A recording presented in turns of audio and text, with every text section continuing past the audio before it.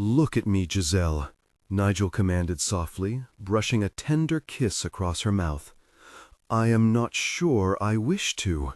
Come, look at me. See with your own eyes who is about to love you. If ye keep your bonny eyes shut, I fear memory may overcome fact." Slowly she opened her eyes, pushing her shyness aside as she recognized the wisdom of his reasoning. "There, I am looking at you," she said, hearing the sulkiness in her voice despite the huskiness that still deepened it.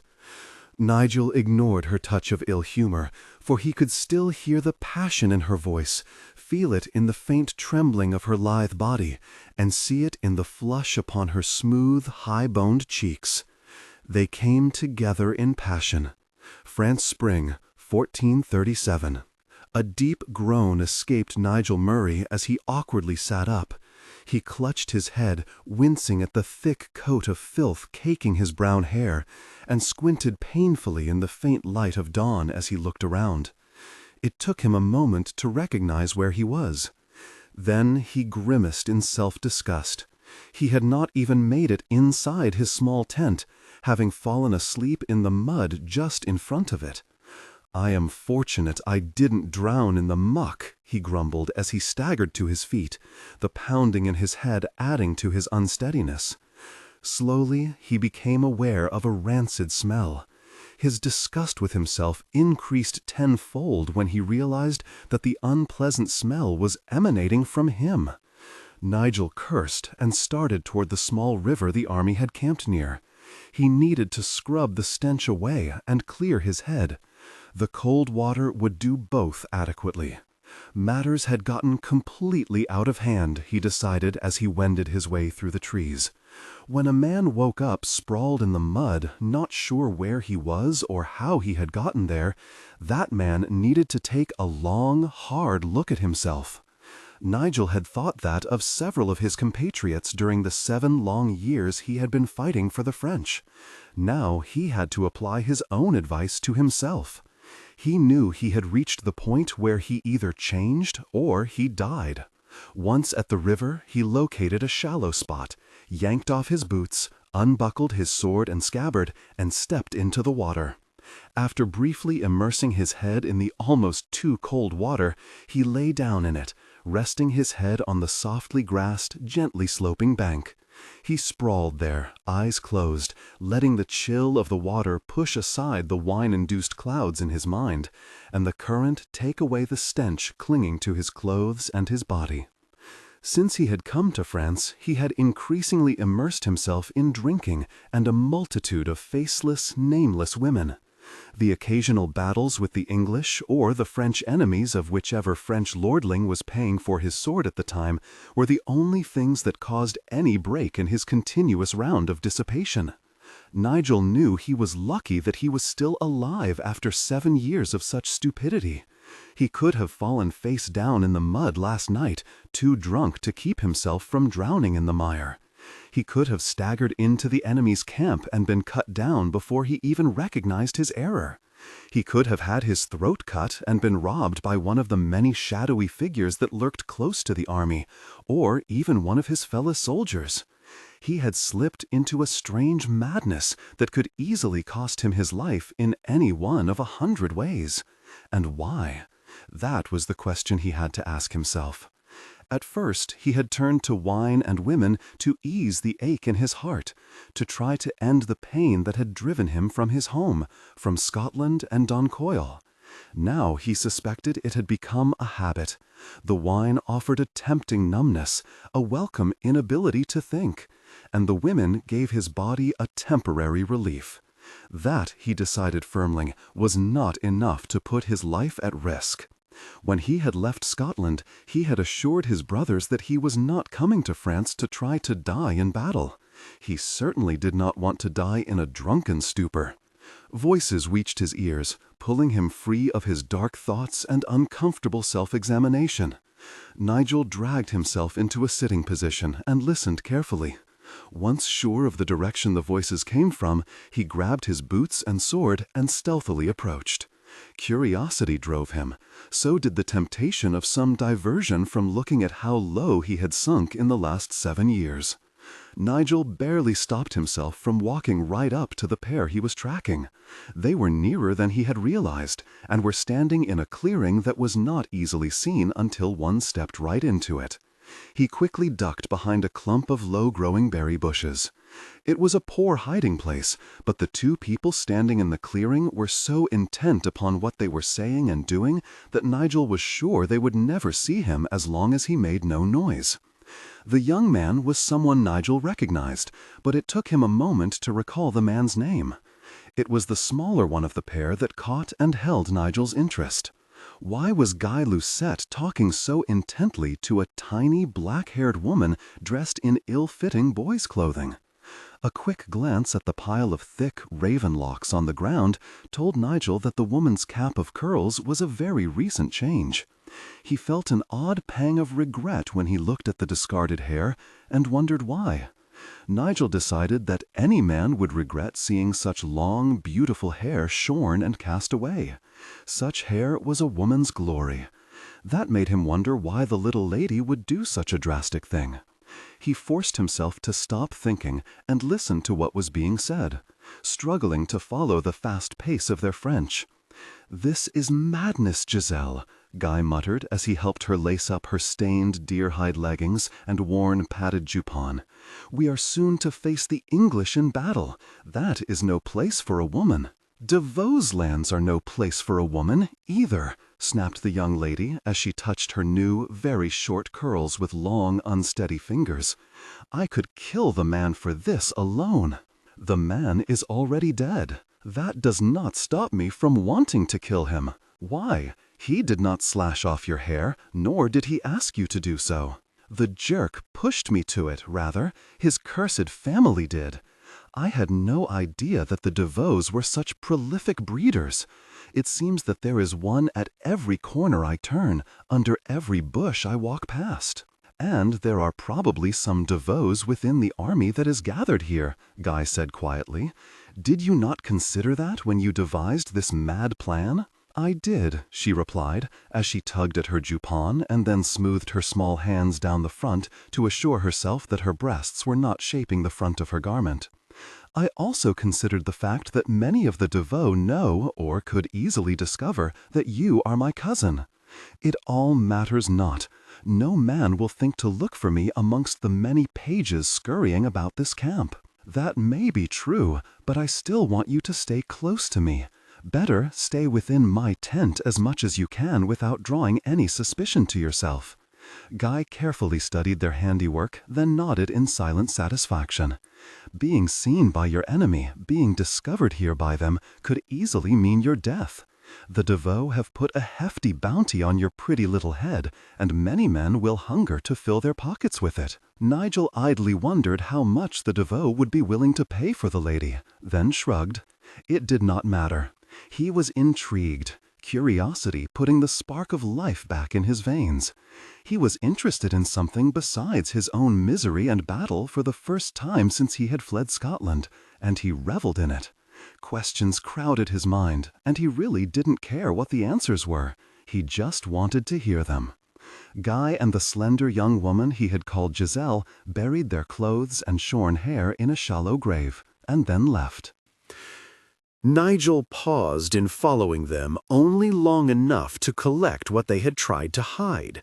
He made a small sack out of her shawl, wrapped the hair and other clothes inside it, and hurriedly took it to his tent before making his way to Guy's small tent. It was very easy to get near to Guy's tent without being seen. The young knight had lost his 2 compatriots in the last skirmish with the English, and had yet to replace them. Guy and Giselle were clearly doing a very poor job of watching their backs. Any man who hunted the girl and discovered where she was would not even work up a sweat in the capture of her. Staring at the opening of Guy's tent, Nigel wondered what to do next. He also wondered why he should care if the fools were cut down, then decided that anything which diverted him from the destructive path he had been walking was a good thing.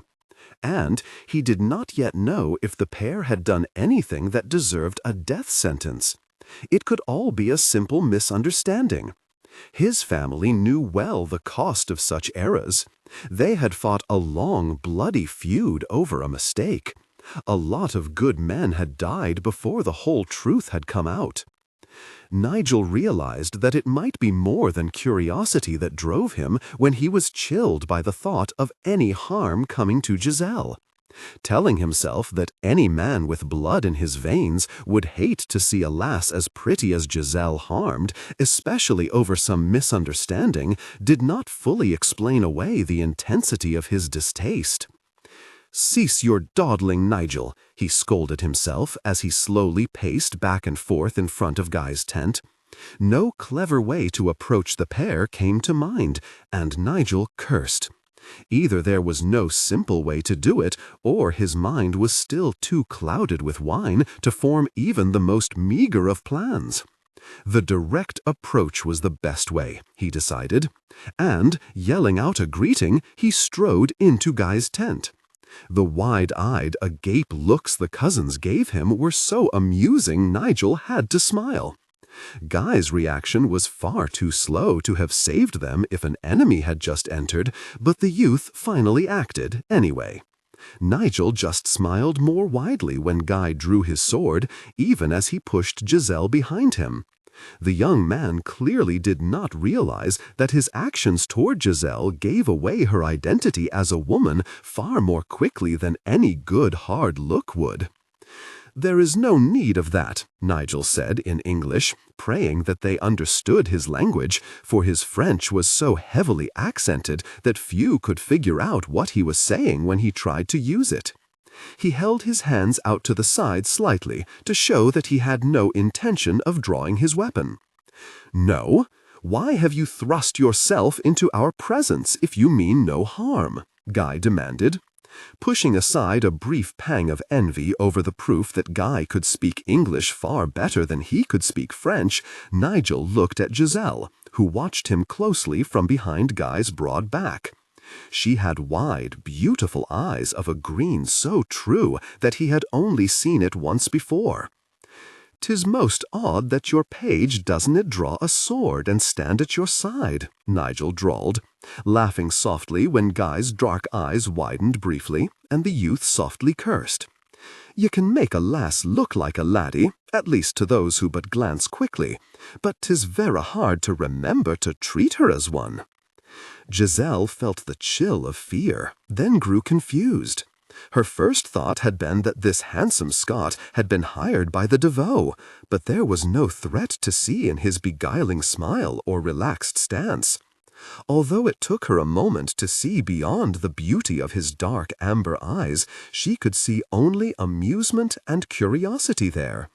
That look began to annoy her, for she could see no cause for amusement in her dire situation, nor was it something that some bored knight should be interfering in just to ease a sense of ennui. Her very life hung in the balance. Despite her growing anger and the Scot's untidy appearance, she was unable to ignore his fine looks. He was tall and built with a lean, graceful strength, something revealed very clearly by the way his wet clothes clung to his powerful body. His hair was also wet, hanging in curling tendrils past his broad shoulders, but enough of it had dried to show that the golden color in his eyes was carried through into his hair. His face held her gaze for a long time. He looked exhausted and had not scraped the beard from his face for several days, but he was still one of the most handsome men she had ever set eyes on. He had high cheekbones, a long, straight nose that had somehow escaped the battering most knights suffered from, a strong chin, and a temptingly shaped mouth that Giselle was certain had lured many a woman to taste its soft warmth. She was surprised at how saddened she was to see the beginning signs of dissipation, the lines drawn by too much wine and quite probably an overindulgence in the pleasures of the flesh. She had seen such lines on her husband's face. What troubles could this strong, handsome Scot have which caused him to wallow in wine and women? His gaze met hers, and Giselle flushed. She had been staring at him too hard and too long, and he had finally noticed. Giselle quickly looked away, embarrassed. It took her a moment to compose herself and revive her anger over his ill-placed amusement. When she looked back at him, he was smiling crookedly, and Giselle had to fight to hold on to her annoyance. "Since I have only now assumed this guise, might you tell me how you know about it? I was also down at the river." "Gosh," she muttered, and glared at him when he laughed. "So you are a spy." "Nay, I am but a mon who occasionally likes to be clean." She decided to ignore that piece of levity and stepped out from behind Guy. "If you are not hunting me, men, of what interest is it to you how I dress or what I might try to be? Curiosity is a strong force, and you are a big, strong knight. Fight it." "Giselle," Guy hissed, elbowing his cousin in the side. "We should find out what he wants before you hone your tongue on his hide," he said in French. "I can speak French," Nigel murmured in French, and grinned when both the cousins glared at him. "Appallingly," Giselle said, then cursed when Guy nudged her again. "I know you, do I not?" Guy asked, frowning at Nigel. "Only by sight," Nigel bowed slightly. "Sir Nigel Murray." "Sir Guy Lucette. My cousin Giselle Deveau. Do you mean to expose our deception, or do you seek some recompense to hold fast to our secret?" "How ye wound me!" Nigel was not insulted, understanding that his actions invited suspicion. "I swear upon my clan's honor 'tis only curiosity which prompts me to intrude." "Such blind obedience to curiosity could easily get you killed," Guy said, even as he sheathed his sword. "I fear it must go unsated this time." "Must it?" "Yes," snapped Giselle, "this is not your concern, not your business at all." "And ye feel no need for help, for another sword protecting your backs?" Nigel noticed that Guy frowned, obviously considering his words, but Giselle showed no such hesitation. "This is a family matter, sir," she said. "We need no help." "Nay, your deception has only just begun, yet I have discovered it." "Mayhap I was not the only one," he said softly, trying to make her understand the import of his discovery and his presence. Guy paled, and Nigel nodded, glad that the young man understood. Giselle looked an intriguing mixture of nervous and angry. Good sense should tell them that they were sorely in need of some help, but Nigel knew a lot of things could stand in the way of doing what good sense dictated. They did not know him except by sight, and thus had no reason to trust in him. There was also the problem of pride, something he suspected the cousins had a hefty dose of. Pride would stop them from admitting that they needed any help. Nigel could only hope that neither caution nor pride held them captive for too long. "I believe we would have noticed if the wood around us teemed with spies," muttered Giselle, and she grimaced when Guy yet again gently nudged her in a punitive manner. "Sir Murray, I understand what you are trying to tell us," Guy said, hastily glaring Giselle into silence when she started to speak. "We shall certainly be much more careful, watch our backs more closely. But ye refuse my help." "I must. This is not your trouble. It would be discourteous to pull you into the midst of our difficulties, even if I am willing to be pulled into the midst of them." "Just so," Nigel shrugged. "As ye wish. We do thank you most heartily for your kind concern." "We?" said Giselle, but Nigel just smiled, and Guy ignored her interruption. "Despite your courteous refusal of my aid," Nigel said, "be assured that it still stands. Ye ken where to find me if you change your mind." Nigel bowed slightly and left. Only feet from Guy's tent, he stopped and looked back. He briefly considered sneaking back and lurking around the tent to listen to what was said, then shook his head. They would be much more cautious now, would whisper and guard their words, making eavesdropping impossible. He could only wait and pray that they sought his aid before whatever threat they feared caught up with them. "That may have been a mistake," Guy said softly as he secured the flaps of his tent. "We do not need the Scotsman's help," Giselle said as she sat down on a small blanket-covered chest. "Such confidence you have in my ability to keep you safe." Guy sat down by the small rock-encircled pit in the middle of the dirt floor and began to make a fire. "You are most skilled and highly honored as a knight." "Thank you for that accolade, but my reputation, meager as it is, has been earned in battle, in honorable combat. This is different. I am all that stands between you and a veritable horde of vengeful devots and their hirelings, none of whom are known for acting honorably. Another sword could be helpful. We do not know if he means to use that sword to help us, or to prod us into the hands of our enemies. The Scotsman could well be one of those devout hirelings." Guy shook his head. "I cannot believe that." "You do not know the man." "True, but neither have I heard ill of him. We should not discard him completely." Giselle inwardly cursed and rubbed her hands over her newly shorn hair. She could not believe Sir Murray meant them any harm, but feared her opinion was formed by the man's fine face and beautiful eyes. Guy, admitting to feeling the same trust in the man, only lessened her unease a little. She had been running and hiding for too long to trust easily, even in her own opinions. Some of her own kinsmen believed the accusations against her, had turned their backs on her. So why should some stranger from a strange land offer to help? And would he still offer once he learned why the Devoe hunted her, or how much they were offering for her capture? "Then we will not discard him completely," she finally said, "but neither will we blindly accept him as our friend. Sometimes one can be too cautious, cousin." "True, but do not forget why I am in hiding. Sir Murray may not be so friendly or so ready to aid us when he learns the reason for our caution and this deception." She smiled faintly. "Many a man finds it difficult to forgive a woman who kills her husband. But you did not kill him. The Devoe believe I did, as do some of our own kinsmen. Why should a stranger believe me over all of them?" She nodded when Guy grimaced and softly cursed. "We will watch and make our decision about the Scotsman with care." "Agreed. I but pray that the Devoe do not find us first." "Most pages dinna wear such bonny amulets." Giselle cursed, shoved her garnet-encrusted locket back inside her jupon, and glared at the grinning Scotsman as she hefted her sack of wood over her shoulder. She did her best to ignore his beautiful smile as she started to walk through the wood back toward Guy's tent.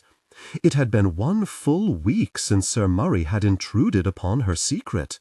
The man had shadowed her every move. She was constantly bumping into him, seeing that alluring grin at every turn. Giselle was not sure what annoyed her more, his persistence or her unshakable attraction to the rogue. "Do you want some help with that kindling?" "None," she snapped, irritated that she was unable to walk faster than he could. "Have you not considered the chance that all of your attention to me could rouse some suspicion?" "Aye, but I dinna think that the suspicion will be that ye are really a lass and nae a lad. What could they think if not that? That I have grown weary of women."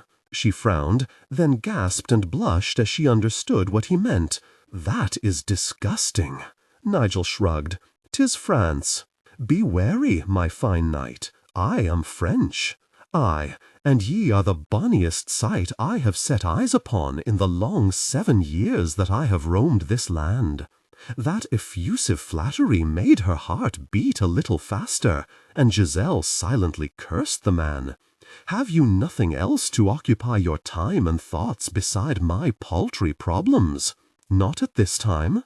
At the edge of the wood, while they were still sheltered by the trees and the shadows they cast, Giselle turned to look at him. Why did he have to be so handsome?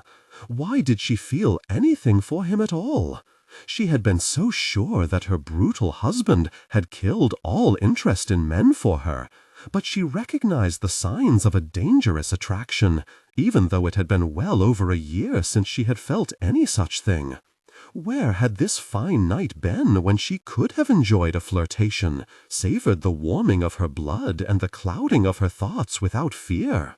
He was out wallowing in wine and women, she suddenly thought, and scowled. This is not a trouble you need to concern yourself with. I ken it, but I have chosen to intrude. He briefly grinned as he leaned against a tree and crossed his arms over his broad chest. Why are the Devoe hunting you? Gosh, you are like a hungry dog who has sunk his teeth into a bone. My brothers always said that I could be a stubborn bastard.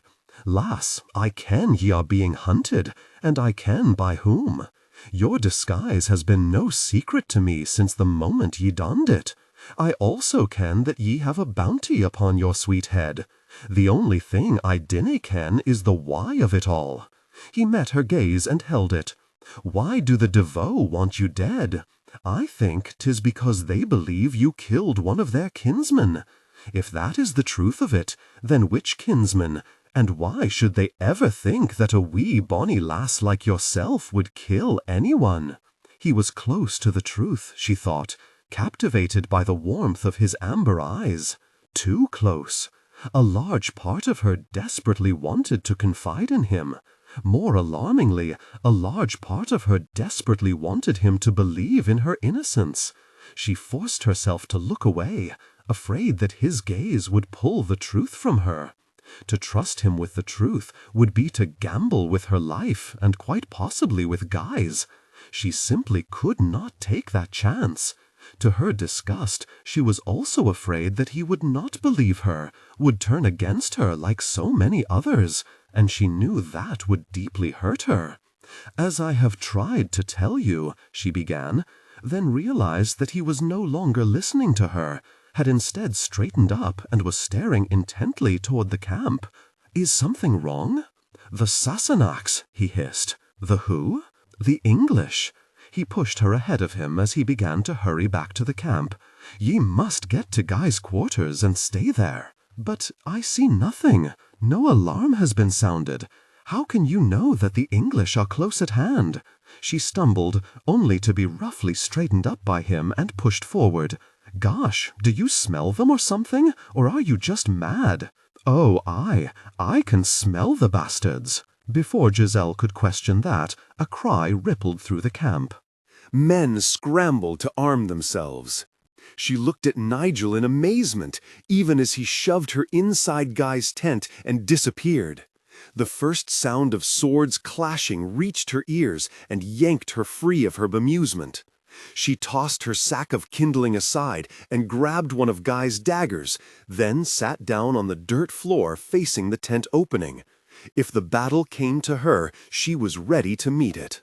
As she sat there, tense and alert, she found herself wondering about the Scotsman, something that happened far too often now for her liking. This was not a good time to be concerned about anyone, especially a man. Such distraction could easily cost her her life. All of her attention had to be on one thing and one thing only, eluding the Devoe. Her heart and mind, however, did not seem to want to heed that truth. No matter how hard she tried to get the amber-eyed Scotsman out of her head, thoughts of him continually crept back in. Nigel Murray was an exceptionally handsome man, and many a woman would be unable to resist thinking about him. That knowledge did little to soothe Giselle's concern and irritation. She should be better than that. She had seen the dark side of men, seen the black heart a beautiful face could hide. The Scotsman did not seem to carry that taint, but Giselle knew she could no longer trust herself to make that judgment. Although she had adamantly, if futilely, refused to wed Devoe, having believed all the dark tales about the man, even she had not realized the depths of his amoral and brutal nature. Giselle cursed as thoughts of her dead husband brought the dark memories of her time with him rushing to the fore of her mind. It had been almost a year since she had found his mutilated body, and, knowing that she would be blamed, had run for her life. They had only been married for 6 months, but she knew the things DeVoe had done to her would scar her for life. So too would what she saw as her betrayal by her family. They had done nothing to help her before or after her marriage to DeVoe, and many of them had believed the DeVoe claim that she had murdered her husband. That was beginning to change, but she knew she would be slow to forgive and forget. A scream brought her attention back to her precarious position. It was the chilling sound of a man dying, but what alarmed her more was how near it was. The battle had drawn dangerously close to the tent. Giselle slowly stood up as the clash of swords continued at what sounded like only a few paces away. Hiding within the tent no longer felt safe. It began to feel very much like a trap. The dagger held tightly in her hand, she inched through the tent opening and then halted. Horror and fear held her rooted to the spot. Guy was in a fierce battle for his life with 2 men whose shields held the heraldic colors of the House of DeVoe. They had found her, and they were about to cut down one of the few members of her large family who had believed in her, just as they had cut down Guy's friend Charles. Giselle shuddered as she quickly looked away from the amiable young knight's body. "Get away!" bellowed Guy as he nimbly evaded a lethal thrust of a sword. Just as Giselle realized that if Guy knew she was there, so did the DeVoe. A third DeVoe man appeared and slowly approached her, sword in hand. She held out her dagger and knew that the huge knight had every right to grin so arrogantly. She and her tiny weapon were no threat to him. "Drop the dagger, you murderous whore," he said, his deep voice little more than a rough growl. "And make this injustice easier for you to commit?" "No, I think not," she replied. "Injustice? No, this is justice.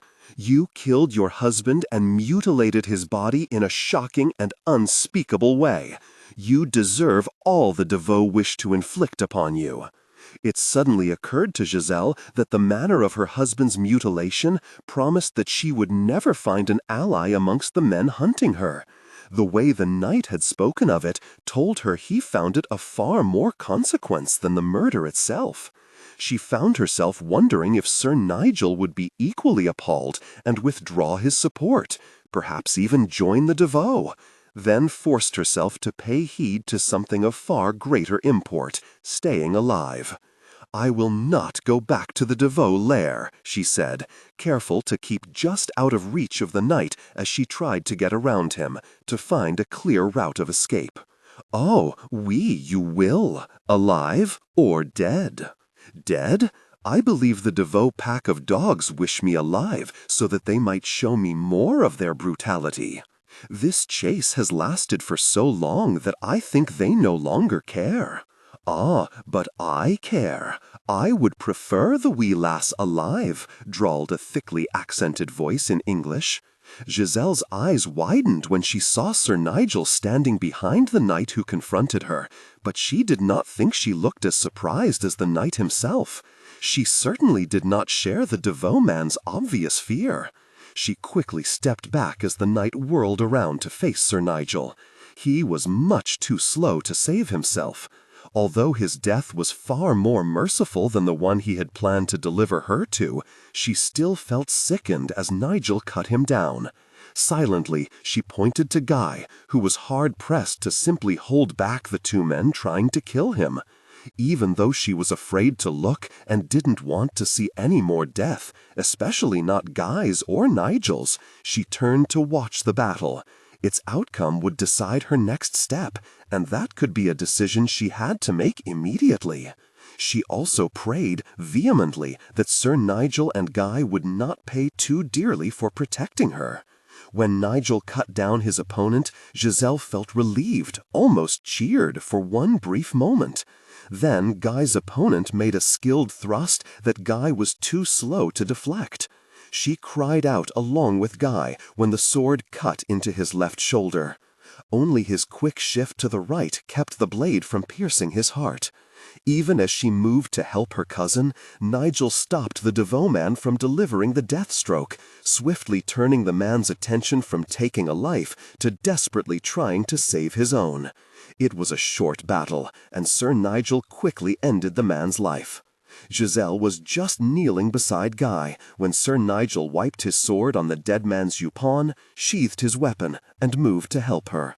"Sorry, cousin," muttered Guy, clenching his teeth in pain as Giselle struggled to open his blood-soaked jupon. "For what?" she asked, fighting to ignore the blood and the pain she had to cause him. "My first attempt to protect you was a miserable one." "No, Hool, it was most gallant." "Charles is dead? I fear so.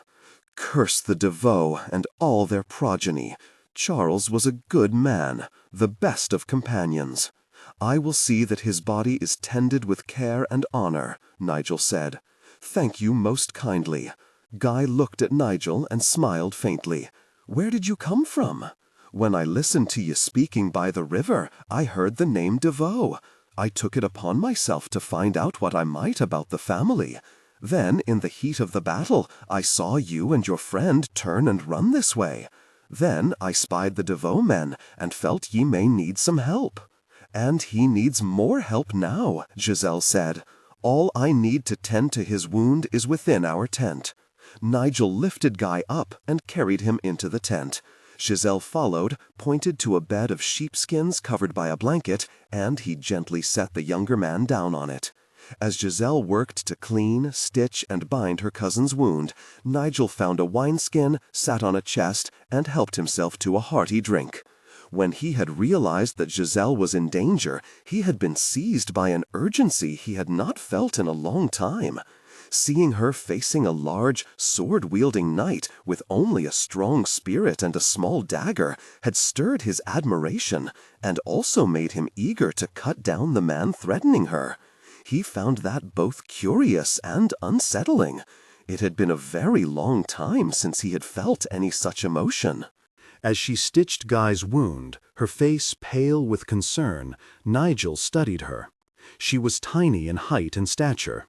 In the clothes she wore, there was little indication that she was a woman, yet he felt a strong attraction to her as a woman, swiftly and regularly. Giselle was unquestionably pretty, with her small face, faintly pointed chin, straight nose, and wide, vividly green eyes. Her dark brows were delicately arched, enhancing the wideness of her eyes, and her lashes were long and thick. She had the most beautiful eyes he had seen in years. None of it, however, explained the feelings she stirred within him. Adorable though she was no blinding beauty who could inspire men to risk all for no more than a kind word from her full lips. And yet she drew him to her as if she were. Entangling himself in her troubles was unwise. From all he had learned of the DeVoe, they were a huge family, rich, powerful, and brutal. A man with his wits about him would do all he could to distance himself from such a family's enemies, would be very careful never to let a DeVoe mark him as an enemy too. Instead, he had rushed in, sword raised, and killed 3 DeVoe knights. He could still save himself, for all witnesses to his rescue were dead or would never tell the DeVoe, but he knew he would not back away now. He felt compelled to help Giselle, whether she wished him to or not. "You have decided not to return to the battle?" Giselle asked as she finished washing up and moved to start a fire. "That fight was near o'er when I decided to come and save your bonny skin." She grumbled softly when he grinned, revealing that he did not believe her claim any more than she did herself. She and Guy had desperately needed his help, and she somewhat resented that. "Ye find it vera hard to admit that ye are neck-deep in the mire and sinking fast, dinna ye?" he asked, still grinning. "A vivid turn of phrase," she murmured. "I have cared for myself for nearly a year, with no more than an occasional assist from my family. I believe I can continue to survive. Whate'er ye are running from, lass, is beginning to catch up with you. Aye, 'tis so close that it has taken the life of a friend, and nearly taken that of your kinsman. Has that happened ere now?" Giselle sat down before the growing fire, snatched the wineskin from his hand, and took a large drink. "Non, that has not happened before. I am sorry for Charles, very sorry, for he was young and honorable, a boyhood friend of Guy's. Guy's wound has weakened him, but it will not kill him if properly cared for. True, but I think you will find that a difficult task. I have some skill at healing. I am sure you do, as much skill as ye have at running away from and hiding from your enemies. But how much skill do you think you have for doing both at the same time?" He smiled in sympathy when she paled and began to twist her delicate, long-fingered hands together in her lap. "Ye can no longer stay here, lass. You killed the men who found me? But were they the only ones Devoe sent here? They may have sent word back to the ones hunting you, word that they had found their prey. More will come. And I dinna think ye need me to tell you that ye canna run and hide vera well if ye are dragging a wounded mon about with ye. 'Twould endanger you, and may well make the lad's wound a fatal one." Giselle closed her eyes and thought to calm herself. When she had first sought out Guy, it had seemed such a clever plan. Who would think to look for a delicate, well-bred lady in the midst of an army, or think that she would risk dishonor by dressing as a boy? She could not believe that the Devoe had guessed her plans. They had simply searched out Guy, hoping to find her, or at least learn where she might have gone. Sir Nigel was right. Soon the Devoe would know where she was, and worse, that Guy had helped her. She could no longer stay where she was, but she could not leave Guy behind either. He needed her help, and now he also needed to hide from the revenge the Devoe family was so avidly seeking. Slowly she opened her eyes and looked at the man who had thrust himself into the midst of her troubles as if he had some right to be there. "And what do you think I should do?" she asked. Nigel leaned forward and looked directly into her eyes. "Run. I cannot leave Guy behind at the mercy of his wounds and my enemies. I ken it. You must get him to a safe place first. There must be someone who will shelter him, even if they will not shelter ye as well. Our cousin Migret, she lives but a short day's ride from here. Then we shall take him there." "We? Iway, I am offering you my protection, wee Giselle." "Why?" She frowned when he laughed and shrugged his broad shoulders. "I dinna have a good answer for that," he replied. "I can offer you the protection ye need and mayhap a safe haven as well. Ere I stumbled upon your troubles, I had thoughts of returning home. Ye can come with me." "To Scotland," she whispered, shocked at his suggestion, yet seeing that it could be a very good plan. "To Scotland, to my home. Even if the Devoe discover ye are with me and where ye have gone, you will still be safer than ye are now and in this land. In Scotland, the Devoe will be the strangers, unable to hide." Giselle wanted to accept his offer, but hesitated. She would be placing her life in the hands of a man she did not really know. It was madness, yet she was not sure she had much choice. "You need to consider my offer," he said as he stood up. "I understand.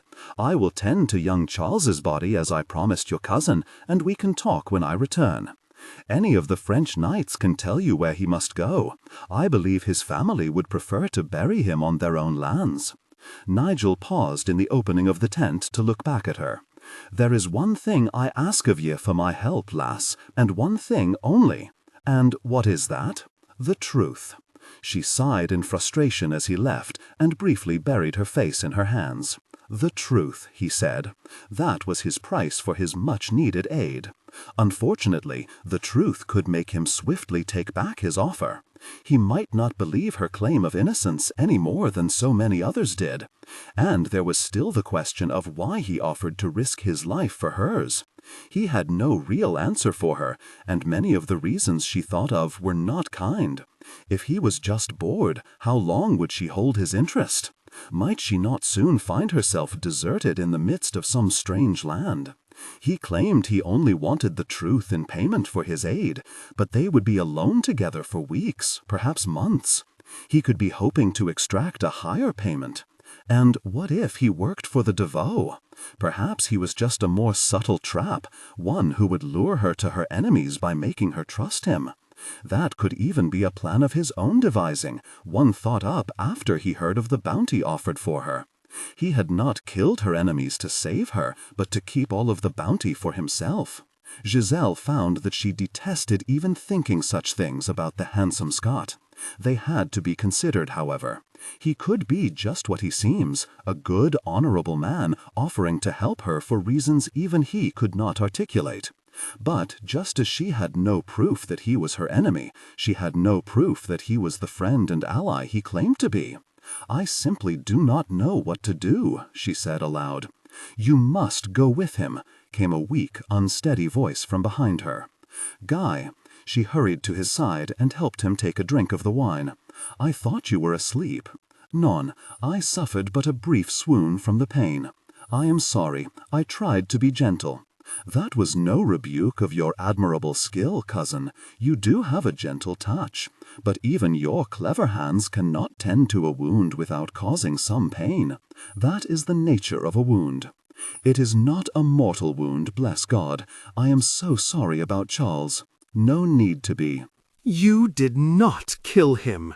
I led his murderers here. Cease this chastisement of yourself, cousin. None of this is your fault. If your family had heeded you from the beginning, you would not have even married that unworthy man. You are innocent in all of this. Any knight worthy of his accolades would feel honor-bound to help you. Do you think that is what Sir Nigel Murray is doing? She dampened a cloth and bathed the sweat from his face. I believe so. I told you, I have never heard any ill of the man. He is a mercenary, sells his sword to French lords, and has done so for many years. But most Scots within our ranks do the same. It is said that he chooses more carefully than most. He is said to have a taste for women and wine, yet I have watched him closely this last week and seen none of that. If that is true, then he knows when to cast such frivolity aside and stand firm to his duty, with a clear head and a steady hand. Giselle sighed, still uncertain, yet beginning to see that she had little choice. So, you believe I should do as he say? Take you to Mygrat and go with him? I do. All he asks is the truth. That could easily cause him to change his mind. Perhaps, but I think he will believe you. I am sorry, cousin, but now I think you have no choice but to play that game out. If he is not what he says, if he plays some treacherous trick, I trust that you will have the wit to smell it out before it costs you too dearly. Before Giselle could express her doubt about that, Sir Nigel returned. He looked strong, a good man to have at one's side, but she simply could not be sure. It angered her that the Devoe had pushed her so tightly into a corner that she had no choice but to gamble on the honor of a man she did not know. "Charles will be taken to his family," Nigel announced, watching the cousins closely. "Thank you, Sir Murray," Guy said. "I pray that you are the godsend you appear to be, for now my cousin and I will accept your offer of protection and help." "I had not agreed yet," Giselle muttered, but then softly cursed as she met Guy's stern gaze. "But I do now." Nigel bit back a smile. "And do I get the boon I requested? The truth? I feel I deserve that much, since 'tis clear that I will be placing my vera life at risk." "Oui, you do deserve that," Giselle agreed, "and you will have it as soon as we get Guy safely to Mygrat's." "Giselle," Guy began to protest. "Non, that is how it must be." She looked at Nigel. "It is an ugly tale, I must tell you, Sir Murray. You may yet change your mind about helping me. I must see that Guy is safe before I risk that." "Fair enough. I will collect all of my belongings and tell all who need to ken it that we now leave this army. We will leave here at first light," he added as he left. "I feel certain that this is the right thing to do," Guy said after a moment of weighted silence. "I wish you would look more confident." "And I dearly wish I could feel more confident," Giselle said, then sighed and forced a smile for Guy. "All will be well. You do not actually mean those words." "Non, yet I feel I should have more faith in them." "I confuse me? I confuse myself. I have no reason to mistrust Sir Nigel, none at all, yet I am afraid. From the moment I fled my husband's lands, I have, more or less, fended for myself. Even here, even seeking your protection, I still felt as if I led the way, as if I had some control over the path I walked. The moment I agreed with you and accepted Sir Murray's protection, I suddenly felt as if I had given that control away." Guy frowned and patted her hand in a weak attempt to soothe her. "I think you grow fanciful. I truly believe he is a good man. I think that deep in my battered heart I feel the same, yet even that does not ease my fear." "Then perhaps we—" "None. Mere can be no we now. You must heal, and I must run again. The two are not compatible. I should set aside my worries, ones that seem born of no more than my own timid heart, and thank God that there is someone willing to help me." She grimaced. "That is what I will set my mind to doing, and mayhap this feeling that I have just stepped off a very high cliff will pass." Giselle slowly paced her cousin Migrat's kitchen. They had made good time in their journey to her small demands, but Guy had suffered. He had been pale and bathed in sweat by the time they had reached Migrat's gates.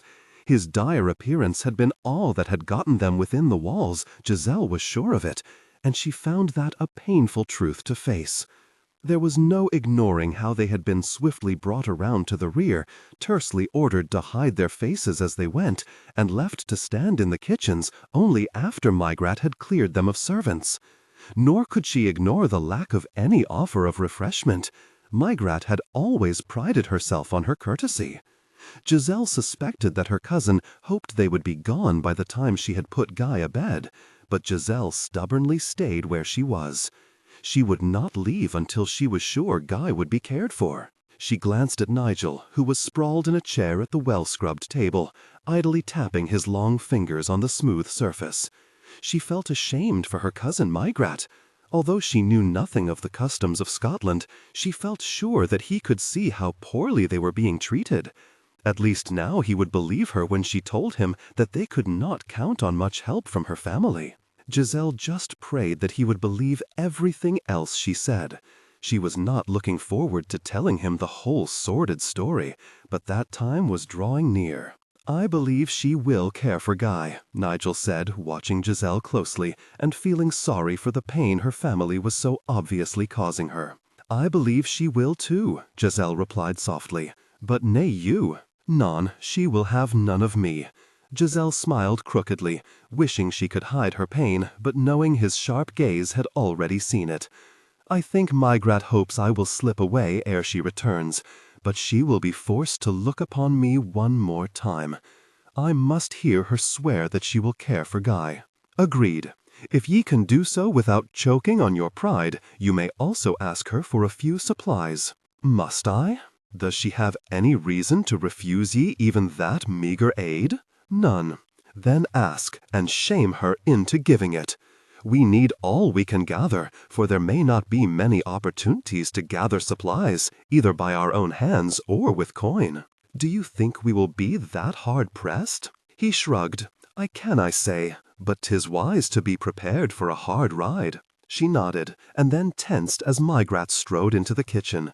The tight-lipped look on the older woman's round face conveyed her displeasure at finding Giselle still there better than any words could. Giselle did not want to ask the woman for anything, but forced herself to do as Nigel asked, and swallowed her pride.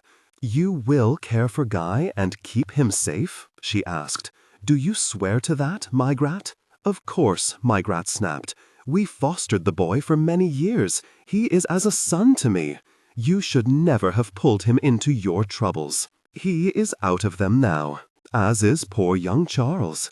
Migrat nodded when Giselle paled. "You have developed a true skill at leaving dead men in your wake. And now you sink even deeper into shame. Look at you. No woman with honor in her soul would dress herself in such a scandalous manner." Out of the corner of her eye, Giselle saw Nigel rise to his feet, his handsome face taut with anger, and she quickly signaled him to remain silent. He could not protect her from everything, and should not be asked to. This was a family matter, and painful as it was not worth entangling him in it. "Perhaps, cousin, I have decided that life is of more value to me than honor," she said quietly. "I need a few supplies, and then I will leave you. I have put myself at risk taking Guy in and allowing you to even step upon my lands, and yet you ask more of me? I do." "What matter if you give me a few scraps of food and a little wine? If the Devoes discover I was here, they will think you did as much anyway." Giselle stood silently as a softly cursing Maigra stuffed a flour sack full of food, thrust it at her, and then gave Nigel 2 full wineskins. She had to fight back the urge to toss everything at the woman and walk out. What she had told Maigra was true. She did think life was more important than honor. Certainly it had to be more important than pride. "Is this a new fool you have ensnared to help you flee justice?" Maigra asked. "Let it lie, Nigel," Giselle murmured when he took a step toward Maigra. "It is not worth your trouble." She looked at her cousin. "Some people actually pause to listen to my tale and do not judge me solely on what the Devoe said. It is most sad that few of those can be found within my own family. Tell Guy I will let him know when I am safely away," she added as she walked out of the kitchen. Giselle said nothing as she and Nigel returned to their horses, sheltered their faces with the hoods of their cloaks, and rode away from her cousin's demesne. She was too choked with hurt and her own stung pride to say a word. It was almost dark by the time she pulled herself free of that emotional quagmire to look around. A moment later, Nigel signaled her to halt. "We will camp here for the night," he said as he dismounted. "'Tis sheltered enough to hide us, but not so enclosed that it could become a trap, and there is water near at hand." She nodded and dismounted. Silence reigned as they tended to their horses and built a fire. It was not until they had filled their bellies with Maigra's bread and cheese that Giselle sensed Nigel had had enough of silence. She looked up from the fire she had been staring into to catch him moving closer to her. He smiled faintly and held out the wineskin.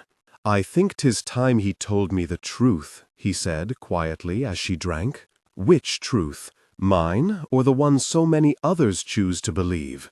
She grimaced and took another drink of wine as she heard the bitterness in her voice. "Just tell me what ye see as the truth. I believe I have the wit to judge for myself. I wed Lord Devoe nearly a year and a half ago. Oh, I protested the marriage in every way I could, but none would heed me or help me. He was of good family, a powerful family, with a heavy purse. Such an honored knight could not be as evil as the rumors said he was. But ye believed the rumors. There were too many rumors, too many stories of his evil, for them all to be lies. So ye were forced to the altar." She had barely begun her tale, and yet he could already see the pain it caused her. Nigel was tempted to tell her it did not matter, that she did not have to continue, but he bit back the words. He had to know what he was involved in. It would be hard enough to keep her safe until they reached Scotland. It would only be more difficult if he did not know why she was running, and from whom. "I was. On my wedding night I realized that the rumors were true." She expelled a short, unsteady laugh. "The rumors had not even begun to reveal the beast that was my husband. I again turned to my family, but they shrugged aside my pleas and stories as the fancies of a new bride. My only salvation came in the fact that my husband soon grew bored with me. Oh, he still insisted on intimacy with his wife, on making me the kind of wife he thought he needed. But the times he sought me out grew less and less very quickly. I was to be the breeder of his heirs. Aside from that, if I kept quiet and out of his sight, he paid little heed to me.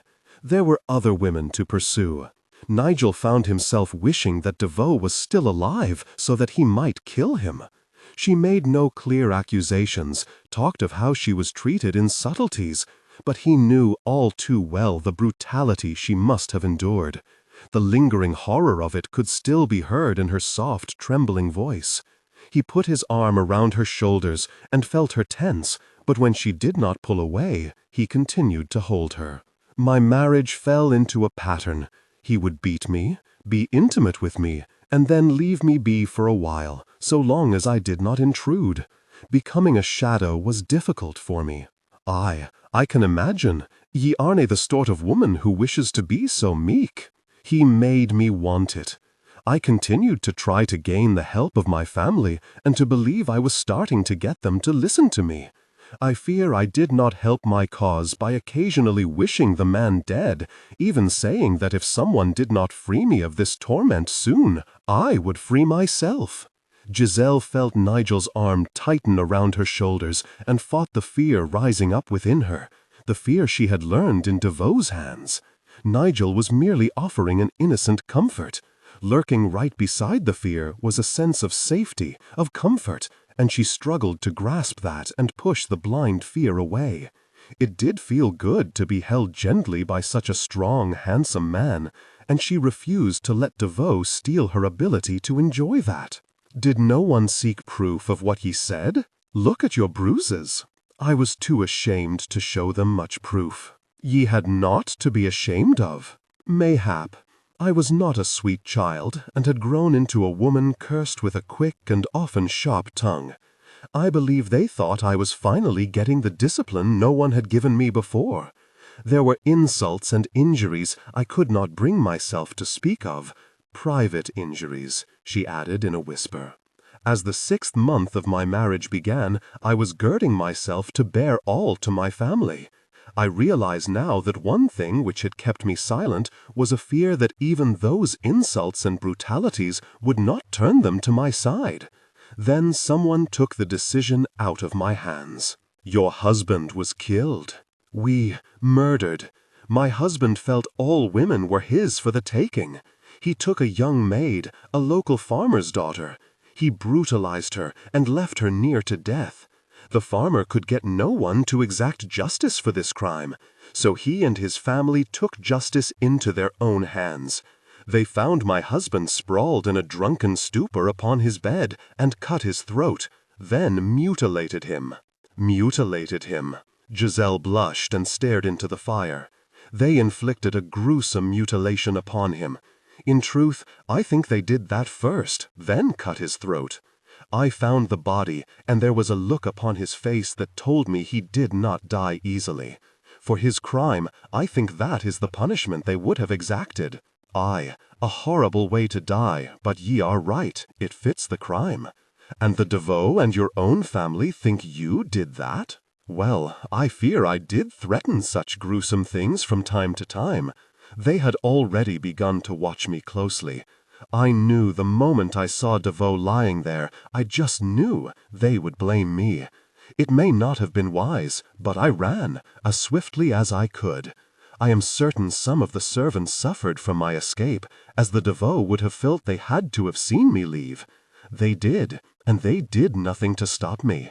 I ran straight to my family, only to find that they wouldn't help you.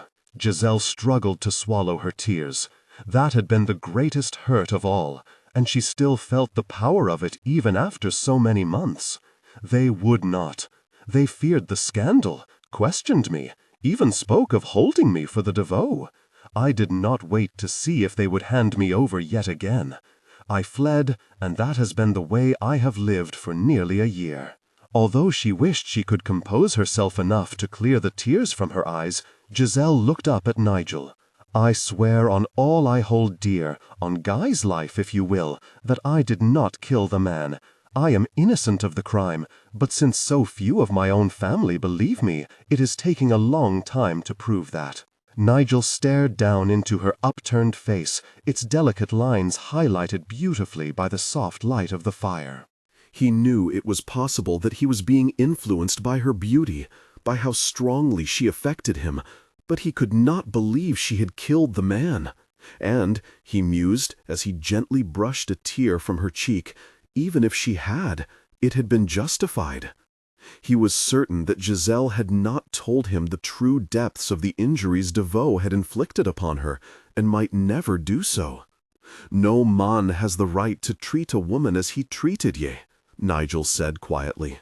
So you believe that I am innocent? I believe that DeVoe got exactly what he deserved. Giselle stared at him, captivated by the warmth in his dark amber eyes. It felt dangerously good to be held so close to his warmth. He would help her.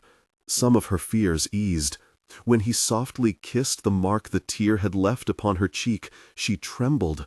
She knew she should move away, but could not bring herself to leave the haven of his arms. Then she frowned, wondering if she had been right, if Nigel thought to gain more than the truth as payment for his help. "I have told you the truth as you asked," she said. "Aye, you have." He idly traced her small face with kisses, enjoying the feel of her soft skin beneath his lips, but watchful for any sign of fear or rejection. "And that was the only price ye asked for helping me?" "It was." "Then why do I begin to suspect that you seek more of me?" "Because ye are a clever lass." She tensed slightly as he touched his lips to hers. They were soft, warm, and very inviting. Fear stirred within her, but so did curiosity. Since she had first set eyes upon him, she had wondered what it would feel like to kiss him, had wondered if she could do so without being afraid. It was net wise, for he clearly sought to seduce her, might even think she was agreeing to intimacy in return for his protection. Yet she could not bring herself to immediately and forcefully push him away. "I need help and a strong sword arm, but I will not play the whore to gain those things. I wasna asking you to. You are trying to kiss me." "Oh, aye, that I am. I have made no secret of the fact that I think ye are a bonny lass. I but seek a wee taste of the lips I have coveted for a week, and maybe a lot more." "Your suspicions are unwarranted, bonny Giselle. Aye, I will nae lie, and say I will treat ye as a nun, but ye may rest assured that I will ne'er take what ye dinna want to give. Well, except for this one kiss." "I am not sure you will be stealing that," she whispered. Nigel lightly tightened his grip on her, feeling a strong desire from her soft words, but suspecting that it would be wise to hide that. He brushed his lips over hers, savoring the sweetness of her trembling mouth. It was undoubtedly dishonorable to even think of seducing a woman who had turned to him for protection, especially one who had been as mistreated as Giselle. But Nigel knew he was going to try to do just that. As he slowly deepened the kiss, he swore that he would do nothing to add to her pain. Instead, he would do all in his power to show her that not all men were like her brutal husband. Giselle clung to Nigel, timidly opening her mouth as he deepened the kiss. A war waged inside of her. Passion battled for dominance over fear. The feel of his strong body pressed close to hers called to her passion. It felt good. He felt good. Giselle desperately wanted to cling to that, to begin to learn what the minstrel sang about, but her fear continued to grow. Suddenly, so swiftly that it nearly blinded her, her fear rose up and killed her passion. She went cold, her body stiffening with panic. Just as she grasped the sense to pull away, Nigel ended the kiss. She closed her eyes as he gently grasped her by the shoulders and held her away from him. After several slow, deep breaths, she began to gain control and cautiously opened her eyes to look at him. Her eyes widened when she still saw the warmth of passion in his eyes, a warmth tinged with a look of sadness instead of the anger she had been taught to expect. "Ye need not fear me, Giselle," he said quietly. "I do not believe I do." She smiled slightly as he released her and handed her the wineskin. "I do know that that fear was not caused by you. I suspected that. Ye have told me the truth, as much as I really need to ken, but I think ye haven't told me everything. Howbeit, that kiss did tell me more than the fact that I wish to kiss ye again.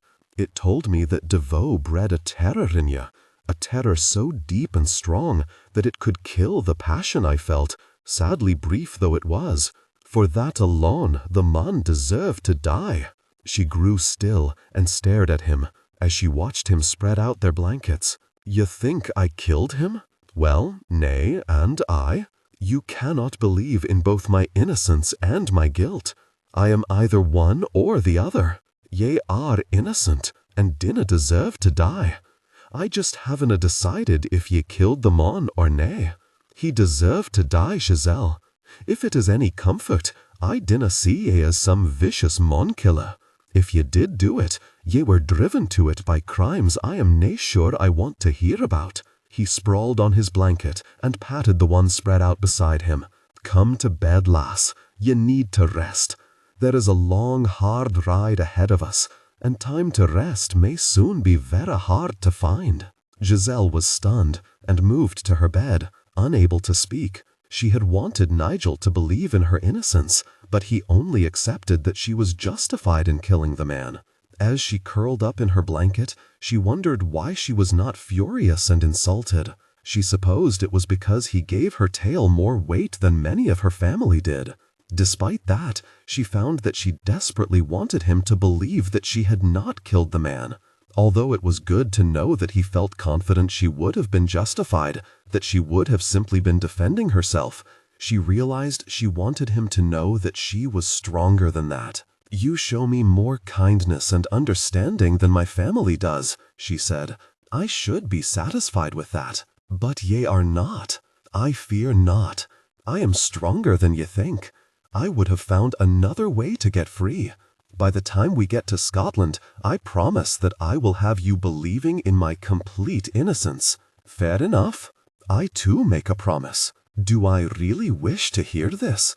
She saw him grin and silently cursed. "Nay, probably not, but I feel it only fair that I tell ye. Call it a warning if you will. By the time we get to Scotland, I mean to prove to ye that not all men are like your husband. I mean to resurrect the passion he killed within you." Giselle quickly turned away from him. She felt an odd mix of excitement and terror.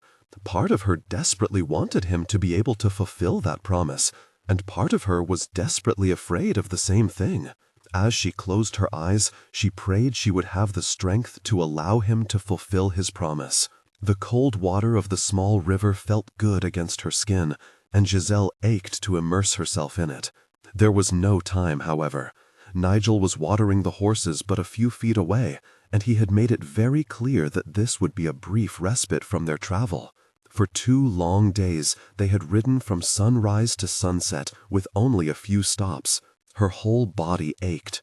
Fortunately, she was so exhausted by nightfall that even her extreme discomfort was not enough to rob her of sleep. She could not recall ever having worked so hard to elude her enemies. She glanced at Nigel.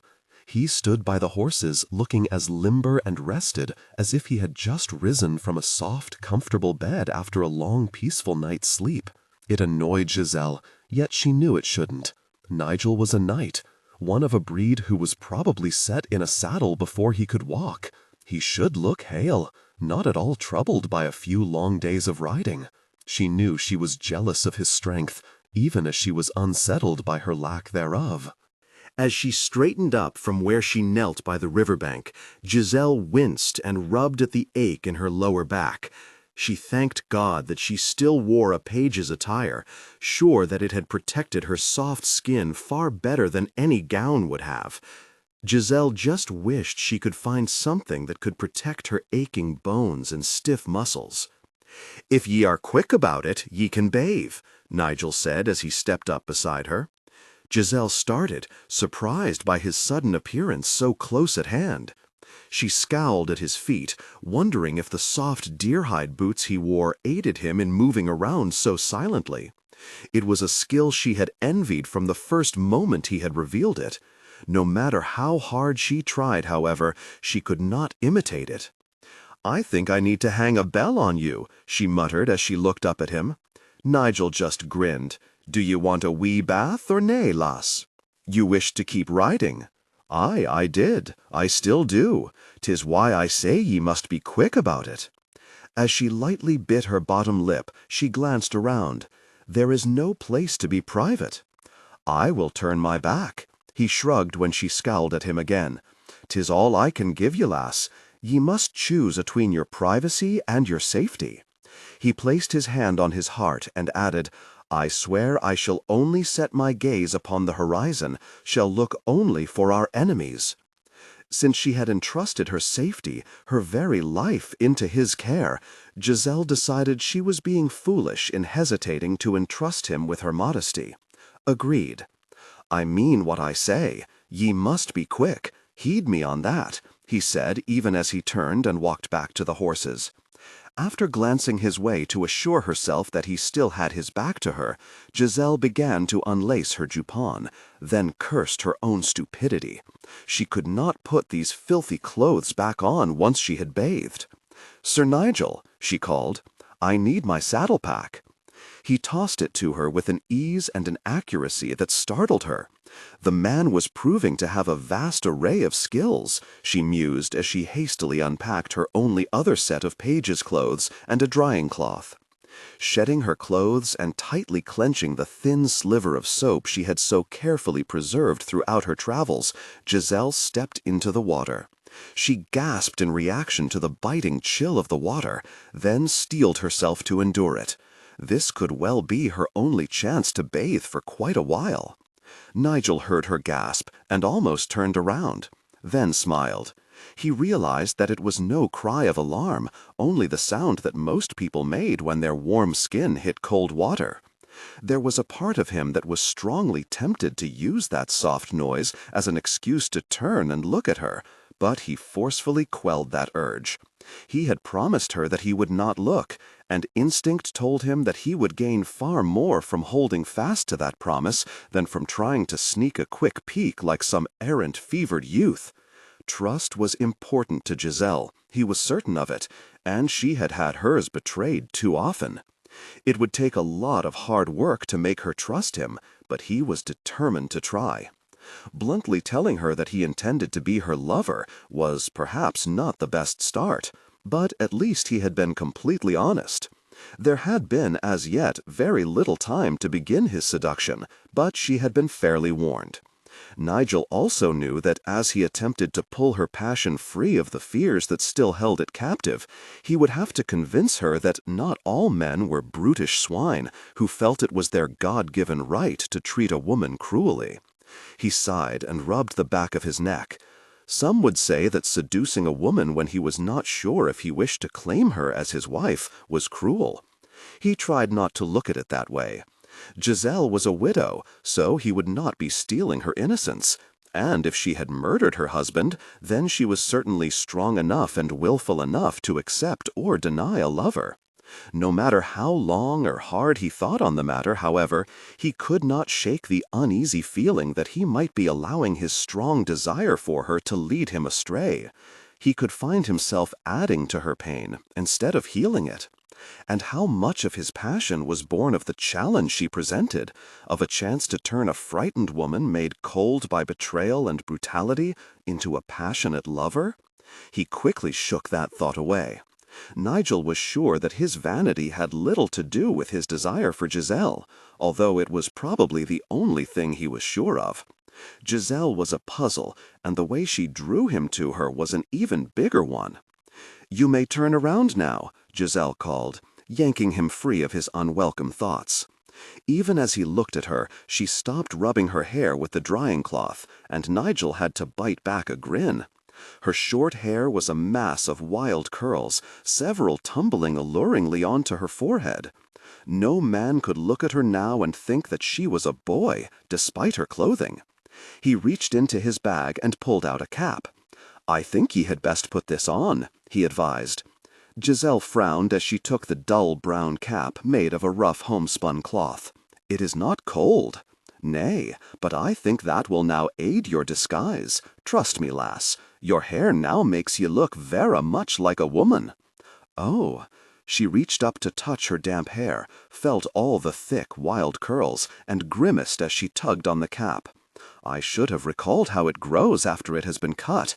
I had to have it all shaved off once when I was but a child because of a wretched fever I was suffering with, and it grew just like this. It was most unmanageable until it gained some length and weight. Then these foolish curls became waves. Mayhap I should cut it again. Nay, soon it will not matter if all who see ye ken that ye are a lass.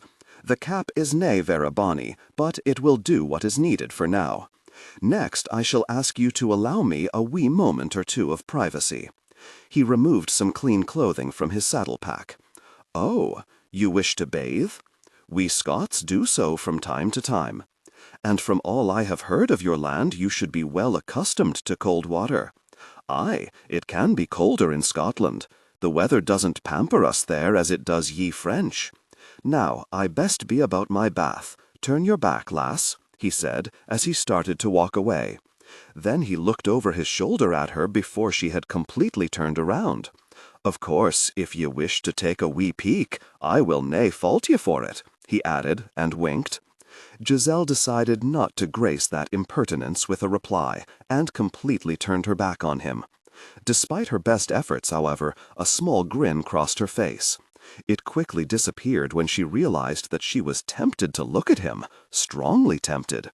It was that which made her hesitate to take a wee peek. That could be all that was needed to dangerously enhance an already growing attraction. His face was certainly pleasing to her eye. She knew it could be perilous indeed to discover that his body was as well. It could, however, be a good test of how deep and pervasive her fears were, she mused, as she idly stroked her horse's nose. Her husband had used his body to hurt and debase her. Giselle knew that the cruel things he had done to her had made her afraid of a man's embrace. If that fear could also be stirred by simply viewing a naked man, it could prove that she was far more deeply scarred than she had guessed. When she realized that she could not recall a time since her husband's death that she had seen a man unclothed, despite her rough travels, Giselle wondered if she had been purposely avoiding such a sight. The fact that she had not glimpsed even one in the time she had been with the army, not even Guy, despite sharing a tent with him, seemed to confirm that. She did not like the thought that Devoe had made her that much a coward. Although a small voice told her that she was just making excuses so that she could look at a man who intrigued her, Giselle moved to stand in front of her horse. With her side toward Nigel instead of her back, it would be easier to steal a look or two and not be caught. Curiosity also drove her to take the risk, she decided, and grimaced, for it had always been a fault of hers. Giselle just wanted to know what she would feel if she caught a look of his partly or fully unclothed form. She moved so that her horse's nose was between her and Nigel, praying that that would be enough to hide her indiscretion. A deep breath steadied her, and she raised her gaze toward the river. She had dawdled for so long in deciding that he was already finished with his bath. He stood on the riverbank rubbing himself down with a large drying cloth. His tall, lean body shone gold in the sun.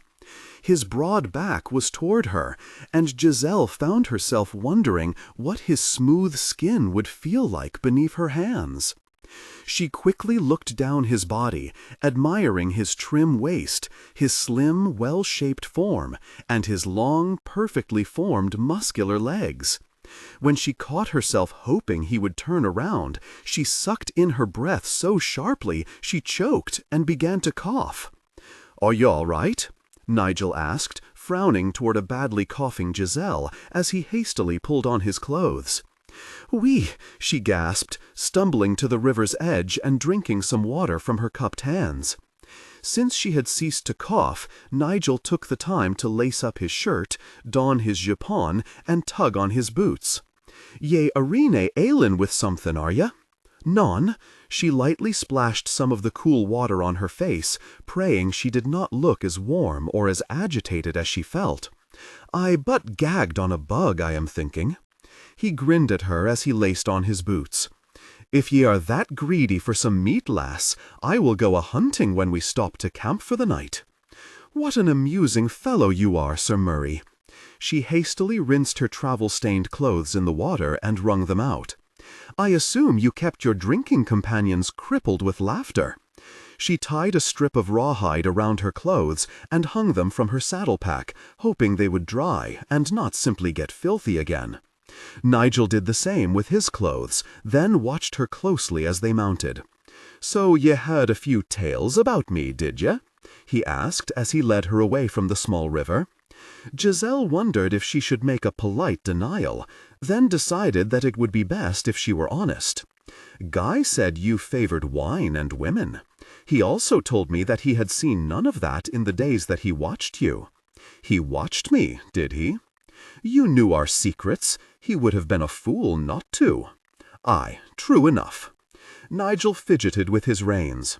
She had not asked for any explanation, but he felt compelled to say something. I didna leave Scotland simply because I had a hunger to kill the English, he winked at her, although most of my kind would say that was reason enough. Most of my kind would as well. In truth, at times, I wonder how there can be so men still left, for the killing has continued for many years. Oh, aye, and I believe 'twill continue long after we have turned to dust. But e'en though 'tis much the same in my land, 'tis still not what brought me here. You owe me no explanations, Sir Murray, she said quietly, for she could sense his discomfort and reluctance. Well, something must be said. Ye have placed your life in my hands, as has Guy. 'Tis only fair that ye can it was a wise decision. I drank a lot when there was no battle to fight. And I sought out the company of women more often than was wise, and at times with a greed that was a sort of madness. The fighting, the drinking, and, I am ashamed to admit, the women, were all used for but one purpose. To forget? That was something Giselle found very easy to understand. Nigel sighed and nodded. Aye, 'tis the sad truth of it. I have spent 7 long years of my life, nay, wasted it, trying to forget.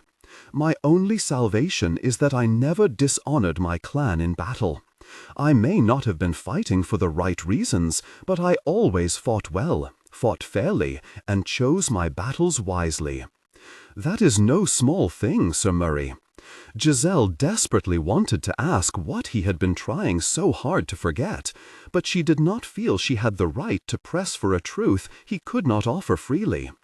And have you forgotten, was as much as she dared to ask. If you would find it painful or dangerous to return home, we could find safety elsewhere. Nay, there is no safety for you in this land, and I can only this place and Scotland. Ere I first discovered ye and Guy by the river, I had decided that it was time to return. I woke up in the mud, unable to recall how I got there, and, shall we say, saw the folly of my life. 'Tis time to leave this embattled land and return to my kin. He met her gaze and smiled faintly. Ye need not fear, I am nae a hunted mon. I will nae be leading ye away from your enemies just to face down some of my own.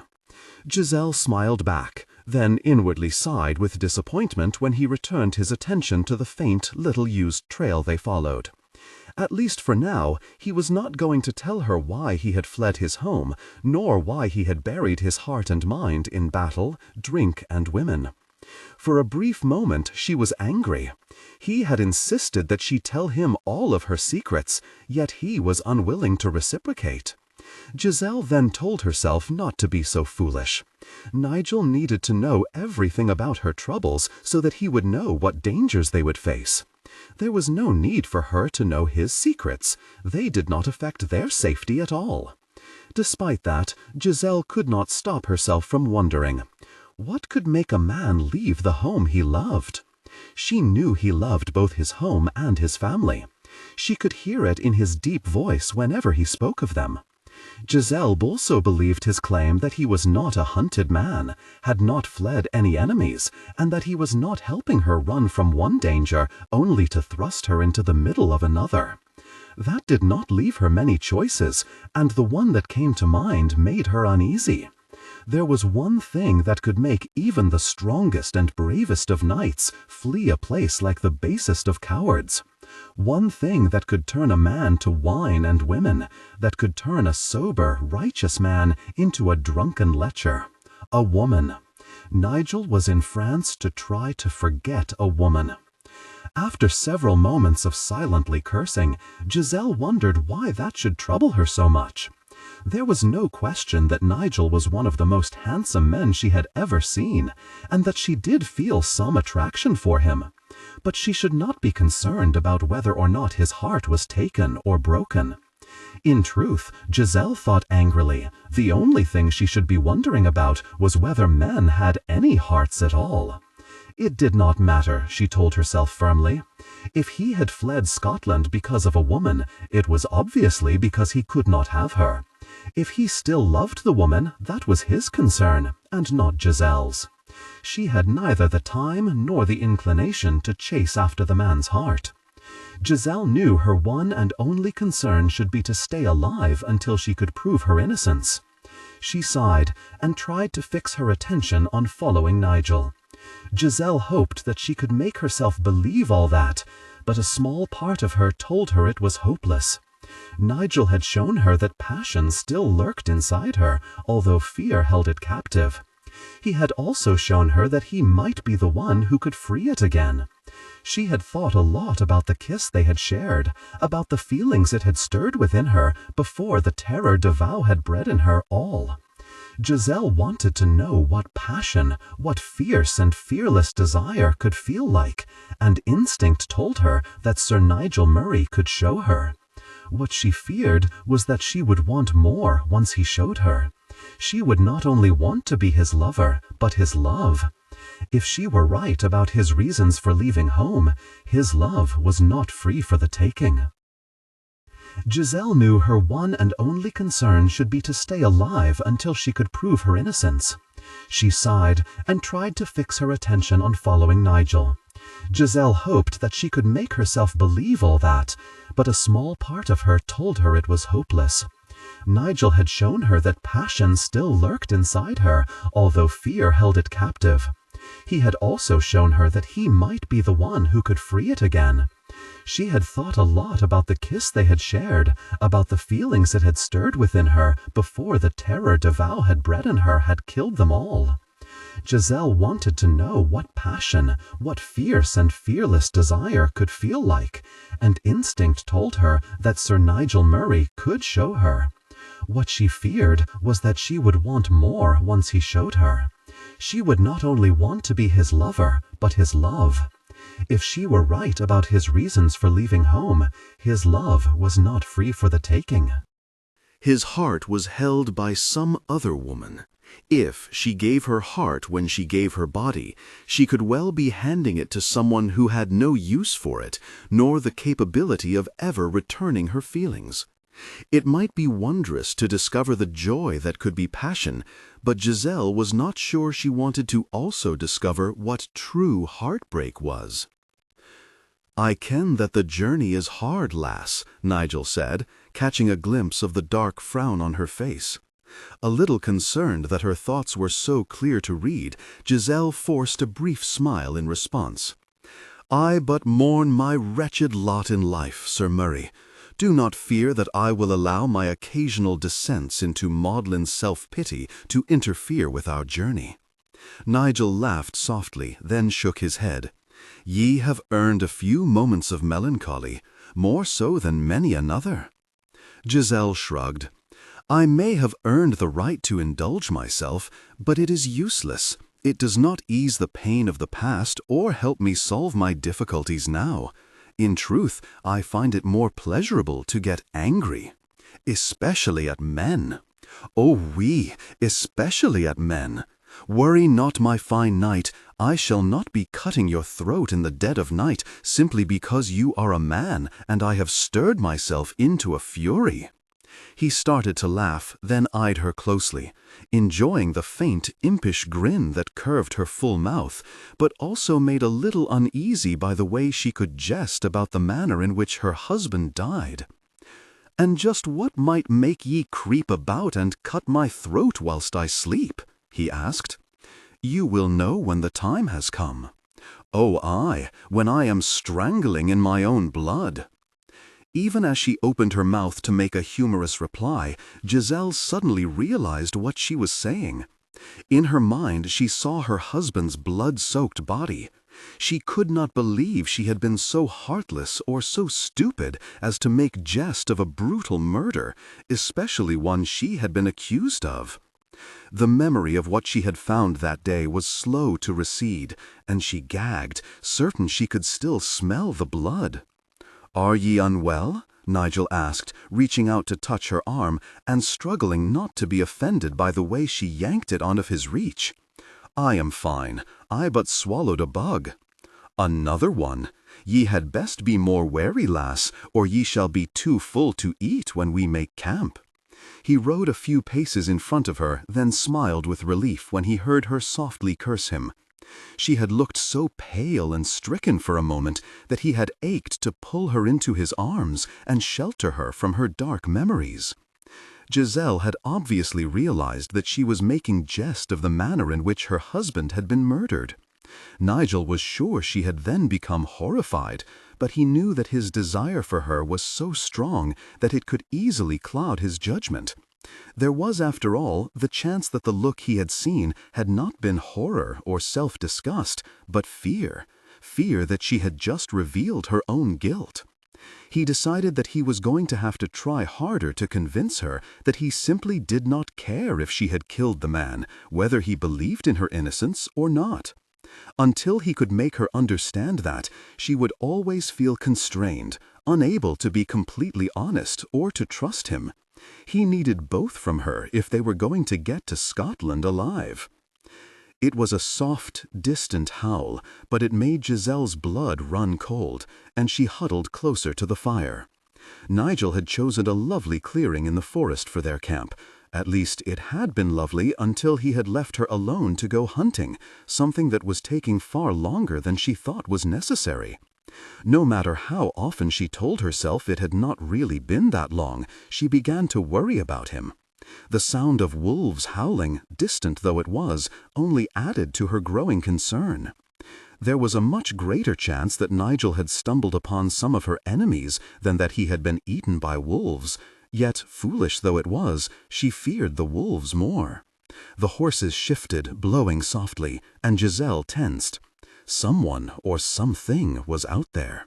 She slipped her hand inside of her jupon and began to withdraw her dagger from the sheath sewn inside. A moment later, Nigel emerged from the wood, proudly holding up 2 rabbits readied for the spit. Giselle felt both weak with relief and tempted to strike him. Then she looked at the rabbits again, realized how hungry she was, and decided to forgive the man his long absence and continuously alarming stealth. "Did I nae say earlier this fine day that I would find us some meat?" he said, grinning as he sat down on the opposite side of the fire and quickly set the rabbits on the spit. "You did," she replied, deciding not to remark upon the vanity of preparing the spits before he had set out on his hunt. "I did not realize how I hungered for some meat until you crept out of the wood holding your catch." "Ye are troubled by my silence, are you?" He had a sip of wine and handed her the wineskin. Giselle shrugged and helped herself. "It can be frightening, especially in the dark." "I shall teach you the trick of it. If ye acquire the skill, ye will nigh find it so unsettling." "I would like that," she said, not able to hide all of her excitement. "When we walk together, I feel as if I make more noise than the horses, and with the danger I cannot seem to free myself of, it could prove to be a most useful skill." "Aye, it is, but ye will soon be free of the threat that has haunted you for so long." "God willing," she murmured, and then smiled faintly. "You should be more careful in your boasting, Sir Murray. Some say God frowns upon such vanities, and I think we could use his favor right now. Do you not agree?" Nigel smiled. "Oh, aye, but I dinna consider it a boast or even vanity. 'Tis a vow, upon my honor. Your running will soon end. Ye have suffered enough injustice at the hands of the Devoe. 'Tis past time it ceased." She really wanted to believe him, wanted to accept his vow and feel at peace, but she had been afraid for too long. Nigel might mean every word he spoke, but she needed far more than brave words. Over the last year, a few friends and kinsmen had vowed to put an end to her travails, including Guy, and yet she was still running, still hiding. She could not even feel certain that Scotland would be the haven Nigel thought it would be, only that it had to be better than France. What puzzled her was how he could make such a vow when he was not convinced of her innocence in the murder of her husband. "He didna believe me. I can see the doubt in your bonny eyes," he said, as he turned the rabbits so that they would cook more evenly. "I am a man of my word." "I am sure that you are, Sir Murray. That was not why I frowned. I but wondered how you could vow so adamantly that you would keep me safe when you are as yet uncertain of my innocence. I have told ye, lass, whether I think ye wielded that knife or nay doesn't matter. That unworthy man deserved to die, and ye did not deserve to suffer for what was a righteous killing. The men of your clan should have been the ones to do it, should have made Devoe pay dearly the first time he raised a hand against you. If ye were forced to do their duty for them, 'tis no fault of yours. Aye, and those kinsmen of yours should be here now," he added in a hard, angry voice. "They should be all about you, swords raised, to shield you from the carrion the Devoe have yapping at your heels. But, since they are too cowardly, then I am more than willing to take up the cause." Giselle stared at the fire, struggling to quell a sudden urge to weep. Nigel's defense deeply touched her, but she was not sure she wanted him to know that. As she fought to compose herself, she prayed she was not about to suffer another disappointment, or worse, betrayal. She prayed that Nigel Murray was all he appeared to be, an honorable knight who believed she was worthy of his protection. The reminder that he did not completely believe in her innocence helped calm her. As deeply grateful as she was for his help, that irritated her. "My family believed that Devoe was an excellent match, gaining our family both power and wealth," she said quietly. "I must believe that such things are also of importance in a marriage arrangement in Scotland." "Aye," he admitted reluctantly. "It is often difficult to make people believe that something is terribly wrong with what they all thought was so perfect. And, to be fair to my family, they are not strange in their belief that a man has the right to discipline his wife. I suspect that not all men, or women in Scotland, believe as you do. Nay, but what Devoe did to you was nae discipline, 'twas torture. But my family only had my word on that. Is the rabbit cooked now?" Nigel grinned. "Ye end a discussion with little subtlety, lass." She returned his smile and shrugged.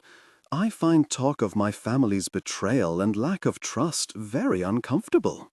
Will, fill your belly with this fine meat. They say a full stomach can cure many an ill. And they sound most wise." She laughed softly as he lifted one spitted rabbit from the fire and gently waved it back and forth to cool it. "If you drop that in the dirt, one of us is going to go hungry." He laughed and handed her the rabbit, taking the second one for himself. Giselle did not think she had ever tasted anything so good, or eaten with such a complete lack of delicacy before. She found it both sad and amusing that sitting in the wood with a man she barely knew, tearing at a cooked rabbit like a savage, could make her feel so alive. Giselle began to wonder if she had been alone and running for her life for too long. It had finally given her a fever of the brain. Too full to eat any more, Giselle went to where their saddle packs were, carefully wrapped what was left of her meat, and tucked it in the pack with the rest of their food. She washed her hands and face with a small amount of water, then returned to sit by the fire. Suddenly she was very tired, and she hastily raised her hand to hide a huge yawn. "I feel the same, lass," Nigel said, as he wiped his face and hands with a dampened scrap of cloth. "'Tis best if we seek our beds now. I will stand watch if ye wish to slip into the shadows for a moment." Giselle hoped that the darkness hid her blushes as she nodded and slipped away. She was finding the lack of privacy hard to endure, although she was not sure why. Privacy had become a rare privilege since she had fled her husband's lands. She had thought that she had become accustomed to the loss. Somehow, being with Nigel had made her painfully aware of it again. When she returned to the fire, Nigel slipped away, and Giselle lectured herself yet again on her foolishness. He had no privacy either, and it had to be difficult for him as well, although she suspected that men were less troubled by such a thing. It was time, she decided, to stop thinking about herself so much and try to consider Nigel a little more. He had freely offered his protection, but she doubted he had fully considered all of the complications that could arise while racing across France with a woman.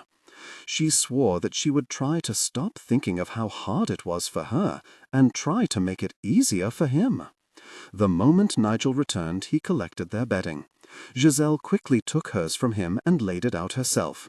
She ignored his smile when he saw that she had made her bed across the fire from him.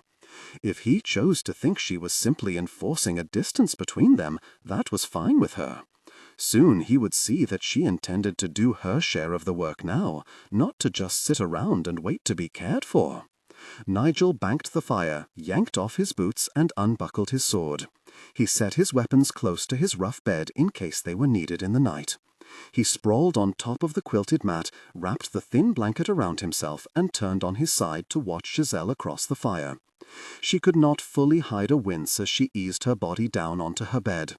Nigel started to reach out to her in sympathy, but quickly restrained himself. There was nothing he could do for her. She would just have to endure until she grew harder. "Ye haven't done much long, hard riding, have ye, lass?" "None." She turned on her side to look at him across the dwindling fire. "If I grew weary of riding, I rested. There was no place for me to run to, so my concern was simply to remain hidden." "A good strategy." "Was it? I am still being hunted." "Aye, but ye are also still alive." She smiled faintly at that simple truth, then sighed. "It is no longer enough." "Nay," Nigel agreed. "There are too many hounds on your trail now. Mayhap your enemies thought you would be easy to catch, that a wee lass couldn't escape them for long. They now ken that ye are a easy prey, and the hunt is truly on. That is why I press ye so hard, lass. Now you must run, run hard, run fast, and run far." "So you have said. Do you truly believe the pursuit is that strong, that unrelenting now?" "Aye, I do. 'Tis nae only your husband's ken ye must elude, but as the bounty offered for ye grows, near every mon with a greed for some coin will be searching for you." "A chilling thought." Nigel nodded.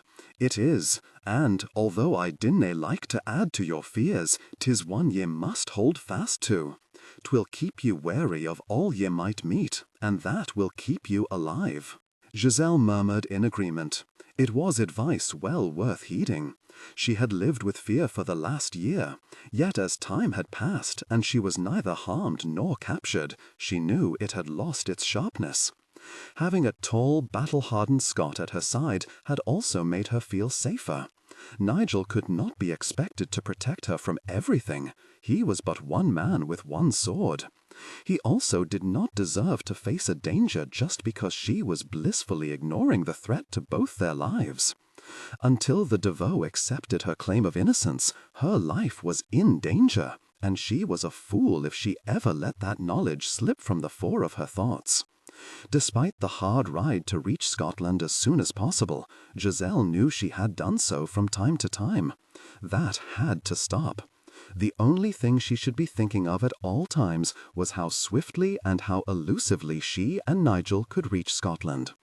As she closed her eyes, Giselle took one last look at Nigel and decided she could be forgiven her moments of distraction. He was a man who could easily distract even the most strong-minded of women. It was nice to once again think of a man without fear or loathing, but Giselle knew she would need to wait to indulge in that frivolity. She might not be certain of her feelings for Nigel, of how true or deep or well-deserved they were, but she was sure that she did not want to be the cause of any harm coming to him. Nigel watched her fall asleep and inwardly laughed at himself. He meant everything he had told her about why he had made himself her protector, but there were other reasons he had no intention of revealing to her. There was whatever had him lying there staring at her small face like some lovesick youth. It was whatever made him so hungry for her that he found it difficult to sleep. It was also whatever had him aching to heal all of her heart's wounds. If her husband was still alive, Nigel knew he would hunt the man down and kill him with his bare hands. For the first time in 7 years, he was alive with emotion. Giselle had yanked him free of his black melancholy with one look from her deep green eyes. He just wished he was sure of what she had pulled him into, of which emotion he should trust. She looks a lot like the woman he had run away from, and, although he wanted to believe he had more sense, he had to wonder if that was why he was so drawn to Giselle. If nothing else, it was only fair to her to try to decide if he truly cared for her, or if he were just reaching out to the ghost of Mouldy, his brother's wife. That was something he had to know by the time they reached Scotland, he thought with a grimace as he turned on his back and stared up at the stars. Giselle would see her resemblance to Mouldy the minute she set eyes on the woman. If he and Giselle had become lovers by then, he needed to know his own heart and mind, for he would certainly have to explain himself. And he knew that Giselle would not be easy to convince after having suffered so many bitter betrayals. He closed his eyes and readied himself to go to sleep. He prayed that when the time came that Giselle accepted him as her lover, he would at least be certain that he truly wanted Giselle Devoe, was not simply using her and fooling himself. Using Giselle to sate a hunger for another woman was an insult he could not inflict upon her. The cause of his lust should be easier to discern than the cause of the feelings twisting his insides into knots. For the latter, he mused as he felt sleep weight his body, he was going to need time, a lot of time. Scotland suddenly did not seem that far away. Giselle awoke in a cold sweat. Tense, her hand curled tightly around the handle of her dagger, she listened intently to the sounds of the wood. A soft howling was carried on the wind, and she knew why she was suddenly awake and terrified. "I hate wolves," she whispered, a little comforted by the faint agitation of the horses. It was good to know that she was not the only one made uneasy by the wolves.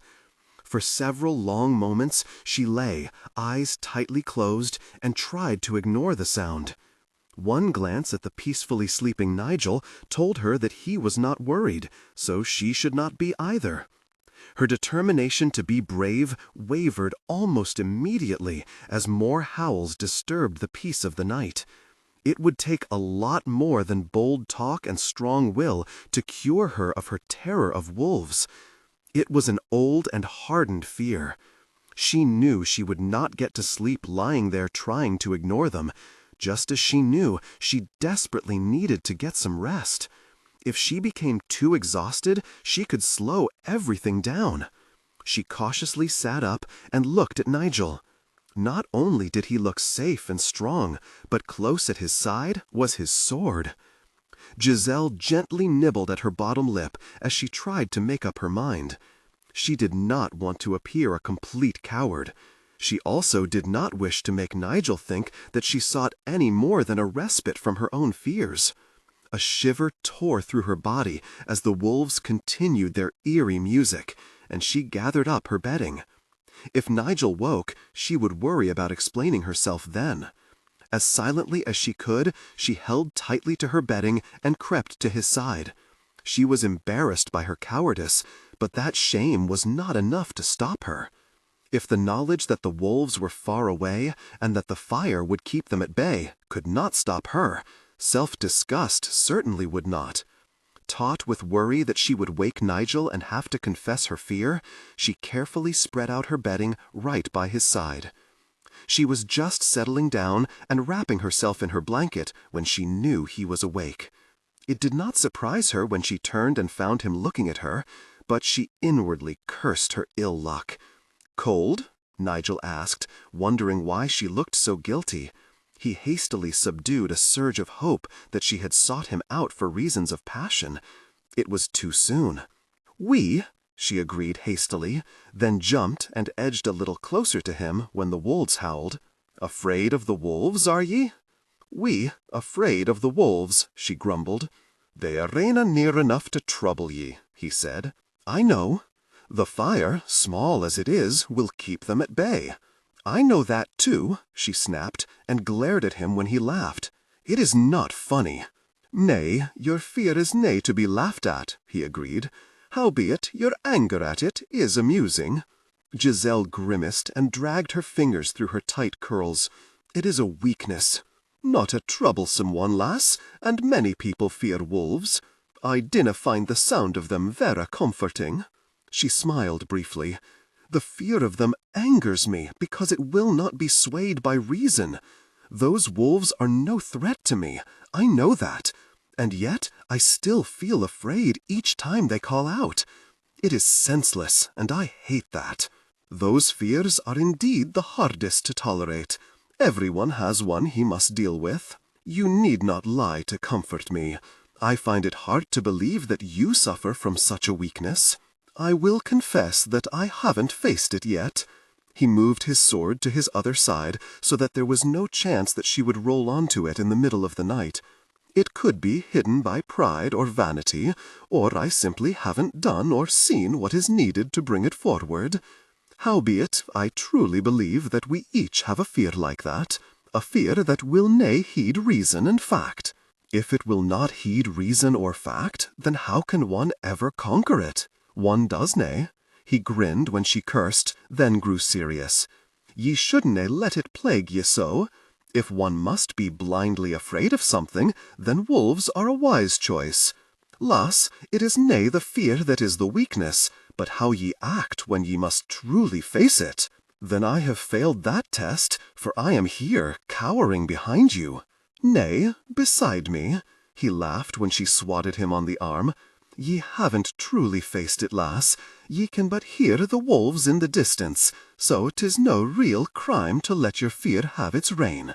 The true test of courage comes when ye must confront them, and what ye do then decides whether or not ye or someone else dies." "I pray that day never comes," she whispered, shivering at the mere thought of it. "Sleep, lass. The beasts will nae trouble us this night." Giselle nodded and closed her eyes.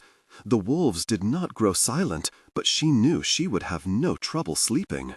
She was not sure if Nigel's assurances or his presence at her side calmed her fears the most, but either reason still left her feeling very disappointed in herself. After being alone and caring for herself for nearly a year, she had thought she was strong enough and capable enough to endure alone, to survive anything with no one's help. It troubled her to discover that she might have been wrong, or just vain, for she could still have a long fight ahead of her, and might not always have Nigel at her side. As sleep weighted her body, she decided that she would worry about it later. Nigel heard her breathing grow slow and quiet, and softly cursed. It could prove to be a very long night. He could understand her fear. He did not like to hear the wolves either. That sound meant that he might be wrong to think the forest was safer than the open road. Then he shook his head, abruptly dismissing that concern. There was only a small chance of confronting an animal that could hurt him or Giselle, but a very good chance of meeting with a devoe or someone who hungered after the bounty if he and Giselle did not stay hidden as long as possible. It was still a good plan to keep their forays into the more settled areas to as few as possible. When she murmured in her sleep and moved closer, her lithe body touching his side, Nigel closed his eyes and struggled to rein in his errant thoughts. She was not inviting him to take her into his arms, just blindly seeking his warmth.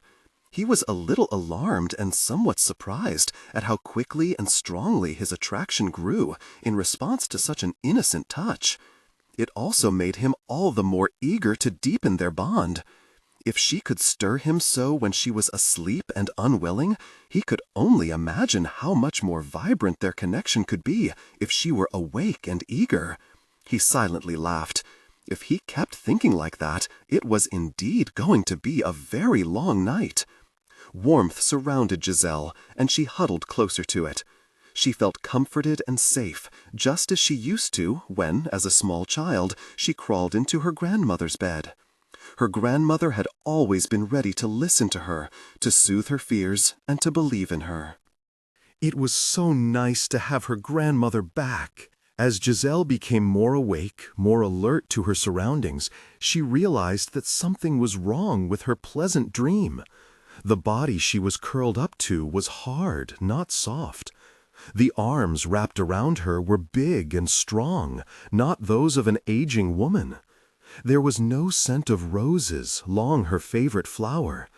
And her grandmother had never moved her small, frail hands over her back in such a way. The warmth of his lips as he lightly brushed kisses over her face and neck stirred her blood. His strong hands moved slowly, gently over her body in a way that tempted her to press closer to him. If she opened her eyes, she would have to acknowledge that she was awake, that she was willingly letting him hold her in a way that left no doubt about his deep affection. It was nicer to pretend that she still lingered within a dream. When he covered her mouth with his, she welcomed his kiss, even as she wondered how long she could savor it this time before the fear returned. Nigel fought for the strength to proceed slowly. Giselle was warm, willing, and he was certain wide awake. He did not want to do anything that would stir up the terror he had glimpsed in her eyes the last time they had kissed. That fear had been bred in her by brutality. Nigel prayed that gentleness would keep it chained and let passion rule. When he first heard the sound, he ignored it. Giselle tasted so sweet and felt so good in his arms that he did not want to allow anything to distract him. His instincts, however, sharpened by years of battle, refused to allow him to be so foolish. Their lives depended on him being alert and prepared to act. It took every scrap of his willpower to do so, but he pulled away from Giselle and sat up. Giselle found herself cast aside so abruptly that she felt cold, bereft. She had not yet felt any fear, so she knew the sudden ending of the embrace was not caused because she had somehow pushed him away or resisted him. It was very confusing to be kissed passionately by a man one moment and then watch him buckle on his sword the next. If this was how Nigel intended to win her affection, Giselle doubted they would ever form a deep connection. "Get up, lass," Nigel ordered, even as he swiftly rolled up his bedding. Without hesitation, Giselle did as he said. The tone of his voice demanded obedience.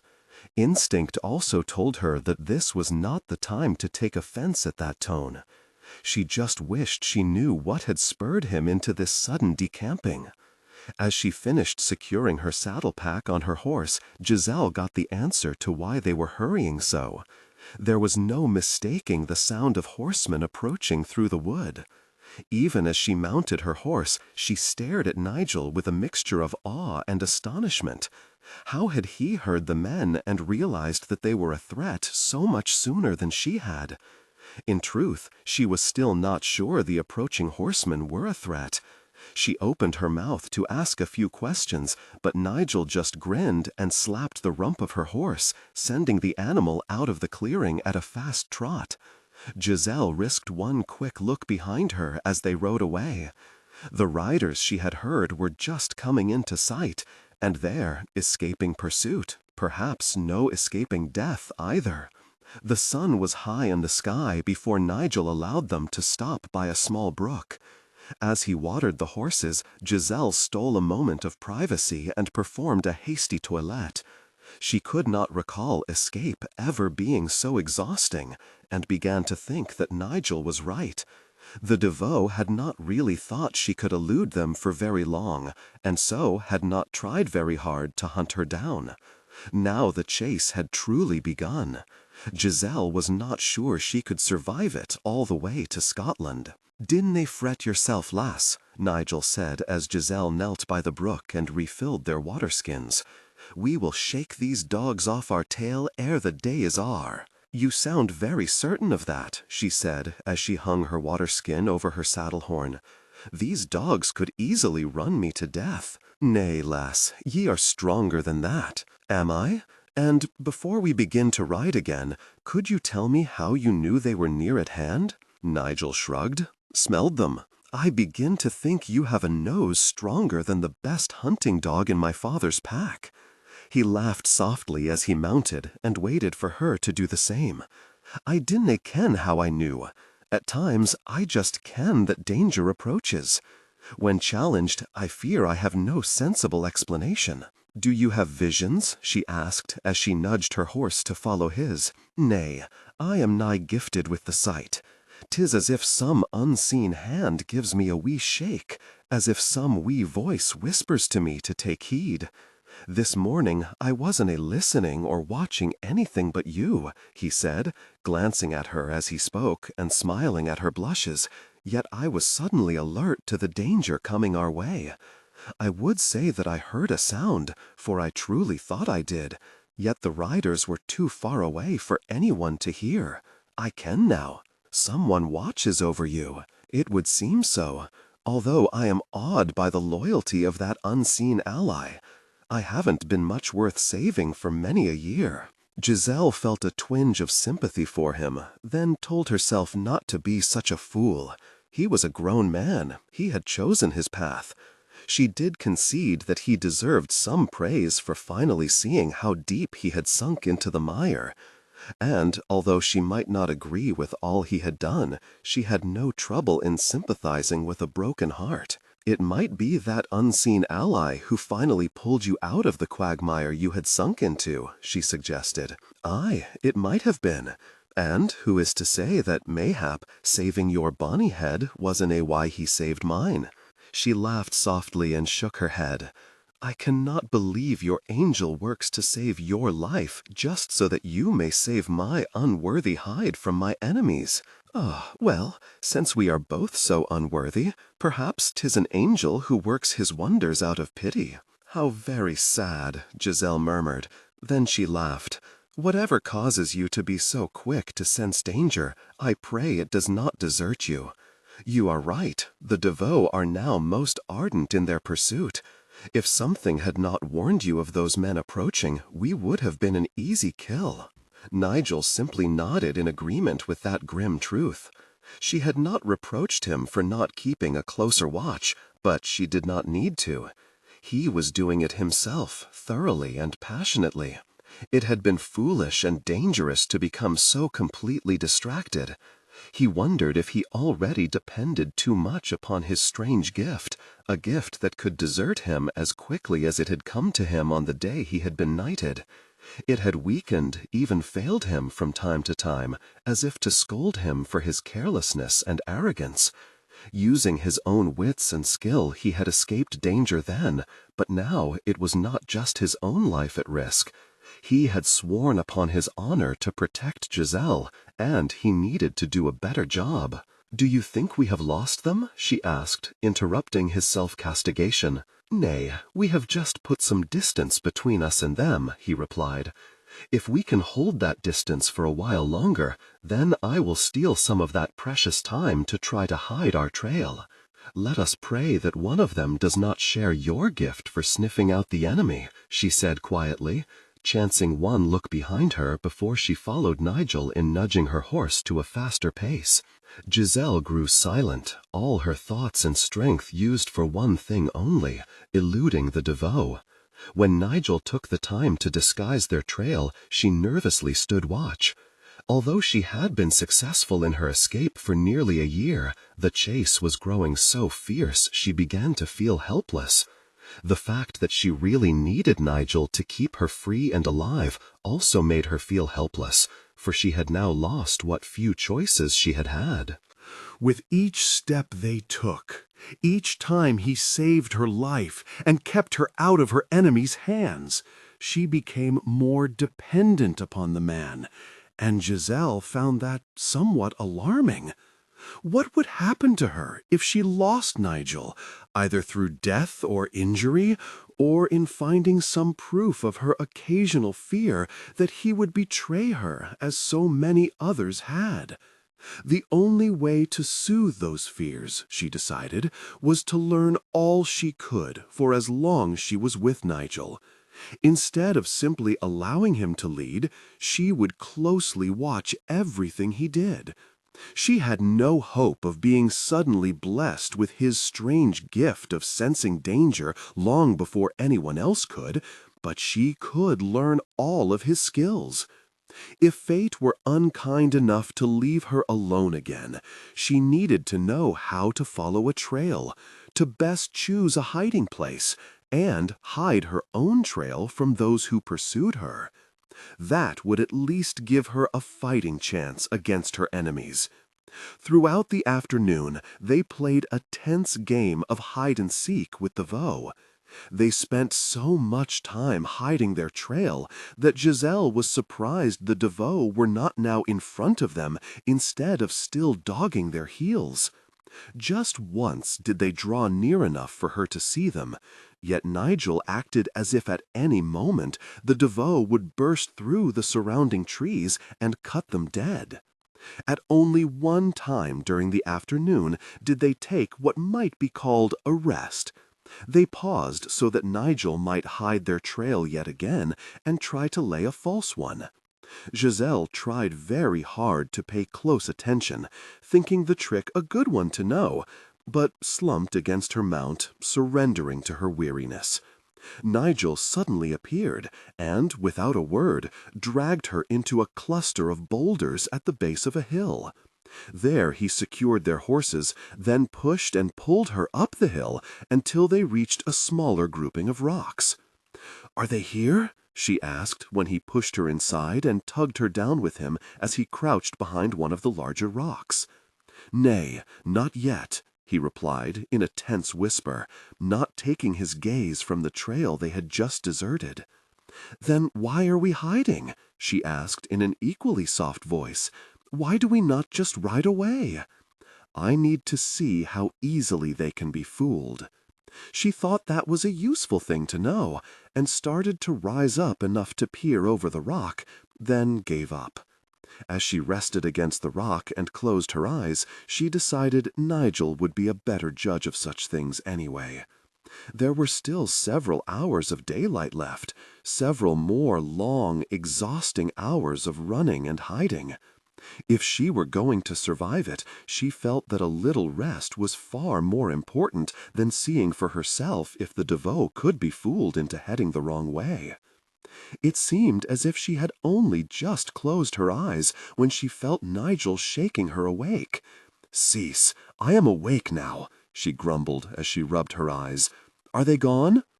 "Aye," he replied as he pulled her to her feet and led her down the hill. "For a moment I feared one sharp-eyed mon had seen our horses, but he had nae. They just rode along the trail I laid for them." "Then we are safe." She could not fully hide a grimace as she pulled her stiff body into her saddle and nudged her horse into following Nigel. "Aye, for the moment.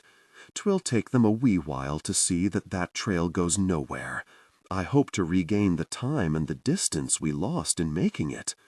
I thought you were trying to shake them free." "I am. But one shouldn't rely on such a trick working that wheel. They have held fast to our trail for this long. That means that at least one of them has some skill."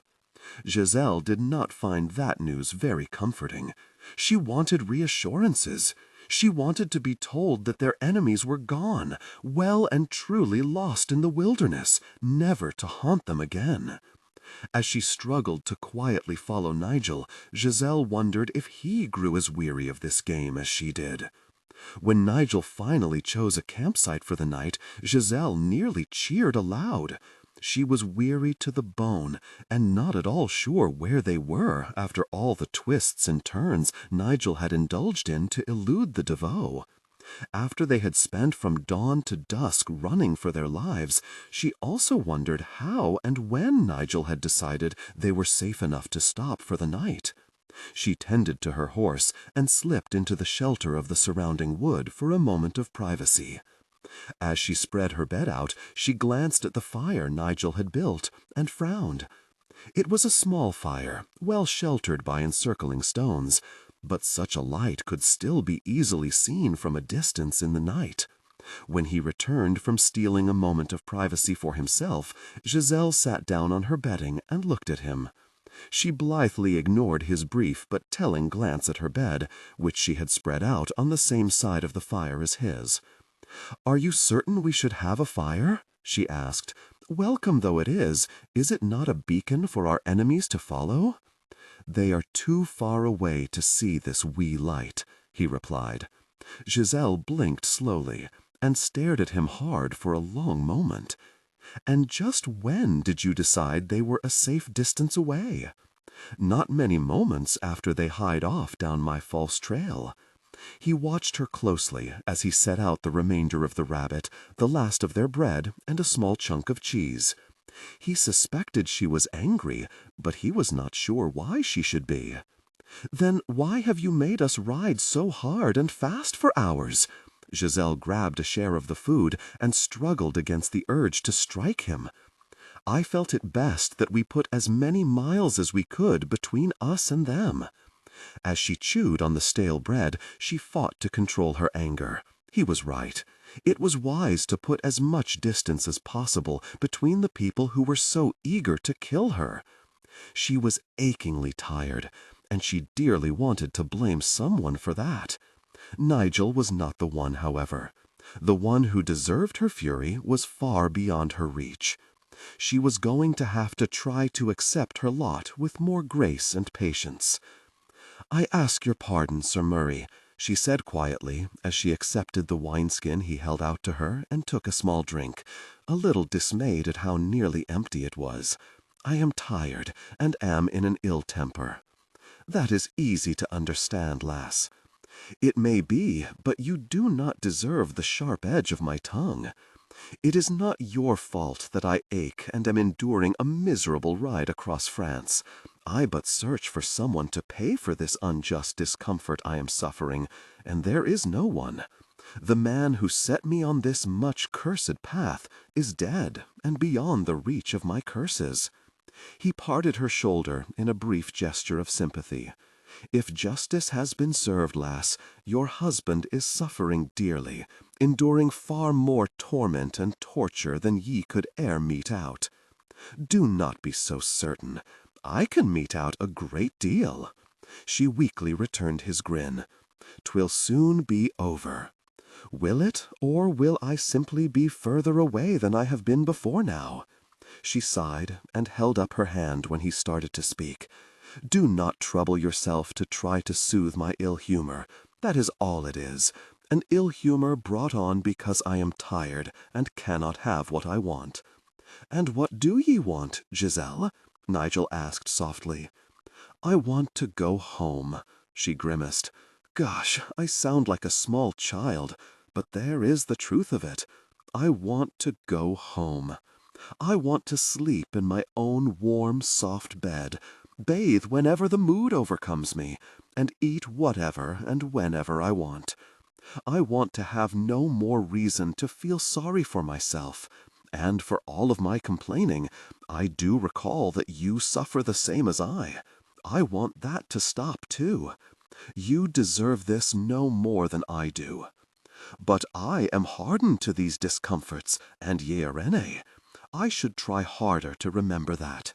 No, do not change what you are doing, and must continue to do to keep us alive, for it is us now, not just me." "The Devoe are hunting me, but they would kill you without hesitation, either because you stood in their way or because you have helped me. I cannot swear that I will not again whimper over my pains or feel sorry for myself, but you must pay it no heed. Running for one's life is much exhausting, and I do not often behave well or with any wit when I am so tired." "Few of us do, lass. Ye can rest this night, for we have lost that pack of dogs." "How can you be so certain? They found us, and I would never have believed they would." Nigel shrugged. "I dinna have a good answer for how they found us. They were lucky, and we were unlucky. It may be no more than that. I didna hide our trail weel. I sought distance or secrecy. Now I will pay more heed to secrecy." He smiled gently when she hastily raised a hand to cover a wide yawn. "Rest, wee Giselle. It has been a long day." She sprawled on her bedding and weakly wrapped herself up in her thin blanket. "And there are many more long days ahead, are there not, Sir Murray?" "Some, aye," he replied as he settled down on his bed. "'Tis getting into and out of a port that will prove the hardest." Giselle cursed softly. "Of course, the Devoe will have them all watched much closely." "Vera closely."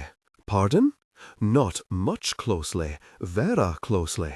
This English is not an easy language. Ye speak it vera weel, far better than I can speak your language.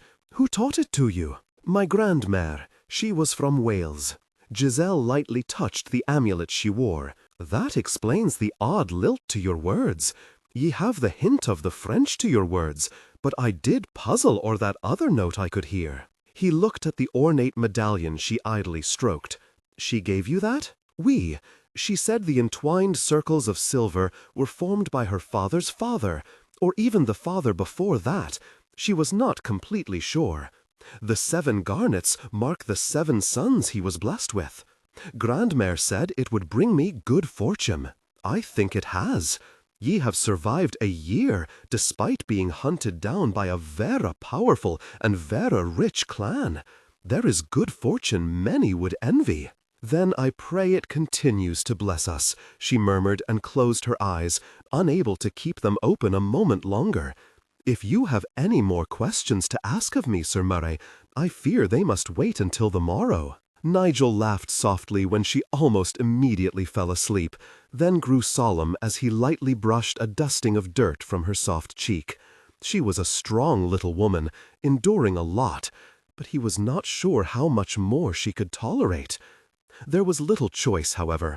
He hated to see her so weary and sore, but he did not wish to see her die either, and that was the fate awaiting her if the Devoe caught up with them. As he closed his eyes and welcomed a much-needed sleep, he swore that he would gift her with every comfort as soon as they reached Scotland.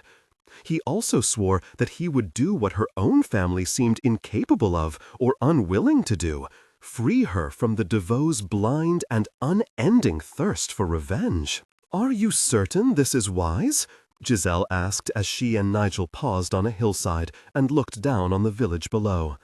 She was still sore from their day-long flight from the Devoe, one night of rest not enough to fully replenish her strength. Fear also held her back. Her enemies had drawn very closely to her and Nigel yesterday. She did not wish to give them another chance to catch her, and entering a busy village seemed to promise to do just that.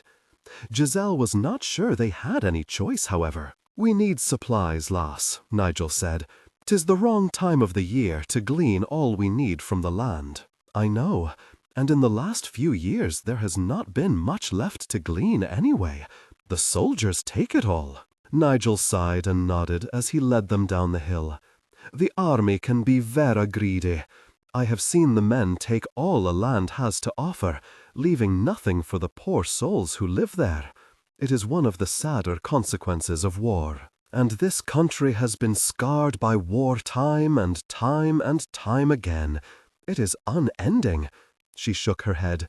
"I do not understand why it continues, although men always have a ready answer, speaking boldly of honor, bravery, rightful kings, and on and on.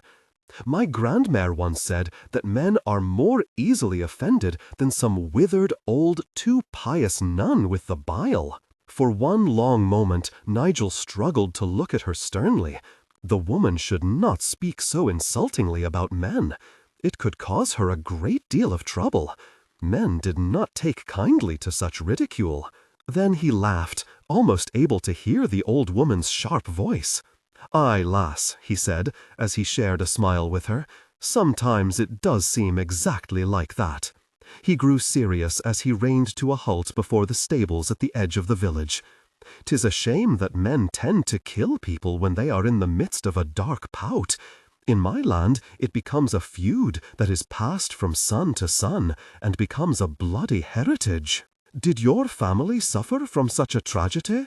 Almost, but the truth was revealed, and the bloodletting ceased. Before she could ask him any more, he dismounted and moved to speak to the stabler. Giselle felt uneasy, but when Nigel signaled her to dismount, she did so without question. She had to trust someone at some time. Nigel seemed to be a good choice to start with. It did make her nervous to leave their horses in the hands of a stranger, however. That could make a swift escape a little difficult. "Dinna look so fearful, lass," Nigel said quietly, as he took her by the arm and led her into town. "I canna promise that we are completely safe, but I dinna have any feeling that danger lurks around the next corner. You do not smell any enemies?" She tried to walk like a boy, but some of the sharp looks she got told her that she might not be succeeding. "Nay, I dinna smell anything. Lass, the horses need to be reshod. They may last a day or all the way to Doncoil, my family's keep in Scotland, but we could also have one of our mounts begin limping but a mile outside of the village." "They are that worn?" "Aye, they are. Then they must be tended to. Lingering here may be dangerous, but trying to flee the Devoe on a lame horse would be more so." She looked around. "It appears to be a prosperous village, as yet unscarred by this newest war, so we should be able to find all we need." She frowned as he moved toward a tiny bakery. "Do you want me to talk to the merchants? I can speak the language." "I know, but you have confessed that you find it difficult to speak it in a way all can understand, and that you often find it difficult to catch every word when we speak quickly." "All of that is true, but I would feel better if I did it. Ye may look like a lad if one but peaks quickly, but I dinna think ye will pass a vera close study." He smiled faintly. "We rough-speaking Scots are any such a strange sight any longer. Wait here, lass, and dinna speak to anyone." Giselle muttered a curse, but she did as she was ordered to. Even with her cap on, she had begun to realize that her disguise was not as good as she had thought it was. Lurking silently in the shadows was probably the safest thing for her to do. She was beginning to think there was no way she could truly hide. As a woman, she had been easily seen and easily remembered. She was not really having any better luck as a boy. There did not seem to be any other choices, however, except hiding deep in a cave until someone proved her innocence, or the Devoe forgot about her and found someone else to torment. Giselle did not believe either would happen. She could not survive in a cave without some help, and the Devoe were well known to have very long memories. A young man stepped out of the inn across the badly rutted road and abruptly captured all of Giselle's wandering attention. She tensed, torn between hope and fear. There was no mistaking her slender, almost beautiful cousin David. What she was not sure of was whether or not she should approach him. He had not rushed to her defense when her troubles had begun, but she could not believe that he would hand her over to the Devoe either. When he started to walk away, she impulsively hurried over to him, catching up to him just outside of a small dark alley. "Here, boy, what game do you play?" David demanded when Giselle shoved him into the alley. "David, it is your cousin Giselle." She yanked off her cap and ruffled her curls. "Do you not remember me, cousin?" She waited, standing stiffly before him as he stared at her. Suddenly, he gaped and grabbed her by the shoulders. After a long moment of silence, Giselle shifted on her feet and tugged free of his hold. "Are you completely mad?" he said, his voice hoarse and softened by shock. "I was beginning to fear that you were. You were staring at me as if I were some vision you were ill-pleased to see," she grumbled as she tugged her cap back on. "What have you done to your hair, and why are you dressed like that?" "I never thought you lacking in wit, cousin. I am trying to look like a boy." She glared at him when a look of pure derision settled on his beautiful face. "These clothes belong to Guy's page." "I am not surprised that fool Guy is behind this madness." He paced back and forth for a moment before facing her again. "You nearly got Guy killed."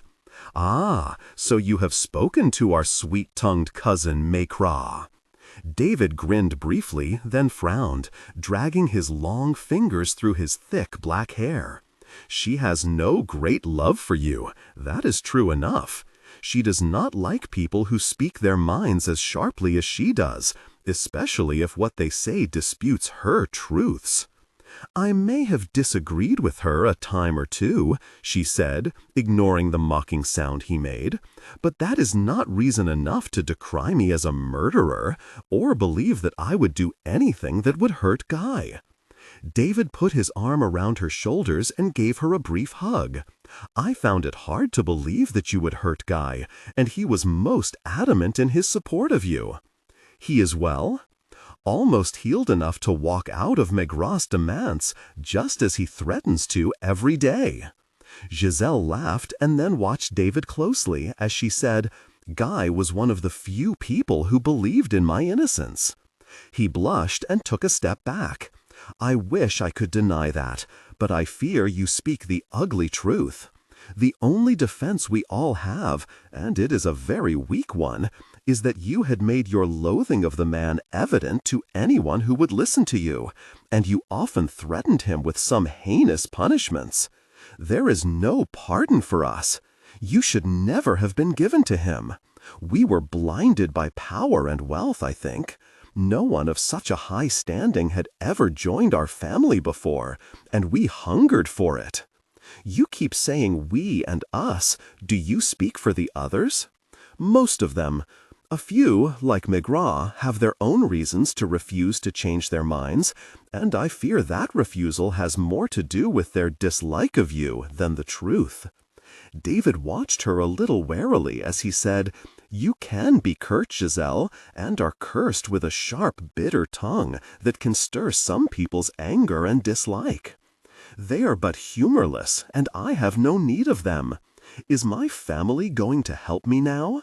She waited tensely for his reply, knowing she had let her hopes spring to life and afraid that they were about to be crushed again. We have already begun to try to find the truth, he replied, then returned her impulsive hug. We have also been trying to find you. You must come with me now. You can no longer be allowed to run about France alone and unprotected.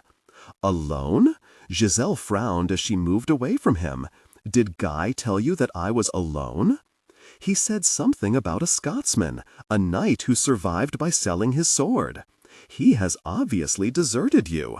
One can expect little else from a man of his ilk. No, Nigel would not desert me. Giselle felt as surprised by her sharp defense of Nigel as David looked. He is gathering some fresh supplies and having our horses tended to. You are still with the man? That will not do, cousin. You cannot travel alone with a man, especially one no one knows. I will pay this man his fee and send him on his way. Giselle stared at her cousin, eager to tell him that he was a complete idiot, but knowing that this was not the time for an argument. Here was a trouble she had not foreseen, and she cursed her blindness. Men were always eager to defend their women against the sinful thoughts and inclinations of other men, and since he had done nothing to protect her from her brutal husband, guilt could easily make David very hard to turn aside. Nigel would soon be looking for her, and Giselle was sure her cousin would not be greeting Nigel cordially when he met him. Giselle lightly chewed on her bottom lip and wondered how she could pull Nigel out of the confrontation she had unthinkingly thrust him into. Nigel stepped out of the baker's too-warm shop, took a deep breath of the cool outside air, and immediately knew that something was wrong. He felt the first stirrings of panic when he could not see Giselle where he had left her. His hand on his sword, he began to search the small village. He stopped and stared when he found her just inside a narrow, shadowed alley not far from the inn. The young man she stood with presented no clear threat, yet Nigel disliked him immediately. He inwardly grimaced, ruefully admitting that some of that dislike was born of jealousy. The youth was tall, lean, dark-haired, and dark-eyed, and even Nigel could recognize his beauty. None of that diminished the danger Giselle could be putting herself in, however. Her safety depended heavily on her remaining hidden. When Nigel heard the youth say he would pay him and sent him on his way, dismissing him like the basest of mercenaries, he stepped forward. "Keep your wee purse tied to your belt, laddie," Nigel said as he stood next to Giselle. "I ask no coin for protecting the lass." Giselle looked from Nigel to David and inwardly cursed. Both men were tense, their expressions ones of cold anger, and their hands resting on their swords. One wrong word or step, and she would have to watch her protector and her cousin try to cut each other down. Men, she decided, were very odd creatures, and even these two had to know that no one would gain from such a confrontation, least of all her, the one they both claimed they wanted to protect. "Nigel," she placed a hand on his arm, "this is my cousin, Sir David Lucet.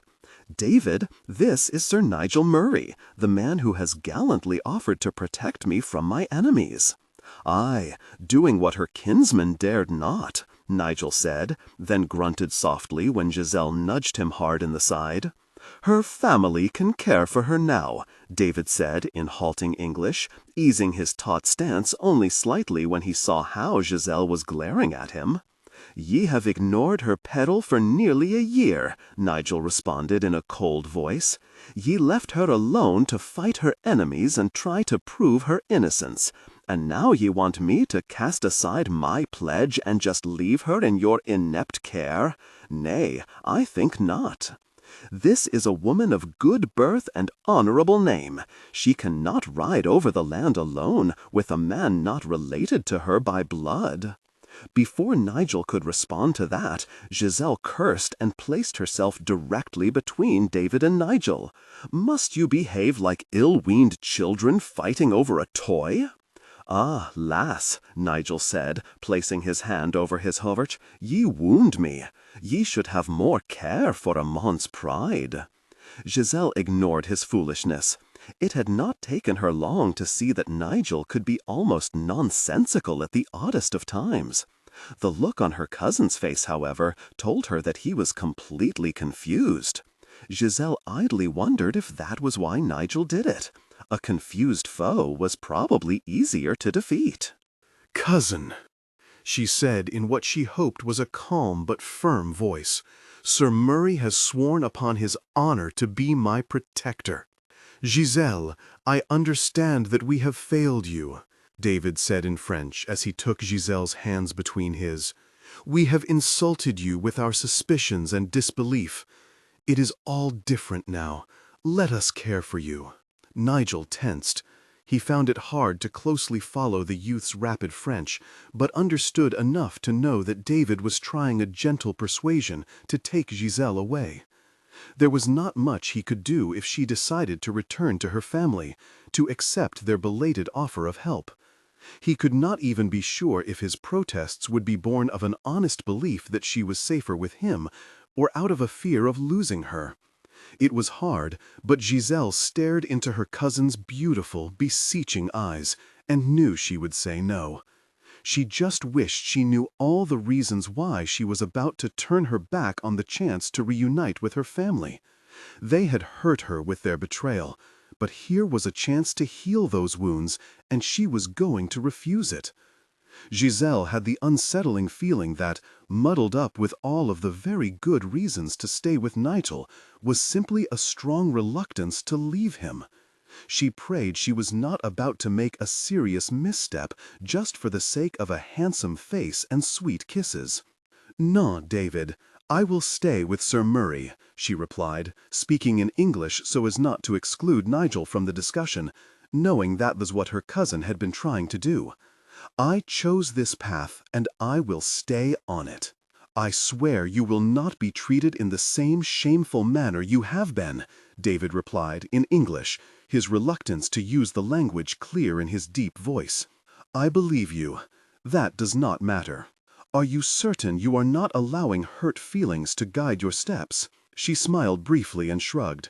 "I will not deny that those feelings are there, but they do not lead me. This is for the best, believe me." Giselle could tell by the dark look on David's face that he thought she and Nigel were already lovers, but was probably not sure who to blame for that. After all, she was no longer some naive virgin.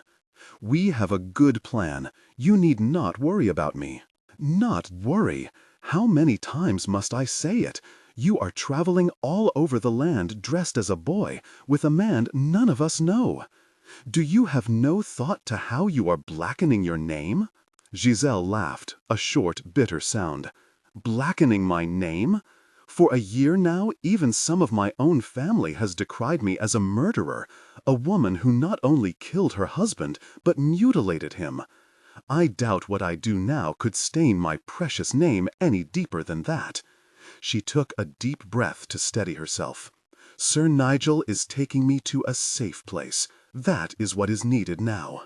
"We could find you a safe place, cousin," David said, but his deep voice carried a hint of uncertainty.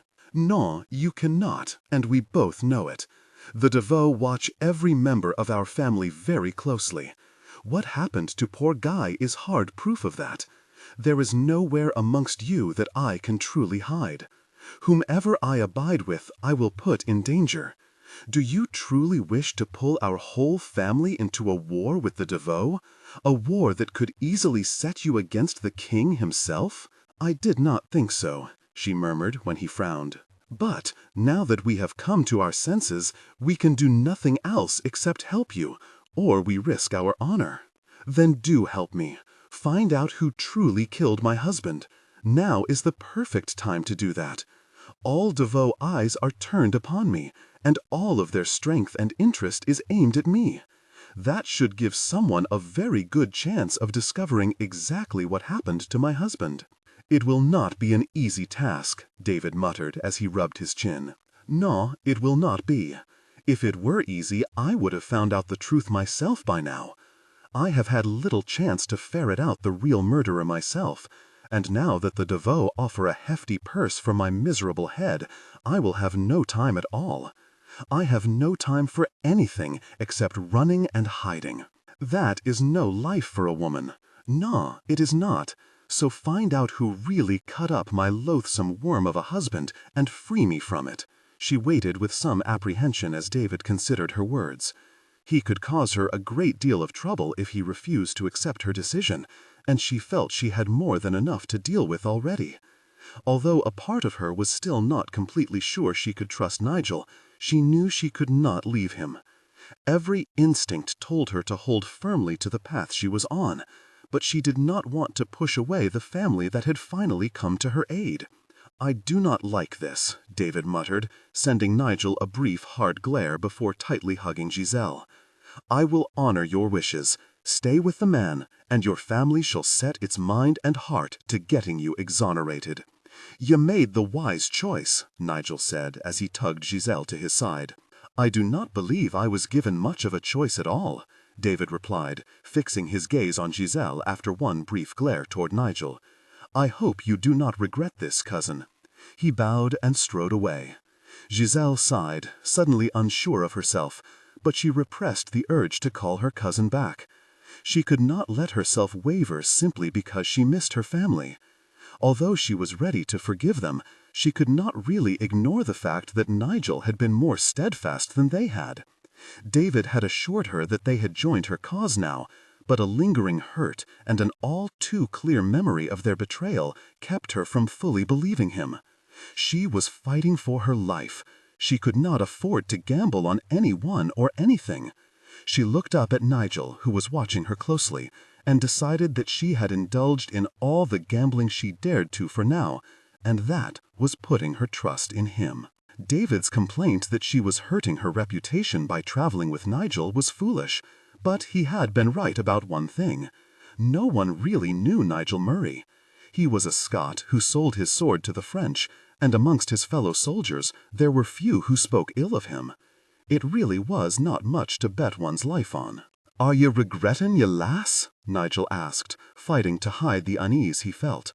Her gaze was intent, considering, and he feared she was about to change her mind. "We could easily call your cousin back," he said, hoping she would never know how hard it was for him to choke out those words. "No," she frowned, then shook her head. "This is best." I but faltered for a moment. "It is nay an easy choice to make." "No, it is not. I have missed my family. As I told you, I dearly want to go home. Not yet, and not with him." "Ye didn't think he spoke the truth?" "Oh, he spoke the truth as he sees it. It is not him I doubt. In truth, I do not wish to doubt the others, but I cannot stop myself."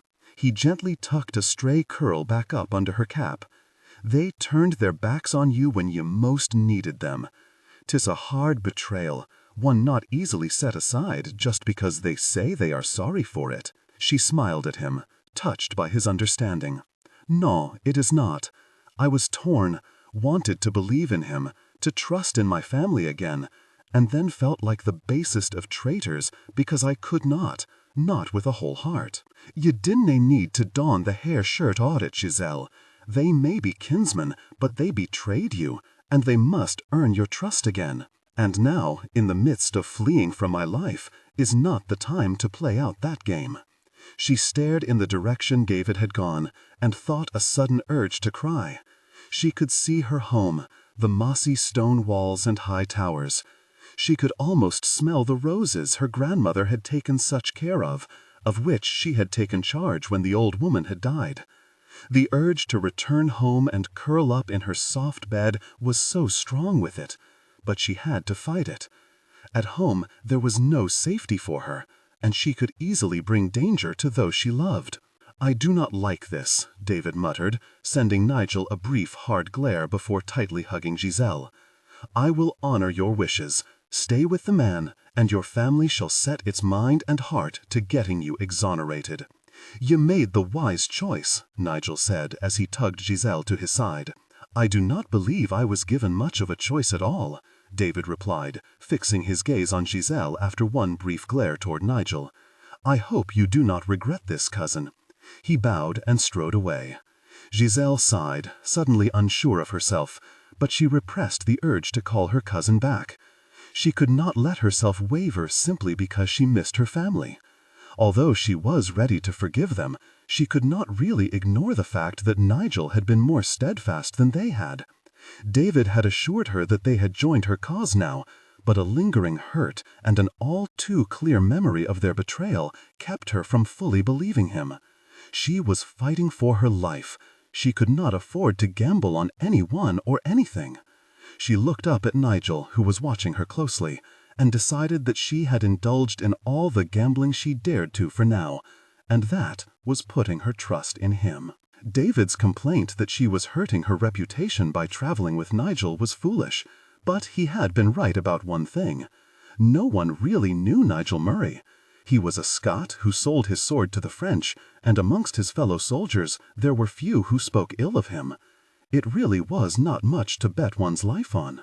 "Are you regretting your lass?" Nigel asked, fighting to hide the unease he felt. Her gaze was intent, considering, and he feared she was about to change her mind.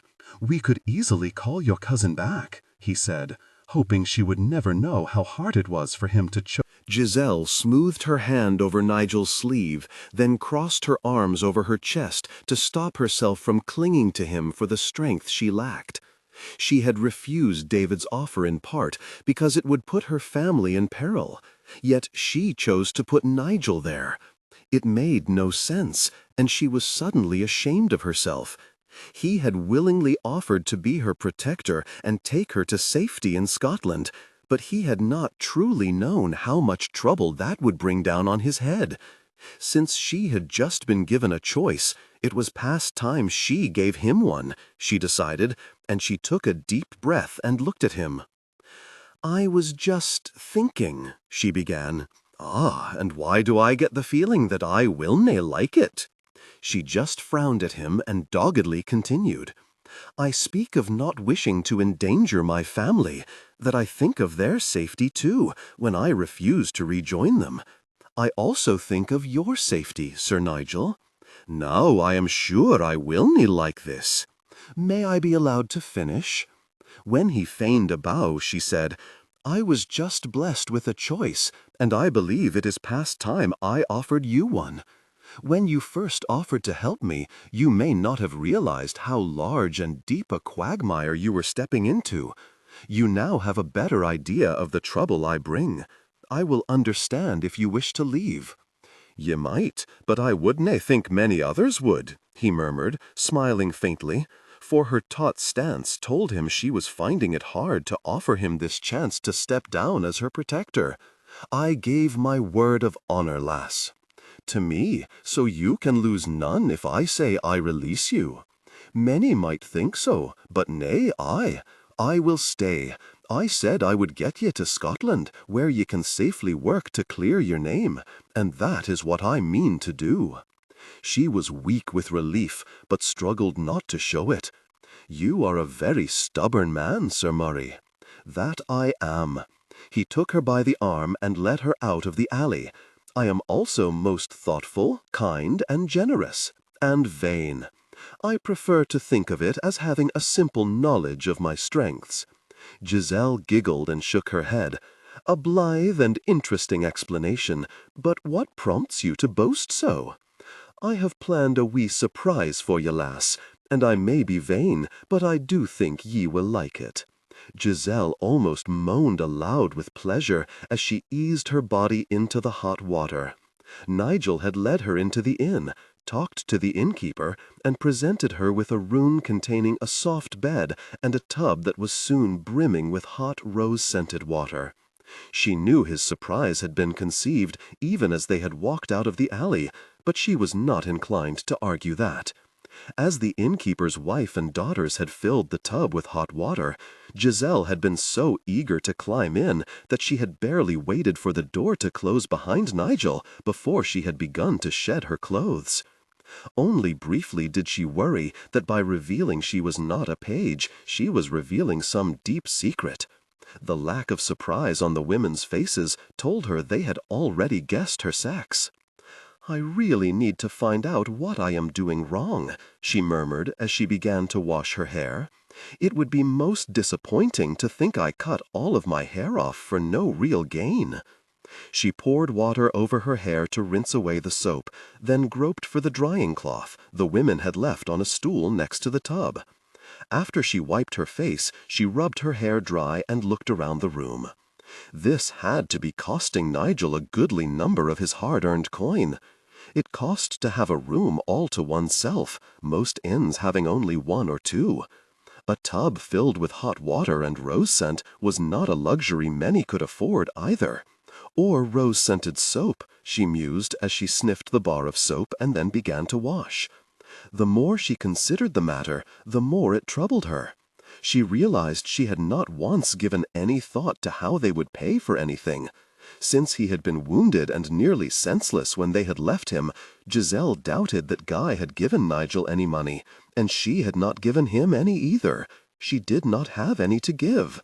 That meant that Nigel was not only risking his life to protect her, but was paying for the privilege. She looked at her amulet, which she had carefully laid on the stool. She could probably get some money for that. Then she shook her head. She could not bring herself to sell it. Even the thought of it made her shiver. It was all she had left of her grandmother, of the woman who had been more of a mother to her than her own. She would have to find some other way to make recompense to Nigel.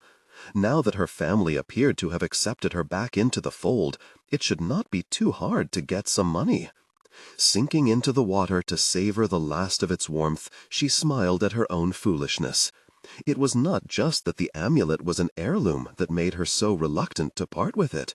Her grandmother had said that it brought good luck, and Giselle ruefully admitted to herself that she had begun to believe that.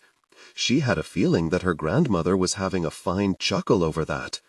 Closing her eyes, she idly wondered what her grandmother would have thought of Nigel, then laughed softly. She felt sure that her grandmother and Nigel would have become fast friends. Her Nana would probably have delighted in the man's odd sense of humor. A trickle of concern disturbed Giselle's comfort. They had only just escaped capture, spent the whole previous day working to elude the Devoe. It did not seem wise to stop so soon for such luxuries as a soft bed and a hot bath. She cursed and forced the thought from her mind. Nigel had done his job well so far. She would trust him to know what was safe and what was not. She just wished she did not have to keep reminding herself to do that. It seemed disloyal to question his every move. Until she cured herself of the distrust learned over the past year, she would just have to make sure that Nigel never saw her doubts. Giselle returned to thoroughly enjoying her bath, telling herself firmly not to worry, that Nigel was keeping a close watch for any trouble. Nigel cursed and hastily rubbed himself dry. Only briefly did he resent the fact that he was bathing in a cold stream while Giselle was sprawled in a tub of hot water. She deserved the treat he had arranged for her, and needed it more than he did. It had been a hasty decision to stop over at the inn, and an expensive one, but he did not really regret it.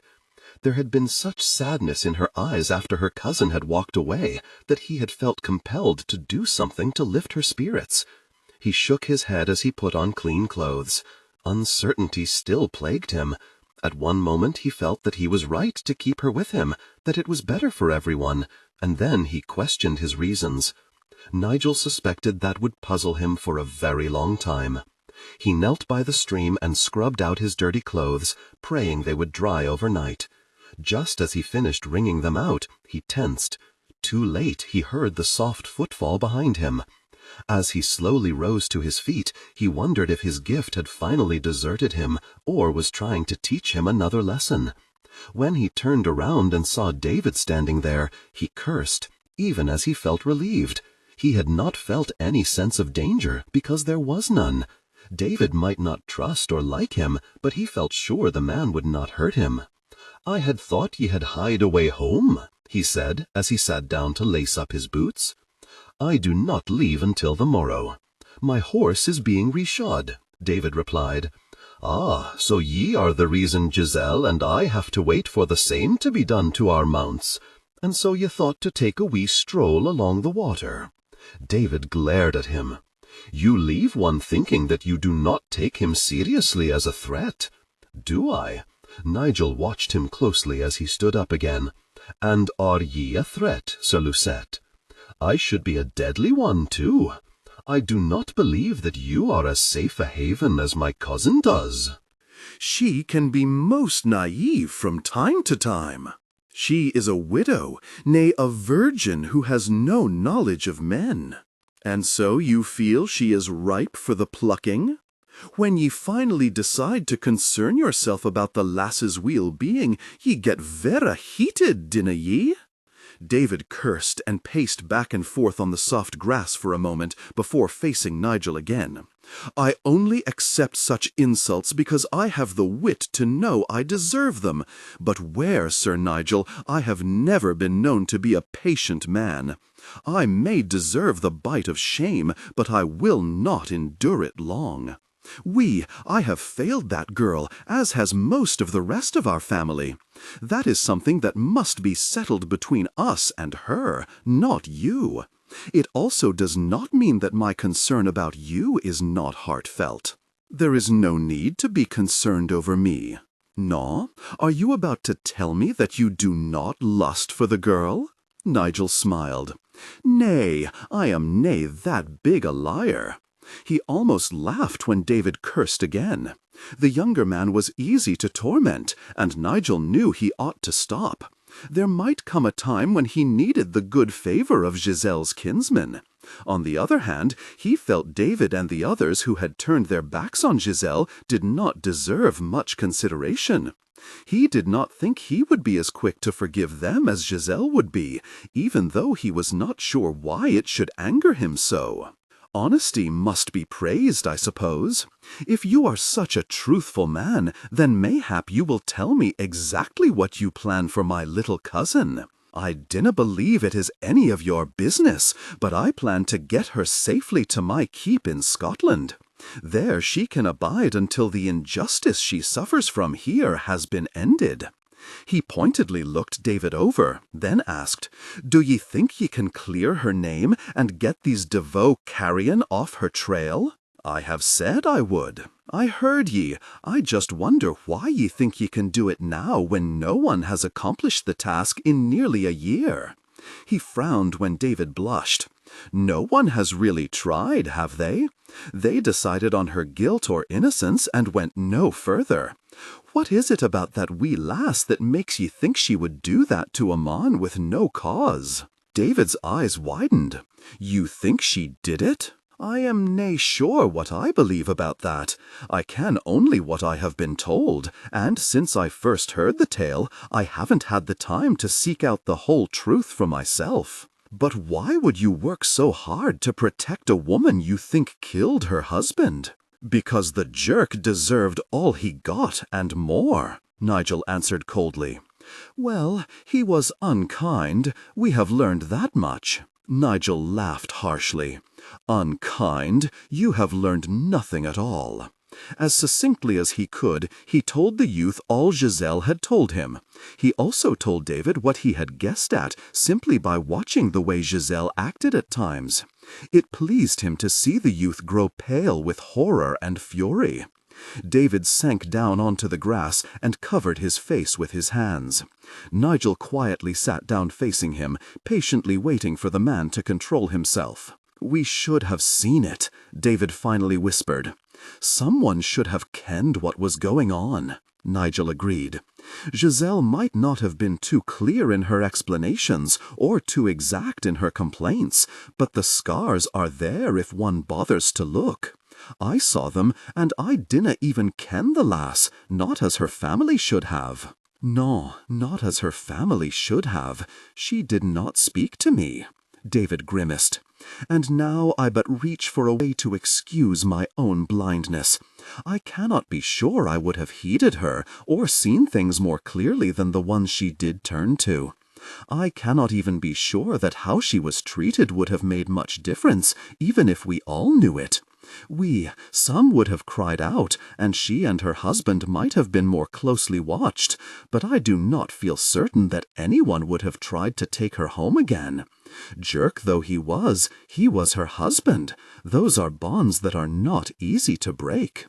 In truth, killing him was one of the few ways could do that, and you see what trouble that has wrought. Better this than what she was enduring. Mayhap, if all of his cruelty had been known, it certainly would not have made us believe in her innocence any more than we did, mayhap even less. I fear I will probably ne'er understand how so many of ye could believe it at all. Aye, the lass has a sharp tongue, and speaks her mind more than some would find comfortable in a woman, but a killer, nay, I would ne'er have thought her one. I only doubt now because I ken what she went through. Well, some of it. I am nae sure she will e'er tell anyone all of it. When a man treats a woman like that, she will either grow weak and terrified and be lost to it all, or she will overcome that fear and run. And if there is nowhere to run to, I believe she will kill, and I cannot falter for that. No, I do not think I can either. It will be easier to stop the Devoe from trying to kill her if she is truly innocent, however, David drawled, and he smiled briefly, then grew solemn again. These are not men who will see her killing of that beast as justified, will not see what he did to her as wrong. They are all of the same ilk. We just had not listened or not believed how evil that ilk was. It will be best if we can find another who did the killing. I am nae sure they should suffer either, but better them than Giselle, if she truly is innocent. She wouldn't stomach ye setting someone on the scaffold in her place unless they deserved to be there. He smiled faintly, rose to his feet, and gave David a hand up. So ye had better put that thought from your mind. Dinna rush into some foolish solution. The lass is safe with me. Is she? Even if I ignore the fact that you will probably try to seduce the girl? Probably? Nigel murmured. David ignored him and went on. There are few places she can hide from the Devoe, or the one seeking the huge bounty they have set on her head. And do not think that your plan to take her to Scotland will not be guessed at. It is already known that she rides with a Scotsman. It is? That was not good news. Nigel had hoped that secret would not get out for a little while yet. "It is. So, if they cannot find her in France, they will look elsewhere. They will follow you or send others after you. The coin offered for her head will only make this hunt grow fiercer each day. The bounty is that tempting? Oui, and it may continue to grow. The Devoe have more coin than the king. Then you had best get to work, laddie, and prove her innocence. I am returning to the inn. It is nae a good idea to leave her alone for vera long." "You intend to share that room with her?" Nigel just smiled at David's outrage. "Aye, a gentleman would sleep elsewhere." "Nay, he wouldn't, unless he had no choice. And, Sir Lucette, 'twill be vera hard to protect her as I must, if me and my sword are even close at hand." He patted the younger man on the shoulder, then started back toward the village. "And I dinna think I need to tell ye that Giselle has the wit and the strength to cry me a nay if she chooses to. Sleep well, lad." Giselle barely had the strength to open one eye when Nigel entered the room. She had waited for him, but soon after her bath she had swiftly grown too tired and had crawled into bed. A light meal had been delivered just before she had fallen completely asleep, and she had roused herself enough to have some food, but then hurried back into the soft, warm bed. "You were gone a very long time," she murmured, watching him as he spread his damp clothing out to dry, then sat on the edge of the bed and helped himself to some food. "Well, I felt a need to bathe, and then met with your cousin again. You did not fight, did you?" "Nay, lass, although I think the lad wished to strike at me a time or two." "You taunted him?" "A wee bit. He confesses that it is deserved." "They should have been there at your side from the start, lass," she sighed. "I know, and their desertion cut deeply, but I can also understand why they were not. The Devoe are nearly as powerful as the king, at least in this province. They are feared by everyone. To stand with me was to stand against them, and few have the stomach or the strength to do that.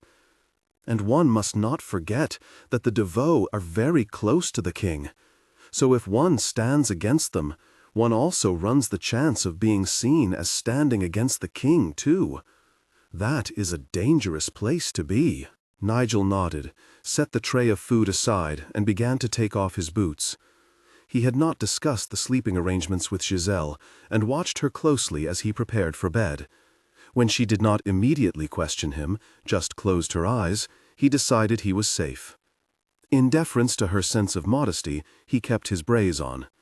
When he slid into bed beside her, he felt her tense slightly, and inwardly grimaced.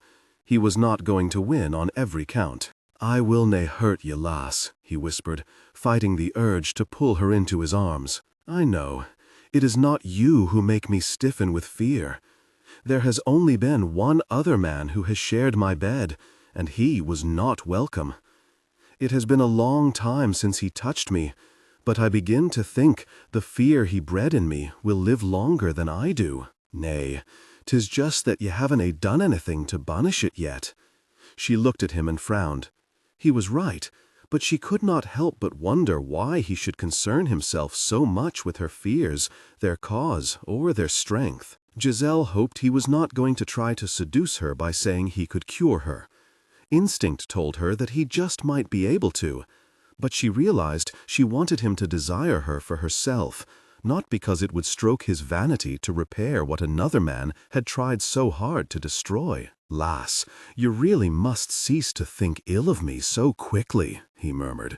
"Ye are sorely bruising my vanity." Although she smiled at his nonsense, it made her a little uncomfortable that he could so easily guess her thoughts. "I was just hoping that you were not going to claim you could cure me." "Ah, it would disappoint you if I tried to seduce you with that tale, would it?" "I think it might. You would show yourself to be not as clever as I think you are." Nigel grinned. "Oh, I am clever. Have I nae got ye alone in a room and in a soft bed? And now you try to make me suspicious. It may be odd, but I assumed from the start that you meant to share this bed. It cost you dearly, of that I am sure, and I felt it only fair and reasonable that you would wish to share in its comfort. And that recalls me to a matter I wish to discuss with you. Ye are about to say something that will annoy me. You are a big, strong knight. I suspect you can bear that burden." She met his narrow-eyed glance with a brief, too sweet smile. "You are paying for my rescue out of your own purse, are you not?" "I am not a poor mon," he said. "It would matter naught to me if you were. I simply do not think it right that you risk your life and empty your purse. I am not poor either. Sadly, I cannot get my hands on any of my fortune. I will pay you back, however, as soon as I can." "That is not necessary." "It is," she said firmly. "Mayhap it is just pride. In truth, I believe that is exactly what it is.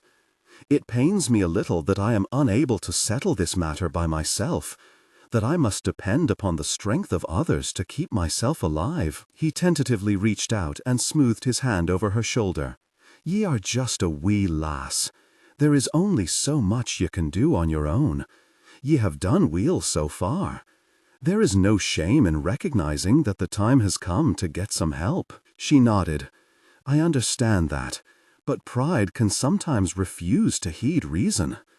Allow me this week's salve. I will pay you back all you have needed to spend to get me to Scotland." "As you wish." Nigel decided that now was not the time to argue about that. He also understood how she felt. It had to be difficult to be so completely at the mercy of someone else's good favor, especially when one had survived so long on one's own. It carried the same bitter taste as defeat. "Why do I have the feeling that you have not really agreed?" Giselle murmured as she closed her eyes. "You worry on things too much, sweeten." He lightly brushed a few stray curls from her forehead. "Rest, that is what you need. Savor this moment of peace and comfort, and cease looking for troubles and conflicts. I do not need to look very hard, or too far. If you keep thinking such dark thoughts, you will ne'er get the sleep you need. And you wish me to cease talking so that you can go to sleep? Aye, there is that." He grinned when she laughed softly. "Sleep safe, Sir Murray." He decided that was a very good wish, and softly returned it.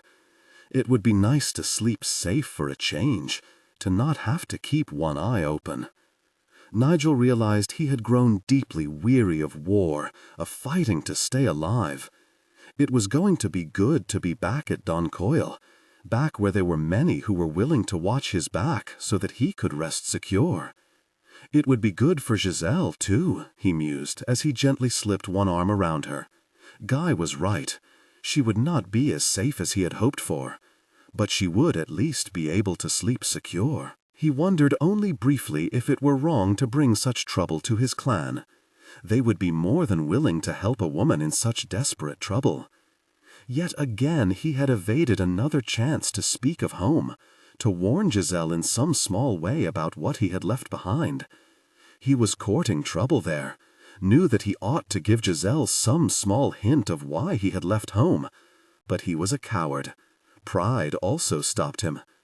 It was embarrassing to know he had fled the land and the people he loved because he wanted his brother's wife and was not sure he could trust himself to behave with honor as long as he was close to her. It was certainly not a confession that would win Giselle to his side either. Another reason he held silent was that if he told her the whole truth, she was sure to ask questions, and he did not have any answers, none that would soothe the suspicions she was sure to have. When she did find out that he had left Scotland because he was in love with his brother's wife, and that the woman looked a lot like her, Nigel wanted to be able to look Giselle square in the eyes and truthfully swear that it was not why he wanted her. He could not do that yet. What worried him was that he might not be able to do that until he stood at the gates of Doncoil and could look from one woman to the other. And he still dreaded that moment of truth, still feared that he might never be able to say those things to Giselle. She murmured softly in her sleep and turned toward him, huddling closer to his warmth. Nigel sighed and wrapped his arms around her. She allowed him these small embraces when she was asleep. It could be a good sign. The way his body tautened with hunger as he held her close seemed real and honest enough. It was Giselle he saw, and Giselle's name upon his lips. But the poison of uncertainty still lingered in his heart. He had never loved a woman as he had loved Maldy, and he could not be sure a man could recover from that. Until he knew the answer to that, he should leave Giselle alone. But Nigel knew he would not do that either. He liked the feel of her in his arms, liked the taste of her, the smell of her. He wanted to be her lover, wanted to savor her passion, and he knew he would not have the strength to turn her away just because he could not understand his own heart. There was one other solution to his problem, and he inwardly grimaced, feeling the bite of shame that he would even consider it, but unable to cast it aside. If he still had not explained everything to Giselle by the time they reached Doncoil, if he still had no honest idea of who held his heart in her small hands, when she saw Maldy and turned to him for an explanation, he would lie. He would look her straight in the eyes and tell her whatever she needed to hear. It made him uneasy, and it was far from honorable, but it would be the kindest thing to do. In the end, it could come to a choice between maintaining his sense of honor or cruelly hurting Giselle. Faced with that choice, Nigel knew which way he would go. Giselle deserved a little kindness. And if he had taken Giselle as his lover without even knowing if he could truly love her, then he deserved to pay for that. Her dream was so nice, so sweet yet exciting, that Giselle did not want to wake up. Nigel was touching her, and there was no fear, only passion. She knew this was how it was supposed to be, and did not want dark memory to spoil it. Soft lips touched hers, and she clung tightly to the man who held her in his arms. Just once she wanted to experience the passion the minstrels all sang about. "Giselle," Nigel whispered against the soft skin of her neck, "look at me." "No." She shuddered beneath his touch. "Come, lass, look at me. I want ye to ken who is touchin' ye." She closed her eyes even tighter and shook her head. "Can you not leave me in the dream?" "Nay, for that is a lie." "It is a nice lie." The warmth of his breath caressed her as he laughed against her shoulder. She slowly opened her eyes. It made her a little uncomfortable to look at the man while he was touching her so intimately, and she wondered why he insisted that she do so. She had been letting him have his way. It seemed to her that it would have been wiser to just let it happen, to not disturb the moment in any way. "I knew it was you," she said, surprised at how soft and husky her voice was. "For the moment. Before, with your eyes closed, your thoughts went their own way, slipping into the past and resurrecting all your fears. Opening my eyes could resurrect my sense of modesty. At least that would be a refusal of me and not of your ghosts." Giselle gasped softly as he slid his hands down her back and then pressed her closer. She did not really feel inclined to refuse him, even though she knew honor and modesty demanded it of her. What he said made an odd kind of sense, but she knew it was going to be a struggle to keep her eyes open. With each new feeling that sped through her body, she felt compelled to close her eyes, as if by doing so she could savor those feelings more fully. It surprised her when she moved her body against his, silently asking for a deeper connection she had thought she would never wish to experience again. She shyly moved her hands over his back, enjoying the feel of hard muscle and smooth skin. Nigel did not remove his braids, however. He made no move at all to try to complete their feverish intimacy. Nigel's touch became more intimate, and Giselle cried out in a mixture of shock and delight. He took swift advantage of her parted lips and kissed her. A small voice told her she should be outraged that this man would touch her so intimately, but she ignored it, opening to his touch even as she greedily returned his kiss. She did not understand what he was doing to her, but she liked it too much to turn away from it. He kissed her intimately through the thin linen of the shirt she still wore. All the while he continued his intimate caress.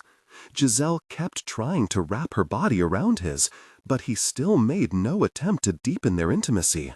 He just kept kissing her and caressing her.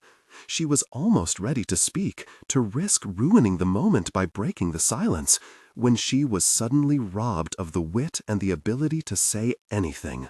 Fierce, blinding feelings tore through her body, and she reached a peak of sensation. He replied with a hungry kiss, holding her tightly. It was a long time before Giselle regained her senses, and then she swiftly began to feel both confused and embarrassed. Nigel still lightly caressed her. She briefly considered breaking free of his hold, then realized that his touch calmed her, soothed away her beginning sense of humiliation. "What did you just do?" she whispered, hiding her face against his shoulder as she spoke. "In truth, you did not just do anything." "No, I mean, you have not." Nigel smiled faintly. "This was for you." Giselle did not understand, and she hated that more than she hated being embarrassed. She had been told that she had an unbecoming greed for knowledge for a woman, wanting to know all about things men felt she had no right or need to know. Her refusal to remain ignorant had only been hardened by her marriage. She truly believed that if she had known more about what could happen between a man and a woman, what was right and what was wrong, she might have been able to save herself some pain. She would have at least been able to better articulate her problems with the man her family had given her to. She slowly looked at Nigel, lightly biting her bottom lip as she struggled with her words. Her hesitation to ask him the questions pounding in her mind surprised her. She realized that she dreaded hearing Nigel's disapproval of her intense curiosity, and she grew annoyed with herself. His face was taut, a light flush accentuating the lines of his high cheekbones. Giselle recognized the signs of a man infected with a strong passion. It was something she had learned to watch for in her husband, so that she could slip away and hide before he turned to her. She was rather pleased that the look on Nigel's face did not frighten her. She realized that his expression lacked that hint of viciousness that had always tainted her husband's look. It also made her all the more curious about why Nigel had done nothing to sate that intense longing. "I do not understand," she said. "And that troubles you, doesn't it?" He could not help but smile at the look of irritation that flickered over her still flushed face. You told me you would seduce me, and you just did, yet you did not complete the intimacy. I believe there was no confusion about my willingness, yet you held yourself back. That confuses me. Is this some game? Such a suspicious mind." He kissed the tip of her nose. "No game. Did you ever once share intimacy with a man who didn't hurt you when he sought his own fulfillment? I have only been intimate with one man in my life, my husband, and the answer is no. You guessed that. You saw my fear. It is plain that I am free of those fears now." He shrugged. "Mayhap. Lass, I just thought it might help if, just once before we truly became lovers, you learned what you can feel. Aye, you were willing, but how swiftly would that have faded once I deepened our connection? Is that not when the worst of the pain was inflicted?" She blushed, but before she could respond, a loud banging sounded at the door. Nigel cursed and rapidly got to his feet. He grabbed his sword and strode to the door. Giselle moved quickly to don her clothes. "Who goes there?" Nigel demanded. "It is David," called the man on the other side of the thick door. "Let me in." "You pick an ill time to come a-knockin'. Come back later." "If I come back later, it may be just to bury you." Nigel hastily opened the door, scowling at David as the young man strode in. "What do you mean?"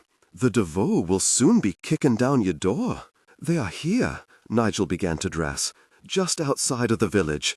Some fool in the inn must have realized who you are and sought them out. I was afraid of this. The greed of men could become your deadliest enemy." He looked at Giselle as a cursing Nigel finished dressing. "Are you well, cousin?" Giselle knew what stirred David's concern. The way he kept scowling at Nigel told her who he was ready to blame if she claimed any injury or upset. His concern was too little, too late, she thought crossly. Her innocence had been ripped away a long time ago, and no one had listened to her cries. "I am fine," she replied a little curtly, unable to hide all of her anger. "I just wondered." Well, you may cease your wondering. None of this is your concern. I think the fact that my enemies have sniffed me out again is of more importance." David blushed slightly and nodded. "Your mounts are saddled and ready." "Good lad," Nigel murmured as he flung their saddle packs over his shoulder. "I think ye should leave this place as we'll." "I intend to. My horse is also ready. I do not wish to be found by the devoe." He kissed Giselle on the cheek. "Take care, cousin. I swear on what little honor I have left that I will find the ones who killed your husband and free you of this horror." She barely had time to thank him before Nigel was hurrying her out of the room. The sun was only beginning to rise, and the dim light it shed made the badly rutted road they rushed along somewhat treacherous. Giselle stumbled several times, but Nigel quickly steadied her and pulled her after him as he nearly ran for the stables. "David has not followed us," she said, even as Nigel tossed her up into her saddle and threw her saddle pack across the saddle in front of her. "Clever lad." Nigel secured his saddle pack, mounted, and rode out of the stables. "How is that clever? Should he not be fleeing this village as fast as we are?" "Aye, but nay at the same time, and nay in the same direction." Nigel spit out a vicious curse and slapped her horse on the rump, startling the animal into a gallop. A heartbeat later, she heard a cry go up on her right, and she knew they had been seen. The moment Nigel moved in front of her, Giselle set all of her attention on following him as closely as she could. She did not need to look behind them to know that her enemies were close at hand. She could hear them nipping at her heels. This time, they could have been trapped in the inn if David had not warned them. It was as if her enemies returned more fiercely and got even closer to her each time she escaped. Giselle was deeply afraid, terrified that her luck was rapidly running out, and it was clear that Nigel's ability to sense danger could fail him miserably at times. It was nearly high noon before they had a chance to stop long enough to dismount and water the horses. Giselle dampened a small rag with water and wiped her face, then held the cloth against her throat as she tried to cool herself. Summer was drawing nigh, and it was growing too warm to do so much hard riding. She hoped the men chasing them were as uncomfortable as she was. It would be a small, welcome justice. "We will shake them soon, lass," Nigel reassured her. "Will we? Devoe or those seeking to earn their coin seem to be awaiting us at every turn." She sighed. "We shall need an army to get to the port." "Nay, just cunning." Giselle looked at him, wondering idly if the heat was beginning to affect his wits. "I know that it is ofttimes said that cunning can be sharp, but I do not think it will serve to cut a path through our enemies." Nigel laughed softly and handed her a large piece of bread.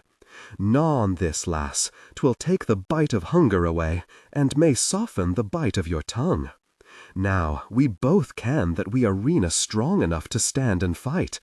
There are too many men thrashing about looking for you, so we must use all of our wits to elude them."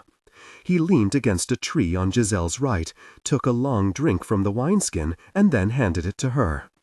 "I know that our only true choice is to run." She helped herself to a long, satisfying drink of wine.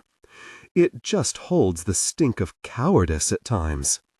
Ye have heeded too many tales of grand valor, the ones where the knight faces thrice his number and dies rather than turn and hie for the safety of the hills."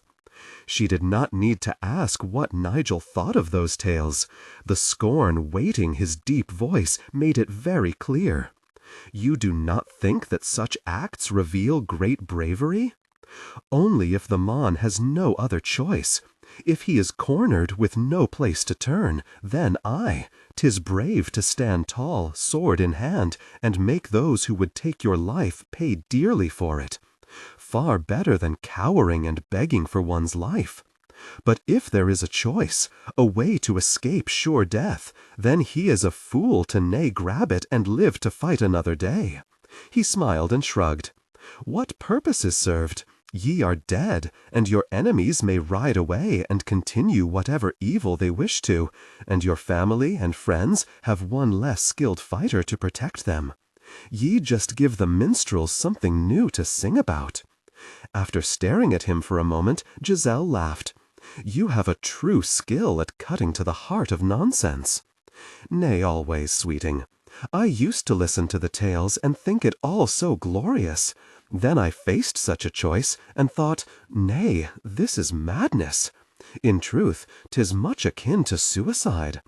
I took myself to a place where I could face my enemies on a more equal footing and give them a real fight, nay, just a moment's sport, and that is what we do now. And it is most reasonable. I just grow weary and feel a need to bemoan my fate. That is easy to understand.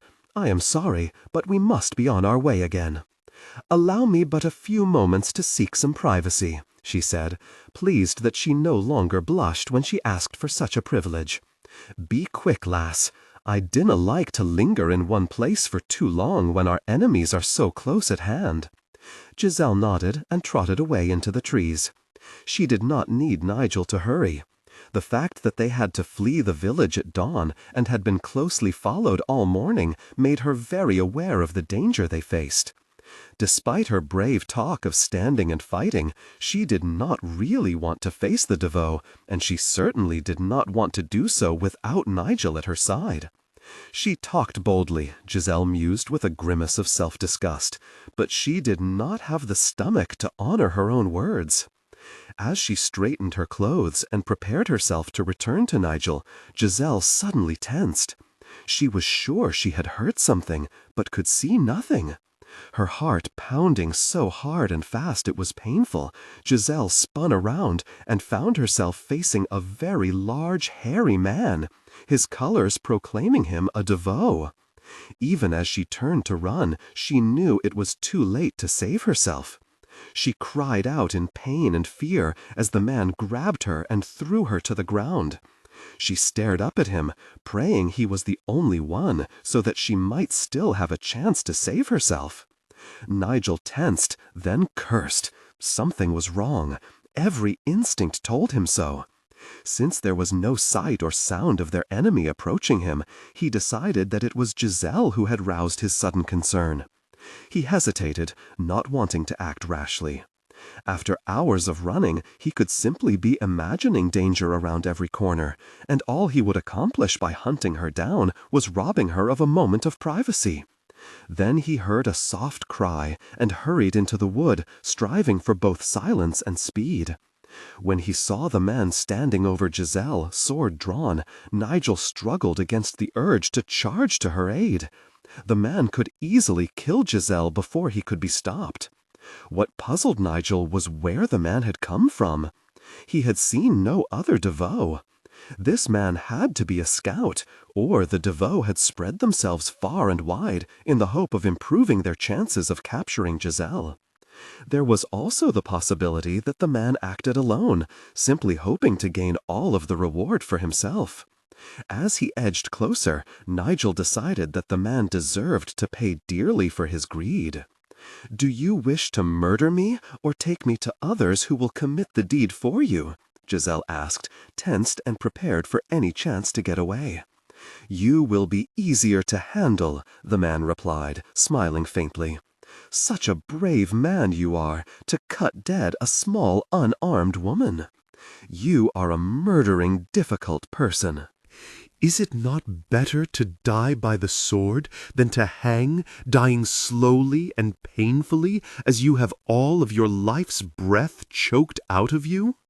I would prefer not to die at all." He painted a bone-chilling picture, but Giselle refused to allow him to see her fear.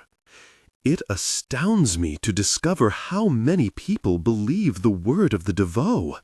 Rich and powerful they may be, but they have long been known to have little honor. The truth rarely stains their tongues either." "What concern is that of mine? This quarrel is between you and them, and they have the coin." I have coin, she said, wondering if she could simply buy her way out of danger. But his quick, rough laugh swiftly killed that hope. No one has a purse as large as the Devoe. She inched back as he stepped closer, the point of his sword aimed at her heart. So greed is why you are ready to stain your hands with the blood of an innocent woman. Innocent or not, I care not, and my hands are already well stained. A few more drops will make no difference. He started to move, and Giselle struggled to get to her feet, her heart pounding when she realized how hard it was to elude the thrust of his sword. Then, suddenly, he stopped moving, a look of horrified surprise twisting his homely face. As he slowly fell to his knees, Giselle realized that Nigel stood behind him. She carefully stood up as Nigel wiped the blood from his sword, using the dead man's jupon. I was attempting to talk him out of killing me, she said, and took several slow, deep breaths to calm herself. Was there much chance that ye were going to succeed? Nigel asked, stepping up beside her and gently rubbing her back, pleased to feel her trembling still beneath his hand. No chance at all. Greed had blinded him to all reason. Your cousin warned ye. Nigel took her by the hand and started to lead her back to the horses. I know, it stirs my gall to admit he was right. She exchanged a brief grin with him. I fear a part of me believed that my small size and sex would give me some protection. That was folly. It was, lass. The men following the Devoe lead would probably nae care if ye were but a suckling bairn. Whichever one of your husband's kinsmen is leading this chase, he hasna asked that ye be captured alive. They do not care who metes out their justice, as long as it is done. When they reached the horses, she frowned and looked around even as she mounted. It would appear that the man was alone. Aye, it would, Nigel agreed as he mounted his horse and started to ride. He didna wish to share the bounty. That greed led him to his grave. What I canna be certain is how far away his companions are. Giselle shivered, unable to fully suppress her fear. This time she had come chillingly close to paying with her life for a murder she had not committed. Although she tried to be strong by clinging to false hope, she knew she had truly stared death in the face. She needed a respite from the danger in order to regain her strength. That confrontation had also revealed that she had several faults in her thinking. What she had feared most, what she had really been fighting against, was capture and being dragged before some Devoe to suffer an unjust trial. Deep in her heart, she had never truly believed that anyone other than a Devoe would kill a small, unarmed woman. She had had faith in the rules a knight was expected to live by, that they would protect, or at least not harm, those who were weaker than they. That had been folly. The sort of man who would do the bidding of a Devoe did not abide by any chivalrous code. She had to put such beliefs out of her mind and fully understand that she was not just saving herself from her husband's family, but from every knave in service to the Devoe, and some simply trying to earn the bounty placed on her head. Nigel glanced back at her as he led them across a shallow rock-strewn creek. He had saved her, but it had been a near thing. Too near. The thought of how close he had come to losing her still chilled his blood. He hoped it would make them both more cautious, but he also did not want to leave Giselle too afraid. Dinna look so fretful, lass, he said. We can neither see nor hear a Devoe, so our enemies canna be too close. We did not see or hear that man either, she replied. Aye, true enough. But now we ken that they may come at us one at a time, and we can watch for that threat. She smiled sadly. We need more eyes if we are to do all of this watching and do it well. It would be helpful if we had some ally watching our backs, but I am nae sure it would help us in any other way. 'Tis much easier for 2 people to hide than 3 or more. And how can we be sure of who we can trust? He smiled faintly when she cursed. I would trust my kinsmen, but they arena here. and I do not trust all of my kinsmen," she said. "I trusted Guy, but he can no longer help us. Beyond that—" She shrugged. "Ye dinna trust your cousin David?" Nigel recognized that a lingering touch of jealousy prompted his question. "I want to, but I cannot, not completely. He stood with those who condemned me for almost a year. Now, because he claims he has had a change of heart, I must believe in him simply because he is my blood? I think not. When my husband was murdered and I stood accused, my family lost all they had hoped to gain by my marriage to Devoe. How can I be sure that they are not seeking to recoup some of that loss by gaining the bounty the Devoe offer?" Naito stared at her for a moment, then grimaced and turned his attention back to the trail they followed. He really wanted to argue in favor of her family, but he could not. He did not know any of them well enough to vouch for them. What Giselle said also made a great deal of sense. His family would never betray him like that, but he had no way to be sure that her family would not. "Ye cannae be sure," he reluctantly admitted, "but ye shouldnae judge your kinsmen that harshly. Aye, they betrayed you by refusing to believe your claims of innocence and refusing to help you in even the smallest of ways. But there is a long journey from that to actually joining with your pursuers and trying to profit from your death." But you do agree that I cannot completely discard the possibility, long journey though it may be? Nay, just dinna let their first betrayal, their failure to help you, completely poison how, when, and if you trust them again. They are your kinsmen. They may not be perfect or ever faithful, but they are blood. One should ne'er completely turn one's back on one's blood.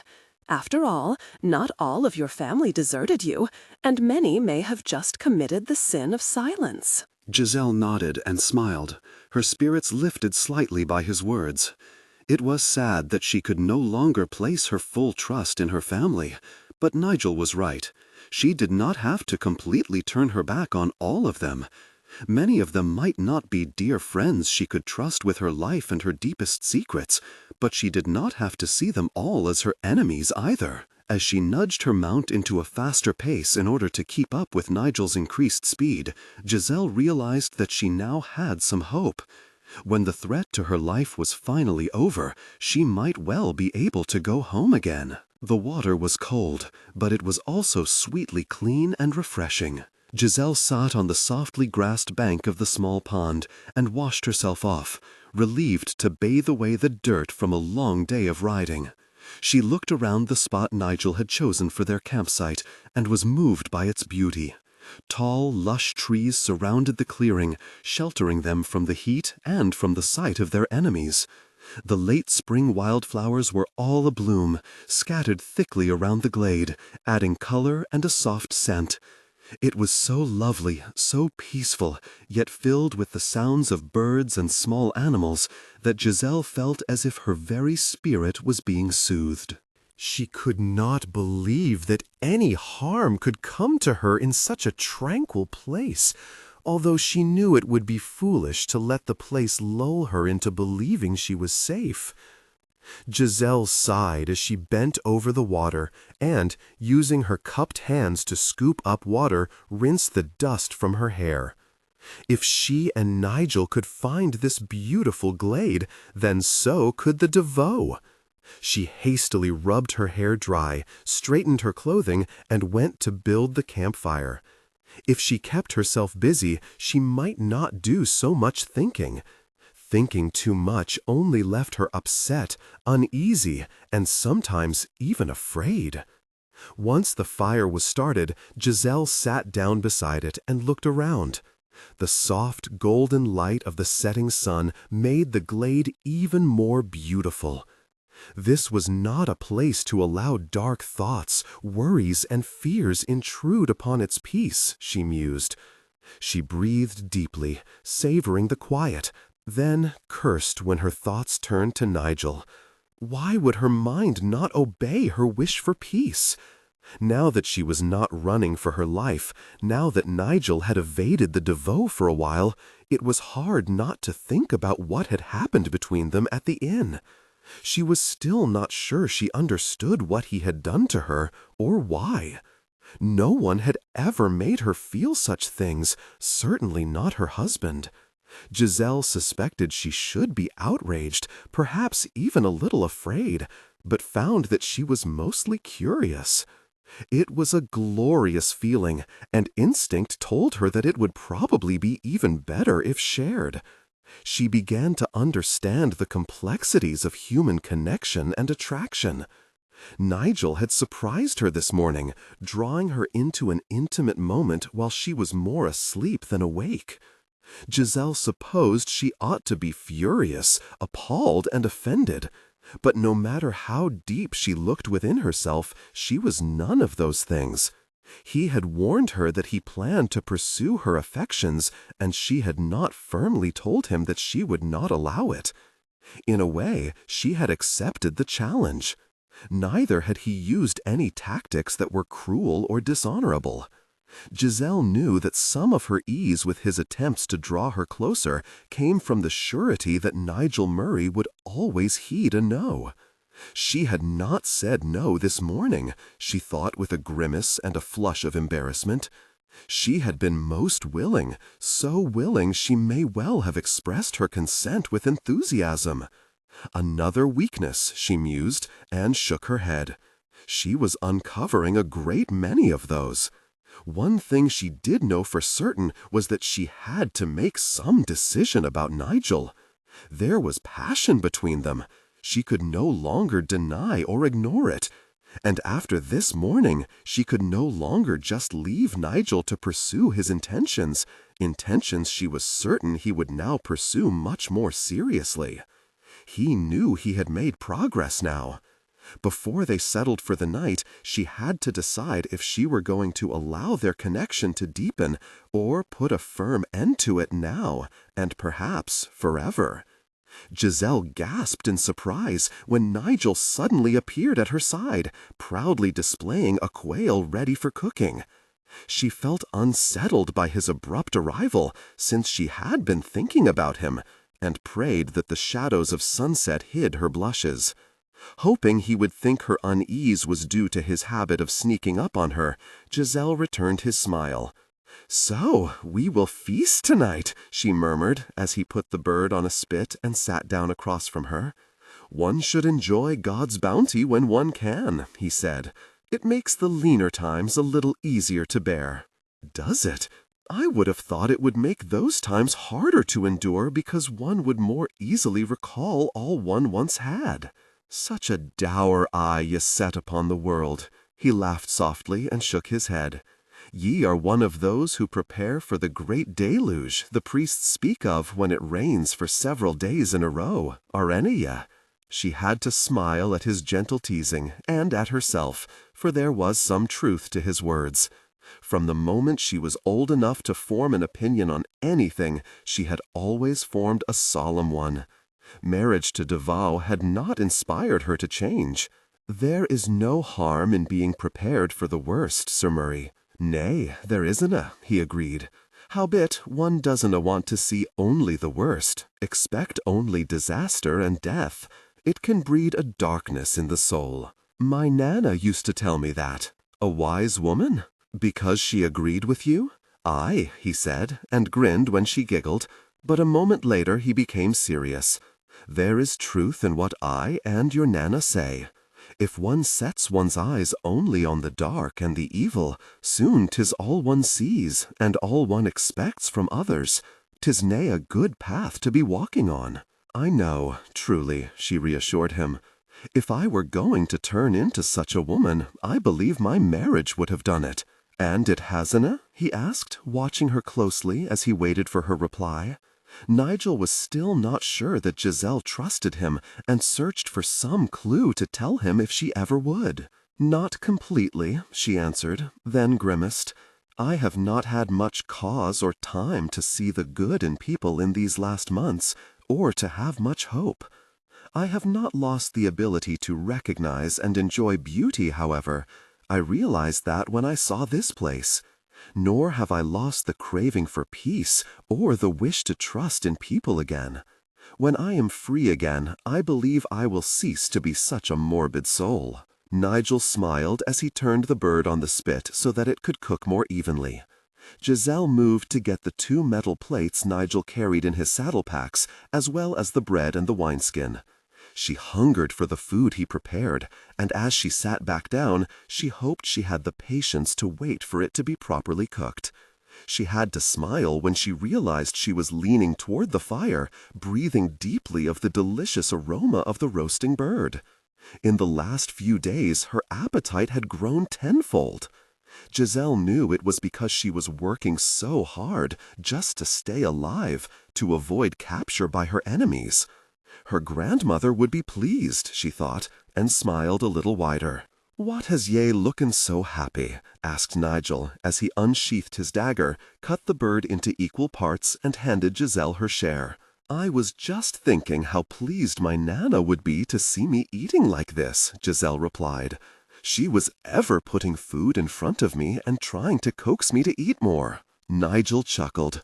"'Tis a common urging of one's elders, and ye are a wee lass. I can easily see how ye would inspire such coddling and coaxing."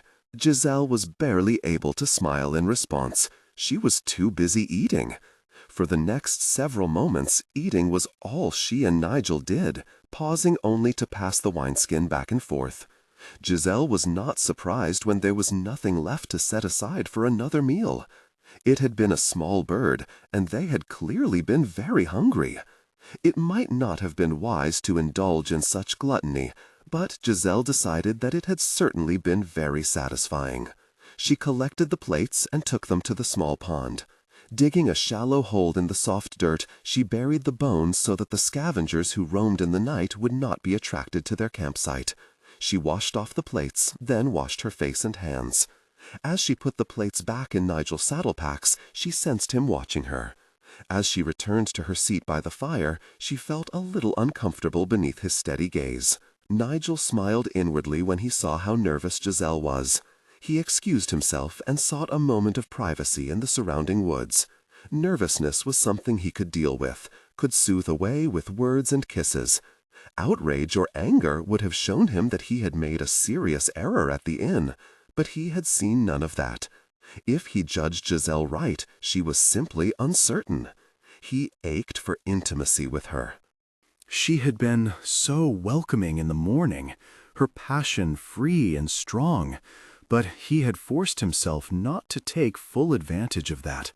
From what little she had told him of her disastrous marriage, she had never known true intimacy, only repeated violations. She had never known happiness, only pain and humiliation. He had decided that it was time she learned that a man's touch could bring her joy, time that a man gave her body some happiness without taking anything from her.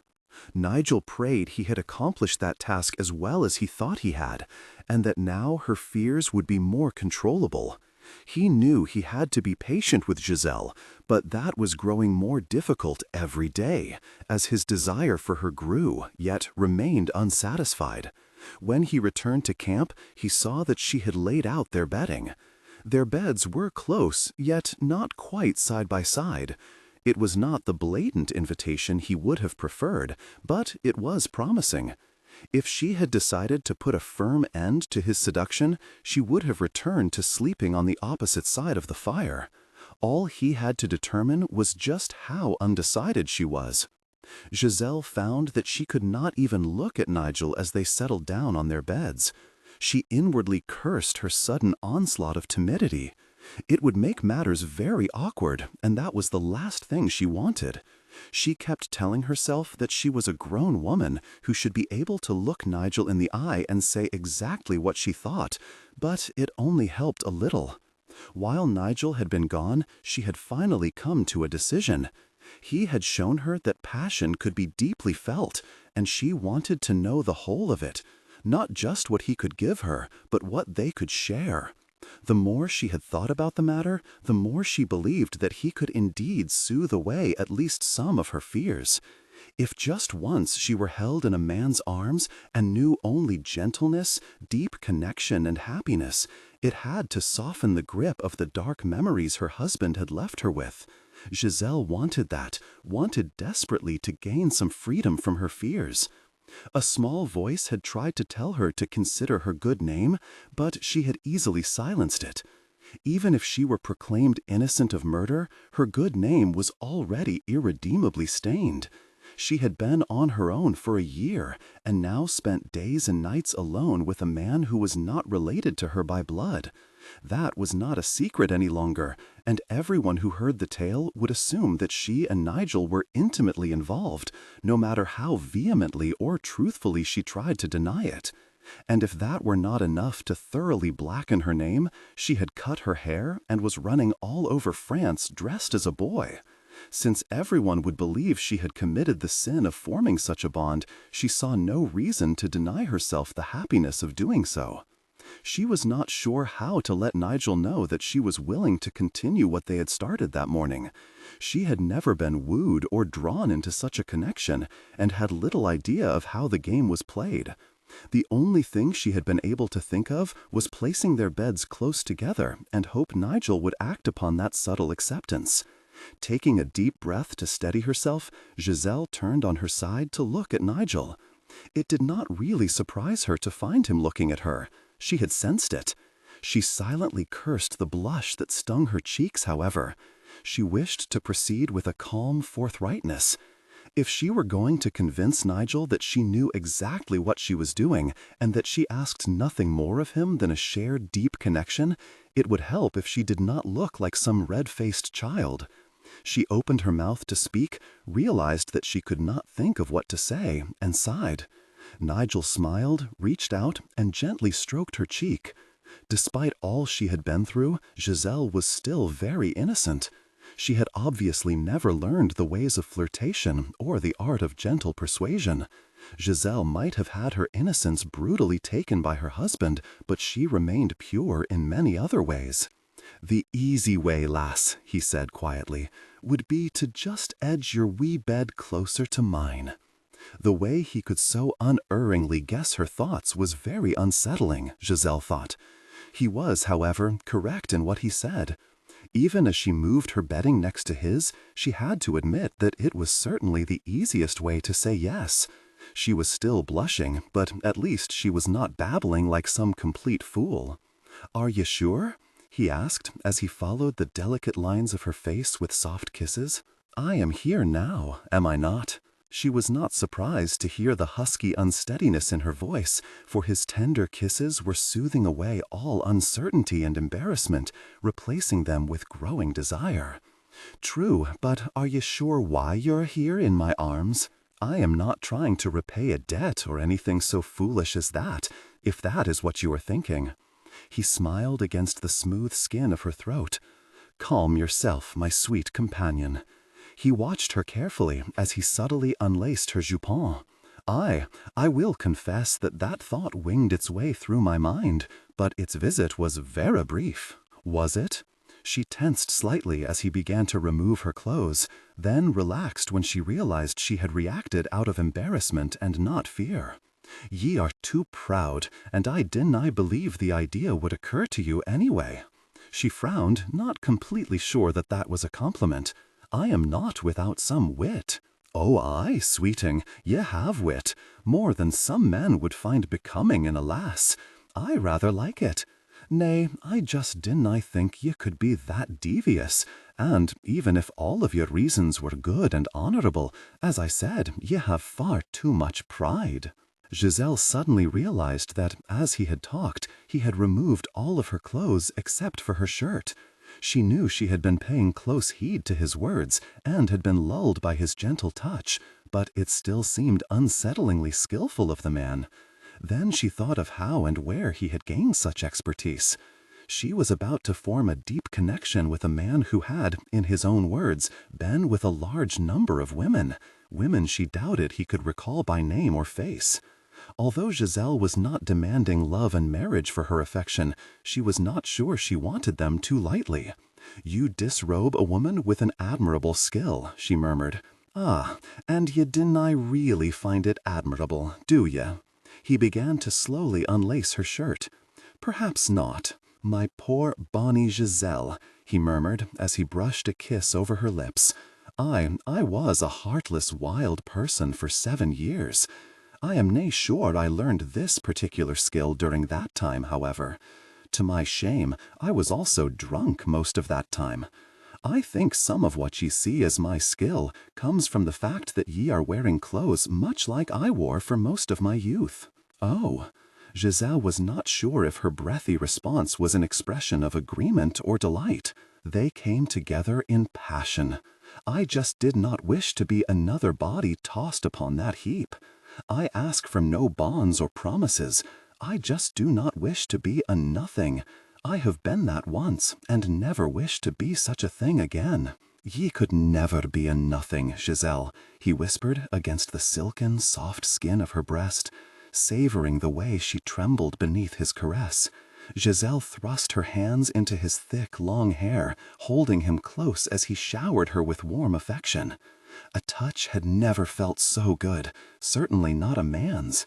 She doubted her fear would rear its ugly head, for her husband had never made her feel this way, and his touch had never been gentle. Giselle could not believe she could be so blind or foolish as to ever compare Nigel to her brute of a husband. One simply did not make her think of the other, unless it was to praise God that she was now with Nigel. When Nigel's touch deepened, Giselle cried out and held him even closer. There was a great deal wrong with what she was allowing him to do, but she decided that there was far more that was right. She was finally going to discover a profound connection, and as Nigel continued his passionate attentions, Giselle decided that discovery was worth whatever price she had to pay.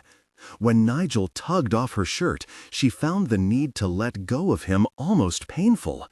The moment he tossed it aside, she clung to him again and greedily returned his kiss. As long as she could hold him, she did not think, only felt. And that, she realized, was exactly how she wanted it. He covered her body in kisses and gentle caresses, and she welcomed each one. She moved her hands over his broad back, loving the feel of his smooth, taut skin beneath her fingers. It felt almost as good to touch Nigel as it felt to have him touch her. Giselle wished she knew more, had gained some skill, so that she could give Nigel as much pleasure as he was giving her. A small interruption in her heedless revel in passion came when Nigel removed his brace. He rested his long body full against hers. Giselle felt his aroused form pressed against her thigh, and fought against letting even one of her dark memories intrude upon her desire. But it was difficult. Kisses and caresses had been easy to slowly accept without fear, though her husband had given her few of either, and never a gentle one. This, however, was something she recognized, something she had always associated with hurt and shame. It was going to be a little hard to make herself believe that the intimacy she now faced could be a source of pleasure. She feared that all the sweetness she had just tasted was about to turn very sour. Nigel felt the faint tension in Giselle's body and fought the urge to just take her before fear could make her change her mind. It was not only wrong, but such an act could easily convince her that all of her fears were justified. There was even a chance that he could add to that fear, for it would be much akin to what her husband had subjected her to. The mere thought of such a consequence gave him the restraint he sought. He cupped her face in his hands, smiling faintly at how tightly she kept her eyes shut. "Look at me, Giselle," he commanded softly, and brushed a tender kiss across her mouth. "I am not sure I wish to. Come, look at me. See with your own eyes who is about to love you. If ye keep your bonny eyes shut, I fear memory may overcome fact." Slowly she opened her eyes, pushing her shyness aside as she recognized the wisdom of his reasoning. Her fears had been slowly coming to life, stirred by the feel of his closeness. She did need to put a face to the man who held her. It angered her that she could grow so senseless with fear over something that was, in a battle situation, considered one of a man's weak points. If she were going to be afraid of some part of a man, it made more sense to be afraid of his hands or of his sword arm, parts that could so easily kill her. To deny that fear was foolish, however, and could easily put an end to something she was enjoying a great deal. "There, I am looking at you," she said, hearing the sulkiness in her voice despite the huskiness that still deepened it. Nigel ignored her touch of ill humor, for he could still hear the passion in her voice, feel it in the faint trembling of her lithe body, and see it in the flush upon her smooth, high-boned cheeks. "You need not fear the intimacy, lassie, only the mon who offers it." As he spoke, he moved closer to her. "I know that. In my mind, I truly do know that most of the time." "Then keep your eyes open, my sweet French rose, so that your mind and heart can remember it. Keep them wide open so that bastard's memory cannot rise up to destroy what we can share." Slowly she opened her eyes, pushing her shyness aside as she recognized the wisdom of his reasoning. Her fears had been slowly coming to life, stirred by the feel of his closeness. She did need to put a face to the man who held her. It angered her that she could grow so senseless with fear over something that was, in a battle situation, considered one of a man's weak points. If she were going to be afraid of some part of a man, it made more sense to be afraid of his hands or of his sword arm, parts that could so easily kill her. To deny that fear was foolish, however, and could easily put an end to something she was enjoying a great deal. "There, I am looking at you," she said, hearing the sulkiness in her voice despite the huskiness that still deepened it. Nigel ignored her touch of ill humor, for he could still hear the passion in her voice, feel it in the faint trembling of her lithe body, and see it in the flush upon her smooth, high-boned cheeks. "You need not fear the intimacy, lassie, only the mon who offers it." As he spoke, he moved closer to her. "I know that. In my mind, I truly do know that most of the time." "Then keep your eyes open, my sweet French rose, so that your mind and heart can remember it. Keep them wide open, so that bastard's memory cannot rise up to destroy what we can share." Giselle nodded and curled her arms around his neck, keeping her gaze firmly fixed upon his face even as he covered her face with slow, gentle kisses. She tensed as their bodies connected, but realized that it was more with anticipation than with fear.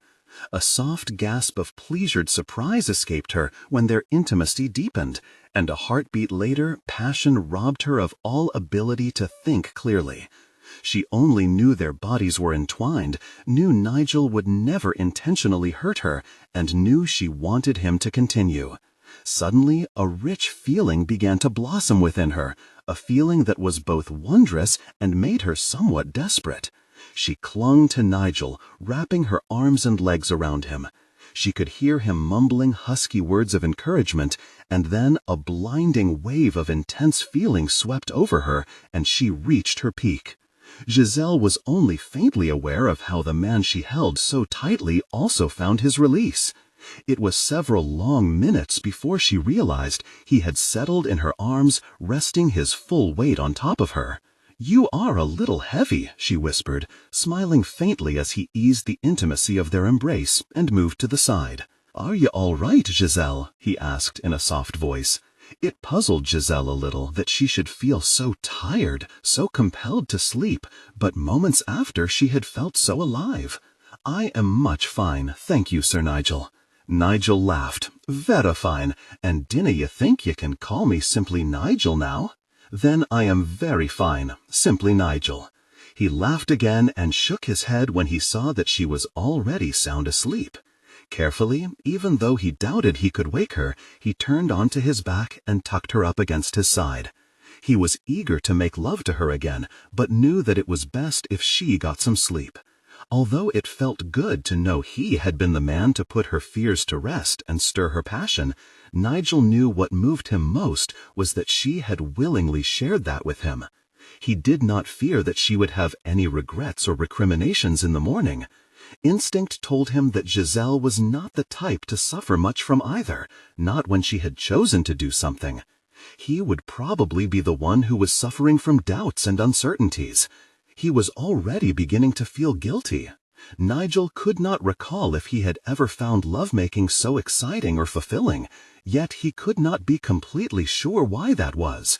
He certainly could not offer Giselle any promises more than sweet words of passion and flattery, at least not until he knew his own heart better than he did now. She had said that she asked for no vows or words of love, but he felt she deserved far more than he was offering. As he closed his eyes, Nigel decided they would linger in the glade for a little while, a day or two. He felt sure they had distanced themselves from the DeVos hounds enough to allow for a short respite. Perhaps, as they rested and took time to savor the passion they shared, he would be able to sort through the confusion in his mind and heart. Giselle deserved at least that much for the gift she had shared with him. Passion drew Giselle from her sleep and into a profound connection. She returned Nigel's hungry kiss as they came together intimately. Her greed for him surprised her, but she let it have full reign. It all felt too good to question. She arched her body toward his, eagerly embracing their closeness. As her desire crested, she clutched at his trim hips, savoring the way their shared pleasure echoed. It was not until he eased the intimacy of their embrace that she began to feel the touch of embarrassment and uncertainty. This was not the way she had been taught a young woman of good breeding should act. She was breaking so many rules, of society and of the church, that it made her head spin. There had been some excuse, albeit a thin one, for allowing the first lovemaking. She felt she could be forgiven curiosity and the need to cast aside the fears her husband had bred in her heart. Now, however, there was only one reason to continue, and that was because she enjoyed it. That carried the distasteful taint of behaving like a woman of loose morals. "Regrets?" Nigel asked, a little concerned about the dark frown growing on Giselle's still flushed face. She finally looked at him and grimaced. "I was battling with a few." "And have ye vanquished them?" "I will. When I was curious and wanted to know passion without fear, it was easier to excuse my behavior. Now I am just behaving badly." "I thought ye behaved vera weel," he murmured, and gave an exaggerated expression of pain when she swatted him on the arm. "This is a serious matter for a woman. You need to treat it with more respect." She had to smile at the way the glitter of laughter in his eyes belied his solemn expression. Then she grew serious again. "You need not fear that I am about to turn against you and claim all manner of unjust things, trying to blame you for all that has happened. I ne'er really feared that. Ye are a sensible lass, and a fair one. I am certain most women are." Nigel said nothing, just smiled faintly, and let her believe he agreed with her. That was not an argument he wanted to get into. To support his side of it, he would have to tell her about women he had known, and this was a bad time to remind her of his less than illustrious past. "So, what troubles ye, then?" He smoothed a finger down the faint crease of a frown forming between her eyes. "I just began to think of all the rules I am breaking. No more than many another has and will. That does not make it right or acceptable," she said sternly. "Nay, of course it doesna, but this doesna make you the greatest of sinners either." He was a little concerned that she was about to turn righteous on him and demand that he never touch her again. Although he did not think Giselle would behave that way, he could not fully discard the possibility. "I know that," she said, then sighed and shook her head. "I will overcome this sudden attack of guilt over my own irresponsible behavior. It will just take a little while. Before I said yes, I reminded myself that I will be accused of just this sort of thing because of the way I have lived for the last year. No one will believe otherwise, no matter what I say or do. So what matter if I actually do it? I will just remind myself of that from time to time." "Such flattery! I am overcome with humility." She tried to scowl at him, barely repressing the urge to laugh. "You are a scoundrel." "Aye, quite possibly." Giselle suddenly realized that the sun was already climbing in the sky, and frowned. "We are getting a late start today, are we not?" "We are not going to get any start today at all," he said as he rose from his bed and pulled on his clothes. "What do you mean?" "I mean that we are taking a much-earned rest." "Do you think the Devoe are resting?" "Probably not, but they are nowhere about." She began to tug on her clothes, using the blanket as a shield for her modesty. "I hate to question you on this, but are you very certain about that?" "As certain as I can be without tracking them down and finding out exactly where they are. Lass, we are very near the port I seek. I believe that the Devoe are there, waiting for us.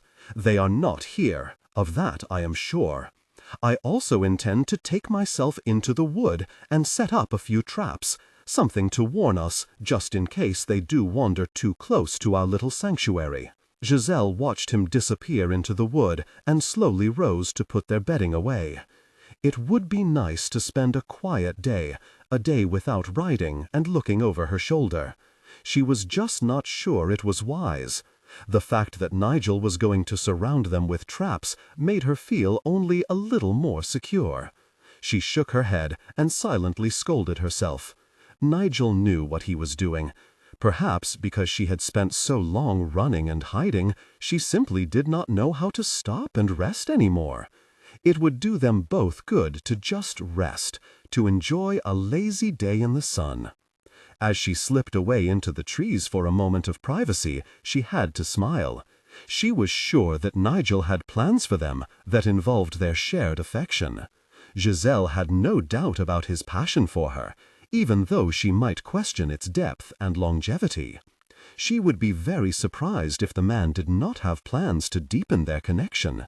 A brief pang of guilt plucked at her heart and mind, but she forced it away. She had chosen her path, and she would stay with it. There were worse crimes she could have committed. She would pay her penance later. Even if she had to spend months on her knees saying her rosary, the connection she shared with Nigel was worth it. Once back at the campsite, she went to the pond, removed her boots, and dangled her feet in the cold water. Her thoughts turned to Nigel, and she realized that she was probably not going to be able to just savor their connection and then leave when her name was cleared and she was free. Already questions formed in her mind about the future, and she knew that she had no answers, that, quite possibly, there were none. Not with him. Even now, after only one night in his arms, that realization stung. Doing a long, hard penance might well be the smallest of her worries. "Idiot!" she scolded herself and kicked at the water. "Talking to yourself?" asked a deep, familiar voice from right behind her. Giselle screeched in surprise, barely kept herself from falling into the pond, and spun around to glare at Nigel. "One of these times you are going to frighten me so much my poor heart shall stop dead in my chest." He laughed and sat down beside her. "Why were ye calling yourself an idiot?" "Because I cannot seem to just take my ease and enjoy a day with nothing to do." She stared at the water as she answered him, a little afraid that he would read her evasion in her face. "It is long past time that ye had a rest, loving." "Mayhap, but I have been running and hiding for so long, it just feels wrong." "Then we must keep ye busy so that ye canna think on it too much." "Keep me busy?" She eyed him with a touch of suspicion as he stood up and held out his hand. "Now, lass, ye must trust me and cease questioning my motives." He pulled her into his arms and gave her a brief, hard kiss. "Did ye not ask me to teach ye how to walk softly?" Giselle smiled and nodded. "I will confess that I may be envious of how you can do that, and that is why I wish to learn the skill. Howbeit, I am also thinking it is a much," she hesitated, then corrected herself, "very useful skill. There is no knowing how long I will have to remain hidden, is there?" "It will end soon." "How can you be so certain of that? Your kinsmen now work to get ye free of this." "But if, as you believe, I killed my husband, how can they release me from that accusation? Devoe was a rich, powerful man with connections to the king himself. Few would dismiss my crime simply because they felt the man deserved to die.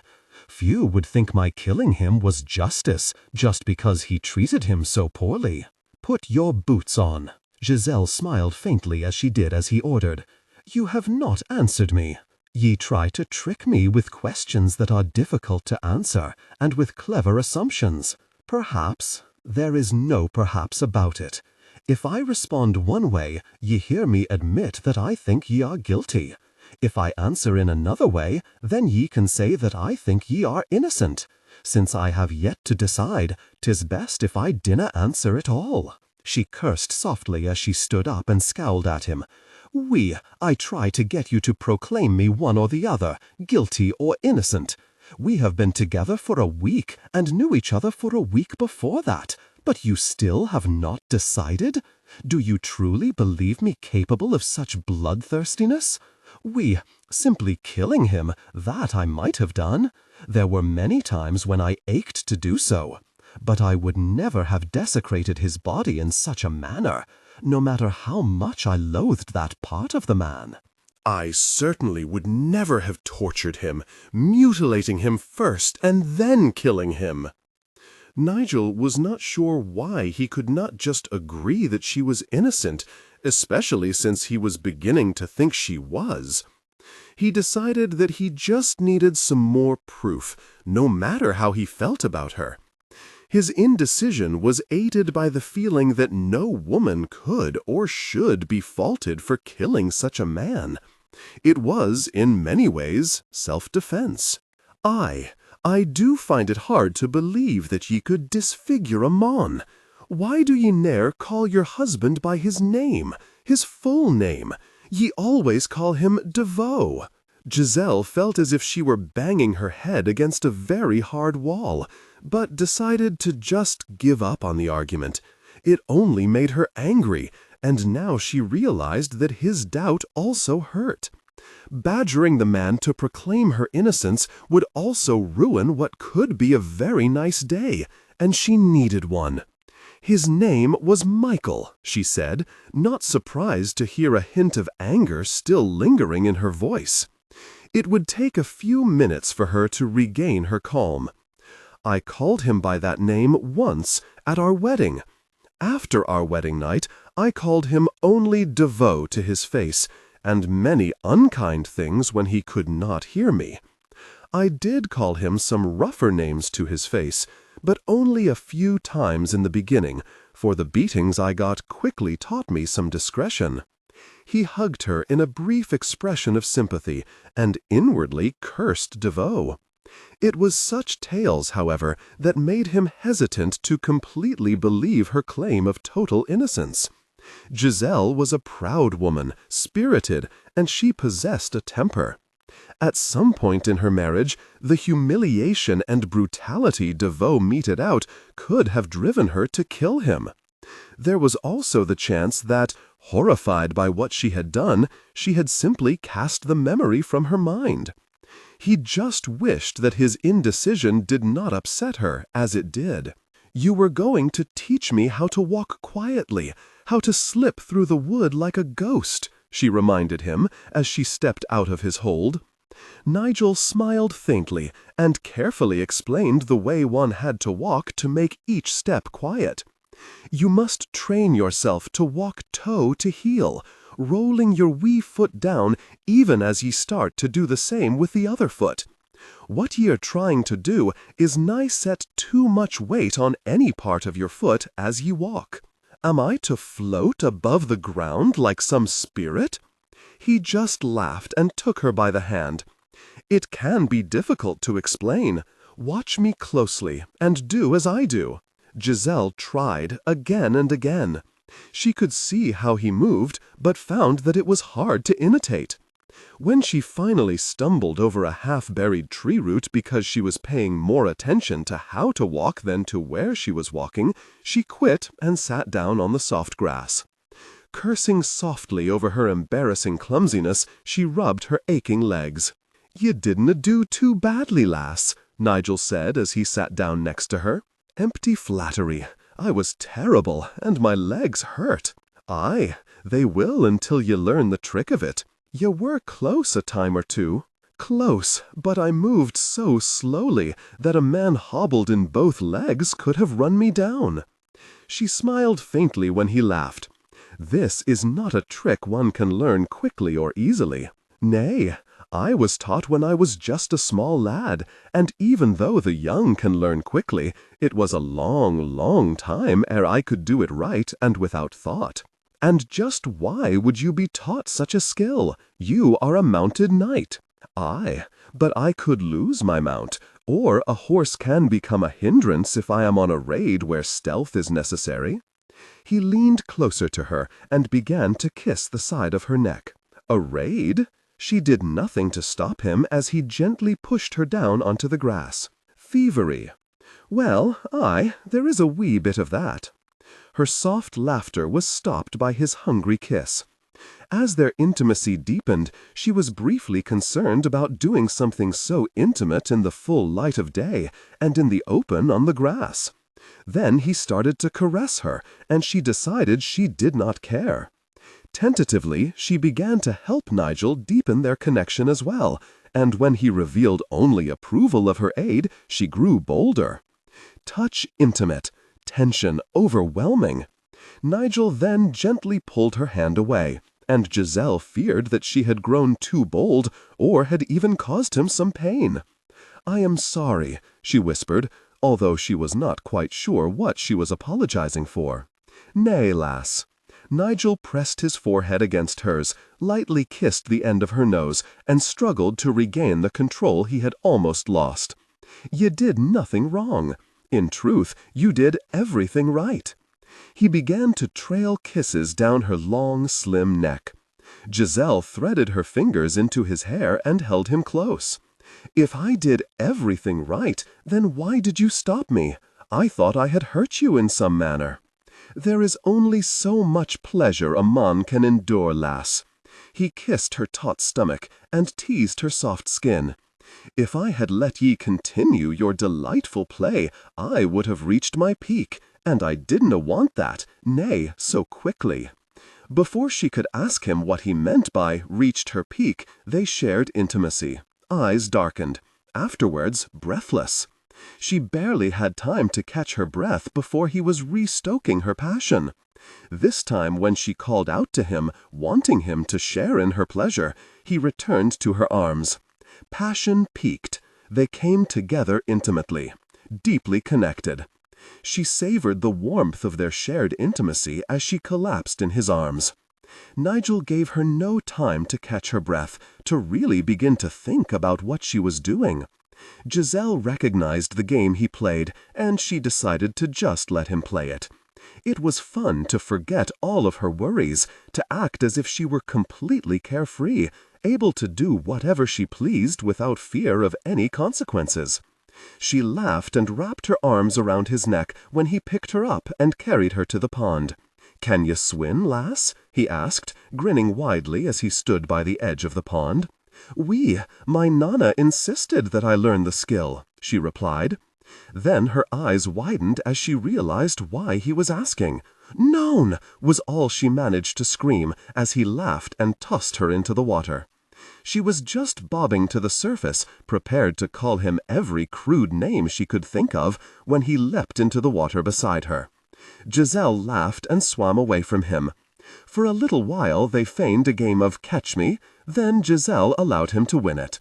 The grin on his handsome face told her he knew she had. They shared intimacy in the water, then bathed each other. She and Nigel knelt on the bank of the pond and washed all of their clothing, spreading out on the grass so that the sun could dry it. Then they sprawled face down on the grass themselves, letting the sun warm them, even as it dried the water from their skin. Giselle began to wonder if she had gone mad. It was difficult to believe that she was lying intimately next to a man she had only known for 2 weeks. She smiled faintly. It was difficult to believe that she was lying so openly in front of anyone at all. It was shocking and shamefully brazen, but she felt no great urge to slip away and cover herself. When Nigel idly ran his hand down her back, Giselle knew exactly why she was behaving so immodestly. He had shown her the pleasure to be found in lovemaking, and she hungered for it.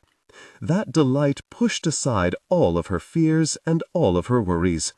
While she was in his arms, her desire hot and wild, she could think of nothing else but the man and how he made her feel. After a year of being surrounded by dark memories, fears, and suspicions, she craved those moments of blind passion. Her greed for something she had feared for so long amazed her. As Nigel pulled her closer, she was pleased to realize that her greed was fully shared.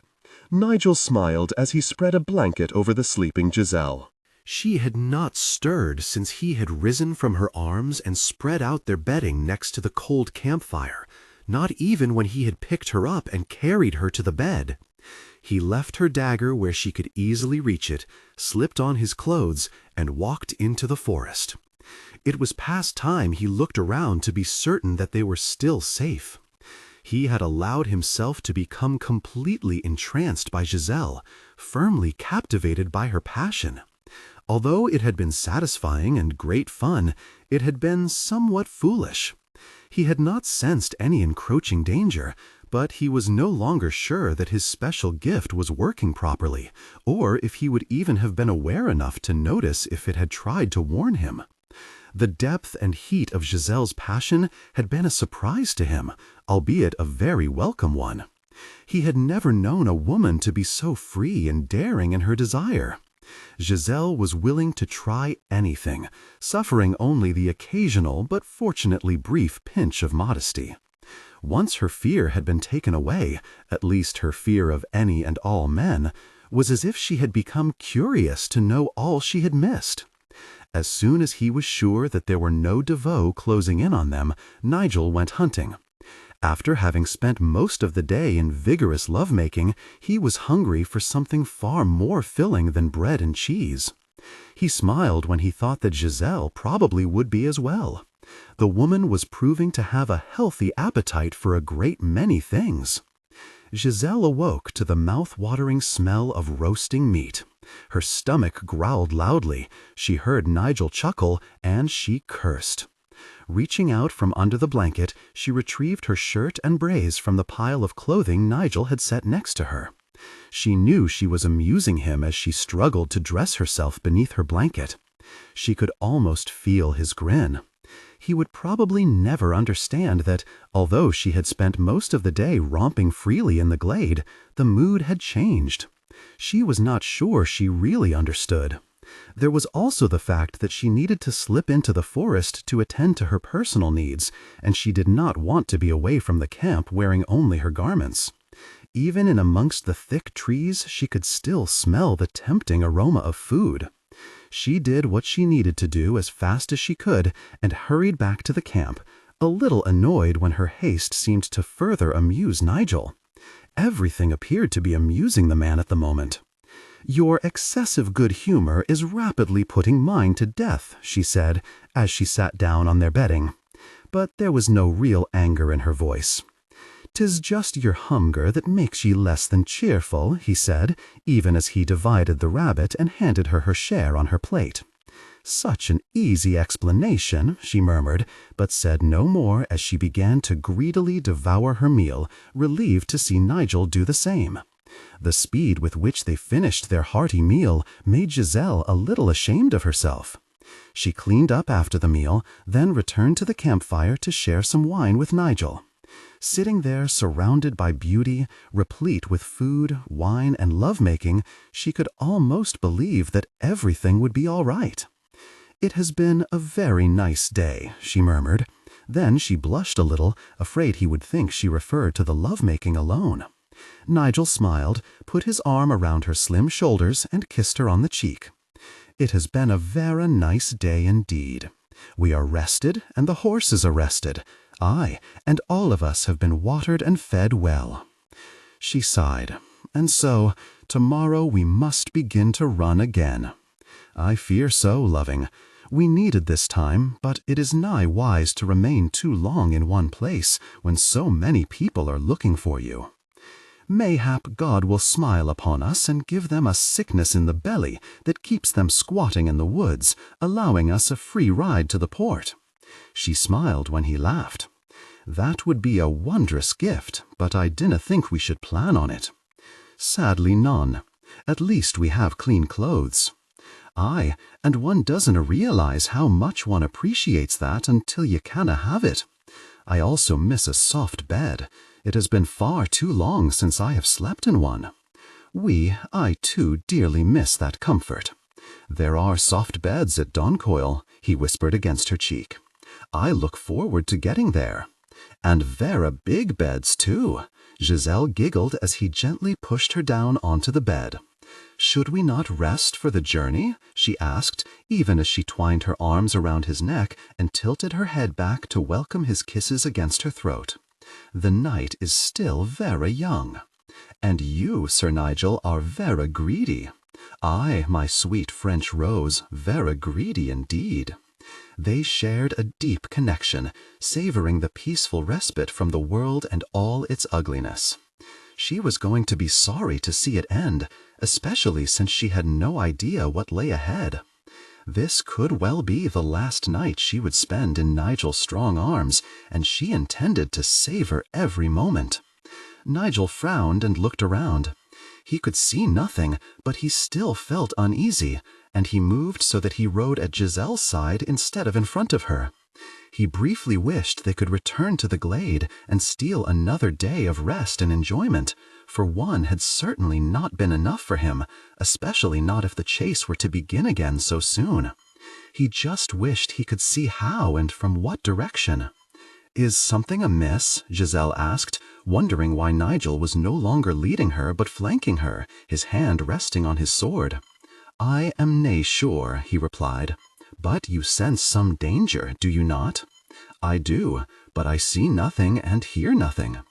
Giselle looked around, even though she doubted she had keener eyes or could ever see something Nigel could not. "Your instincts have not failed us thus far. I believe it would be wise to heed them now." "Aye, then let us ride for those hills to the west. 'Twill be easier to evade pursuit there."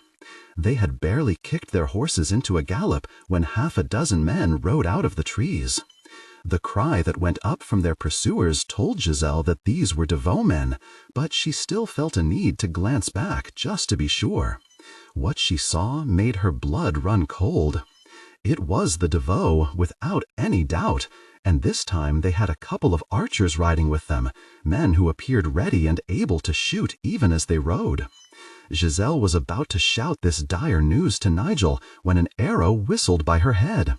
She flattened herself against the neck of her horse and shouted a warning. Nigel cursed and also bent low in the saddle.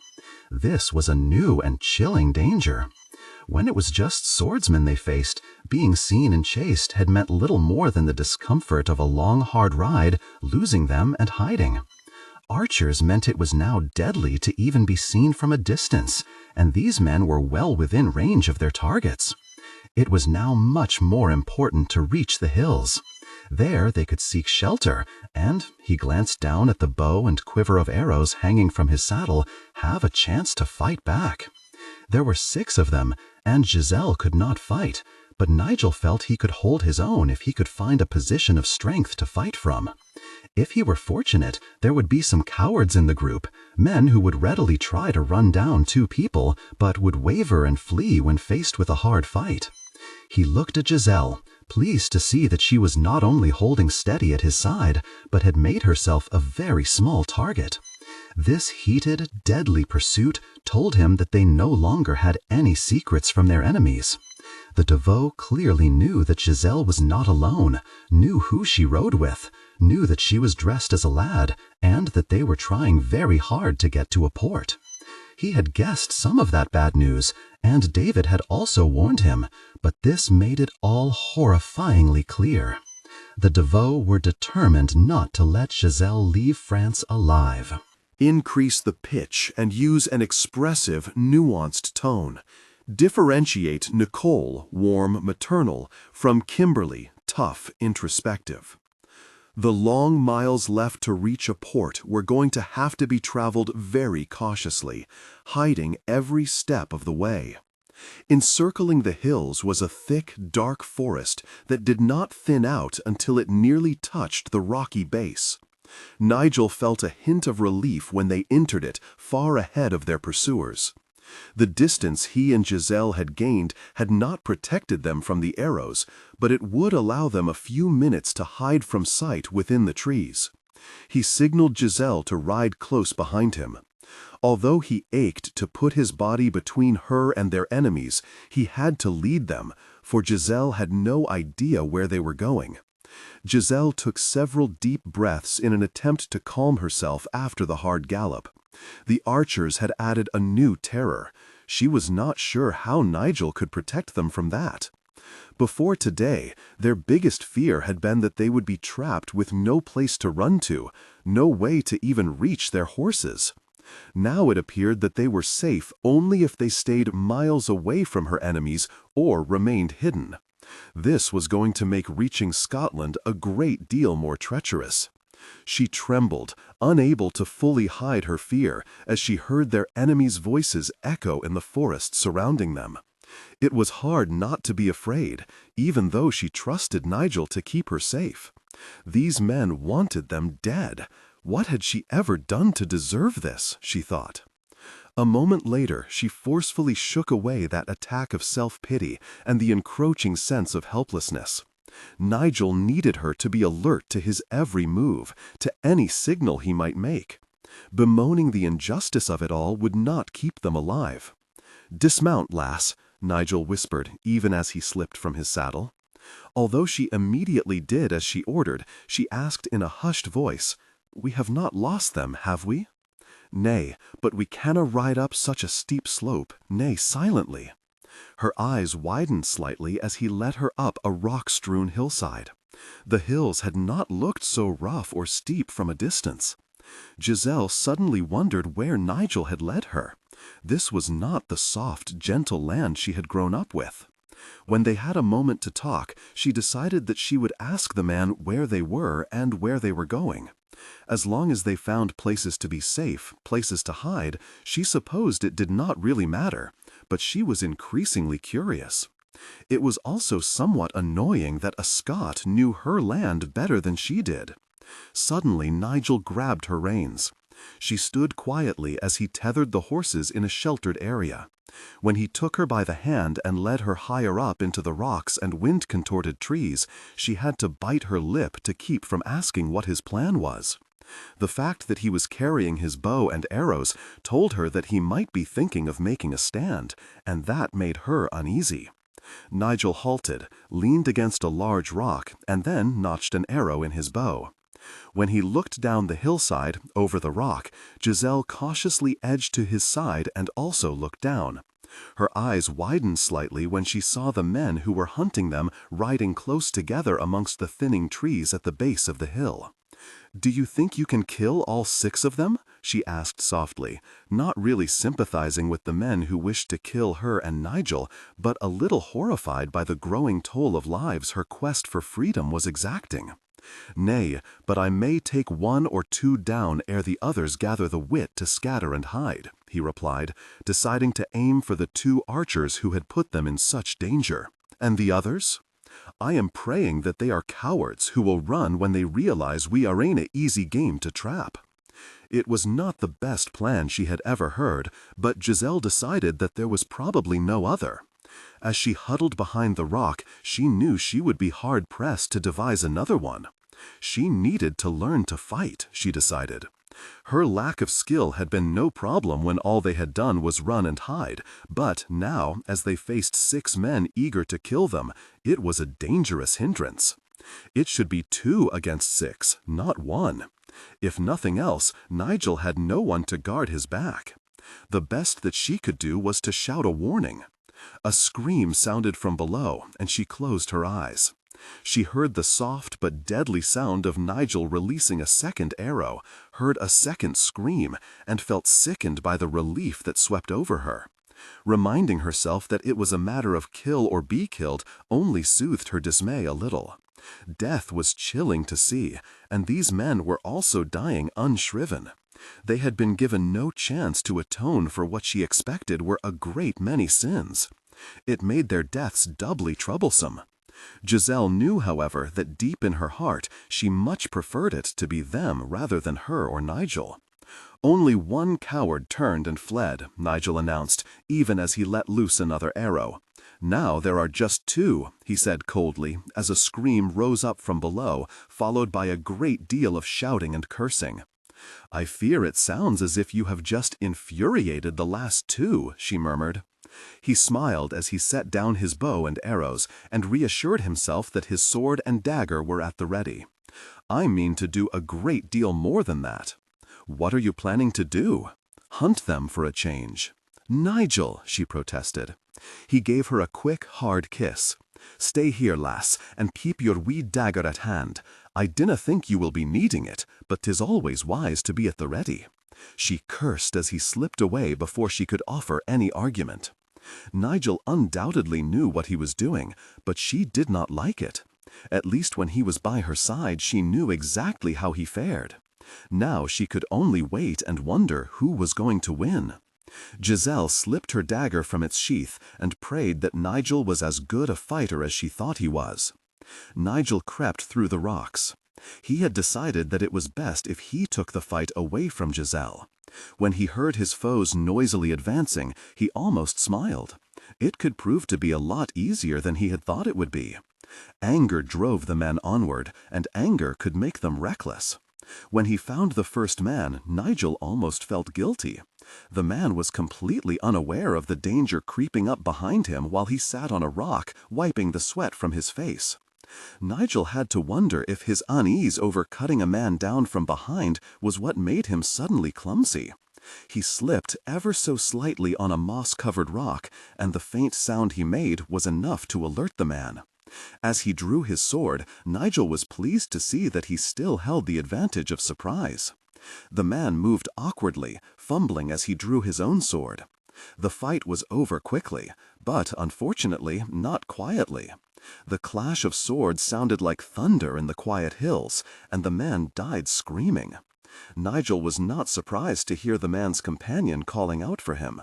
Neither man had revealed any appreciation for the value of stealth. Hoping to turn this event to his advantage, Nigel swiftly moved away from the body. The other man's yelling had told him where the man was, as did his noisy approach. What he wanted to do was try to meet him halfway, to catch the fool as he scrambles blindly over the rocks to try to reach his companion. This one was not going to be as easy to cut down, Nigel decided when he finally saw the man. He was not moving over the hills with any grace, but he had his sword at the ready and was very watchful. Nigel waited until the man reached a particularly awkward spot, one where a defense would be difficult, and confronted him. "Ah, the bastard Scot who now runs with that murdering she-wolf," the man snarled in French, as, sword held firmly, he tried to sidle along onto a better footing. "Where is the little difficult person?" "Where you shall never find her," Nigel replied in French, carefully trying to judge the shorter, heavier man's strengths. "So, swine, you try to keep the bounty for yourself? You would believe that." After all, what man would not covet such a heavy purse? Giselle clapped her hand over her mouth to smother her gasp. She crouched behind a nearby rock and heartily cursed herself for not staying where Nigel had left her. The moment she had heard a man scream, she had been unable to just sit and wait to find out Nigel's fate. Now, instead of waiting in fretful ignorance, she heard him speak of the bounty on her head in a way that left her wondering all over again if she could really trust him. She tried to ease her hurt by telling herself that it was nothing but an empty taunt tossed out by a man preparing to fight to the death, but that only helped a little. Betrayal after betrayal had finally taught her to be cautious, and although Nigel's remark may have been no more than a sardonic reply to an enemy's accusation, she knew it would be wise to remember it. She peered over the rock just in time to see the Devoe man lunge at Nigel. A part of her wanted desperately to close her eyes and just pray, but she forced herself to watch. Nigel might need her help, she thought, as she held her dagger tightly in her small hand. He might have just shaken the trust she had begun to have in him in one careless statement, but she certainly did not want to see him hurt. When Nigel cut the man down, she felt little more than relief.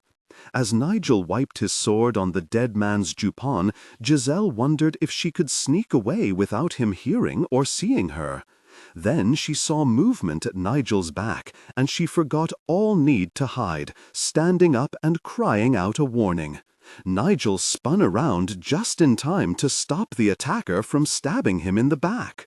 "So, the coward returns," he said, as he struggled to stand up and gain a more solid footing. "No coward, fool, but a wise man. It is wise to come back here to die. Not to die, but to gain all of the bounty for myself.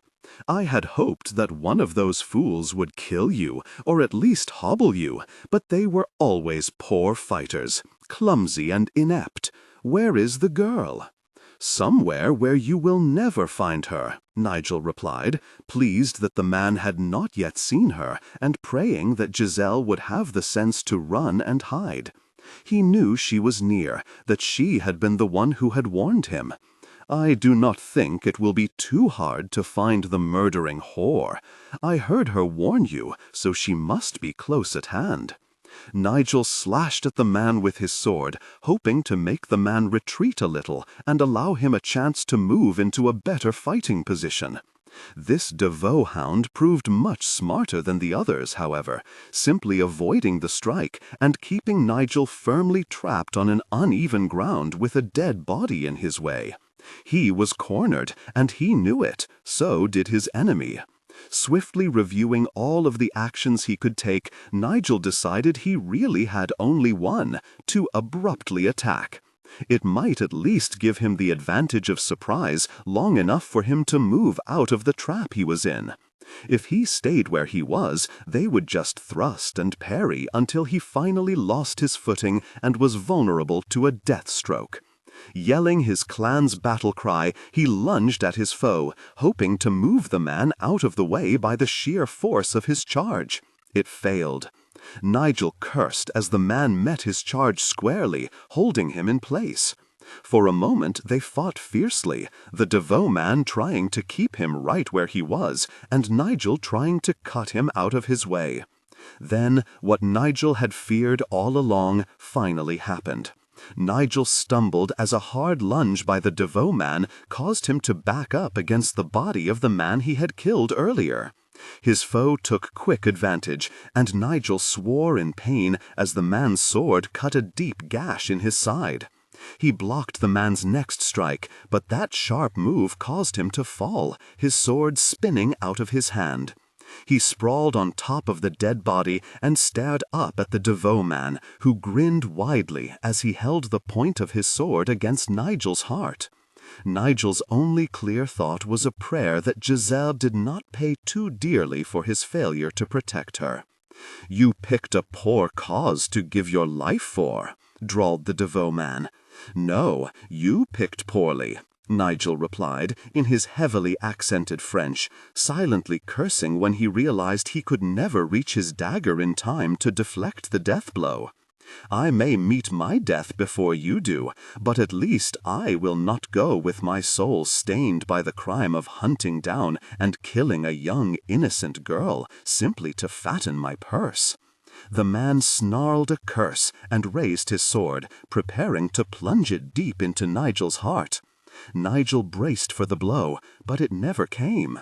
He stared up at his attacker in open-mouthed astonishment, barely shifting out of the way when the man's sword slipped from his hand. Protruding from the man's thick neck was the hilt of a dagger that Nigel easily recognized. The man frantically clawed at the knife in his throat, even as he slowly collapsed onto the ground. Devoe's hound died quickly, his life's blood pouring out of his body with a speed that even Nigel found unsettling. Clutching at the wound in his side, Nigel slowly sat up and stared at a white-faced Giselle standing stiffly by a nearby rock. "A good throw, lass," he said, and was relieved to see her shudder a little. Then she turned her too wide but clear gaze toward him. "I was aiming for his sword arm," she said, in an unsteady, husky voice, as she began to walk toward him. "Poor lass, I had intended to scold you for nae staying where I had told you to when I was finished with that rogue," he smiled faintly. "I believe I may find it in my heart to forgive ye for that impertinence. Better a little forgiveness in your heart than cold, hard steel. Is it a bad wound?" she asked, as she knelt by his side.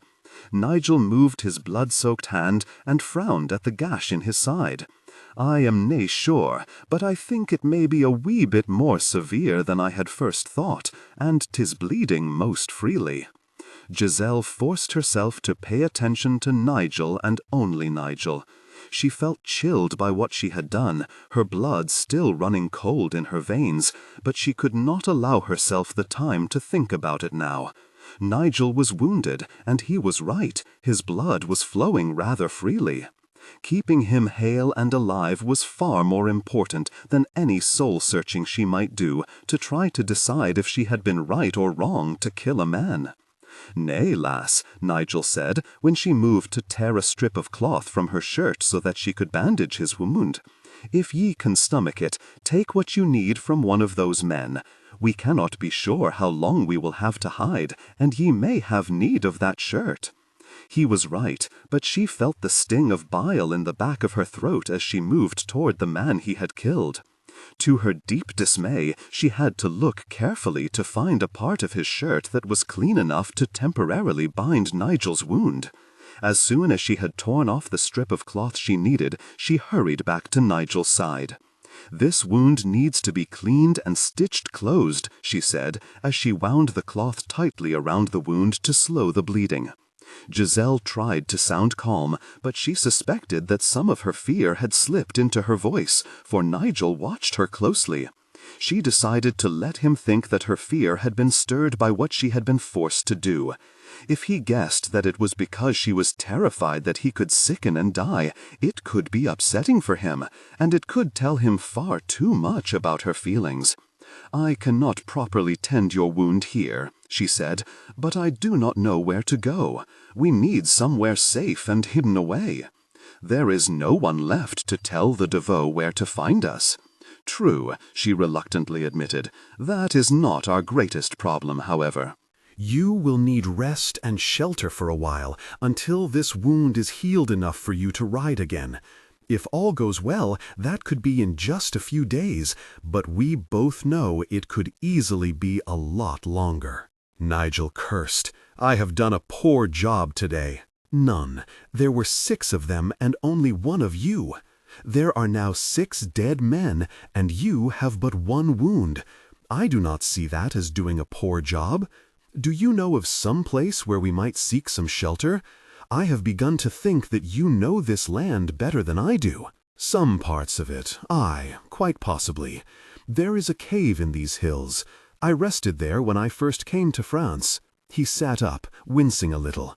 "I will take us there." She helped him stand, letting him drape his arm over her shoulders and rest some of his weight on her. "What about our horses? I fear ye will have to come back and collect them, and I am going to have to ask ye to do a distasteful chore." "The dead men?" She fought to maintain a steady footing as she helped him walk, yet let him lead. "Aye, lass, the 3 bodies on the hillside should be pushed or dragged back down.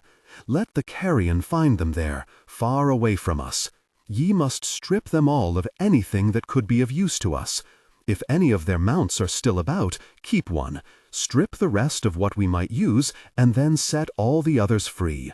We can use that one as a pack horse. Can you do all of that?" Giselle only hesitated a moment before nodding. It would be a grisly, horrifying chore, but she recognized the wisdom of his instructions. It was impossible for her to bury all 6 men to keep the scavengers away, so the only other choice was to make sure the bodies were nowhere near them. They also had a need for supplies, since they might well be holed up somewhere for days. She had a strong distaste for taking from the dead, but she knew she would be a fool to let that make her throw away things that could help her and Nigel survive. "The cave is just behind that rock there, lass," Nigel said. She frowned as she looked at him. He was pale and bathed in sweat. The walk to the cave had badly sapped his strength. Leaving him slumped against a rock, she cleared a path through the brush in front of the cave opening. As carefully as she was able to without a torch, she checked the cave for signs of animals, then helped Nigel to get inside. "I will see to our horses first," she said, "for they have what I need to tend to your wound and make you more comfortable. I shall be right back. Take my dagger with ye, sweeting." She suddenly recalled that her dagger still rested in the dead man's neck, that it would have to be retrieved. Then she hastily pushed that horrifying thought aside. Nodding, she took Nigel's dagger and hurried away to get their horses. She found one of the DeVoe horses lingering close to hers and Nigel's. Tethering it so that she could deal with it later, she led their horses back to the cave. It took a little coaxing, but she finally managed to pull the reluctant animals through the opening that was almost too narrow. Then she left them in the far corner near the mouth of the cave and hastily took all she needed from the saddle packs. After she removed Nigel's shirt and jupon, he was barely conscious. Giselle worked on his wound as swiftly as she could. Once the injury was washed, stitched, and bandaged with clean rags, she spread out their bedding. Nigel was so unsteady she almost had to carry him to the bed. It took only a moment of scurrying around outside of the cave to collect enough wood to make a small fire. When the fire was lit, she checked carefully to make sure that the smoke from the fire was leaving the cave. To her relief, it appeared that the cave had a great many holes, ones she could not see, but would obviously do a very good job of keeping the air within the cave clean. Giselle prayed that those holes were not so numerous or large that she and Nigel would find that they had no more protection than if they had bedded down outside if it rained. Certain that Nigel was asleep, Giselle took a long drink of wine to steady herself and went to take care of the bodies and gather what supplies she could. It nearly made her ill, but she even managed to extract her dagger from the man she had killed before pushing him off the hill. All of the horses lingered in the area, and after stripping them of their saddles and packs, she set free all but the one she had tethered earlier. It took her 2 trips back to the cave to bring in all she had gathered. She had even taken some blankets, but she left them outside, unsure of their cleanliness. Nigel might need them for some added warmth, but she was certain he would not be helped much if those extra blankets were filthy and infested with vermin. Exhausted, she washed herself off, forced a little water into Nigel, and then crawled into bed beside him. As she closed her eyes, she paused to pray that Nigel would recover from his wound fully and quickly. She hated to admit it, for it made her feel very helpless, but she needed him hale, strong, and by her side. The battle to stay alive had become larger than she could deal with alone. For now, she was all that stood between them and a horde of DeVoe searching the whole of the country, eager to catch or kill them. Giselle knew she made a very small shield. With Nigel at her side, she had begun to feel safer than she had for a long time. But she suspected that she was going to become fully reacquainted with fear until Nigel was well again. "Why are ye here?" Giselle woke up so suddenly that she found herself short of breath. She looked at Nigel, and her eyes widened. He was staring at her as if she were a ghost, and his eyes were glazed. She touched his cheek and felt her heart skip with fear. He was very hot. "Ye shouldnae be here," he rasped, grabbing her by the shoulders and shaking her. "I fled home and hearth because of you. Have ye not better to do than continue to torment me?" Afraid that his agitation would reopen his wound, she scrambled out of his hold. He fell back onto the bed, softly cursing whoever it was that his fevered mind told him was here at his side. As Giselle got some water to bathe his face, she realized that he spoke of a woman. It took several moments of washing his face and forcing him to drink some water before he grew calm again. Giselle continued to bathe his heated body as he slowly fell into a restless sleep. She felt an urge to weep, and knowing the reason why did not make her feel any better. Nigel was still tormented by the woman he had left behind, still cared for the woman. Giselle realized that she had begun to nurture some hope, however small, that one day she and Nigel might share more than a sweet passion. It was clear that his heart was still in firm bondage to another. It would be hard enough to fight for him if her rival were real and near at hand. Giselle doubted that anyone could fight the cherished but unattainable dream to which he still clung. For a brief moment she decided that she would put an end to their intimacy once he was well again. She did not wish to be used just to soften the hard edges of a memory. Then she sighed and softly cursed her own weaknesses. She did not want to give up the passion she enjoyed so much. There was also a chance that she did not want to give up the obviously very tiny chance that there might be more between them, but she did not dare to consider that possibility for too long. She had more than enough trouble on her plate. The last thing she needed to start thinking about was what she did or didn't feel for Nigel Murray. And there was also the fact that she could not completely fault him if he were using her, knowingly or unknowingly. She was using him too, to protect her, to fight for her, and to show her what passion should be. She knew she was going to have to firmly confront her feelings at some point, however. If she lost this battle for her life, it did not really matter what she did or did not feel. She planned to survive, was intending to do everything necessary to clear her name, so the moment of truth lurked upon the horizon. Giselle grimaced as she rose to tend to the horses. She hoped she would have enough strength to face that truth when the time came. Giselle frowned, wondering why she was awake.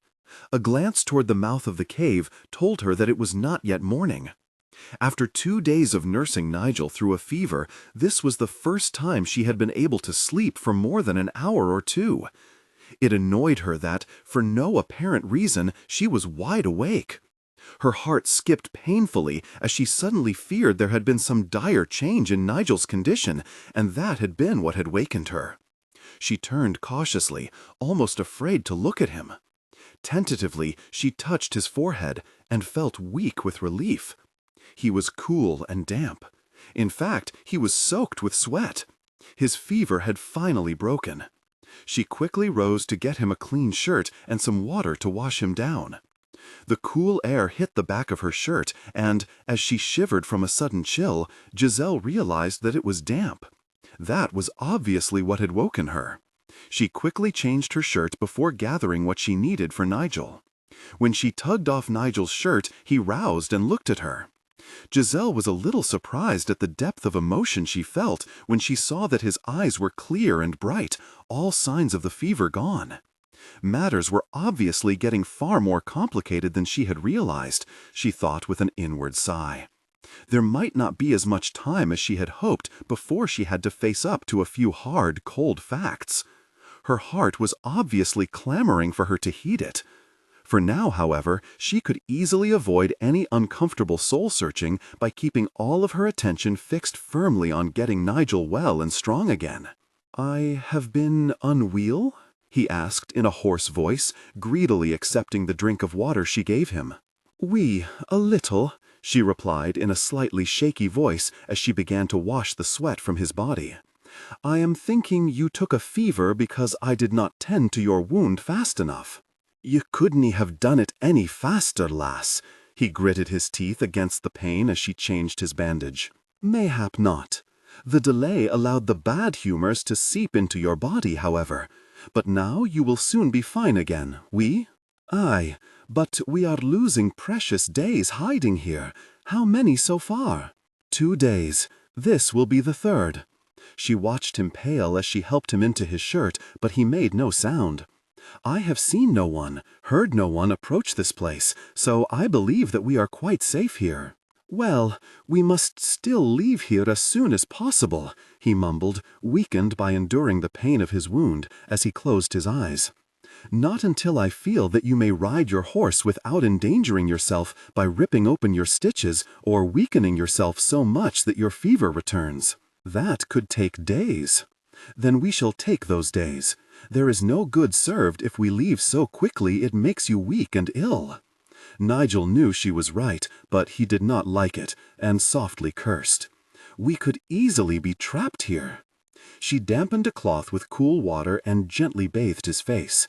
He needed to be calm, but she was not sure what she could do or say to accomplish that. There was a great deal that could go wrong the longer they lingered in one place. She could not really argue the facts that caused him such concern. Lingering where they were for so long troubled her as well. "This place is not easy to find, and I have left no sign of our presence where anyone can see it," she said in a soft voice meant to soothe him. "I have even taken the horse's leavings far away from here, dragging the muck away in one of the filthy blankets I took from those men." She shivered slightly. "I have been tossing it down on top of the bodies. In truth, each time I go out for wood, I toss a few things down onto those bodies. Rocks, wood that is no good for burning, anything I find that can be thrown down. I do not wish to go near them nor see them, yet I feel somewhat compelled to try to cover them. Whatever your reasons, 'tis nae a bad idea. It will hide them from view, and throwing manure on them may also work to keep scavengers away. I do not believe the horses have produced enough for that yet. I am but trying to tell you to be at ease. We are truly hidden here. If it troubles you so greatly to remain in one place, then rest, regain your strength as quickly as possible. The sooner you are strong enough to ride, the sooner we may leave this place." He opened his eyes and smiled faintly. "And you will make sure that I hold fast to that plan, will nae ye?" "I will, Sir Murray, you may be assured of that." She smiled when he left softly, and then closed his eyes. It took only a few moments for him to fall asleep again. Giselle watched him for a long time, saw no sign of any alarming changes in his soft, even breathing or the return of his fever, and she breathed a long sigh of relief. It was too soon to be certain that Nigel was beginning to recover from his wound, but she had hope now, something that had been sorely depleted in the last 2 days. Yawning widely, Giselle moved to tend to the horses. She took the manure away and collected some wood for the fire on her way back to the cave. After washing her face and hands, she sprawled on the bedding next to Nigel. He would not be patient with the pace of his recovery, be it fast or slow. Giselle knew that. It would become more important that she be well rested, her wits sharp, as he got stronger. For that, she needed sleep, and it was time to try and recoup all she had lost while he had been racked with fever. Giselle waited patiently for Nigel to go back to sleep. He had been free of any sign of fever for almost 2 days, and she felt she could relax her close guard over him. Every time he had woken up, she had made him drink plenty of water or wine, as much as she could force down his throat, until he swore he would soon wash away down the hillside. She had also made him eat something. At first it had only been a few bites of stale bread, but the amount he ate had slowly increased, even in the course of the first feverless day. It was good that he was eating well, for it would help him regain his strength, but it had also caused a new problem for her to deal with. They were rapidly running out of food. There was really only one answer to that problem. She had spent several hours trying to think of another, any other, but there was nothing. They needed some supplies. She could not hunt, and there was nothing left to scavenge. All she had was coin to go and buy something. There was a small village to the west. She had seen it one of the times she had been out searching for wood for the fire. Nigel is going to be furious, she mused as she slipped out of the cave, dragging her reluctant horse with her. She briefly peeked back inside the cave to reassure herself that Nigel still slept, then hurried down the hill toward the village. It was going to be a risky venture, for she had quickly seen that her disguise fooled very few. She had not seen any of Devoe's men, but knew that did not mean that they were not around. She and Nigel had been caught by surprise before, and this time she did not have the assistance of Nigel's sharp eyes to scout the area. Giselle knew that if Nigel were hale and had his wits about him, he would probably tie her up before he would allow her to go anywhere alone. If he woke up before she could safely return, Giselle suspected he would find the strength to scold her soundly and loudly. She just hoped that if she could return safe and successful, her saddle packs weighted with food, he would forgive her. A full belly was said to be the cure for a man's ill humor. Despite assuring herself that she could ride in, get all she needed, and quickly ride out again without any difficulty, Giselle felt her heart clench with fear as she entered the village. Suddenly, she wondered if what she was about to do was pure madness. Then she shook her head. Nigel was now as recognizable as she was, so it did not really matter which one of them showed his face. And she could not wait until he was well enough to watch her back. If she did not get them some food, the man might never get well.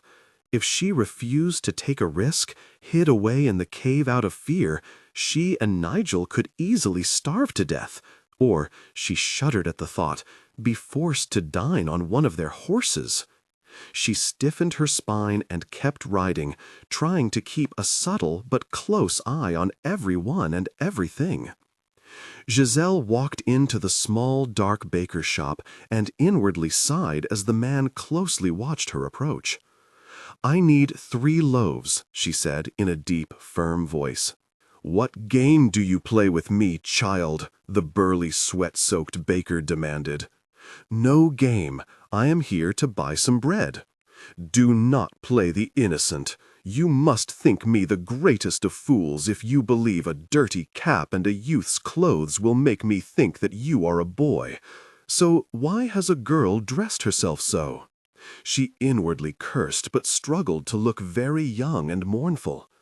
"I try no trickery, kind sir. I am an orphan. My only family is my cousin, and he rides to join the army. There was nowhere near our home where he could safely leave me behind. I but try to hide as his page until we can find a convent where the good nuns will accept a poor girl into their care." She breathed a silent sigh of relief when he nodded and gave her a sympathetic smile.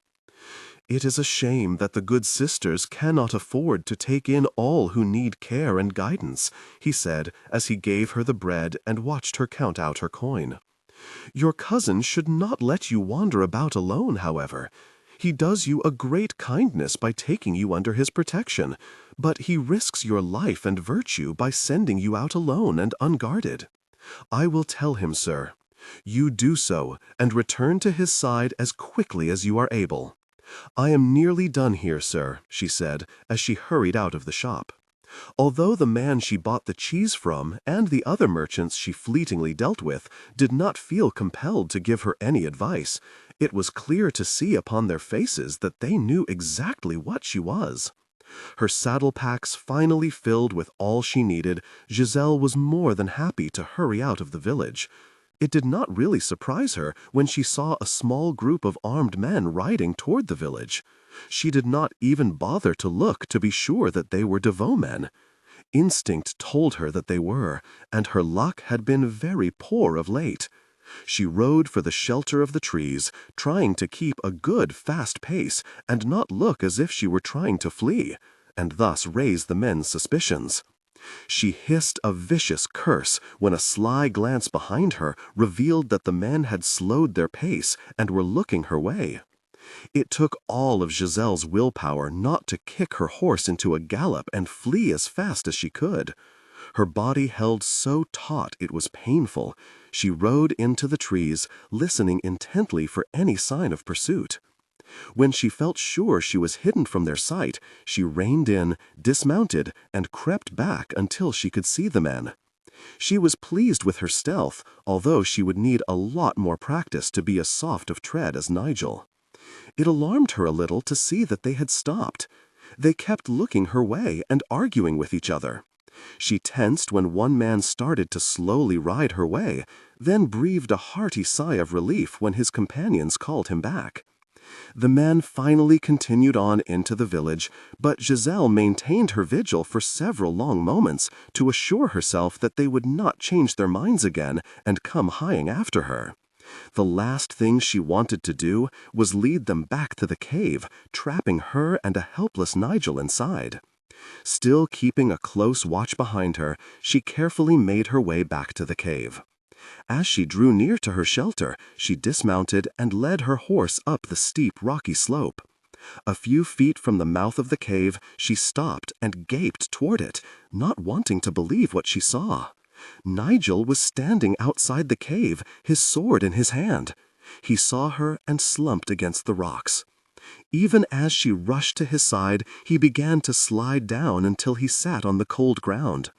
"Are you completely mad?" she demanded as she helped him back inside, alarmed by the way his body was shaking with weakness. "I might ask ye the same thing," he rasped as he sank back onto the bedding and very much regretted his weakness. He had woken up to find her gone.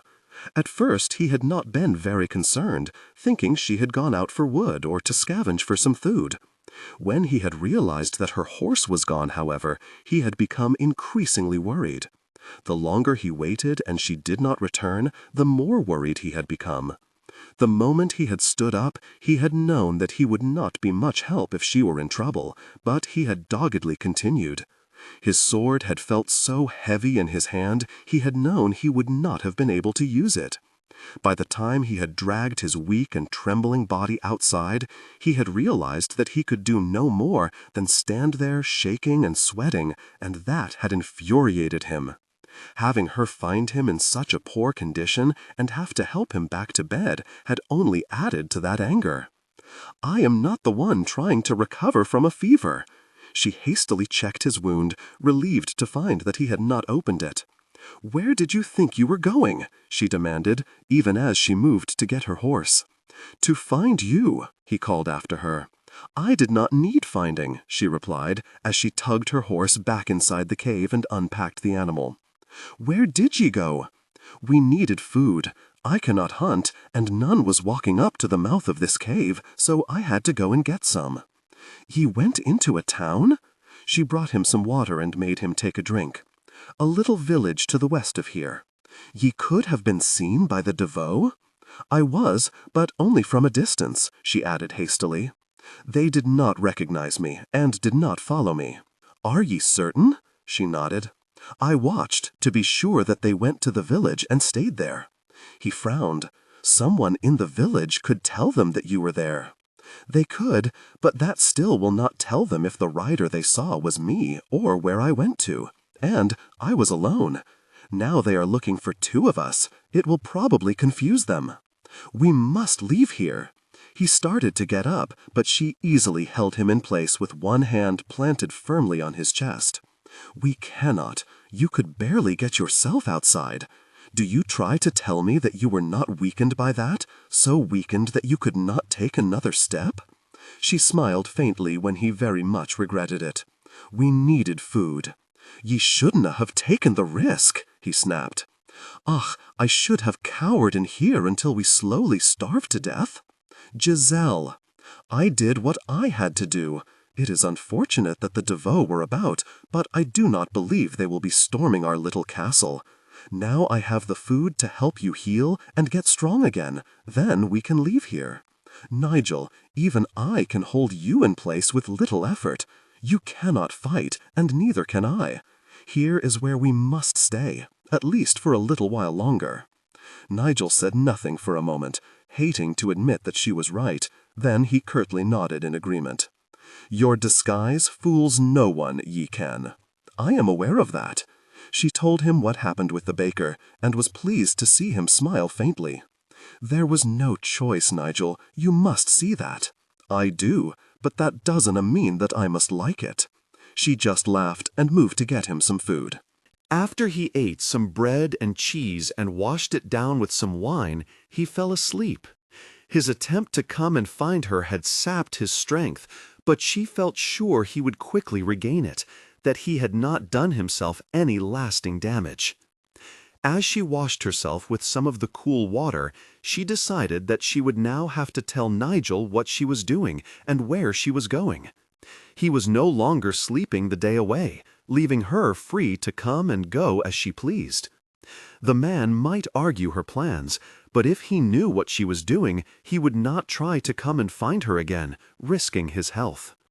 Nigel woke up one more time as the sun set. She washed him down, changed his bandage, and fed him. His wound was already beginning to close, but he was too disgusted with his weakness to be very pleased by that news. Giselle sighed, realizing that she had been right. Nigel Murray was going to be a difficult patient. Just as she prepared to get into bed beside him, an eerie noise cut through the still night air, and she felt the hairs on the back of her neck stand on end. Wolves. There was a good chance that they had finally found the bodies, and the things she had thrown on top of them were not going to immediately deter them from trying to scavenge some food. For a moment she sat where she was, frozen by her fear. Then she moved to build a fire near the mouth of the cave. If the wolves were near enough to scent the bodies, it might not take them long to smell the horses and come looking for that prey. She suspected that they could easily scent Nigel if they drew near to the cave, for they were skilled at sniffing out the weak and injured. Using some of the extra wood she had begun to pile in the back of the cave, she made a large fire, then set a good supply of wood close at hand to feed it with. She picked up one of the swords she had taken from the dead men and sat behind the fire watching the opening to the cave. The fire should be enough to keep the wolves at a distance, but she wanted to be ready in case hunger drove one of them to try to cross that barrier. As she prepared to guard her shelter, she took one last covetous glance at the bed. It was almost dawn before the wolves drew near enough for her to see them.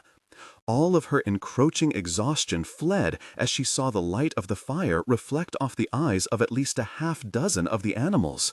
She clutched at her sword, trembling slightly as she heard them growl.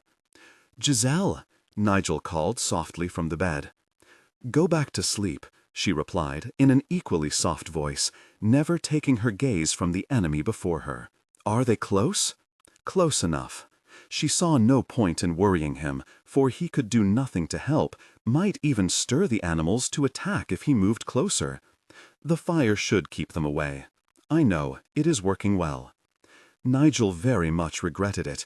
"Ye shouldna have to be protecting me." "Why not? You have been protecting me for a long time now. A few nights of lost sleep is but a small recompense. Now, go back to sleep.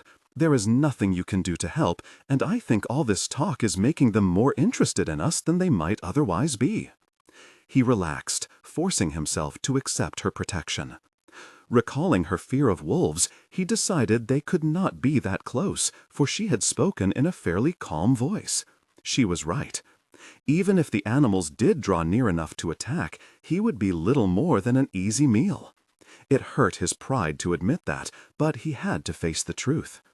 If he did attempt to go and help her, he would only distract her from what she had to do, and that would cause more harm than good. He reached out and pulled his sword closer, however.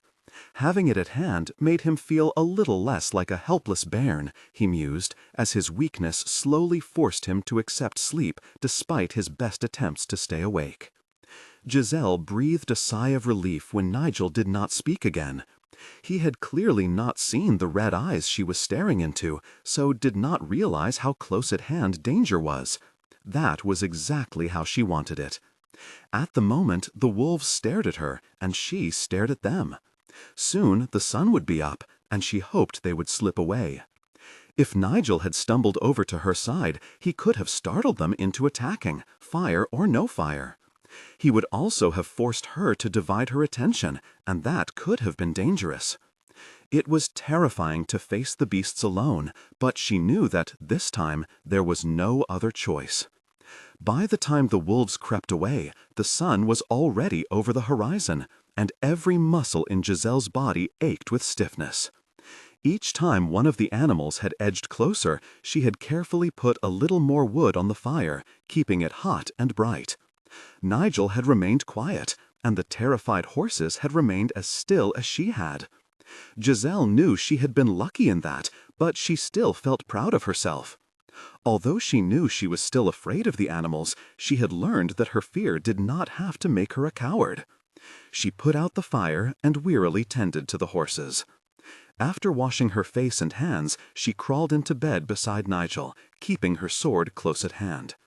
After the long night she had just spent, she knew there was yet another thing she had to learn: how to fight. As she gave in to sleep, she wondered if Nigel would be willing to teach her, or if it were going to be something she would have to try to learn on her own. No matter what, she swore that she would never spend another moment like that. Nigel could protest all he wanted, but she would never again face down an enemy knowing that she had no skill to fight them off if they attacked. "What are you doing?" Giselle stumbled, startled into clumsiness when that deep voice sounded directly behind her. Thinking that Nigel was still asleep, she had picked up his sword and practiced swinging it, vainly trying to imitate the way she had seen men fight. She had done the same during every private moment she could steal since facing down the wolves 2 nights ago. By keeping it a secret, she had hoped to avoid any confrontation with Nigel. That confrontation was obviously now at hand, and she slowly turned to face him. She knew she was blushing, from embarrassment over her ineptitude and not from shame over playing at a man's game, but she was able to face him calmly. She might not be able to make him understand it or agree, but she would not allow him to stop her. "I was attempting to learn how to use a sword," she replied. Nigel snatched the sword from her grasp. "That is nae something any wee lass should want to do." She snatched the sword back, his raised brows telling her that her action had surprised him. "There is something else this wee lass does not want to do." He reached out to take the sword back again, but she quickly sheathed it, and he decided not to get into a wrangle over it. "I am here to protect ye from that die of fate. Do not take offense, for I mean no criticism, but you have been ill, wounded, and weak. I have just spent many days with no more protection than my prayers that nothing dangerous would creep our way until you were strong again, and you cannot imagine how helpless that makes one feel. There may also be times when I must face a danger, and you cannot be at my side. I decided I needed to learn how to protect myself. I know I am neither big enough nor strong enough to fight as well as a man, but that does not mean that I should just sit on my backside and never learn the skill." "And when did you come to this great decision?" Her eyes narrowed as she heard the hint of derision in his voice. "When I went to the village and saw the Devoe." They did not pursue me, but what if they had? What if one of them had cornered me? What if one of them had followed me here? "That did not happen," he said cautiously, but although he hated the idea of Giselle wielding a sword in her small, delicate hands, he was beginning to see the benefit of her learning at least some rudimentary skill. None. It did not. God was watching over us. Mayhap he was also watching over us when the wolves sniffed at our door. As I stared at them for what felt like hours, I was painfully aware of the fact that, even though I held a sword, I had no idea of how to successfully use it. That if they had decided to make a lunge at me, I could do no more than pray that I could thrash the weapon around well enough to cut the beasts down or drive them back. "The wolves were that close? You said nothing." Inwardly cursing herself for forgetting that she had eased his concern that night with a small lie, she just shrugged. "There was nothing you could have done. In truth, if you had joined me in my vigil, the wolves might well have scented that you were wounded and been driven to try to reach you." "The wolves were that close? You said nothing." Inwardly cursing herself for forgetting that she had eased his concern that night with a small lie, she just shrugged. "There was nothing you could have done. In truth, if you had joined me in my vigil, the wolves might well have scented that you were wounded and been driven to try to reach you." Nigel cursed and dragged his fingers through his hair. "Aye, wolves have a good nose for the weak and injured. 'Tis their favorite prey. As you wish, then. When we camp tonight, I will begin to teach ye how to fight." Her brief moment of elation swiftly faded as she thought over his words. "What do you mean, when we camp tonight? We have already camped here and now. Why must the lessons wait?" "Because we must ride today, must leave this place and be on our way." She gaped at him, then hurried after him as he moved to saddle their horses. You are not well enough yet." I may not be as strong as I would like, but my stitches will be taken out soon, and 'tis clear even to my untrained eye that there is little chance of reopening the wound. True, but that does not mean that you have the strength to start riding all over the countryside. Then we will ride only a little way. If you do not mean to go very far, then what harm in waiting another day or so? Waiting until you can ride far and maybe ride hard if the need arises. He turned to face her, briefly took her into his arms, and gave her a short, hard kiss. Your concern over me is vera touching, but 'tis misplaced. I may not be able to ride vera far today, but tomorrow I will be able to ride even farther still the day after that. And even though we may not travel far or fast each day, we will still be drawing closer to a port and Scotland and safety. What I cannot do any longer is sit here waiting for us to be discovered by our enemies. I have seen no sign of them since that day I went into the village. And that is good, but it does not mean that we are safe here either. Mayhap those fools didn't realize what they were so near to, but they might tell someone who could easily see the error they made and ride this way. Nay, lass, 'tis time we leave. 'Tis ne'er good to linger too long in one place, especially not when ye have most of France hunting you. Giselle did not really have an argument good enough to stop him. He was right. There was still the chance that the men she saw, or someone they spoke to, could come back here and search for them. It would only take a few quiet talks with the merchants she had dealt with for a Devoe to know she had been in that village. Their plan had been to escape France and hide her in Scotland, and it was still the best plan they had. Sitting in the cave might be comfortable, might even be safe for a while longer, but it could easily become a death trap, and it certainly was not getting them any closer to Scotland. Nigel was also not going to heed her warnings, his lack of strength, or anything that hinted that he was still too weak to begin their travels again. If I think you are beginning to look ill or too weary to continue, will you heed me when I say we should rest? She asked. When he hesitated, she added, "Once we leave this cave, we will be out in sight again, able to be seen and chased. You are not yet strong enough to stay in the saddle for a whole day and endure a hard gallop to flee the enemy. Rest is still important." Then we shall rest if and when ye think we must, he reluctantly agreed. Giselle began to help him pack their things and saddle the horses. She hated leaving the cave, hated beginning their journey once again.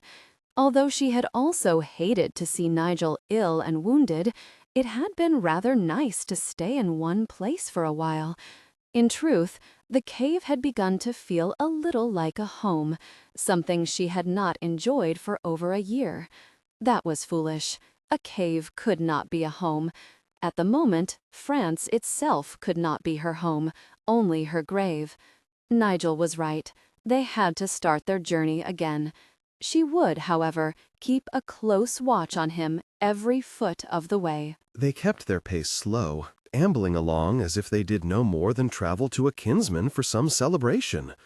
Giselle insisted that they take a long respite from riding at noon, ignoring Nigel's muttered curses as he sulkily complied. She graciously refrained from pointing out that he had needed to sleep for over an hour before they could start riding again. Despite their care, however, he was pale and slightly unsteady by the late afternoon. She knew he was feeling poorly when he made no objection to their stopping before the sun had even begun to set. The first thing she unpacked was their bedding, and she forced him to lie down, as she saw to the horses and made a fire. Then she tended to his wound and helped him wash the dust and sweat from his body. He recovered a little after he ate, and she silently breathed a sigh of relief. They might have to move slowly for several more days, but she began to think that he could do so without any serious consequences. When she crawled into bed beside him, he pulled her into his arms and kissed her. She smiled faintly when he cursed and simply held her. He was healed enough to think about intimacy, but clearly not enough to enact his thoughts. She huddled close to his warmth and closed her eyes. Now that he was no longer in danger from his wound, now that he was well on his way to being completely healed, she too thought more and more of how nice it would be to share their growing affection. The next few nights were going to be very long. On the third night of their journey, Giselle took out the stitches in Nigel's wound.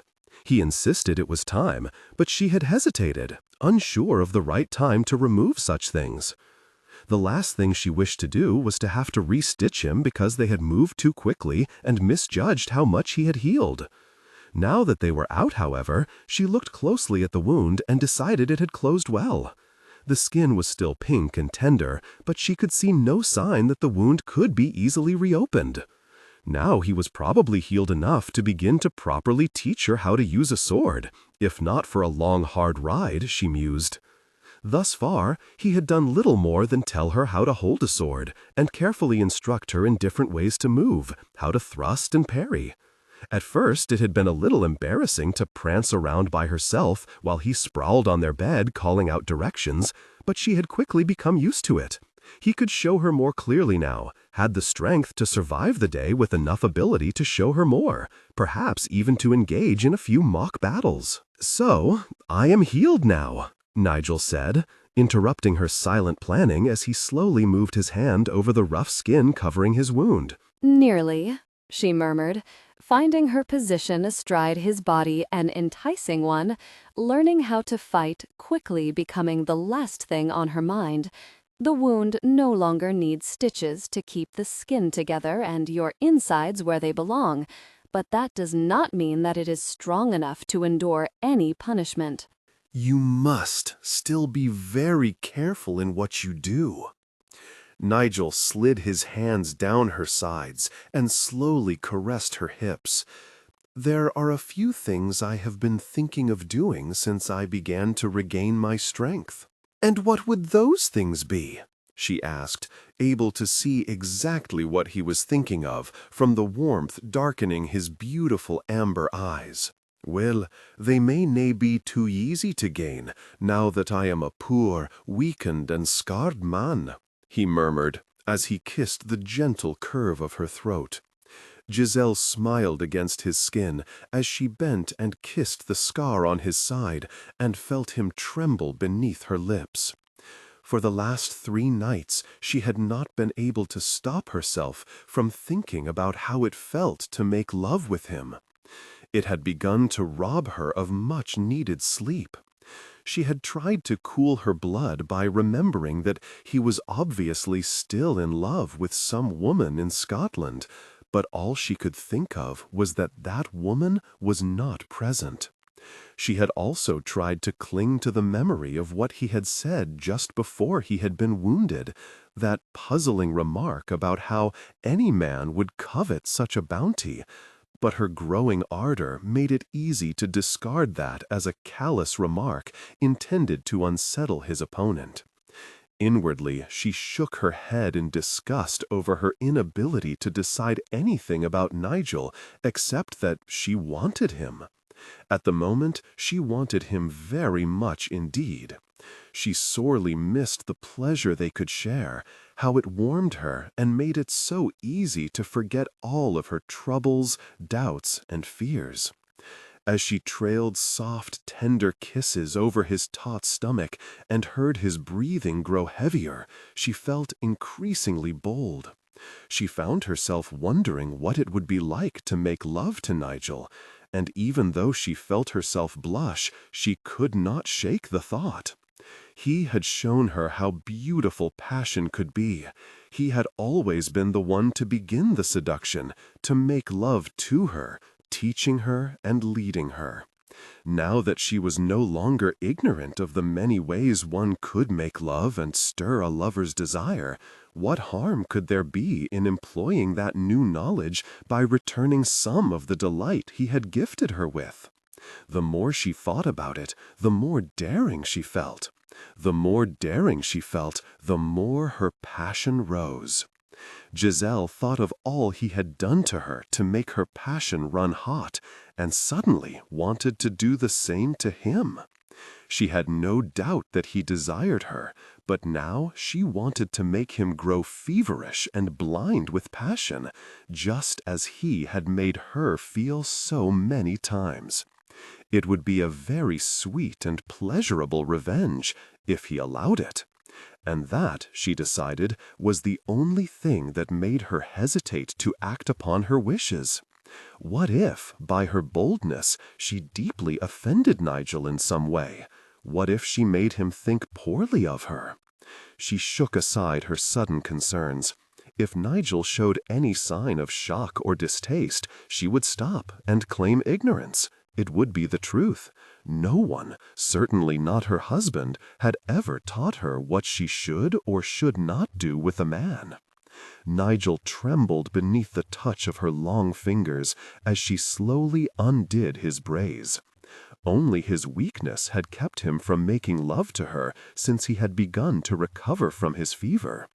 It would have been frustrating and somewhat embarrassing if he had begun to love her only to open his stitches and bleed all over her, or, worse in his mind, find that he lacked the strength to complete the act. He had occasionally thought of trying to get her to do most of the work, but had hesitated, afraid he would shock her. Giselle was a widow, but he had quickly seen that she had learned little of the art of lovemaking from her swine of a husband.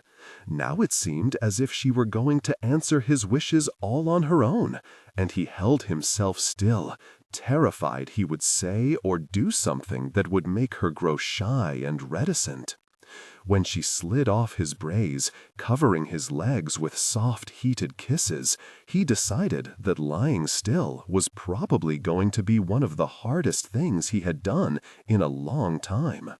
He groaned his approval as she curled her long, slender fingers around him and began to caress him. The first touch of her lips made him cry out with pleasure. Then he softly cursed when she began to pull away, her pale face telling him clearly that she had misread his cry as shock and disapproval. Murmuring his approval, he threaded his fingers in her hair and gently urged her closer. It was hard to think clearly, but he struggled to keep telling her how good she made him feel, urging her to continue. They shared intimacy, and he shuddered from the intense pleasure that tore through his body, knowing he would not have the will to enjoy it for long. Nigel suddenly pulled her away from him, and Giselle frowned, a little uncertain. He had made it clear that he enjoyed what she was doing to him, but perhaps she had finally gone too far. Although she had only done what he had asked of her, her readiness to do so might finally have dismayed him. Her passion was running so high that she did not really have the wit to figure out what he was feeling. He slowly dragged her up his body. Giselle tried to stop when she straddled him and joined their bodies, but he kept tugging at her. She gasped in a mixture of shock and anticipated pleasure when he pulled her all the way up his body. She guessed what he was about to do, but even as she thought about rejecting such a bold intimacy, his lips touched her heated skin, and she relented. A kiss on the inside of each of her thighs was all that was needed to make her welcome his intimacy. Giselle lost all sense of where she was, of what she was doing, was only aware of the pleasure coursing through her body. Even as she reached her peak and called out to him, he drew her close. Trembling, caught up in the force of her desire, she moved with him, finally collapsing in his arms, even as he held her tightly against him. He groaned her name as they came together intimately. After a moment, he silently eased the intimacy of their embrace and held her in his arms, brushing light, almost sleepy kisses against her face as their breathing slowed. It was a long time before Giselle could speak, even longer before she felt she could look at Nigel without blushing. She had behaved very wantonly. Many might even whisper that she acted no better than a whore. Giselle began to wonder if Nigel might also question her morals now that his blood had cooled. Turning on her side, she ran her hand over his wound to assure herself that their lovemaking had not harmed him in any way. Then she smiled slightly, her fears easing. His eyes were closed, his features softened by encroaching sleep, and the hint of a smile was on his tempting lips. Nigel Murray certainly looked like a fully satisfied man. "Nigel?" She lazily smoothed her hand over his broad, smooth chest. "What, sweeting?" He tugged her a little closer and aimlessly planted a kiss on her forehead. "I have a strong feeling that the penances we shall have to pay are piling up very high." He laughed. "Aye, shameless fools that we are. Well, I have no need to worry." She watched him closely. "I am sure that those penances shall pale in comparison to what I shall have to do to wash away the blood upon my poor small hands." Nigel opened one eye and looked at her.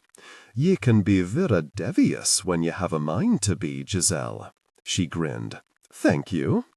It did not surprise her that he had so easily guessed her ploy, the somewhat thin attempt to get him to proclaim her innocence in some gentlemanly attempt to ease her mind. It was odd, but his refusal to openly declare her innocent of murdering her husband was growing less troublesome by the day.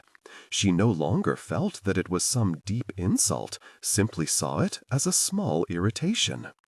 Giselle supposed it was hard to get angry that he believed she had killed her husband when he did not fault her or condemn her for it in any way. And, she mused, although she had not committed the murder, she had certainly savored the thought of it time and time again. The Church said that impure thoughts were sinful. She suspected ones about brutally murdering one's husband were as well. She frowned as she suddenly realized that getting the DeVoes to admit she was innocent might not be enough to fully clear her name. The hunting of her would stop, but would the whispers of her guilt?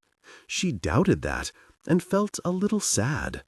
It would be good to be free, to not have to look over her shoulder every waking minute, but she realized that her life would never again be the same.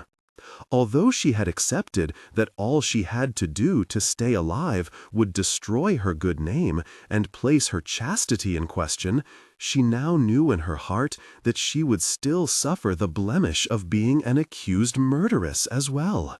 There really was no returning to the blissfully ignorant young girl she had been before her marriage. "I shouldna worry too much about what the Church frowns upon, lass," Nigel said, breaking into her dark thoughts as he closed his eyes again. "How can you say such a thing?" She gave him a gentle, punitive slap on the chest. "Do you not worry about the state of your soul? Do you wish to go to hell?" "Nay, I just dinna think God wishes to crowd the black halls of hell with so many wee sinners when there are so many bigger ones, so many truly evil men who desperately need to go there. Howbeit, if it will make ye feel more at ease, once we are safe in Scotland, ye may go and bruise your bonny knees praying at some altar for forgiveness." "Nigel, your impertinence could carry a high price. Do you not fear losing your chance at absolution?" she asked, trying to act horrified by his callous attitude toward piety, yet finding herself agreeing with it. "Nay, I do all I can to follow God's commandments. I praise Him, I respect Him, and I follow His laws as closely as my poor weak flesh will allow me to. As I see it, there isn't much else a mon can do." "None, I suppose not, although I think many a priest would heartily disagree with you." "Aye, but I dinna always have much faith in priests. I have met many that are as weak as any mon, and some who should be roasting in hell alongside the men they have condemned to the place. You must have met a few good ones as well." "A few, aye. Dinna frown so, loving." He kissed the line between her eyes. "I am nate turning into a heathen. 'Tis just that I canna help but be wary of any mon who has the power priests do, ofttimes more power than the king. Aye, there are good ones who truly feel the call of God and wish to do good, to save souls. There are also those who use their office merely to enrich themselves and indulge in some very earthly pleasures and the pursuit of power. She nodded. I have heard of a few of those myself. Too many men enter the monasteries and priesthood simply because they are younger sons and have no other means to support themselves. They can live by their sword, gain power and wealth through honorable service to their laird or their king. True, she laughed softly as she rested her cheek against his chest and closed her eyes. I pray that you are right in all you believe, for I fear I am of a like mind. Well then, lass, together we shall go to heaven to sing with the angels, or roast in the stinking fires of hell. And now, if ye dinna mind, I shall end this weighty talk and go to sleep. A very good idea, she mumbled, already more asleep than awake. Nigel kissed the top of her head and smiled to himself. He realized that this tiny woman probably knew as much about what he thought and felt as his brothers did. When she asked her odd, sometimes piercing questions, he felt no reticence in replying completely and honestly.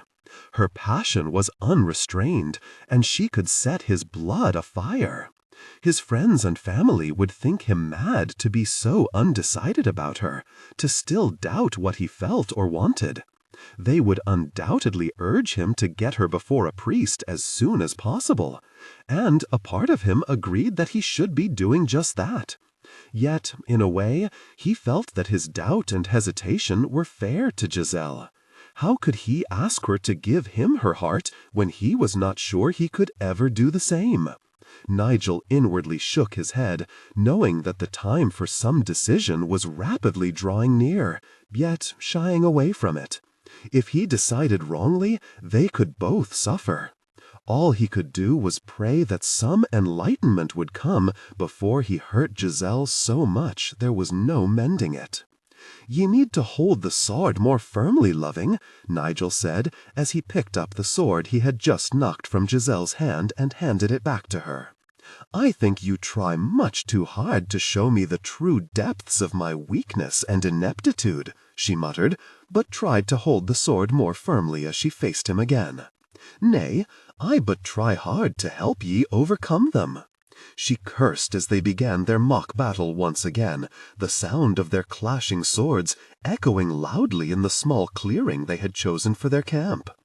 It had been 3 days since she had removed Nigel's stitches, and each evening since then Nigel had taken time to try to teach her how to use a sword when they had stopped to camp for the night. Giselle was sorely disappointed over how long it was taking her to learn even the simplest thrust or parry. And what purpose was being served by holding a sword when it could so easily be knocked out of her hands? She suspected that Nigel was very good, but his skill seemed to be discouraging her more than it was helping her. "Curse it to 7 kinds of hell," she snapped, as he knocked the sword from her grasp yet again, and she stuck her badly stinging fingers into her mouth in a vain effort to soothe them. "You take this all too much to heart," he said, taking her hand out of her mouth and kissing her still damp fingers before rugging her over to the fire he had built earlier. "Our lessons are done, are they?" she asked, as she sat down, breathing deeply of the delicious scent of the roasting rabbit, and once again thanking God for Nigel's hunting skill. "Once your arm grows weary, there is no gain in continuing," he answered, as he sat down, drew his dagger from its sheath, and cut the rabbit into 2 equal shares. "Ye just need to hold your weapon more firmly. Or learn how to avoid that blow which is sure to strike it from my hand." "Aye, that too," he agreed with a smile. As soon as they had finished eating and cleaned up after their meal, Giselle was able to cajole Nigel into one more mock battle. He carefully instructed her for what had to be the 100th time on how to hold her sword, and even tried to explain to her which blow to try to avoid. She used that knowledge well, if not exactly in the way he had intended. After several successful parries, she boldly struck, crying out with delight as she knocked the sword from his hands. Even though she suspected he had allowed the blow to be successful just to show her that she had done it correctly, she was pleased with her success. Giselle held her sword out threateningly, pointing it directly at Nigel's heart. Her eyes widened when he suddenly stepped closer, allowing the tip of her sword to touch his chest. "And now ye must kill the man," he said quietly, watching her very closely as he spoke. Giselle's eyes grew so wide he suspected they would begin to sting her in a moment. She also grew very pale, and her hand trembled slightly, causing the point of her sword to pluck at the cloth of his jupon. Nigel inwardly smiled as he suddenly and finally decided upon her complete innocence. Giselle had never killed a man, might never be able to. Even in anger, perhaps even in fear for her life, she would hesitate to strike a death blow. He could see the truth of that in her eyes. She had probably not been lying when she had said she had aimed her dagger at his attacker's sword arm back at the cave. He reached out and gently took the sword from her hands. "Mayhap this is not such a good idea," she murmured, wondering how she could have so foolish as to forget what fighting with swords was meant to accomplish. Death. She might be learning how to protect herself, but she was also learning how to kill people. "Nay, ye have the right of it," he said, as he led her toward their bedspread out next to the fire. "Your life is in danger, and 'tis wise for ye to try to learn how to hold the killers back." "I am not sure I could kill a man," she whispered, "and that is the true purpose of fighting, is it not?" "Aye, sometimes, especially when someone is trying to kill you. One doesn't always have to kill. At times, a wee poke or a small drawing of blood is more than enough to turn aside the threat. And ye cannae be certain what ye might be able to do when ye are truly faced with the choice of kill or die. No one can be." She said nothing as they stripped down to their shirts and brays and crawled beneath their blankets. Nigel tugged her into his arms, and she snuggled into his warmth, then frantically tried to smother a large yawn. He chuckled softly and gently kissed the top of her head. She had not been his lover for very long, but she recognized that tender gesture as his way of saying that it was acceptable if they just went to sleep. Their journey was rapidly coming to an end, and although Giselle hated to lose any chance to savor the passion they could share, since she could not be sure how much longer they would be together, she decided that she would get some much-needed rest instead. As she allowed sleep to slowly tighten its grip on her, she considered the right and wrong of her decision to learn how to fight. There were more people than she cared to count, hunting her down all across France. If she were not killed by one of the men after her bounty, then she would be killed when she was handed over to the nearest devoe. It seemed foolish to hesitate to kill any one of them. All of her reasons for wanting to learn how to use a sword were still sound. She just needed to gain the spine to learn the skill and use it well. Tomorrow, she decided firmly, she would begin all over again. "Are you sure, lass?" Nigel asked as he drew his sword and faced her. He thought the urge to smile as he looked at her. She stood facing him squarely, the heavy sword held firmly in her small hands with admirable skill. Her pretty face was set in stubborn, serious lines, but that look of strength was softened by the way she lightly bit her full bottom lip. Nigel knew she would be angered and probably heartily insulted if he told her she was adorable. She certainly did not look like much of a threat, and if she could gain a reasonable skill with the weapon, that could prove to be a very desirable advantage. "I am sure," she replied as she began to stalk him. "You weren't a vera sure lass, Eve," he reminded her, as they cautiously circled each other, preparing for their mock battle. "I but had a moment of weakness. Some clear thinking has cured me of that.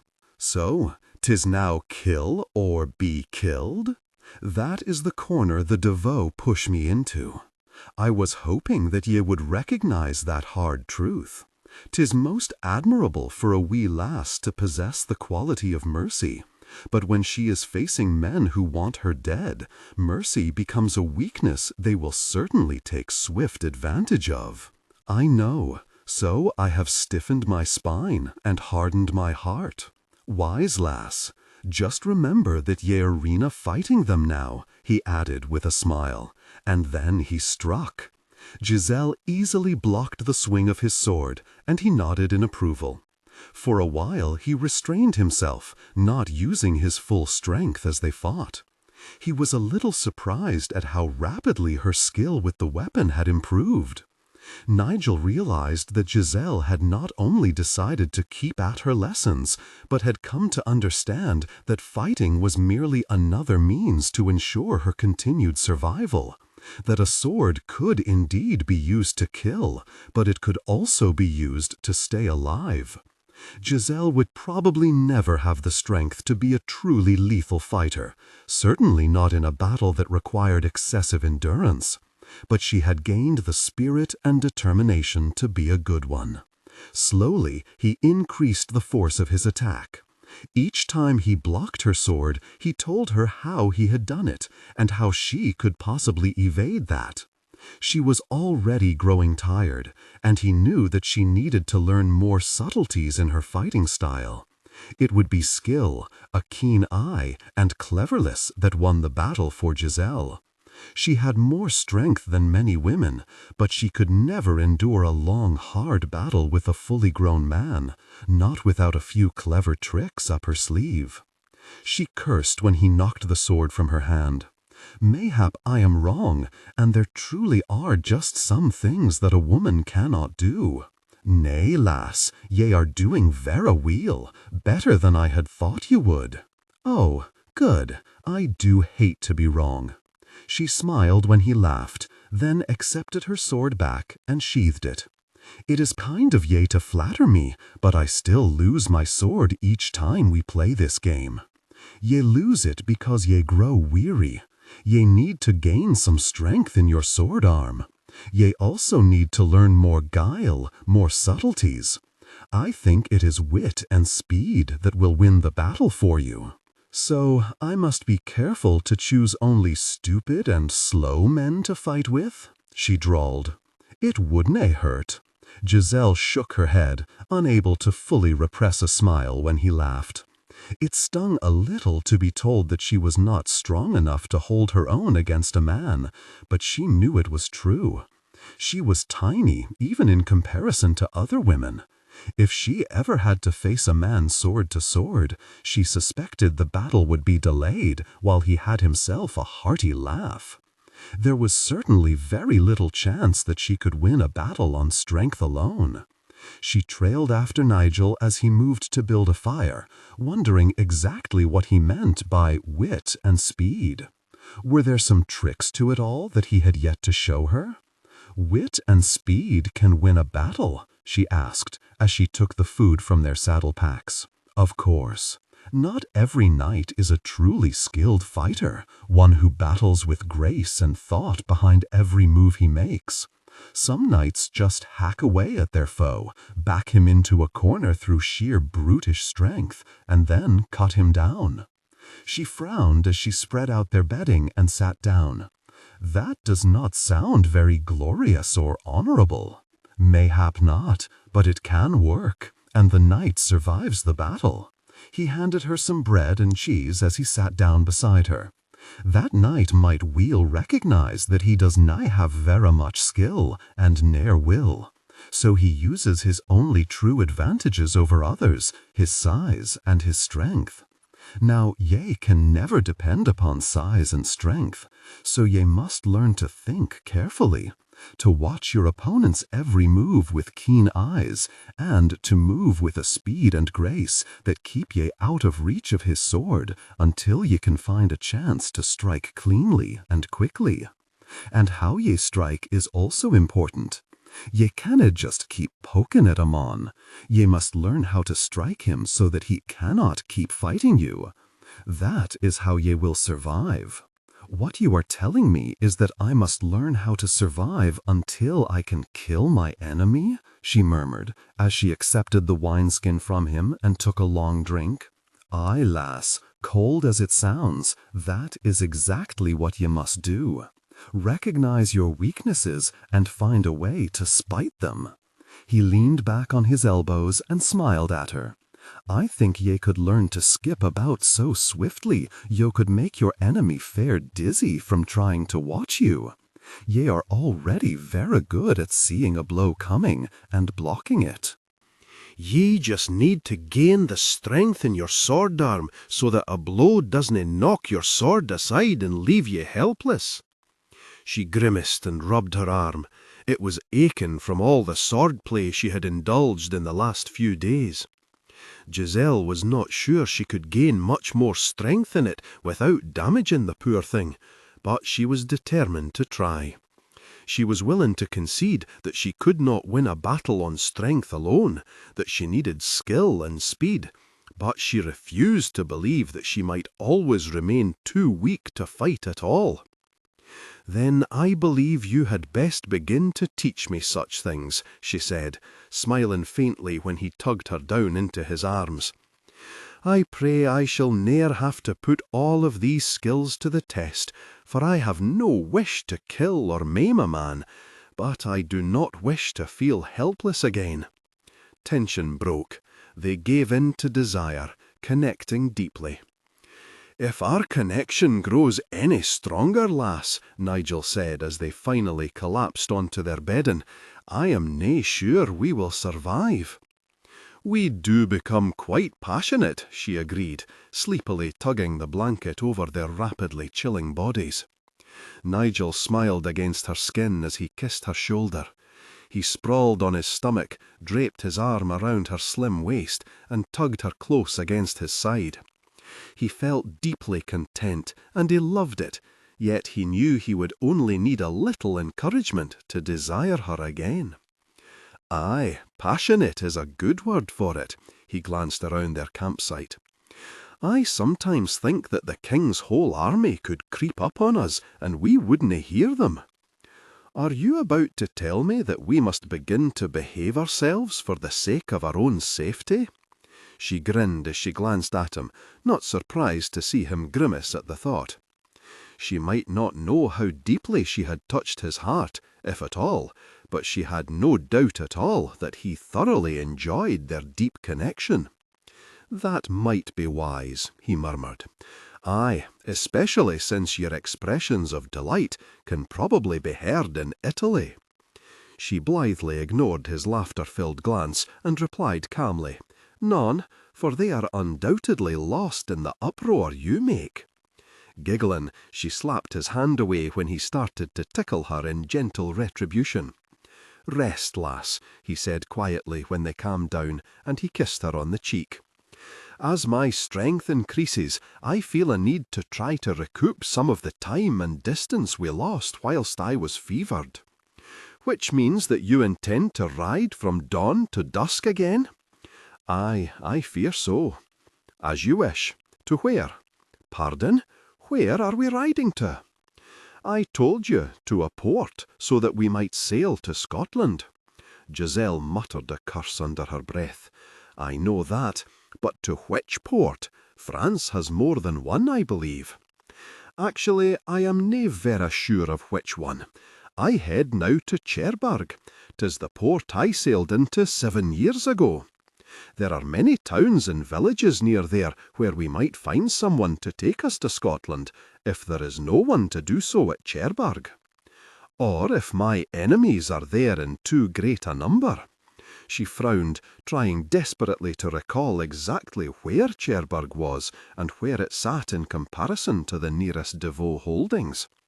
It was impossible, however, especially since she did not really know where she was at the moment.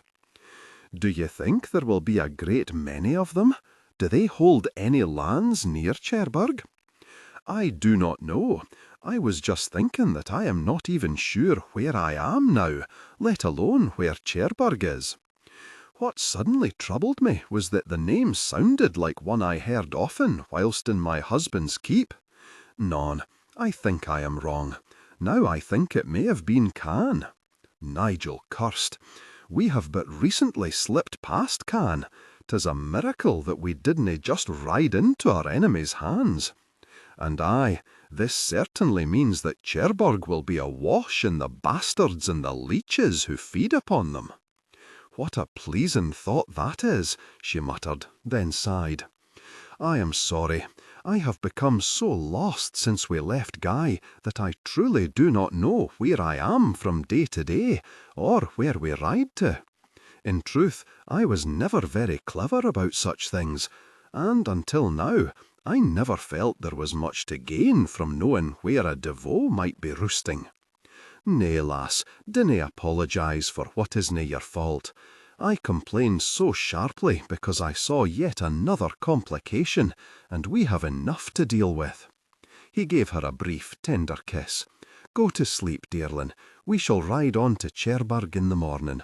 We are close, but 'twill take a day or two more of steady riding. Only a day or two? If we meet with no trouble, aye, he said quietly. She nodded and idly smoothed her hand over his arm.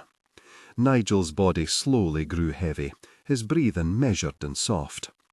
Giselle knew she ought to be joining him in a much-needed sleep, getting the rest she required for what lay ahead, but she felt no urge to do so. Instead, she stared up at the stars, feeling increasingly uneasy, almost afraid.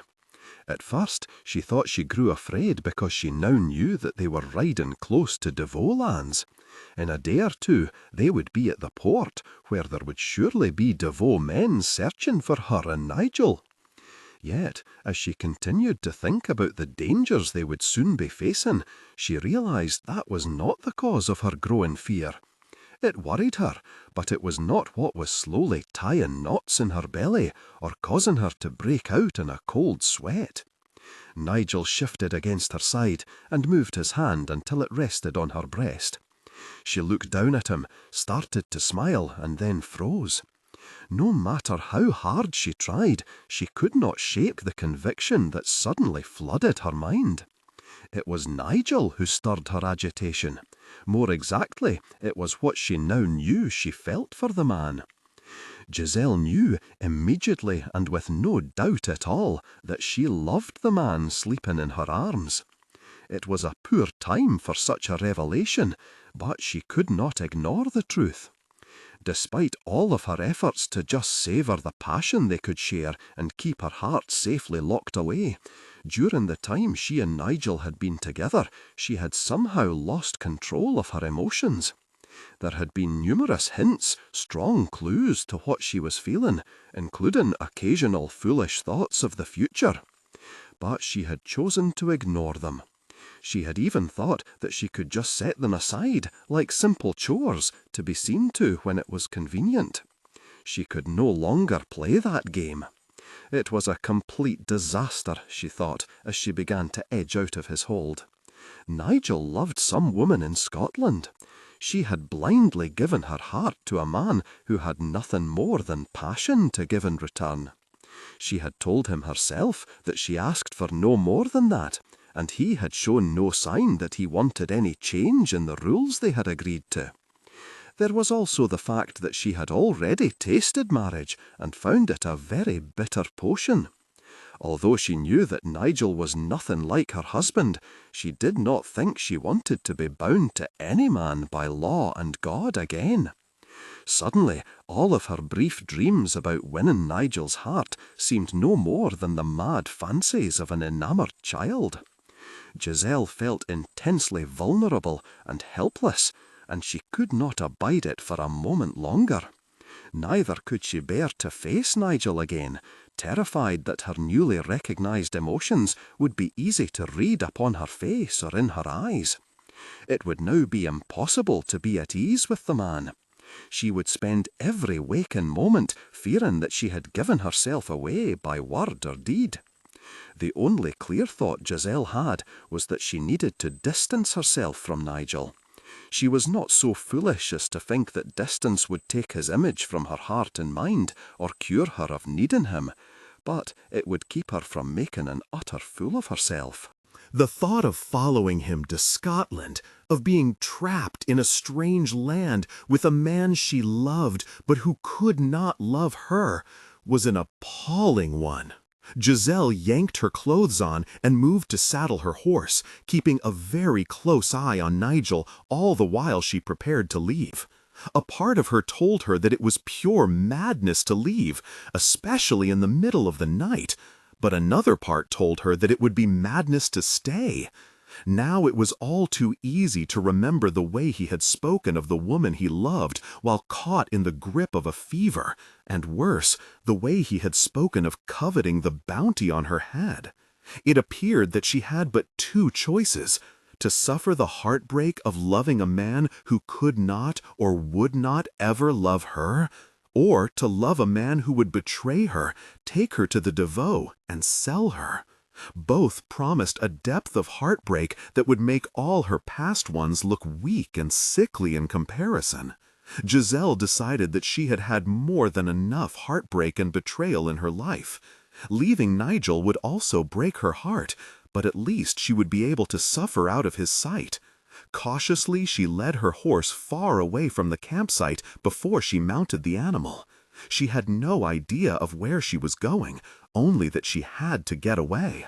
Before she had met Nigel, she had eluded the grasp of the defies for almost a year. She could do it again. At least now, while she tried to stay out of sight, she could cling to the hope that soon her family would free her from her ordeal.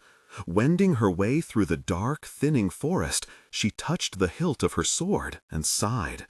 She had just left behind probably the only man in the civilized Christian world willing to teach her a skill taught only to men. It was possible that she had also left behind the only man who could stir her passion. Giselle felt an overwhelming urge to hurry back to the shelter of Nigel's arms, but she gritted her teeth and continued on. With each step she took away from Nigel, her pain and longing grew more powerful, and she knew that resisting its pull would be a long, hard battle. Giselle plodded onward, praying that soon the pain and longing would ease, that Nigel would become no more than a sweet memory. If not, leaving him could easily prove to be the most agonizing choice she had ever made, one that would torment her for the rest of her life. Nigel frowned when he woke and saw no sign of Giselle. His concern grew tenfold when, after slipping into the shelter of the trees to see to his personal needs, he returned to the camp and she was still nowhere to be found. Then he saw that her horse was gone, and he felt his heart clench with fear for her. Even as he rushed to clear the camp and ready the horses, he looked for some sign of what had happened while he had slept. He could not believe that he had slept through an attack or abduction by their enemies, or that the defies would have left him alive to come after them.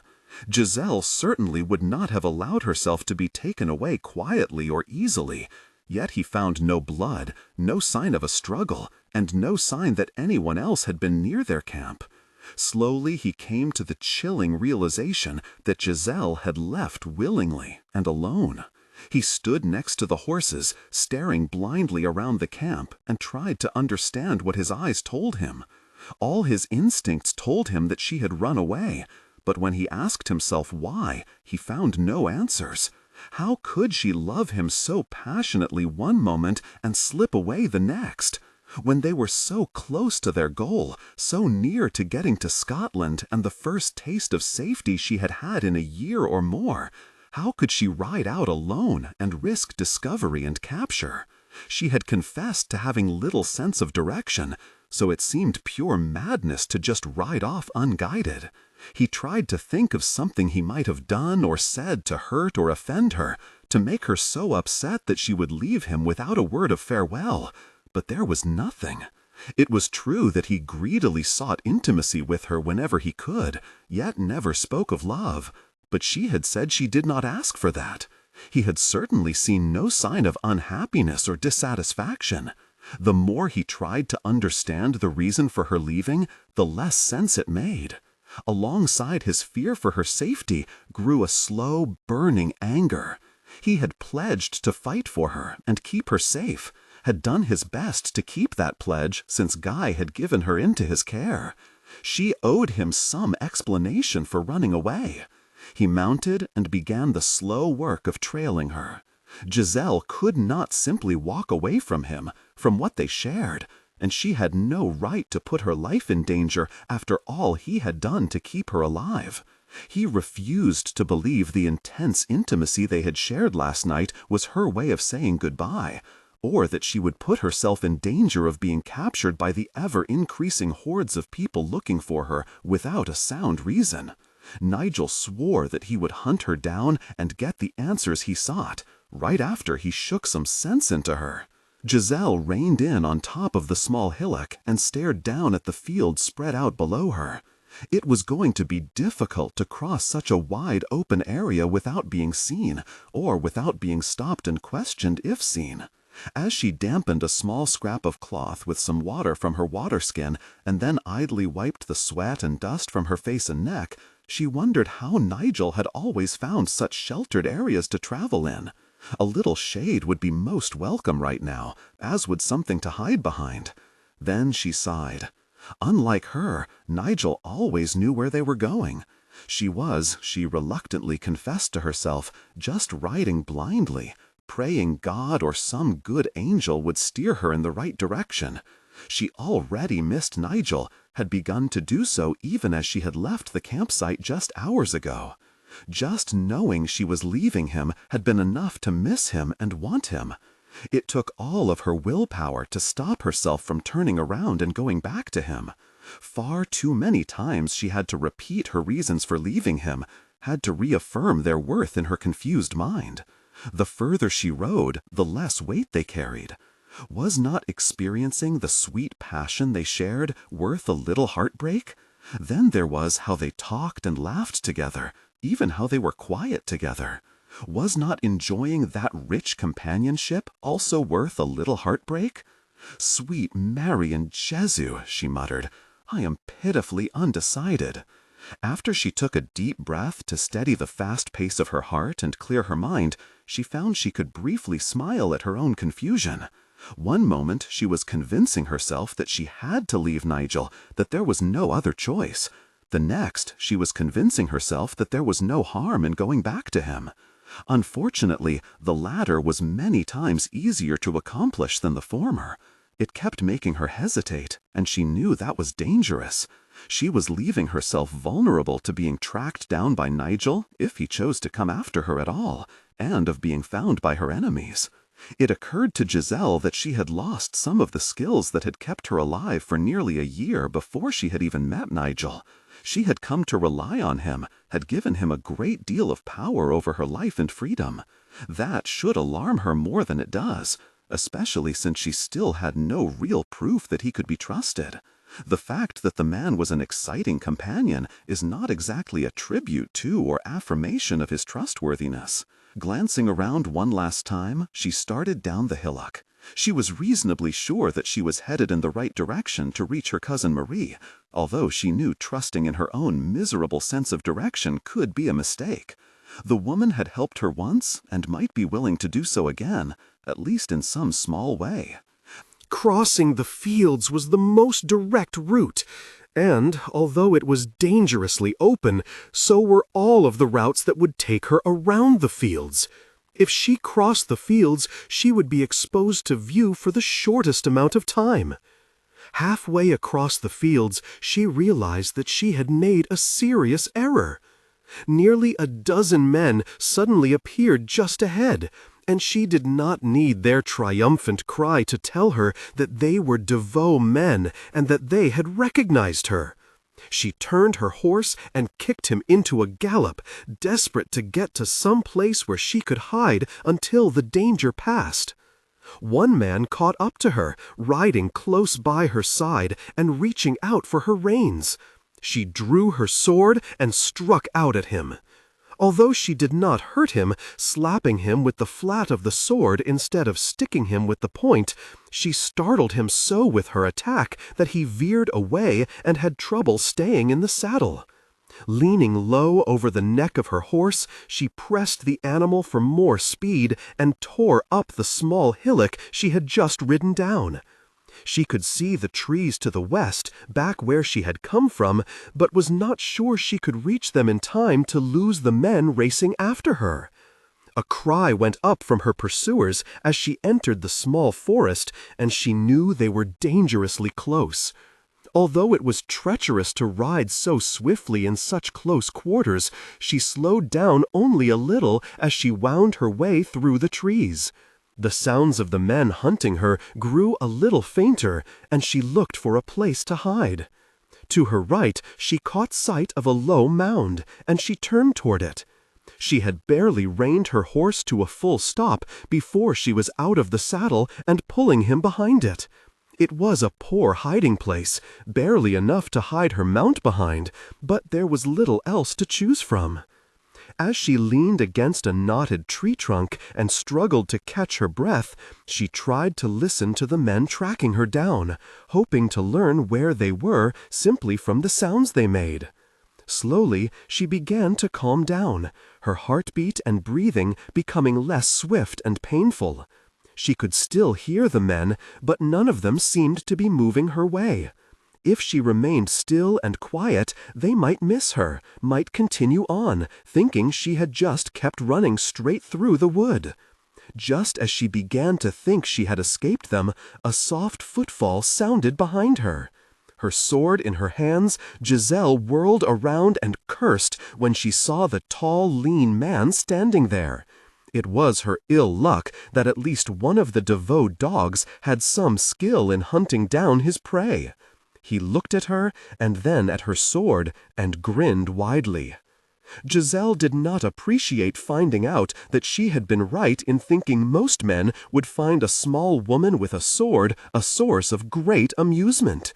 She prayed she would acquit herself well enough to make him see that this was no joke. "Have you been playing the boy for so long that you now think you are one?" he asked as he drew his sword and began to circle her. "I may be small, but this sword is not too heavy for my hands, and it has a very sharp edge. I am all a tremble. Soon you will be all dead. You have gained a taste for killing men, have you?" He struck out at her, and his dark eyes widened slightly when she neatly blocked his swing. "I have gained a taste for staying alive," she said, keeping her voice low and calm and hiding the very real fear she felt. "I approached you unarmed, my sword sheathed. I was not planning to kill you," he said in a quiet voice, obviously trying to cajole her into surrendering. "Mayhap you have no intention of killing me yourself, but you mean to take me to those who will." She swiftly knocked aside another of his thrusts. "You murdered a devout, the one with the highest standing, and the king's ear. I but mean to take you to face justice. A devout would not know justice if it grew legs, walked up to him, and spit in his eye." The man smiled, then attacked her with a vengeance. Giselle fought hard, struggling to remember every little thing Nigel had told her about what to watch for and how to strike back. She was just beginning to think she might have a chance, albeit a small one, of winning, when she felt a sharp, blinding pain in the back of her head. Giselle cried out and staggered from the force of the blow. Her sword fell from her hands as she reached up to clutch her head and stumbled to her knees. "I was rather enjoying my little battle," said her opponent as he picked up her sword. "I could not believe my eyes when I came around the side of the hill and saw you fighting this difficult person," said the short, hulking man who held her captive. "She was revealing some interesting skill. Someone has taught her well, Louis. Probably that fool Scot she has been with. You should have just killed her and been done with it, George." I was told to find her, not execute her, George said in a hard, cold voice. If Devoe wants her dead, let him get her blood on his own hands. He will not be as soft of heart as you. She butchered his cousin. Vachel hated his cousin Michael. His grief is born of the fact that, as long as she lives, he cannot claim his full inheritance as the next in line. And now they have to try to find someone else who can cuddle up to the king. You should speak with more care, George. Vachel Devoe deals harshly with those he believes are against him. I shall be sweet of tongue and nature when I face him. Then I shall gather the bounty owed me and leave this cursed place. He frowned at Giselle. Where is the Scotsman? He no longer rides with me, Giselle answered, praying that Nigel would now be left alone. Did you kill him too? Grumbled Louis as he started to walk away from the hill, roughly dragging her along with him. I have never killed anyone, she snapped, knowing that was not really the truth. The man she had killed to save Nigel's life could well be a friend or kinsman of one of these men, though, and she decided it was a secret well kept. That is not the tale the Devoe tell. And every word from their cold lips is the truth, is it? You are a greater fool than you look if you believe that. She cursed in pain as he gave her arm a vicious yank. Out of the corner of her eye she caught sight of George frowning, his dark expression revealing all of his doubts. She wondered if she could find an ally there, then told herself not to foolishly raise her hopes. The man wanted the bounty offered for her, and although it might be simple avarice that drove him, he might also have a deep need for the coin, a need so desperate that he would be willing to sacrifice a life to get it. There was also the fact that anyone who helped her would be putting his own life at risk. There were not many people who would put their lives at risk for a woman they did not know, one who could be a murderer. She studied the other men who waited by Lewis's and George's horses. They were a hard-faced, rough-looking group. Each one of them watched her with no hint of sympathy or discomfort upon their faces. Nigel had told her that she was pretty, but it was clear that she was not pretty enough to stir a softness in any of these men. There would be no help for her from that quarter. "Do not try and plead your innocence with me," snarled Louis, as he grabbed a length of rope from his saddle and tied her hands securely behind her back. "I do not care whether you killed the jerk or not. Sir Vachel wants you, and I mean to give you to him," he said as he tossed her up into his saddle and mounted behind her. "Sir Vachel obviously surrounds himself with witlessly obedient little serfs," she murmured, then cried out in pain when he cuffed her on the side of the head, leaving her ears ringing. If you wish to plead, save the begging for his ears. I would never give a Devoe the pleasure of hearing me beg. I begin to think you killed your husband by cutting him into little bloody pieces with your sharp tongue. Louis muttered. Best you keep silent now, woman. Vachel may want you alive, but he did not say you had to be hale and unhurt. Giselle opened her mouth to say something, caught sight of George shaking his head, and decided to shut up. Speaking her mind might ease the fear and anger churning inside of her, but it would do her no good to arrive at Sir Vachel's manse beaten senseless. Not only would it mean that she would be unable to try to talk her way out of trouble, but she could miss some small chance to escape or be too weak to take advantage of one. She knew she could also be riding to her death, but she decided that, too, would be better met with a clear head. Dragged before her enemy beaten and mute, too weak to even mutter some last words as he cut her down, would not be a dignified way to die.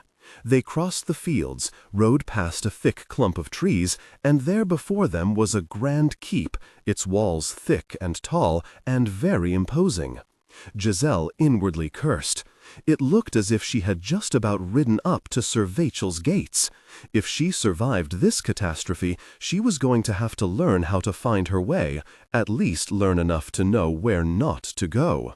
She now saw that she had been a fool to let her raw emotions drive her away from Nigel and his protection, and it had been pure insanity to go off on her own when she had such a true skill for getting lost. When we first saw you riding so brazenly across Sir Vachel's fields, we had thought that you had come to surrender yourself, said George. And steal away your chance to gather some blood money, she replied, her fury at her own stupidity roughening her voice. George just lifted one eyebrow and stared at her for a moment before saying, "It seemed the only explanation for you to come so close after having stayed free and hidden for a year."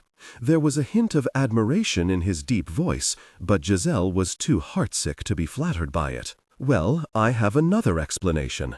It would be nice if it stole away some of the glory you may think you have gained by capturing this desperate killer, but it will probably just make me look witless. I got lost." She shrugged when his eyes widened in surprise. "You got lost?" "I got lost." She stared up at the huge iron-studded gates they were about to ride through. "Very, very lost," she whispered. She prayed that Nigel was not hunting her, that he had found her gone and decided to just go home. He had pledged to protect her, and he was a man who took such things very seriously. But she was sure she had deeply offended him by slipping away in the dead of night without a word. She prayed that his sense of outrage would force him to give up on her. This keep was sturdy and well manned. If he tried to pull her out of the trap she had ridden into, he could easily get himself killed. Giselle felt certain that she would soon be dead, and the last thing she wanted to face as she died was the knowledge that her stupidity had also gotten Nigel killed. Nigel stared out over the fields and scowled. Such open ground made him uneasy, but he had clearly not made Giselle aware of its dangers. He looked back down at the churned-up earth and cursed. Something had taken place here, and he had the sick feeling that some disaster had befallen Giselle. He had followed her trail to this spot, easily seeing her horse's distinctive hoofmarks upon the ground. At some time, he mused, he ought to go and give the blacksmith who had shod the animal with a scarred shoe a little gift. The fact that one of Giselle's horse's hoofs left a mark distinguished by a little slash resembling a lightning bolt had made tracking her almost embarrassingly simple. If he got her out of whatever trouble she was in, he might have to fix that, however. If he recognized it as hers and could follow it so easily, so could someone else. Dismounting, he studied the signs upon the ground more carefully. Tugging his horse after him, he walked into the wood, following her trail straight to the little mound Giselle had tried to shelter behind. There he saw the clear signs of a battle. His brief alarm eased when he saw no blood, but he knew she was not safe. 2 men had been with her. She had been taken, but she had been taken alive. He just wished he knew when and if she were still alive. Where they had taken her would be easy to find out, for they had taken her horse as well. All he had to do was follow the trail. Just thinking that Giselle might be dead, that the Devoe might have won, sent shivers down Nigel's spine. He felt the chill of that thought deep in his heart. He could not believe God would allow such an injustice, and he clung to that thought. God and luck had kept that girl alive for a year despite so many people searching for her.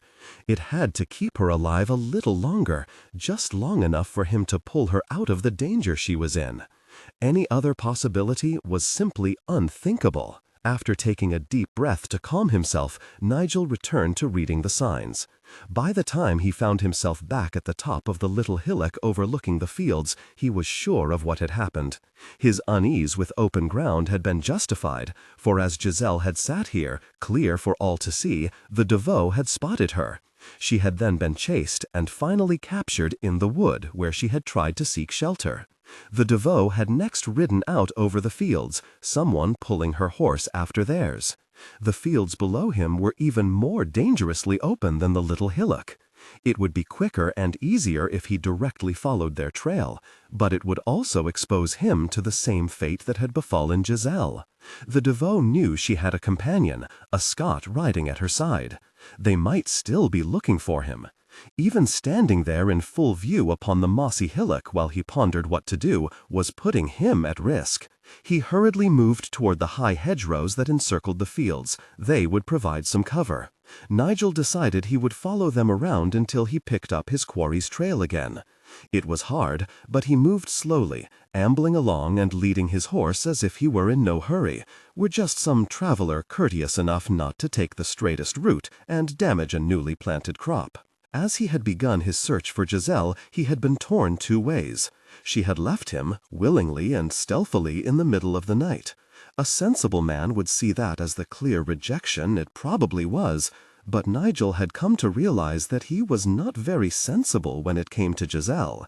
He had tried to tell himself that it was his pledge to protect her that had him hunting her down, that it was all a matter of honor, but he knew that was not the whole of it. She had, after all, dismissed him from her service by walking away. No one would ever fault him if he simply walked away, gave up, and went home. Nigel had to accept the truth. He had come hieing after Giselle because he wanted her back. He also wanted to be certain she was safe, but that had not been a grave concern at the start. She had managed to keep herself safe and alive for a year before he had joined her. It was not until he had seen the signs of trouble that he had added concern for her safety to what drove him. He was so confused, in his heart and in his mind, that it made his head ache. Nigel placed the blame for that discomfort squarely on Giselle's pretty shoulders. She had gifted him with the sweetest, wildest passion he had ever known, and then walked away without a word. He did not know what he felt for her, or even if he could trust his own feelings anyway. Yet the moment she was not at his side, he panicked. His heart felt as if it had just had a piece torn away, and that, he knew, should tell him something. A smile touched his face, and he shook his head. He and Giselle needed someone a lot wiser than they were to untangle them. Instinct told him that she too suffered some confusion and doubt. A little vindictively, he hoped it was as much, if not more, than he did. If he were going to be tormented, then so should she. As he reached the side of the field opposite the hillock, he found the trail he sought. Cautiously, an ominous feeling growing in his belly, he followed it to a thick clump of trees. The trail went around the trees, but Nigel went inside them, welcoming the shadows. The moment he saw what stood on the other side, he froze. "You rode right into their hands, didna ye, lovin'?" he muttered. He muttered in frustration, and, tethering his horses to a branch, he sat down on the leaf-strewn ground and stared at the fortified demesne in front of him. Nigel knew she was in there, and knew that it was a Devoe stronghold. Every instinct he had told him so. Giselle had ridden away from him straight into the deadly grasp of her enemy. For a brief moment he wondered if that had been her intention. She had become increasingly fretful about the danger she was pulling him into, had suffered a deep guilt when he had been wounded. He had thought that he had cured her of all that, but he may have been wrong. Perhaps, in some mad gesture of gallantry, she had realized that the only way to make the Devoe stop chasing him was to surrender herself. "Nay," he whispered, "Giselle isn't that big a fool." Even as he spoke the words, he knew they were true.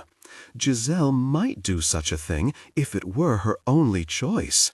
If some Devoe held a sword to his throat and told her it was his life or her surrender. There was no such threat, however. She still had had some choices. Her cousin David had told her that most of her family now believed in her innocence, and so she could go to one of them for help. Giselle had too much spirit to simply give up, had too strong a will to live to just hand herself over to people who ached to kill her.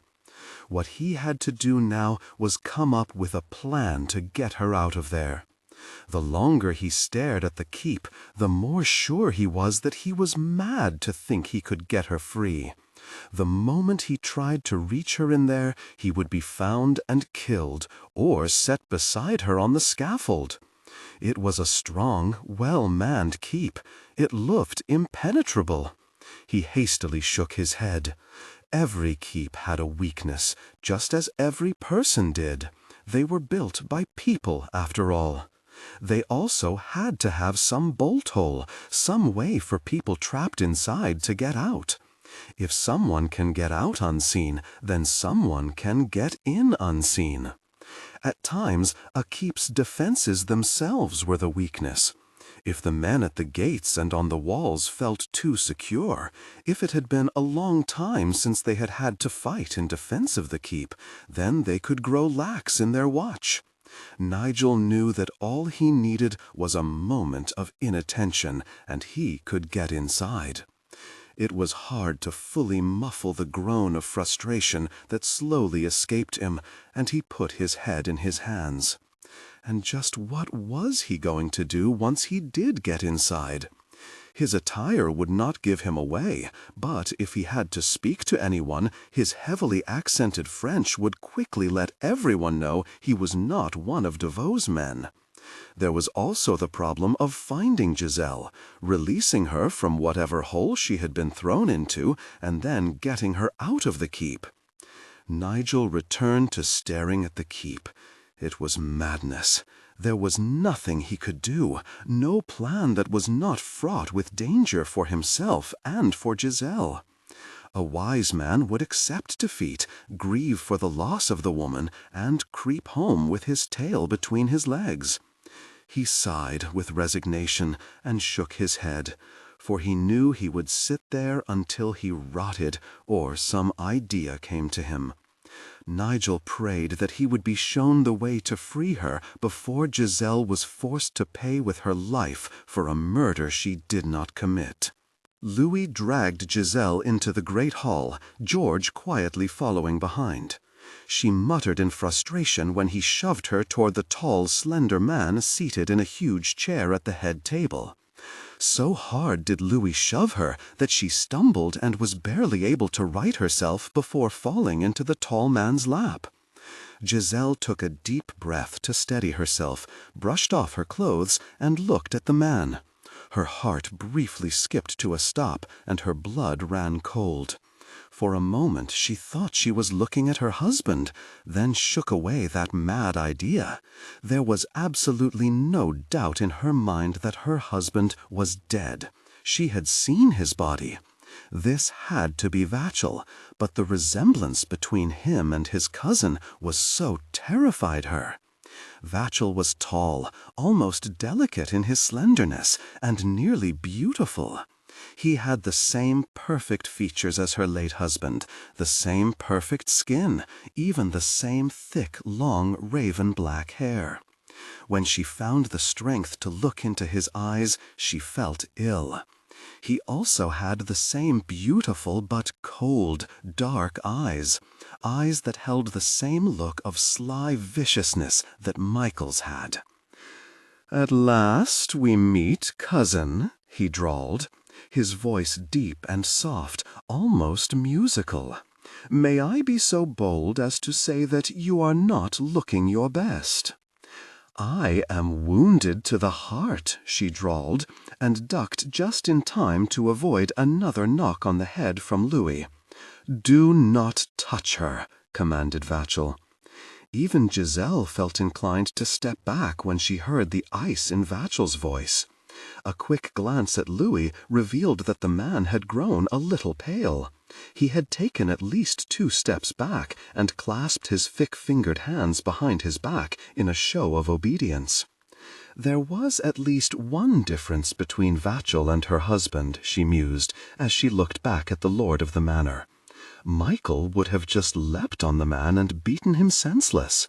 She knew in her heart that Vachel had that same streak of violence in him, but had learned how to refine it, how to imbue his voice with it without shouting or raising his fist.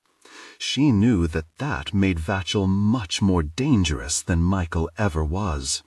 It also made him much more evil and frightening. Michael's cruelty had come through anger, or a very evident sort of madness, blindly enacted without thought or planning. Vachel could remain calm, would act with complete knowledge of the cruelty he was inflicting and how to make it as horrifying as possible. "Afraid he may kill me before you can?" she asked, determined not to quail before this Devoe. She had done it once and found it not only bitter but useless. "And what makes you believe I am going to kill you?" Vachel asked, watching her over the edge of his ornately carved silver goblet as he sipped at his drink. "I have been condemned to death since I fled your cousin's manse. Has my sentence been altered while I was hiding?" "Your sentence, your punishment for ending Michael's poor, miserable life, is whatever I choose it to be." Giselle inwardly trembled, praying her fear was not clear to read on her face. She suspected that Vachel could make the slow, choking death of a hanging seem merciful. It was going to be very hard to maintain her act of bravado.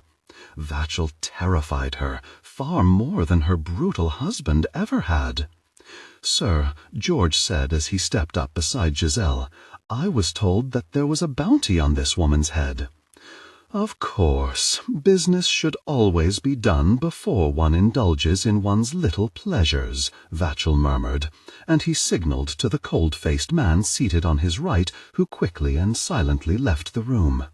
Pleasures, Giselle thought, silently repeating the word in her head. That sounded chillingly ominous.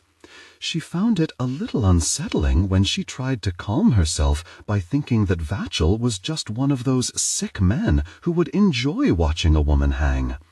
If that were the least of the horrors she thought he would inflict on her, she decided to try to not think of the worst. Such musings could easily cost her her slim grip on courage. Increase the pitch and use an expressive, nuanced tone. Differentiate Nicole, warm and maternal, from Kimberly, tough, introspective. Vachel's man returned with a small sack of coins and handed it to George. She noticed that George had the wisdom not to look inside and chance insulting Vachel with that show of mistrust. As George turned to leave, he met Giselle's gaze. She saw that look of doubt there again, but he quickly looked away and hurried out of the great hall. It did not matter, for even if she could have made use of that doubt, she could not do so now, and George would soon be gone. Louis looked after him, obviously wondering if waiting to be dismissed by Vachel would cost him his share of the bounty. "You had best hurry away, Louis," Vachel drawled. "George may forget to give you the coin you earned." He smiled coldly as Louis hurried out of the room, and then glanced at his man, who had reseated himself on his right. "How many do you think will survive the quarrel over that bounty, Ansel?" "Half," Ansel replied, his voice little more than a hoarse whisper. Vachel turned his full attention back to Giselle, caught her looking curiously at the muscular Ansel, and said, "His voice was forever softened by my father's hands about his neck. Ansel's loyalty to me is absolute. He objected to my father trying to beat me to death for sleeping with his third wife." The strong urge of her overwhelming curiosity almost made Giselle ask what had happened to the father that had made him stop before Ansel died, but she quickly came to her senses. "If you try to shock me with tales of depravity, do not waste your breath. You may recall that I was married to one of your kinsmen. Michael was but a pale shadow of myself." "Especially now," she murmured. His soft laughter startled her. "Oui, Michael is not the man he used to be. You must have bound him to the bed whilst he was in one of his drunken stupors. Even Michael could have fought off a tiny woman like you." She rolled her eyes in a gesture of weary frustration. "I did not kill Michael. From all I have heard, you made no secret of how much you loathed him. Loathing him is a long step away from strapping him down and committing such a horrific act. Truly, I have always found that loathing and murder are very compatible, and it sounds like a most suitable way for a wife to kill her husband. You may think so. She knew there was no talking sense to the man, that he thought in dark, evil ways, that she could not even imagine. I do. So much more interesting than poison or hiring someone to slip a knife into his back. He looked at Ansel. Show her to a room to bathe, and get her a gown. You wish me to be clean and properly attired before you hang me? She asked, as Ansel rose, stepped over to her, and took her by the arm. You do appear very improper, Giselle. One would not wish to shock the poor people attending your execution, would one? Oh, indeed, one might, she muttered, as Ansel dragged her out of the great hall. Giselle did not understand what was happening, and that frightened her. If Vachel were just going to execute her, what did her cleanliness and attire matter? She disregarded his cold words of explanation. That was just a sick jest. There was really only one reason for him to want to clean her up and dress her as a woman, as far as she could see. Vachel quite possibly shared his cousin's taste for forced intimacy. Ansel shoved her into a large room, where he grabbed a timid maid by the arm and whispered some instructions to her before he shut the door. Giselle ignored the muscular, silent Ansel standing guard and looked around the room. Her fear grew. This was a man's room, and although she dearly wished to be proven wrong, she knew it was Vachel's.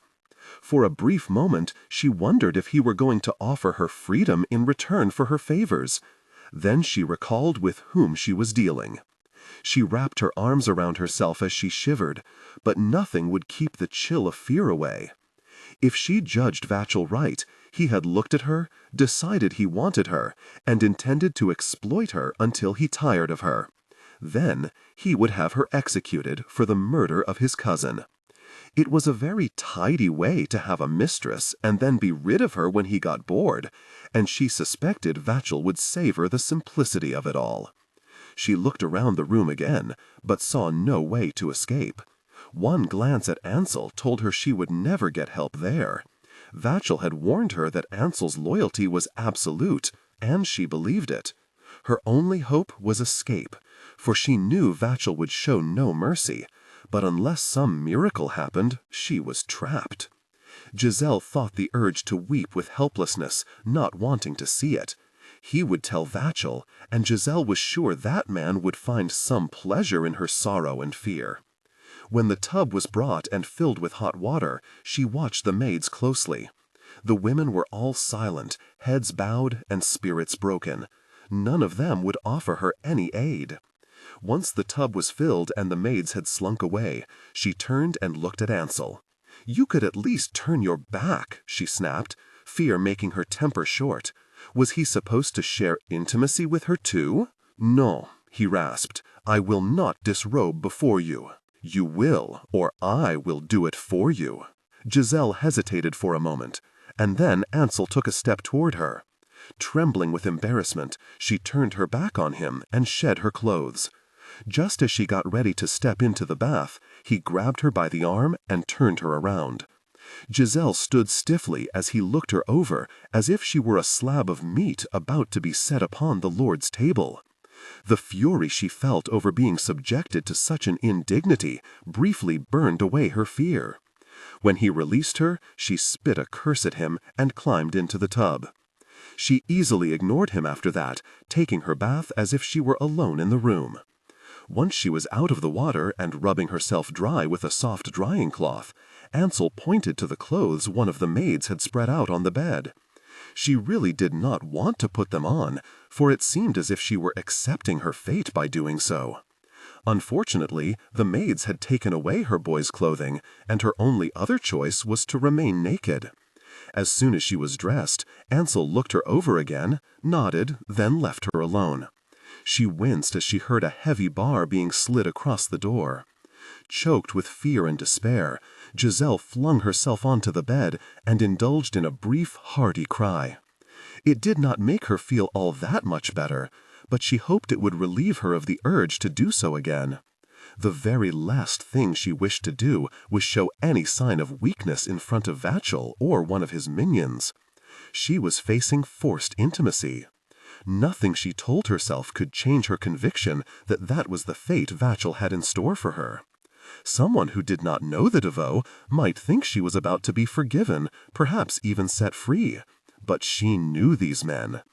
Ansel had not looked her over to be sure she was not injured. He had done so to be sure she was clean, and would not sully his master when the man acted intimately with her against her will.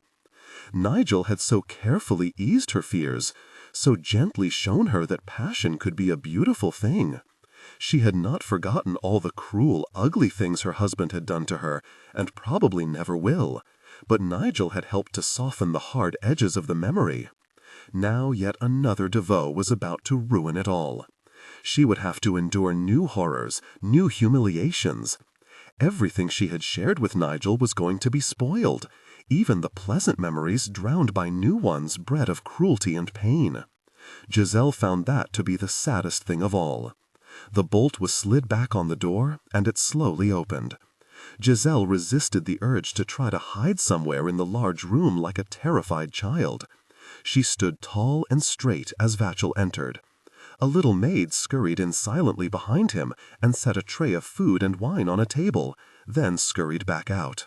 As the door shut behind her, Giselle caught sight of the hulking Ansel just outside of the door. She tensed as Vachel drew near, plucking at her growing curls with his long, pale fingers. It was hard to look at such a beautiful face and believe that it belonged to such a cruel, evil man. But Giselle had no doubt about his true nature. Michael had also been beautiful. It would be a sort of justice, she mused, if such men had faces as twisted as their souls, so that they could be more easily recognized. "You even cut your hair," Vachel murmured. "Was it vanity that made you then curl it as it grew?" "I did not curl it." The way he studied her as if she were some unusual creature he had found in the forest made her nervous. Giselle did not think it was safe to have a man like Vachel find her interesting. "It grows like this." "Interesting. Have you guessed what I plan for you?" He moved closer, his gaze fixed upon hers. "You did not have to bind yourself." It was hard, but Giselle made herself act as if his touch meant nothing to her, as if she felt absolutely nothing, not even the disgust that was churning her stomach. "It rapidly becomes clear that you do not mean to flatter me to death," she drawled. "I may yet utter a few flatteries. I am sure my late, unlamented cousin taught you nothing, but I am curious as to what that rough Scot may have shown you. He showed me how to escape your family and how to fight. Give me a sword, and I will show you." Vachel stepped back and then slowly circled her before coldly smiling at her. "No, but I will keep your boast in mind. If you speak the truth about your skill, I may be able to make interesting game of it." Giselle did not even want to think about that. "It will be hard to show you when I am dead, and the hanging will be soon, will it not?" "It will not," he murmured. "I have other plans. My family hungers for their revenge upon you, but they can hunger for a while longer. They do not need to know that you have been found. You may take your ease here, with me, in this room. We will spend time together, intimately, for a while. Do you think I will engage in such acts for you just to save my neck? I did not say that it would save your pretty neck." He lightly encircled her throat with the long, cold fingers of one hand. "If it will not save me from the hangman, then why would I even consider letting you touch me?" She struggled against gasping for air as he tightened his grip on her throat. For a brief moment she thought he was going to kill her right then and there. Giselle suspected that she should welcome a quick death when none of the other choices offered to her were ones she could accept, But she realized that she wanted life more than she wanted anything else. She clutched at his hands, but he just silently continued to tighten his grip, seemingly oblivious to the pain of her fingernails digging into the flesh of his hand. Then, just as suddenly and calmly as he had grabbed her, he let her go. She rubbed at her bruised throat as she gulped air back into her body. "You will do as I wish, because you do not wish to die," he said. "But you just told me that what I do or do not do will make no difference. You still mean to hang me. It just becomes a matter of when. It becomes a matter of how much pain you wish to endure before you give me what I want. And there is always that sweet, useless thing people try to cling to when all seems lost. Hope. I think you are very good at clinging to hope. You will want to stay alive as long as you can, because you will hope that you can escape me." He smiled faintly. "Or kill me." She watched silently as he walked to the door. "I begin to think I will do more than hope I can kill you," she rasped as he started to leave the room. "I believe I may pray for it, may come to crave it." "Good. Such passion puts the color in your cheeks, and you do not look quite so frail. Rest. I shall return to your sweet arms after my meal." The door shut behind him, and she sank down on the edge of the bed. She did not know which she wanted to do more, vomit or cry. One moment the man nearly choked the life from her. The next he was telling her to rest so that she could be ready for his return. Madness obviously ran rampant in the DeVoe family. She had been right to think that Vachel was far more dangerous and evil than his cousin. She looked at the food, briefly considered the possibility of starving herself to death, and then took some bread and began to eat. Vachel was right. As long as she remained alive, she would continue to hope. She would suffer the humiliations and the pains and try to keep herself strong with hope. She would hope that she could escape and that her family would finally prove her innocence and help set her free. And she would also hope that Vachel DeVoe would die a gruesome, agonizing death. As she ate, Giselle drank a lot of the wine. She idly wondered if she could get drunk enough to be numb to what Vachel did to her, or, even better, be so drunk that he lost interest, if only for one night. Even as she contemplated the possibility, she poured another goblet of wine, and the black leather jug was suddenly empty. She shook it over her half-filled goblet, then cursed and threw it across the room. The man had even thought of that, she mused, and then felt an almost overwhelming urge to scream and weep. How could she fight a man who was not only cruel but clever? If he thought of everything she might do before even she thought of it, there was no chance to outwit him. To stop herself from sinking too deep into her own misery, she got up and began to meticulously search the room. It did little to improve her mood when she found nothing she could use as a weapon. That struck her as odd, for she was sure this was Vachel's room, and a man like that had to have so many enemies that he would never dare to go to bed without some weapon within reach. She carefully studied the room again, and cursed. It was not his room. Rather, it was made to look like his room. Giselle was astonished at the man's slyness, his secretive nature. She suspected that everyone who came to visit Vachel, and probably everyone who lived and worked here, thought this was the master's bedchamber. But she sincerely doubted that Vachel ever slept here. Probably not even after he had stolen his pleasure from some poor woman. Vachel's true sleeping quarters were secreted somewhere where no one could find him. The only other person who would know where the lord of the manor slept would be Ansel, and that man would go to his grave before he would betray Vachel. His little hideaway could even be inside the walls, she mused, as she idly inched her way around the room, running her hand over the wall. Giselle was not quite sure what she looked for, just some subtle thing that would be pulled or pushed to reveal a doorway. If his true bedchamber were not in the walls, then the hall leading to it was, for he could not be seen coming and going from this room. "What are you doing?" asked a cold voice from right behind her. Giselle gasped softly in surprise and turned to look at Vachel. She had not even heard the door open, yet a quick glance over his shoulder revealed Ansel taking one last look inside before shutting the door. Vachel Devoe had obviously learned the same little trick that Nigel had.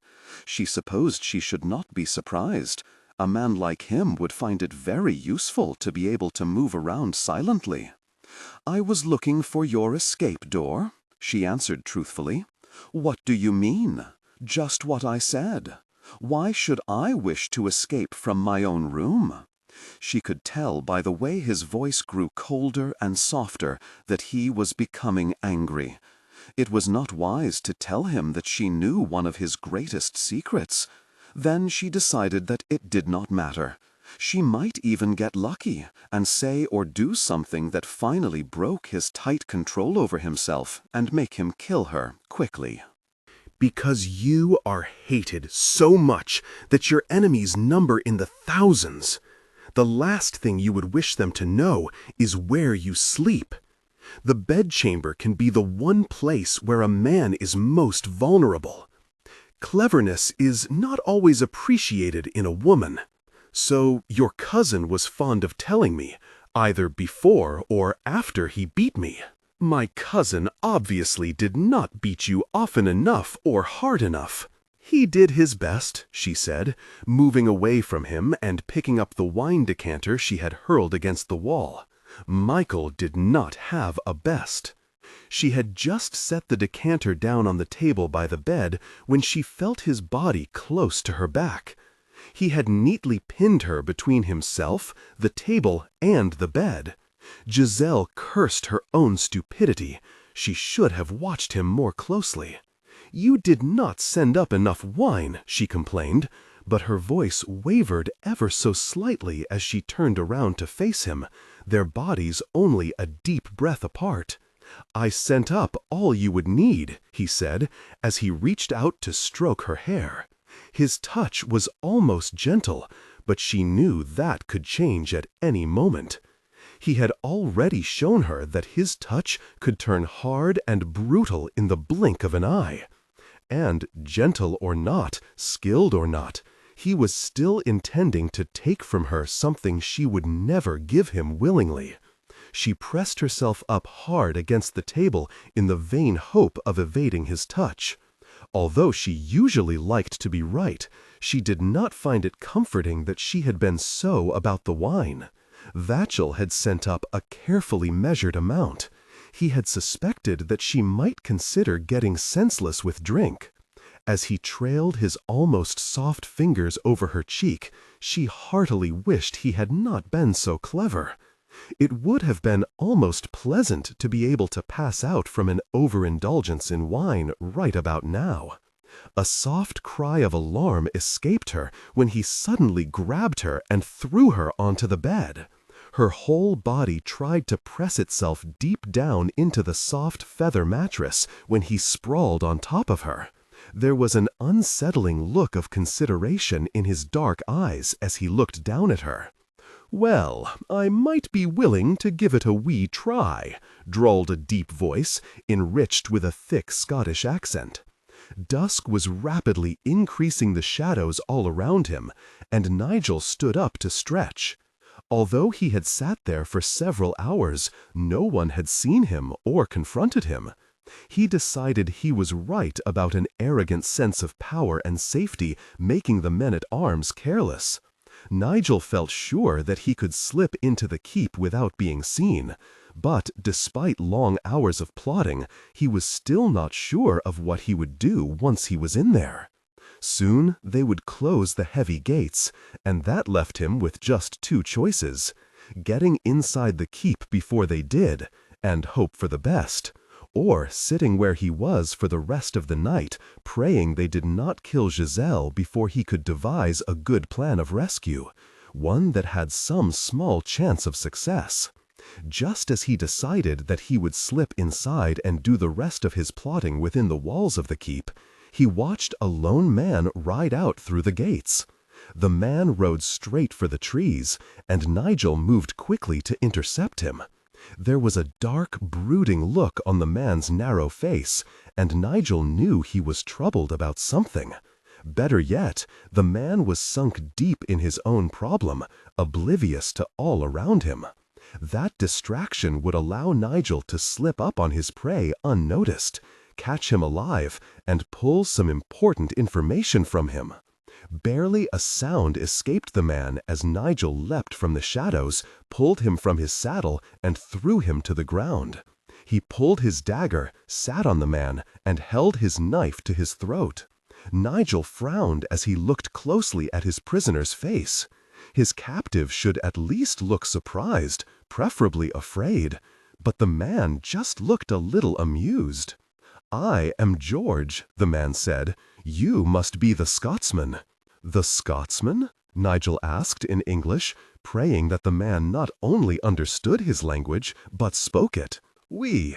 George spoke in a thickly accented English as he explained, "You are the man who rides with the Lady Giselle Deveau. All know about you. I was surprised when we found her alone." "You mean when you captured her and turned her over to the villains who want to kill her?" he said coldly, pressing his knife just a little closer to the life-giving vein in George's throat.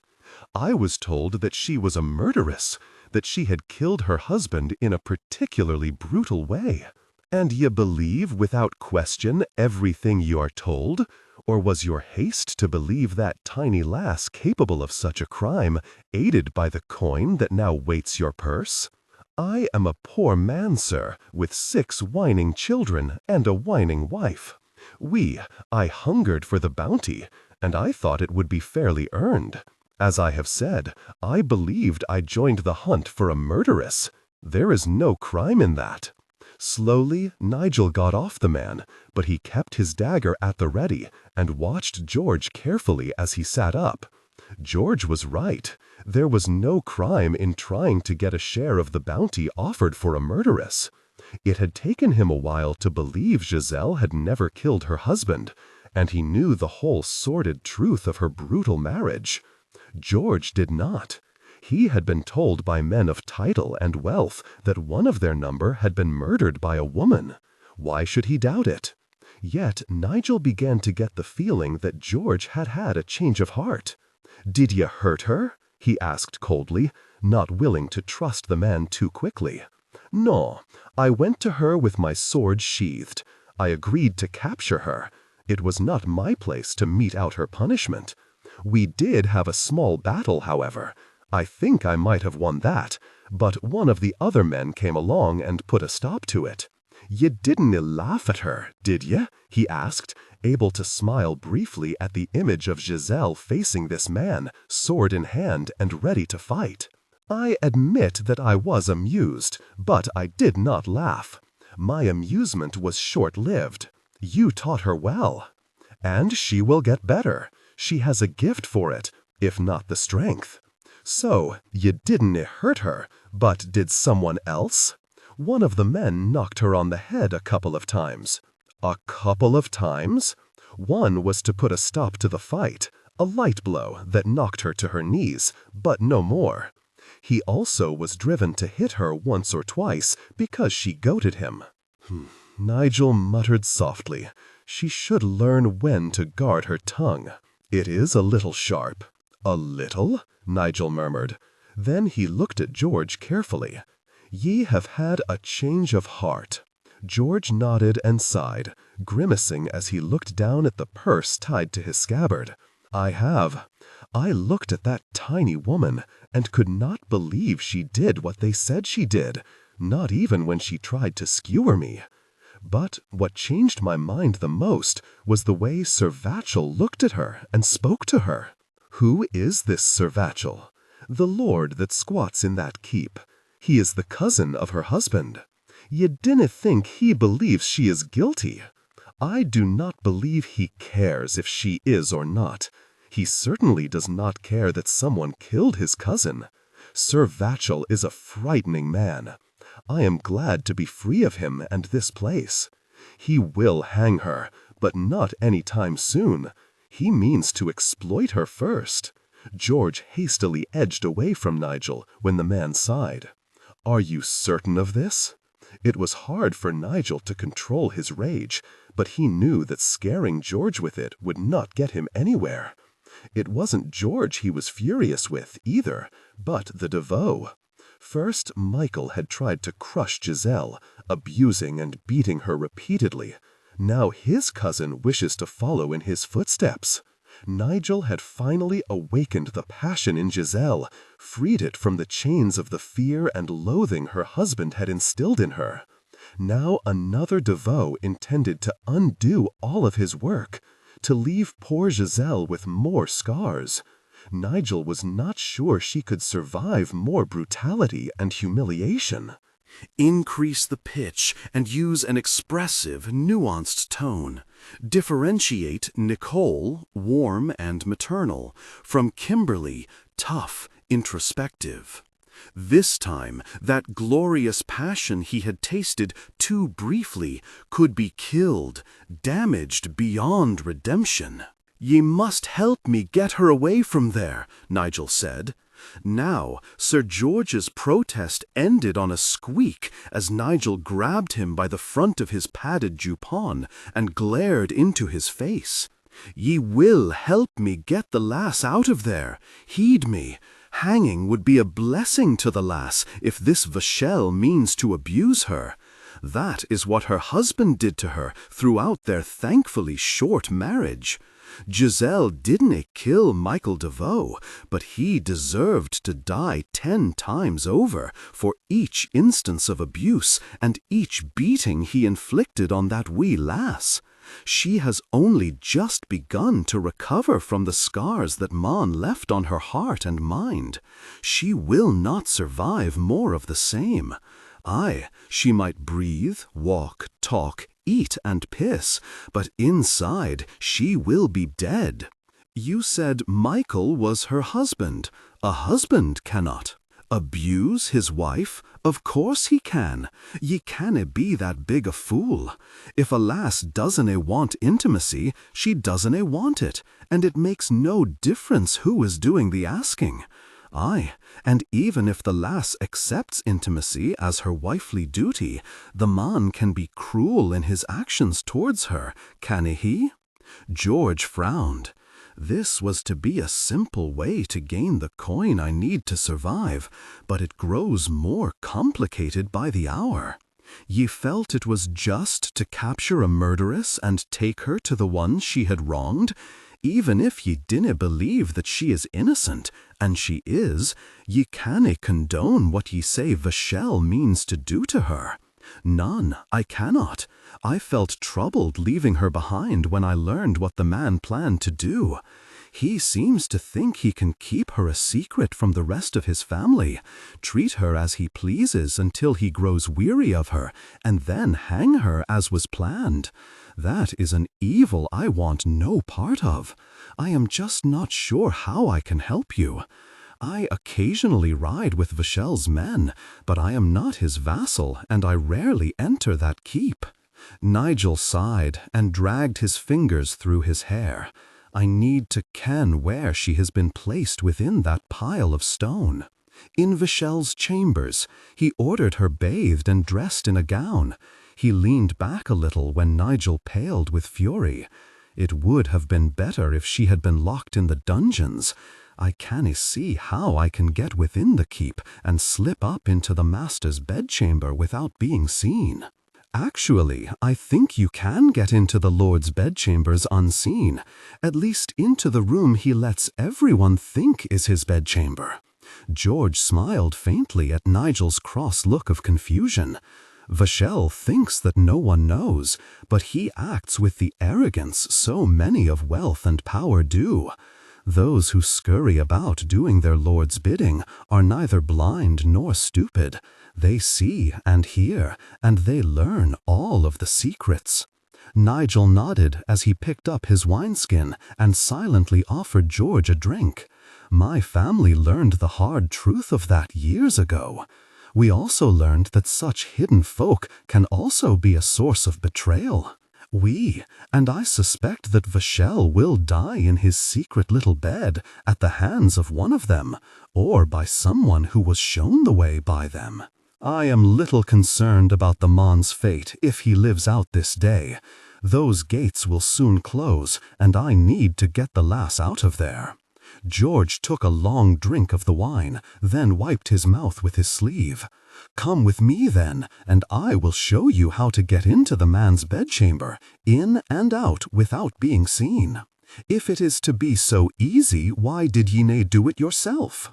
Because I am one of those men whose courage is not as strong as it should be, George replied as he stood up and brushed himself off. Sometimes I need the prick of a knife at my throat to get me to do what I know is right. Nigel hesitated as they moved to their horses and George mounted. This seemed all too easy. He had not only found a man to work with him, but a way to slip in and out without being seen. It could be that he had been given an answer to the prayers he had been muttering for hours, but it could also be a trap. This Sir Vashel had to know that Giselle had a companion, a man who had joined her in the fight to stay alive. He could have sent George out to try and find him and ensnare him. George looked at Nigel and smiled. You really have little choice. I am the only hope you have. No one else will be leaving that place, not alone. And I do not believe you will find anyone else amongst them who has even my reluctant sense of what is right and just. It just seems suspiciously easy, Nigel said as he mounted. Do we just ride in? We do. I am even now devising an explanation for returning and bringing you inside.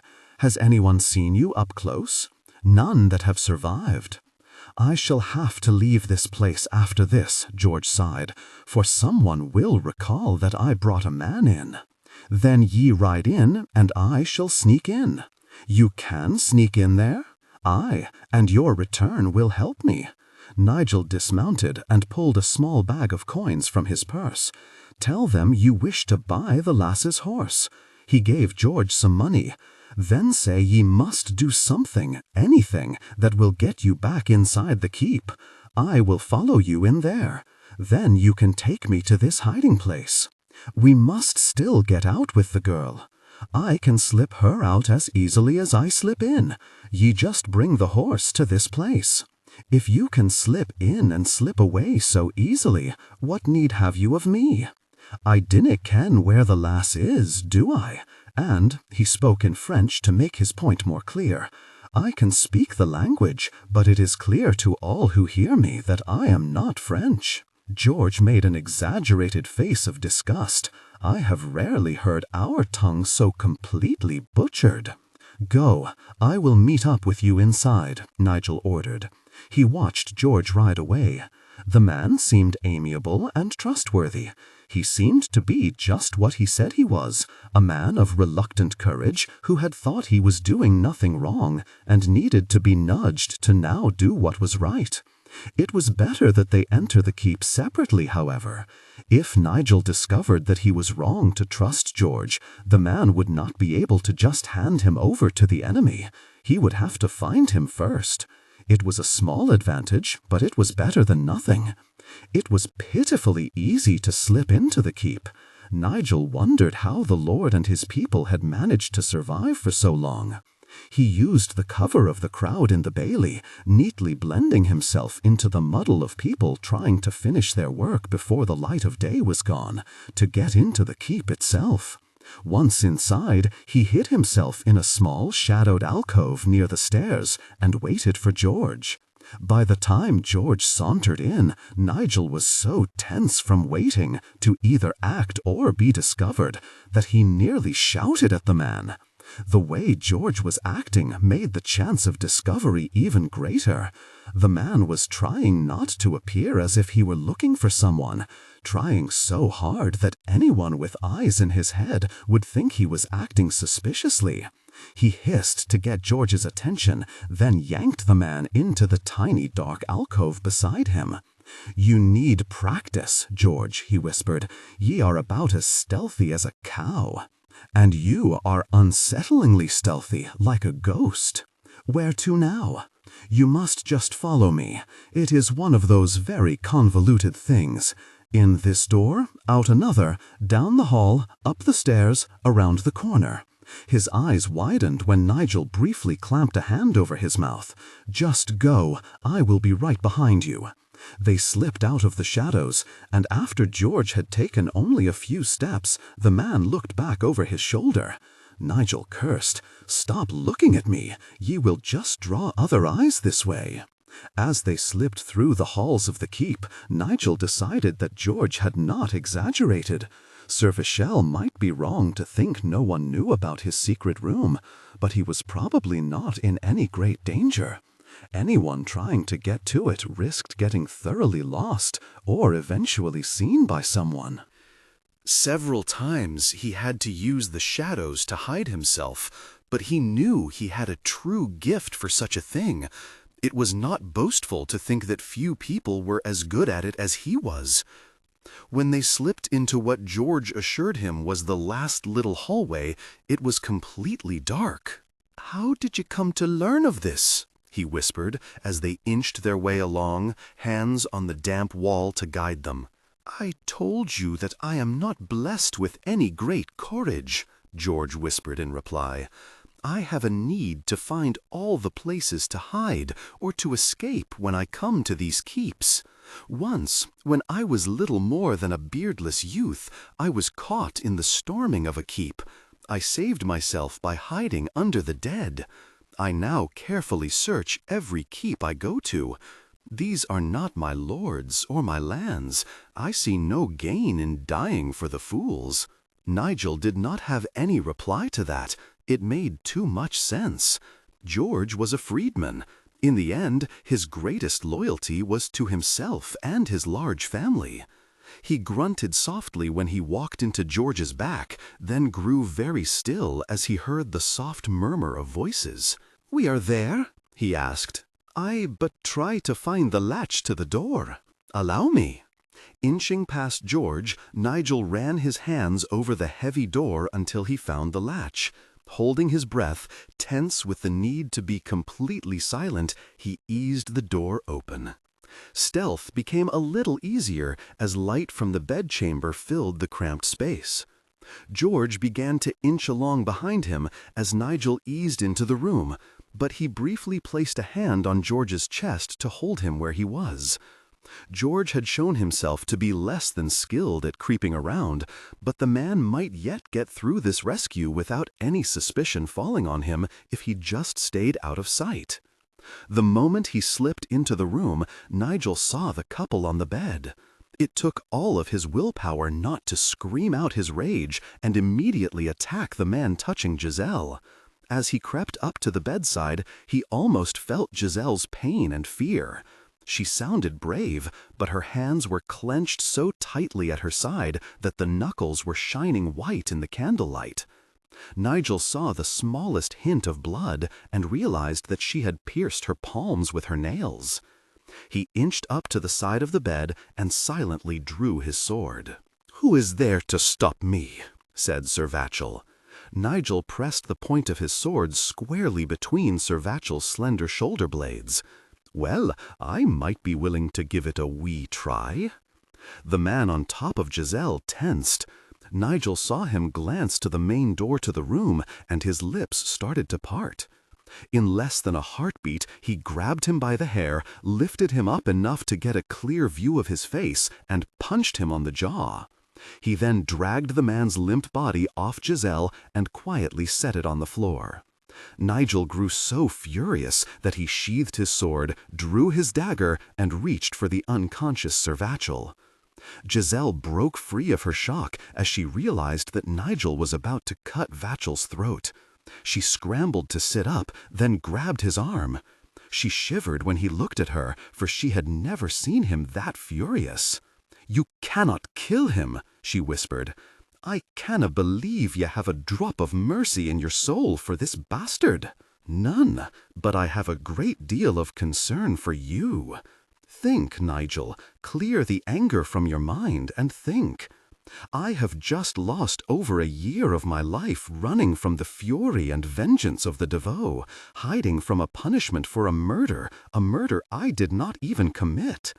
I now see some chance of getting free of all of that. You have always had the chance to walk away, to turn your back on it all.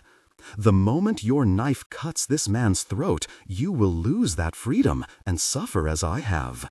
We will both suffer, being hunted down again, bounties placed on our heads.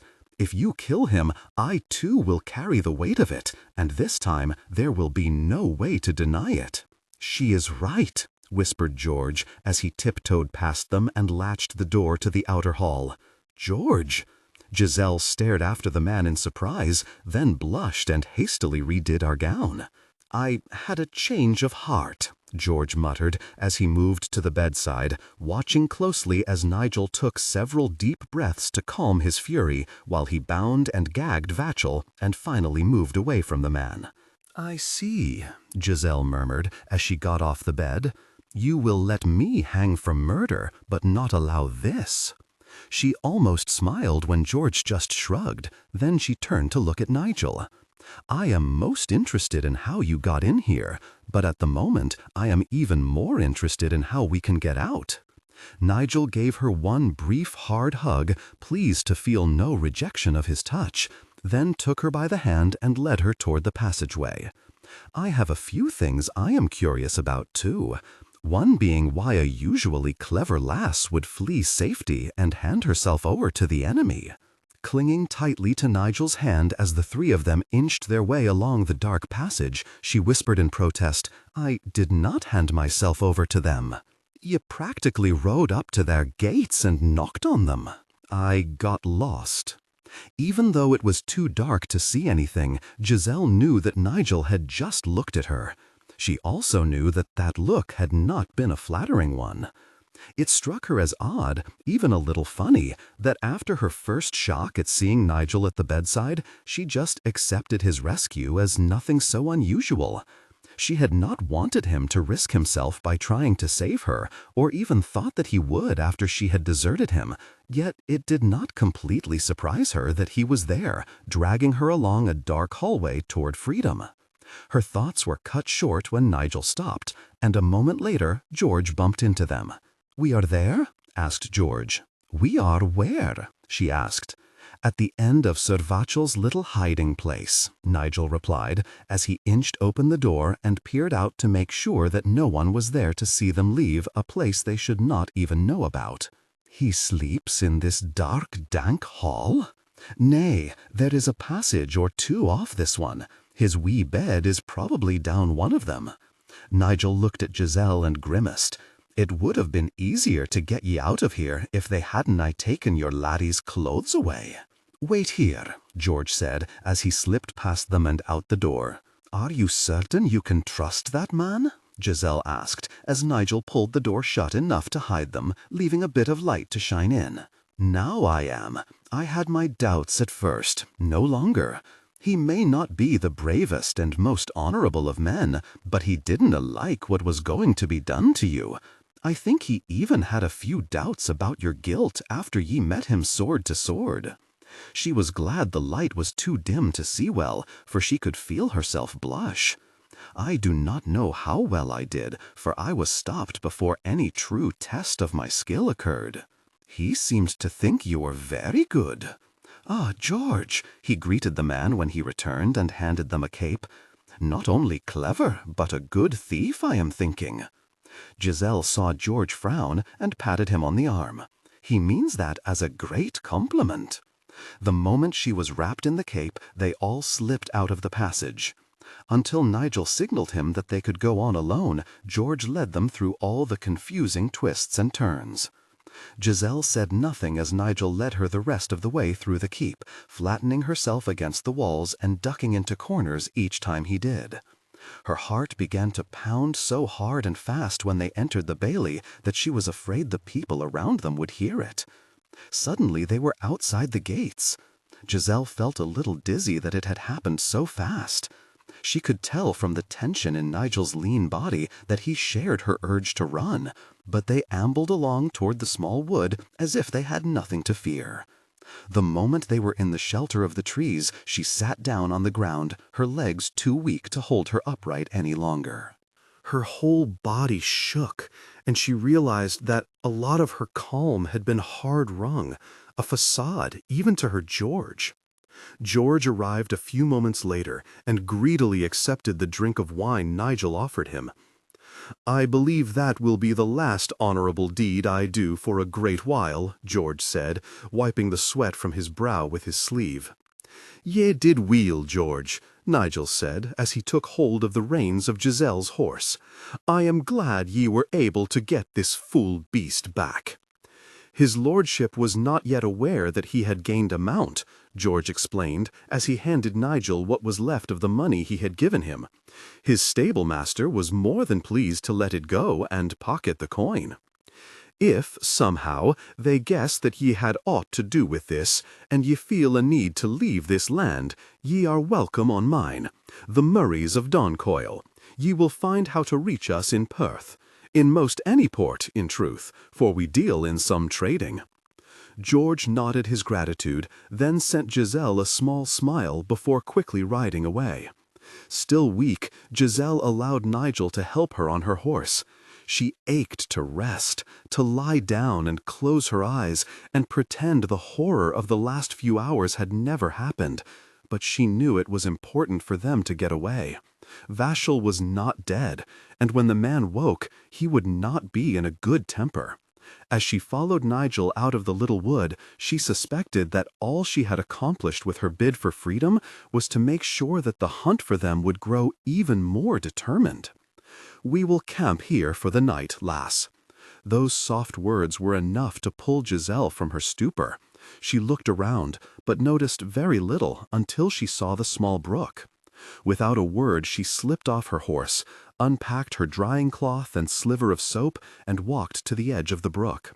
Still silent, she shed her clothes, stepped into the shallow, cold water, slowly sat down, and began to wash. She could hear Nigel tending to the horses and setting up their camp, but she kept her back to him. Once they had started on their way, fleeing the wood and Vashel's lands as fast as they could, she had failed to stop herself from thinking about what had happened to her. From time to time, Nigel had spoken to her, and she had struggled to answer, his frowns telling her that she was doing a poor job of it. Nothing, not Nigel's concern or her own strong will, had stopped her from slipping into a dangerously dark mood. From the moment Sir Vashel had touched her, she had ached to have a bath. It was the same sick, unclean feeling her husband had always left her with. During her brief marriage, she had sometimes scrubbed her skin raw, stopped from doing herself real harm only by the watchful eyes of the maids. They had lived with Michael long enough to understand what she was suffering. Just as she had after Michael had used her, she now felt as if she needed to peel away every piece of skin Vashel had touched. Only once did she pause in her continuous washing, and that was to stare in surprise at the cuts on the palms of her hands. As she briefly soaked them in the cold water, she wondered how she could have buried her fingernails so deeply into her own flesh and not been aware of it. Then, almost blindly, she returned to scrubbing her skin. Nigel leaned against a slender tree, took a slow drink from his wineskin, and watched Giselle carefully. She had said nothing since they had left the Devoe keep. He had kept looking back at her, afraid she had fallen asleep and was at risk of slipping out of her saddle. Each time he had been made uneasy by the almost lifeless look upon her face, the strange distance in her eyes. The few times he had spoken to her, tried to pull her from her intense silence, her response had been spoken in a voice nearly as dead as her eyes. When he had first rescued her, she had seemed fine, no more than a little shaken. Now he was not so sure. He was also not so sure that he had been in time to save her from all Vashel had planned to do to her. Perhaps that was not the first time the man had been on that bed with her. She had been alone at the keep for several hours before he had found a way to reach her. More than enough for the man to have already violated her once, mayhap more. He cursed softly and ran a hand over his chin. It did not take a very clever man to see that something deeply troubled Giselle. What did require a great deal of cleverness was knowing exactly how to help her. This was the sort of thing a woman often did not wish to talk about, yet how could he know how to help her if she did refuse to talk about it? There was also a reluctance lurking inside of him, a wish to not know anything about what had happened to her while she was trapped inside of Vashel's keep. If he did not wish to hear anything, and she did not wish to say anything, they would certainly not get very far, he thought sourly. There was one thing he could do, he decided as he tossed his wineskin aside and moved toward the brook. He could stop her incessant scrubbing. If she continued with it for very much longer, she would be nothing more than a tiny lump of raw flesh. Nigel had the unsettling feeling that that was her intention, that she wanted to remove the flesh that had been defiled by Vashel. He was surprised that she could sit in the water for so long. Her shapely backside had to be nearly frozen to the rocky bottom of the brook. She was also frightening him a little, for she seemed to be caught up in some repetitive dream, so that she was not completely aware of what she was doing to herself. It was almost as if the insanity of the Devoe had finally infected her. "Giselle," he called, but she paid him no heed, so he reached out to gently touch her shoulder. "Giselle!" "I heard you the first time," she said quietly, staring at her empty hand as she slowly realized that she had no soap left. "My soap is all gone." "Ye are clean enough." "Am I?" Even though she still felt an urge to keep washing herself, she allowed Nigel to pull her out of the water. She stood silently as he briskly rubbed her down with the drying cloth, obviously trying to warm her as much as he was drying her skin. When he reached for her clothes and saw the gown, he hesitated, then frowned at her. Giselle finally roused herself enough to speak. "I have no ill feeling about the clothes," she said. "I mean no offense, nor do I wish to stir up any ill memory, but I am surprised he found something to fit ye so quickly." She gave him the sad ghost of a smile. "The cut of the clothes tells me they probably belonged to a young maid. The camise will be good enough for now." Nigel gently tugged the camise over her head and laced it up, then led her over to their bed by the fire. For one brief moment he had thought about separating their beds, then decided that would not really help. It might even make her think that he was setting her aside because of what Vashel had done. He quickly gathered up the things she had left by the brook and put them in her saddle-pack. As he got some wine and food for their meal, he kept a close but subtle watch on her. The way she just sat there staring into the fire made him uneasy. He felt an urge to slap some life back into her. Nigel shook his head as he sat down beside her and gave her some food. Brutality had caused her troubles. He would be no better than Devoe if he used brutality to try to pull her free of her dark mood. "Did he violate ye, lass?" he asked, deciding the best way to try to solve her problem was to be direct. "None," she replied as she slowly began to eat, her hunger beginning to revive as she tasted the food. "Praise God," he muttered, and briefly squeezed one of her hands. "I feared that ye had suffered while I sat in that wood trying to plan your rescue, that because I was nae crick or clever enough, ye had endured some pain. Nigel, you were in time. Vashel but touched me a little. I let that trouble me far more than I should have." "Even if you had not succeeded in saving me from that bastard's unwanted attentions, you would have still saved me from a hanging. That is no small thing. In truth, I was not expecting your help at all." "Why? Because ye had crept away from me like a thief in the night?" He watched her closely, and felt relieved when she cast him a look that was an amusing mixture of embarrassment and irritation. She was beginning to recover. "I had my reasons for leaving." She hoped that would end the discussion, but a quick peek at Nigel's face told her that she was not going to be allowed to just dismiss the matter. "And I should like to hear what those reasons were. It was suddenly clear to me that this hunt had grown much fiercer than it had ever been, and much more dangerous. I no longer felt able to put your life at risk, to use you to shelter me from my enemies. So ye would have me believe that after we have spent weeks hacking our way through Devoe's men, ye suddenly woke up in the middle of the night and decided it was now becoming too dangerous? And that riding off alone, nay, kennin' where ye were going, leaving me alone in my weakened condition, was safer for both of us? It did sound remarkably witless the way he told it, but Giselle had no intention of letting him know that. She was also not going to let him try to stir her guilt by speaking of his weakened condition. Nigel had tossed Von Devoe around as if he were no more than an empty sack. That was hardly the act of a sickly man. Giselle thought it a little harsh of Nigel to be questioning her and expecting sensible answers after all she had just endured. As you had just explained to me last eve, we were either near or even on Devoe lands, and that ensured that the port you were taking us to would be swarming with the fools. I just felt that it had all become too complicated. There had always been a chance that we could get to a port, onto a ship, and sail far away from my troubles.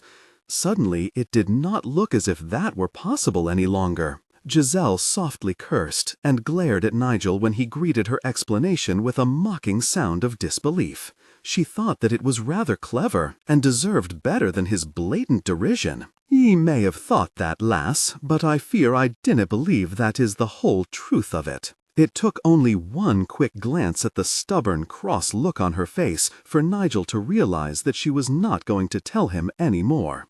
"Ye stumbled right into your enemy's arms. Loving," he added quietly as he put his arm around her shoulders and tugged her close to his side, pleased when she revealed no fear or resistance. "I know that," she grumbled, then sighed and leaned against him. "I was traveling to my cousin Marie's. At least I thought I was.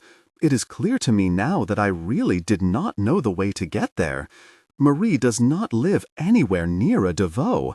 I know that because I sought her aid once before." He idly picked up her medallion from where it rested against her chest and studied it for a moment. "Ye are fortunate none of the men took this from you," he said, as he released his hold on it. "'Tis a fine piece that could have brought them a few coins. I am not sure if any of them really saw it, praise God. It was hidden beneath my jupon, as it has been most times since you reminded me that lads do not wear such fine baubles. The ones who did see it, Von Schell and his man Ansel, saw it as nothing remarkable. It is obviously still bringing me good fortune. Aye, it is. Giselle, I am nae calling ye a liar, but something does puzzle me." "And what is that?" "Ye said that Sir Vachel didna rape ye, only touched ye a wee bit." "That is correct." "Then why would ye try to flay the flesh from your wee bones with unending scrubbing? It makes no sense to me." Giselle smiled sadly and allowed him to gently push her down onto the bed. The weight of his body, as he lightly sprawled on top of her, felt comforting as well as exciting, and she was glad. The very last thing she wanted was for her stupidity and Von Schell's unwavering, cruel arrogance to destroy what she felt for Nigel. It would have been easy for Von Schell to make her the frightened woman she had been when she had first met Nigel. That would have been too high a price to pay for her cowardice. And it was cowardice, she mused. She had run from what she felt for Nigel, tried to run as fast and as far away as she could. It was also foolish. There was no running away from it.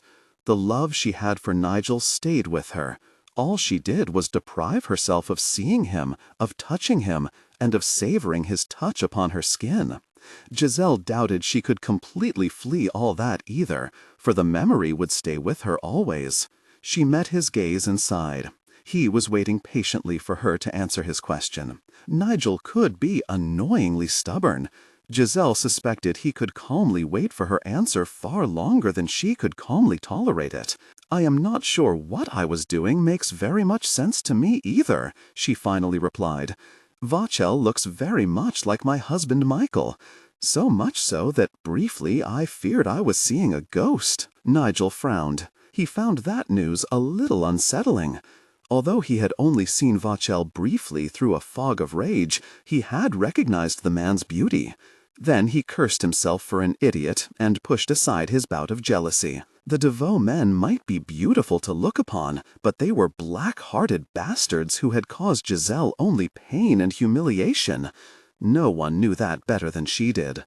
He doubted the beauty of the men affected her in any way. "That must have made it all the more troublesome for you," he said, slowly running his hand up and down her side. "It did," she whispered, then took a deep breath to steady herself. "It was worse than even I could have guessed it would be. Vachel looked like Michael, but whereas Michael's cruelty revealed itself in rages and bouts of clear madness, Vachel's is the cold sort. Vachel does not blindly strike out. He is calm. He thinks carefully about what he is doing, and I think enjoys it. He planned to keep me and exploit me until he wearied of me, and then he would hang me." After cursing viciously for a moment, Nigel wished yet again that he had killed the man. "That is what George said, but I didna really want to believe it. 'Tis done, my bonny French rose. Ye must put it from your mind. That bastard inna worth even one bad memory." "I would like to forget it all, but Vachel Devoe is not a man you forget easily. He is truly evil, Nigel.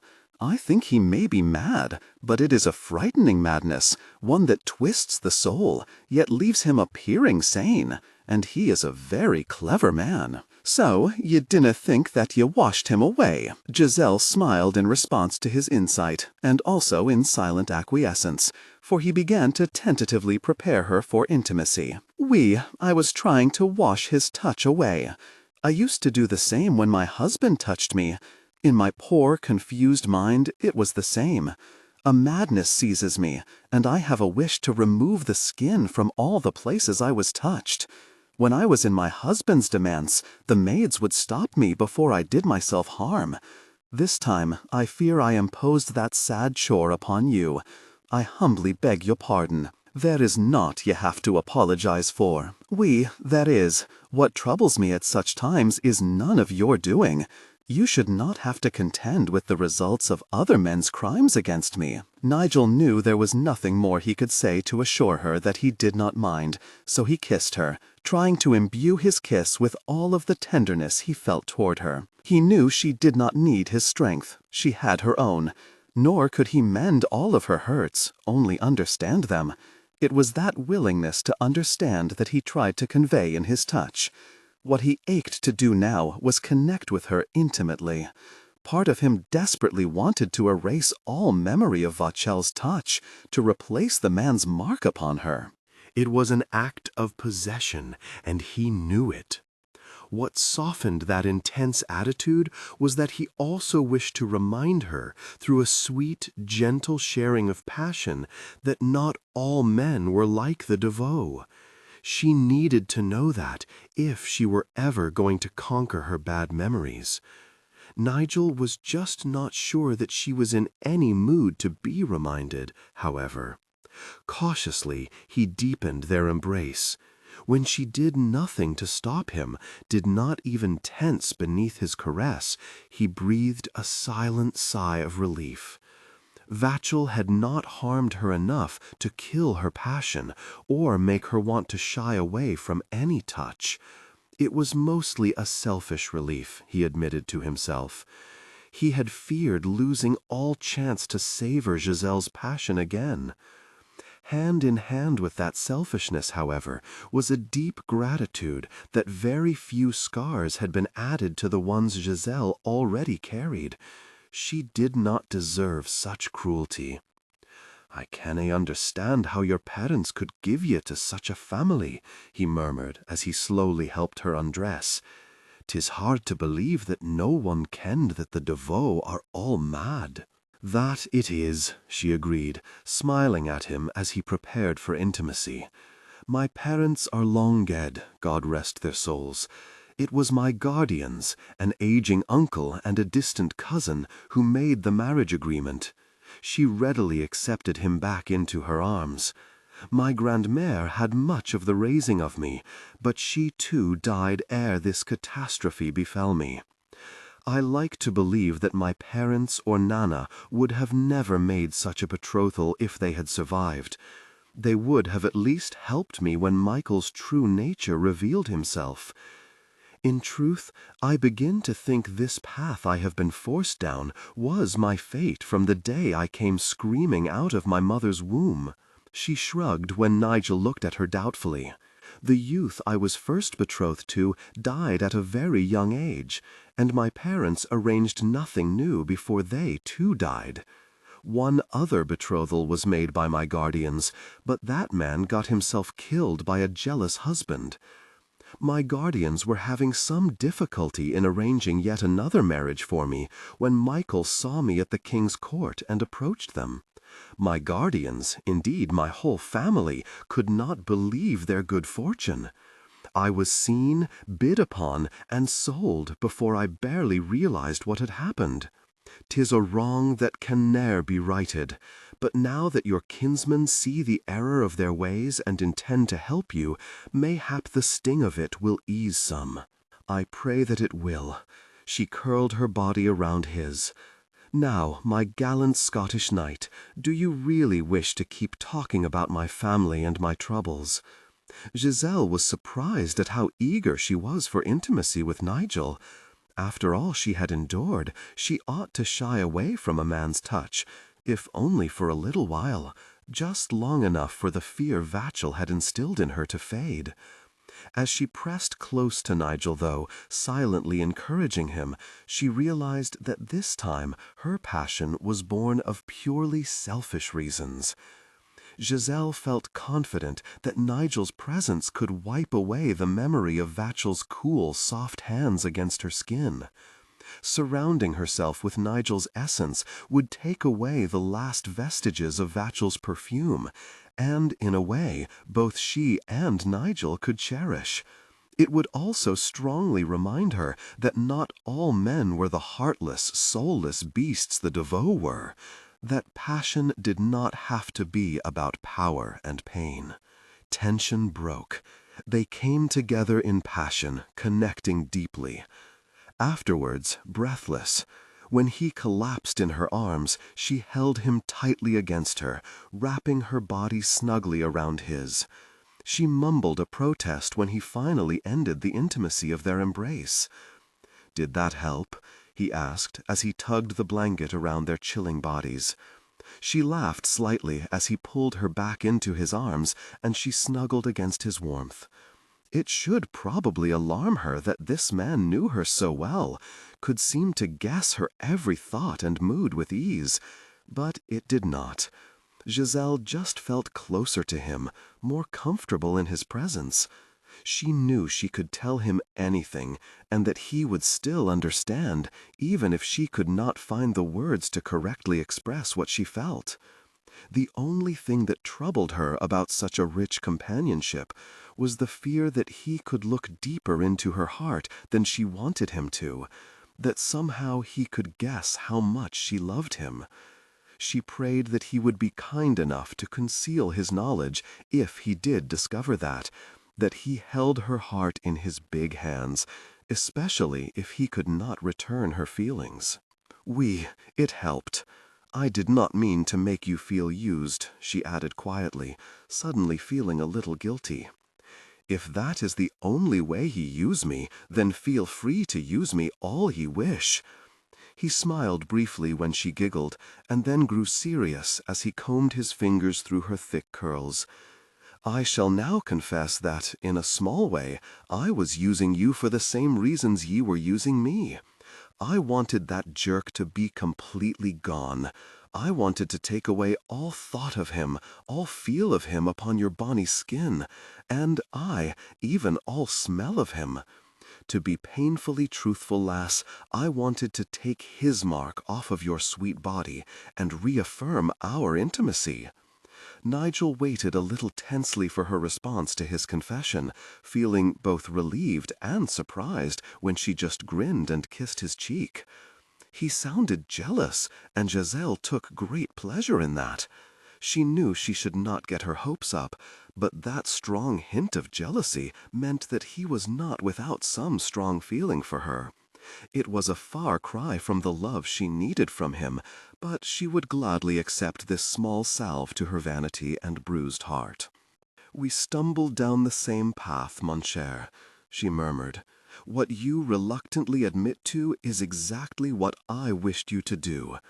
I, too, wanted Vachel's touch rubbed away, wanted the smell of that man gone from my skin.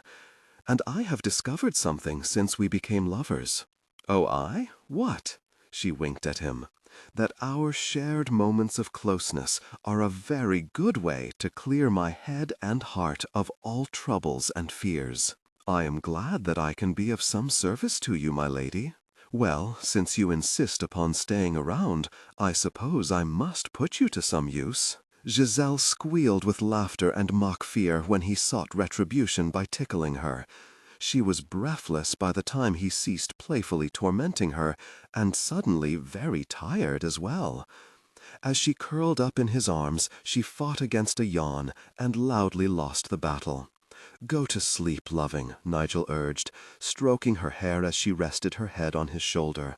"Ye have had a long and eventful day, and ye had very little sleep last eve, for ye spent it running away from me and straight into your enemy's grasp. It can be exhausting to make such a large mistake," he grunted in feigned pain when she punched him lightly on the chest. "You do not intend to allow me to forget that, do you?" "Nay, it may be needed from time to time." He kissed the top of her head. "Rest. We have a long road to travel yet ahead of us." "And I have just made it even longer," she mused as she closed her eyes. Although Nigel clearly loved to tease her, he did not say that, at least not aloud, and she was heartily relieved. Her stupidity could easily have gotten them both killed, and although she still did not know where they were, she was sure she had added at least a day to their journey toward a port they could sail from. She had been headed in the opposite direction that Nigel had chosen for a whole night and part of the next day. She prayed they could easily recover all of that lost time. Nigel really ass as a small hard fist connected soundly with his jaw. He caught Giselle by the wrist before she could complete her second swing at his face. Her eyes were still closed, and he realized that she was caught in the tight grip of some dream. It was not hard to guess what she dreamed about, and the dream was certainly not a pleasant one, not if he correctly understood some of the rapid French she was spitting out. When he caught the full force of her knee against the inside of his thigh, only a swift move to the right saving him great pain, he really and decided he could no longer wait for her to pull herself free of her nightmare. He turned so that she was neatly pinned beneath his body. The moment he ended the flailing of her arms and legs, she began to grow calmer. "Giselle!" he snapped. "Wake up, lass. Heed me," he said more calmly, softening his tone as well as easing his hold on her. "'Tis Nigel ye are trying to bloody. Wake up, sweetin, so ye can see who is truly here, and cast the shadows from your mind. Come now, look at me, and neigh at the ghosts in your head." Giselle felt her terror ease as she slowly woke up. Then she had thought herself strong enough to cast aside the memory of what Vachel had done and of all he had threatened to do, but it was clear that she had not done so. Her mind did not care that he had not succeeded in his terrible intentions, that Nigel had saved her from that horror. The fear was still there, the chilling memory still near at hand and ready to darken her dreams. Worse, the memory of Vachel brought forth all the memories of Michael. All the fear and shame she had endured under his cruel fists was new and sharp again. She cautiously opened her eyes and recalled that in her dream she had delivered a sound punch to Vachel's jaw, just as she had ached to do when he had held her captive. Tentatively, she reached out to touch Nigel's jaw. "I am sorry," she whispered. "I struck you, did I not?" "Aye, ye did, and it was a good, sound blow. And," he added, kissing the tip of her small nose, "there is nae any cause to beg my pardon. 'Twas just a dream. Ye were nae truly hitting me. I just got in the way of your ghosts." I guess that jerk Vachel is not gone yet.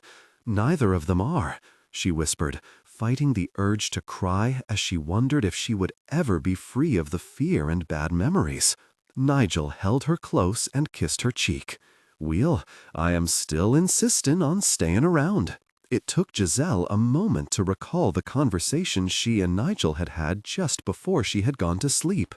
She laughed and curled her body around his in silent welcome. "It is obvious that your job is not yet done. You shall have to work harder to push all these demons from my poor tormented head." As he turned, holding her close, Nigel drawled, "I am nae sure I can work much harder and still be alive come the dawn." She just giggled in response, then heartily returned his kiss. It might not be right to use the passion she and Nigel shared to push back the dark memories she struggled with, but there was no ignoring how well it worked. Giselle prayed that this time it would work well enough and for long enough that she could fall into a deep, dreamless sleep until dawn, when it would be time to mount her horse and flee her demons in a more practical way. "Where did all of these people come from?" Giselle asked as she peeked around the corner of the building. Nigel yanked her back into the shelter of the shadows. "I believe it may be market day. Sadly, I also believe Sir Vachel awoke from that blow I gave him in an evil temper and vengeful humor. Many of those men weaving in and out of the market day crowd are well armed. 'Tis vera clear that they are searching for something, and I dinno believe it is cloth or ale." "It is me," she whispered. Despite her brief attempt to leave Nigel and all the trouble it caused them, they had reached the port in only 2 days. She had been feeling pleased with their success, almost hopeful. They had even accomplished it without seeing or needing to flee from any Devoe. Now she knew why they had not seen any of her enemies. The Devoe and their many new allies were all here, waiting for her and Nigel to try to leave France. "How can they be so certain that we will be trying to leave, that we will attempt to sail away and out of their reach?" she asked as she slumped against the cool stone wall of the little building. "We only told our plans to Guy and David, and I do not wish to think that either of them would betray us and tell the Devoe." "Rest easy, lass. They didn't tell anyone. They didn't have to." Nigel leaned against the wall by her side. "Once the Devoe learned that ye were with me, it didn't take much wit to ken where I would try to take you. And ye did say that ye thought Vachel was a clever mon. If he has been the one leading this hunt, this shouldn't surprise us at all. In truth, I should have planned for this. I did in a way, but I ne'er thought the numbers guarding the ports would be this great," he muttered as he dragged his hair through his hair. "You do not think we can get through or around them?" He sighed and shook his head. "Nay, and it doesn't do us much good to linger here if we canna find out who might be sailing for Scotland. That information is to be found at the docks themselves, or in the alehouses near them. And the Devoe men would know that too, would they not? Aye, and they would watch those places much more carefully than they do anywhere else. So, must we now go and find another port to sail from?" she asked, sensing his anger and wishing she could do something to ease it. "We can, but I dinna think any of the ones near here will be any safer than this one. We may have to take a vera long journey to reach a place the Devoe haven't thought to guard, or at least guard as well as this one. And I fear not every port has the chance of offering us someone who is sailing to Scotland. Again, not as good a chance as this one does." When he fell silent, scowling down at the muddy ground of the narrow, dark alley they had sheltered in, Giselle forced herself to be quiet. He did not need any more questions. He needed to think and plan what they should do next. Giselle prayed that he could solve their grave problem, for she did not really want to do any more riding over the countryside. She wanted to be done with running and hiding, and she had allowed herself to hope that reaching this port finally meant an end to it all. It did not really lighten her mood any to know that Nigel had to be as disappointed as she was. He not only wished to flee the Devoe, but to return to the home and family he had not seen in 7 long years. She idly brushed the dirt from her padded jupon and was surprised to find that she missed the gown she had been wearing when Nigel had rescued her. It was strange to want anything Vachel had touched, but she did. Giselle realized that she was weary of being a boy, that at least once she would like Nigel to see her dressed in a woman's finery. It was all vanity, and she knew it, but she could not discard the urge so easily, not even when she reminded herself that Nigel clearly had no trouble thinking of her as a woman, and a desirable one.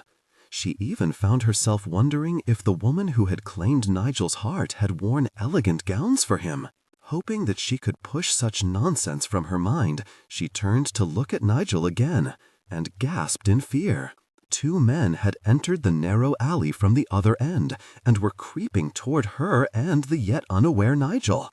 Both men already had their swords drawn, so there could be little doubt that they meant trouble. She sharply nudged Nigel as she unsheathed her dagger. Nigel cursed and drew his sword just as the first man charged him.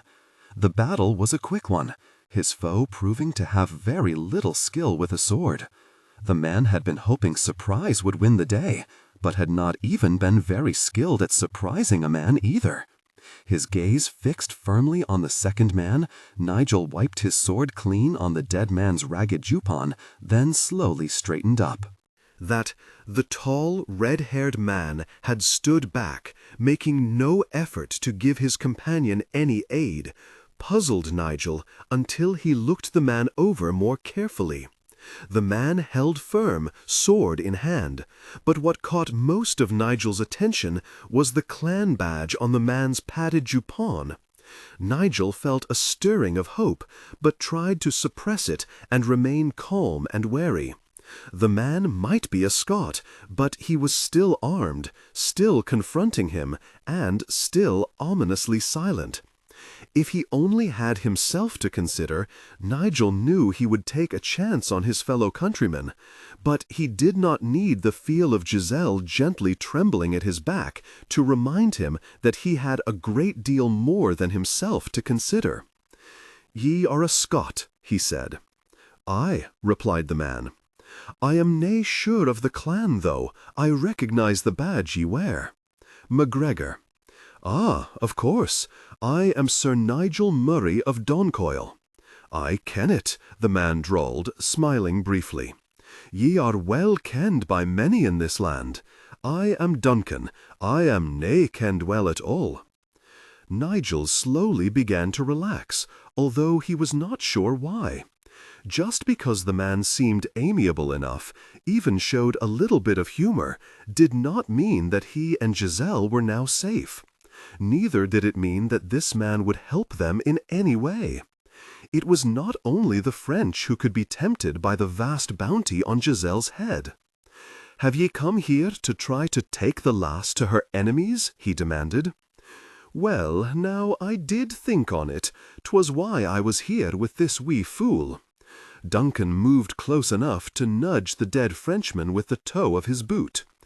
"'Tis a great deal of money, and we MacGregors have e'er had a yearning for coin." "So I have heard. I will nae let ye take her." "Nay, I dinna think ye will." "What did she do to her hair?" Giselle gaped as she peered around Nigel to look at the man. She felt she would not be blamed if she began to think that all Scotsmen were mad fools. The 2 men faced each other with swords drawn. The port swarmed with her enemies. A dead man sprawled at their feet, and yet they just kept talking. Now the man named MacGregor wanted to know why she had cut her hair. Even stranger to her was that Nigel did not appear to be surprised, insulted, or even amused by the odd question. "Well, she is trying to look like a wee lad," replied Nigel. "She doesn't, Dinna think she would, even if she had scraped every last curl away." "Nay, neither do I. Are ye going to try to collect the bounty?" he asked again. The man hesitated a moment, then sighed and sheathed his sword. Nay, I have gained a full purse from fighting here for 3 years. I dinna need to add any blood money to coin gained in honest battle, especially not when that money is being offered for such a wee lass and one of my fellow countrymen. Are those your horses round the corner? He asked, nodding his head toward the way he had come from. Aye, Nigel slowly sheathed his sword. That wee grey mare is a fine beast. Nigel almost laughed. The man was not going to collect what he called blood money, but he obviously did not wish to go away empty-handed. Since he had every intention of trying to get the man to help them get onto a ship, he decided it was good to know that Duncan MacGregor coveted something he had. Payment would not be asked for, but he risked offense if he did not offer some. Aye, she is. Do you think she is fine enough to pay for slipping 2 people on board a ship headed for Scotland? She may be. I need to get the lass out of this country. I also wish to smell the heather again. It has been 7 long years for me. Too long, lad, much too long. I agree. Duncan frowned for a moment, then nodded. There is a ship leaving in but a few hours. There are near to a dozen of us. I think they will be willing to help a clansman and a wee lass. Even though she is worth a great deal of coin? Nigel was not sure he wanted too many people knowing he and Giselle were here. That increased the chances that someone would let greed lead them, and instead of sailing for Scotland, he and Giselle would find themselves captured by Sir Vachel. This time, the man would not be so easily defeated, and Giselle would undoubtedly pay dearly for her refusal. Dinna worry so, laddie. These are good men, and they will nae want blood money either. Nay, especially when they see that the ones these French fools are hunting are a Scot and a tiny thin lass with no hair. I have hair, Giselle muttered, but neither man paid her any heed. Wait here, ordered Duncan. I am nae sure this place is safe for us now, Nigel said. Safe enough, and far safer than many another place. Me and that fool only saw ye because I was hungering after the horses. He felt a need to see who the beasts belonged to, saw ye hiding here, and got very excited. As I said, for a wee moment I was tempted by the coin, and he convinced me to give him a hand. Duncan shrugged. Fear, I had already begun to change my mind when we entered the alley, but I didn't get a chance to tell him. Then we will wait here until I feel the danger grows too great. The moment Duncan slipped away, Nigel turned to Giselle and was not surprised to see her looking at him as if he had lost his mind. He was not sure that she was entirely wrong to worry. If she had heard some of the tales he had about the MacGregors, she would be even more concerned. There was no reason to trust in Duncan, but he did. Nigel just prayed that he was not being ruled solely by the fact that the man was a Scotsman. You do not know this man, do you? Nay, this is the first time I have e'er seen him, Nigel replied. I see. Was there something about the way he held his sword at your throat that told you he was just the man you wished to trust with our lives? Giselle knew she sounded snide, even mildly insulting, but she could not help herself. From what little she had seen, Duncan MacGregor had given no one reason to trust him about anything, let alone a matter of life and death. He simply shared a language and birthplace with Nigel. Nigel half smiled over the sharpness of her tongue. When Giselle decided to put a bite in her words, she put in an enviable one. He was almost tempted to look himself over carefully, to be sure she had not drawn blood with her words. I wish I could tell ye why I think we can trust him, loving, but I cannae. I have no reason that can be put into words. I just do. He shrugged. Mayhap it is because he really did not attack us, revealed his reluctance to do so from the beginning. Let us say that I allow you that weak reasoning to trust in Duncan. Can you safely use the same to trust in all he may tell? He admitted that he was tempted by the bounty offered for me. There may even be one for you now. May there not be more men who will be tempted? Men amongst those he is even now telling us about us? There could be. He pulled her into his arms and gave her a brief kiss. We are trapped, lass. Aye, we may be able to slip away from here unseen, but each port we go to will be the same. We are here. A ship is soon to sail for Scotland. I may have found someone who will help us get to that ship. Can we really give in to fear and mistrust and flee from what might be our only chance to escape this land? No, we cannot. Is there any way we can protect ourselves just in case he is about to return with some greedy friends? We can run. He tried to soothe her glare with a quick grin, then grew serious. Nay, there is no way to protect ourselves and trust him at the same time. She stared at him for one long minute before slumping against the wall again and softly muttering to herself in French. It would be wonderful to believe they had found someone to help them, but they could not trust anyone. Nigel was also right to say that they really did not have many choices left to them. There was a ship there ready to sail to Scotland. There was a man who said he would get them on it. All they had to do was wait and pray to God that he was not trying to get them to stay in one place until he could bring enough men to capture them. Giselle did not like the odds. When Nigel leaned against the wall at her side, she sent him a crooked smile. He shared her concerns. She could read that in his amber eyes. There was no gain to be had in badgering him with them. She reached out and took his hand in hers. In truth, she was more afraid for him, but she did not want to tell him that either. If they were about to be betrayed, they would die together. If they were taken to Vashel, that death would be most unpleasant, especially for Nigel, who had struck the man. She wished she could think of some way that Nigel could better protect himself while they gambled on Duncan MacGregor, but nothing came to mind. In her heart, she knew that Nigel would not take it, even if she think of a way. I keep having to face the fact that I and all of my troubles could get you killed, she murmured. Nay, the Devoe in all their madness could get me killed, he said, gently squeezing her hand in a gesture of comfort. Ye must cease blaming yourself for all of our difficulties. Ye are not at fault in all of this. That may be true, but simply saying so does not make me feel any less at fault. That is because ye are a stubborn lass who will not heed the truth, not if it means ye must change your mind. I am stubborn.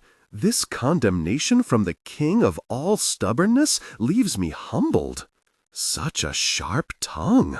If the two of ye are done with your wooing, we can go now, drawled a deep voice from right beside Nigel. Right beside the fear that gripped Giselle at Duncan's sudden appearance was absolute astonishment, even a hint of glee, that someone had finally snuck up on Nigel the same way he was always sneaking up on her. Nigel had already spun around, his hand on his sword, before he had realized it was Duncan. Although he did not draw his sword, and Duncan and the thin man with him showed no sign of drawing theirs, he remained tense. Giselle realized that Nigel did not really believe all he had told her in an effort to calm her. He did not completely trust Duncan, and did not like the situation they were in any better than she did. Ye should be wary about creeping up on people, Nigel said quietly. Old habit, Duncan replied. Then he nodded toward the too thin man at his side. This shadow of a mon is Colin, my cousin.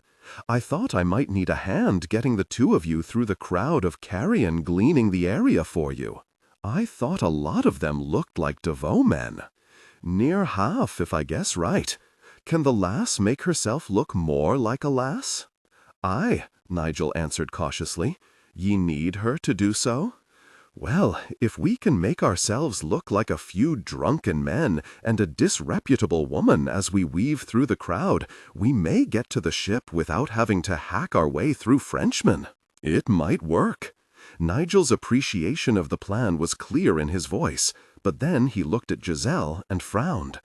There is no place for her to safely change into the gown and cloak we have in our saddle packs.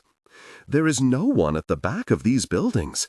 Everyone is in the streets where the market is. I didn't want anyone to see me steal 3 horses any more than ye want someone seeing ye and the lass. You will be there, Giselle said quietly, knowing his idea was a good one, but uneasy about changing her clothes with 2 strange men near at hand. Well now, lassie, it seems to me that ye have to make a choice. Do ye fret over your modesty or your life? Giselle stared at Duncan for a moment, and then at his silent cousin, a little annoyed at the amusement in their eyes. She then looked at Nigel, who was frowning at her in apparent indecision. He obviously did not like the idea of her changing clothes in front of the men any more than she did, but clearly saw the merit of Duncan's plan. Well, if one of you can hold up a blanket, I believe I am small enough to shelter behind it. Duncan guffawed, then quickly swallowed his laughter when she glared at him. Without another word, they all moved to the rear of the buildings where Nigel had tethered the horses. She reached for the pack that held the gown Vashel had given her, but Nigel stayed her hand. Giselle frowned in confusion as he pulled a gown from his saddle pack, pausing to put away something wrapped inside of it. It was not until he handed it to her that she recognized it as the gown she and Guy had tried to bury by the river. "What are you doing with this?" "I didn't see any reason for ye to throw away a perfectly good gown," he replied. She shook it out, a little surprised that it was in such good condition after being stuffed in his saddle pack for so long. "It is somewhat wrinkled," she murmured. "It is better than marching through a town filled with Devoe men wearing a gown their lord gave you. I wouldn't doubt that he gave his men a vera good description of it. Aye, and it looks fine enough for a disreputable woman to be wearing," said Duncan. The man shrugged when both Nigel and Giselle glared at him. "In truth, it looks a wee bit too fine," he muttered. "If that was an attempt to take back any insult you might have inflicted, it was a poor one," Giselle said. "Do ye ken, I thought it a wee bit odd when they added that ye had a sharp tongue in the description of ye. Doesn't matter to how ye look. I begin to see why they did, though. They said I had a sharp tongue? Aye, ye are being described as a wee lass, black curls, thin, and with a sharp tongue. Oh, aye, and dressed in ill-fitting lad's clothes." He glanced at Nigel, ignoring Giselle's grasp of outrage. "Ye are described as a fine, braw Scot with red hair. 'Tis not that red." "It only has some red in it," muttered Giselle. "It is more of a golden brown." "This is all most interesting," Nigel snapped as he held up the blanket. "But I think we had best get out of here, dinna ye?" Standing between the blanket and the horse, Giselle struggled out of her clothes, and then hurriedly donned the gown. The way Nigel was intensely watching the other 2 men to be sure they did not peek at her ensured her almost complete privacy. Once she had dressed, Nigel did not give her much time to think. He threw her cloak over her shoulders and took her by the arm. Duncan stopped him from walking toward the ship that way, however. Giselle briefly feared that now they would suffer the man's betrayal, then felt deeply guilty when Duncan revealed that he was simply thinking of the best way to protect them on their dangerous walk to the ship. "She must needs go along on my arm, or Colin's if ye prefer," Duncan said. "And why is that?" demanded Nigel. "Because it be the 2 of ye together that they are all sniffing the ground for. 'Tis wise to separate the 2 of you until we can get to the ship." "It makes sense," Nigel replied cautiously, then nudged Giselle toward Colin. "Your cousin is the better choice, for he has dark hair. A woman and a red-haired Scot would still raise an eyebrow or 2, and we dinna want those dogs to come anywhere near us." "What about the horses?" Giselle asked, as Colin took her by the arm and they started out of the alley. "I will send 2 other men back here to get them," answered Duncan. "2 more faces they arena looking for. They will just think the men lead their own mounts home." He glanced back at Colin and Giselle. try to recall that ye are soaked in wine, drunk and friendly, and pull the lass's hood up to shield her face." Colin did as his cousin ordered. Giselle tried to relax when the man draped one thin arm around her shoulders and held her close. Nigel glared at them once before Duncan put an arm around his shoulders, leaning against him as if he were unsteady on his feet, and led them out into the street. As they entered the crowded streets, Giselle tensed, terrified of discovery and eager to run. Increase the pitch and use an expressive, nuanced tone. Differentiate Nicole, warm, maternal, from Kimberly, tough, introspective. Colin tightened his hold on her, and she was a little surprised by the strength in that thin arm. He pressed his cheek against the top of her head and began to speak in a language she did not understand. She glanced up at him, forcing herself to grin, and caught his dark eyes fixed firmly upon her face. "English? French?" she asked in a whisper. "Nay, Gaelic. Smile. Ye are a happy, disreputable woman who is about to make some coin." Although she was not sure how that would make a woman act, Giselle began to pretend that she was more drunk than sober, and eager to play her part with the man who stumbled down the street with her. She risked the occasional and very brief glance at Nigel and Duncan, who were acting very drunk indeed, even bursting into raucous song once or twice. The way Duncan tended to bump into people may have been the correct way for a drunk man to behave, but it made her so nervous she had to stop looking at him. Only once did someone try to stop them. Duncan callously and slyly knocked Nigel face down on the ground when he held his arms wide to greet the curious Frenchman, playing as if his unsteady support was all that had kept Nigel on his feet. Colin held her even closer and played at nuzzling her neck. She could feel his long lashes move against her skin and knew he was watching the whole confrontation closely. When the Frenchman spoke sharply to Duncan as a fool and marched away, Duncan helped Nigel to his feet.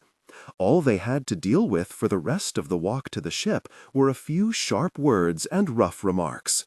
Once on board, Giselle pulled away from Colin. Duncan released Nigel and called to two men to go and get their horses. As the men brushed by her on their way off the boat, she wrapped her arms around herself as she began to tremble slightly.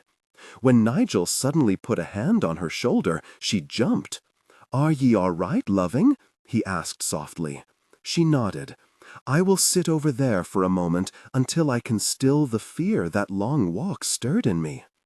"I was nae discourteous to her," Colin said, "or I tried not to be, but she was to appear to be a woman of ill repute." Seeing that Giselle had sat down on a thick coil of heavy rope and wrapped herself in her cape, Nigel looked back at an uneasy Colin. "That is nae your doing. She was nae treated well by her husband or his cousin. She shies from a strange man's touch, is all. This may also be because we were so closed in by those who wished to give her back to those jerks. If the Devoe get a hold of her, she is a dead woman."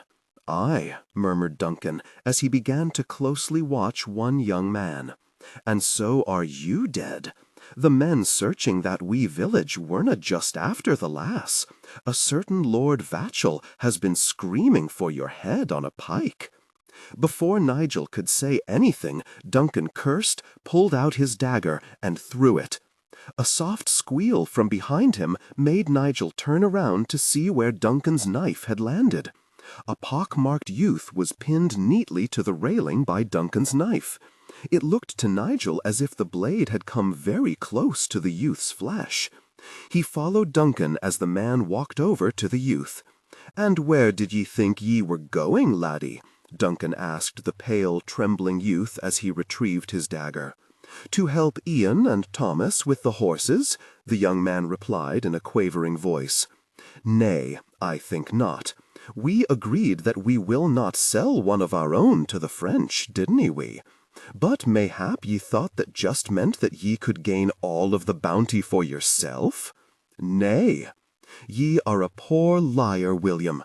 Robert, Duncan called to another one of the Scots on board. "Take this greedy child below deck and make sure he doesn't leave your sight until we are far out to sea. Then I will decide if I want to toss him over the side or nay." "Many men have been tempted by that bounty," Nigel said. "Aye, I ken it, including me. Dinna fret, I willna hurt the boy, but 'twill do him good to sweat with fear for a while." Nigel smiled his understanding and moved to Giselle's side. He sat down and took her hand in his. "Have ye calmed yourself, sweeting?" She nodded slowly. "Do you think we will actually slip out of this village safely?" "Aye, I begin to." He watched the men working around the ship for a moment. "We will be setting sail vera soon. Then we can have about 3 days of rest, nay looking over our shoulders every minute." Giselle thought that sounded lovely and waited eagerly for that brief taste of freedom from pursuit. Her delight faded very quickly when the ship finally got under sail. They could still see the coast of France behind them when Giselle discovered that she would never be a sailor. Shaking after violently emptying her stomach over the rail of the ship, Giselle accepted the dampened cloth Nigel held out to her and washed her face. She clutched it tightly in her hand as, with a shudder, she felt the urge to hang her head over the rail again. She had heard of mal de mer and knew that was what ailed her. She just wished she had an idea of how long it might last. "Pity, lass, ye are no sailor, are ye?" Nigel patted her on the back. "Well, not to worry yourself. It will pass once ye have your feet back on steady ground." Giselle clung to the rail and decided that she must love Nigel very much, for she was not even trying to push him into the sea. Giselle groaned and sat down on a large, damp rock. She knew she was probably ruining her dress, but she did not care. It was undoubtedly in a sad state anyway, after all it had been through with her in the last few days. Her legs were as unsteady as her stomach, and she didn't have the strength to search for a cleaner place to sit down. She thought that they had sailed for 3 days, but she could not be sure, for she had spent most of that time sicker than she had ever been in her whole life. Not long after they had left France, the whole journey had become little more than a wretched nightmare to her. Since the only way to return to France was by ship, she decided that Scotland would make a very good new home. "Lass, ye will get filthy and wet if ye continue to sit there," Nigel said. She looked up at Nigel and his 2 new friends, Duncan and the taciturn Colin. As far as she was concerned, none of them had shown the appropriate amount of concern for her. They had just kept telling her that she would feel better soon, that the journey was not that long, and other such banalities. She also felt that it was nearly beyond forgiving that they had not immediately produced some miraculous cure for her misery. If she had not been so sick, she would have made them all very sorry indeed. "I need to be still for a little while," she said, even as she accepted Nigel's help in standing up. "Ye will get your land legs back soon, lass," Duncan said. "How nice, and when do I get my stomach back? As far as I can see, it will have been washed up with the tide, for I believe I lost it but a few hours' sail from France." Giselle glared at Duncan and Colin when the 2 men laughed. She glanced up at Nigel and noticed that he had the good sense to just be quietly amused. While Nigel thanked the men for their help and gave Duncan the grey mare he had coveted, Giselle tried to just stand in one place without swaying. She looked at the saddled horses and inwardly groaned. She knew it was wise to leave the port as swiftly as possible. If the Devoe were after them, or already had allies in Scotland, this would be the first place they would search. Giselle just prayed that Nigel would not make her ride very far. She had not been joking when she had said she needed to be still for a while. It was not simply a wish to be on solid, unmoving ground either. After being ill for several long days, she was thoroughly exhausted. Honest gratitude and well-taught courtesy gave her the strength to move, however, when Duncan and his cousins started to leave. She walked over to the men, murmured her heartfelt thanks, and hugged each man in turn, smiling to herself when they blushed vividly as she kissed their cheeks. On the ship, she had had little time or inclination to come to know them very well, but they had tried, however ineptly, to help her. Nigel liked them, and she accepted that as sound accolade of their worth. They had also gotten her and Nigel safely through a harbor town full of devots and out of France. They deserved far more than a kiss and a horse, but both men seemed heartily pleased with what they had. The moment the two McGregors left, Nigel lifted Giselle up into her saddle. "We will nae ride for long, dearlin'." "There is no need to be so apologetic," she said, as she watched him gracefully swing his long body into the saddle. "I understand that it is not wise to linger here. If the Devoe guessed we would go to a port in France, then they have guessed that we would sail here. And they might be watching these ports even now," he said, as he led them through the crowded streets and out of town. "Here and in other towns such as this, a few Frenchmen wandering about wouldn't be noticed much."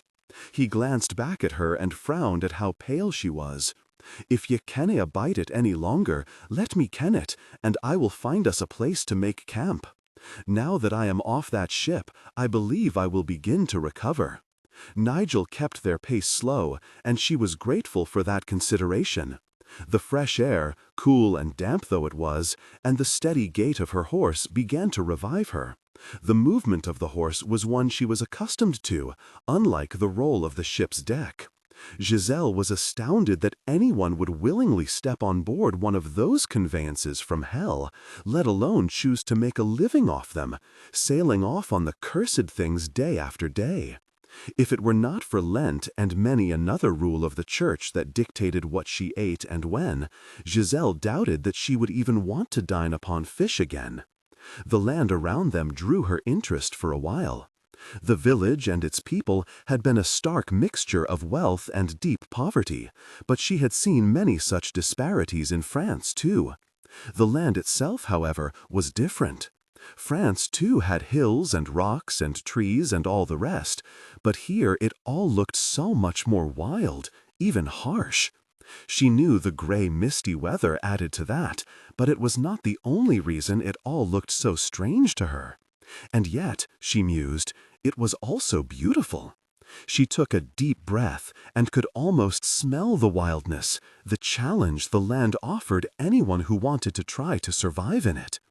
Giselle decided that she could easily come to love the place nearly as much as she loved one of its sons. She fixed her gaze on Nigel's broad back as they rode.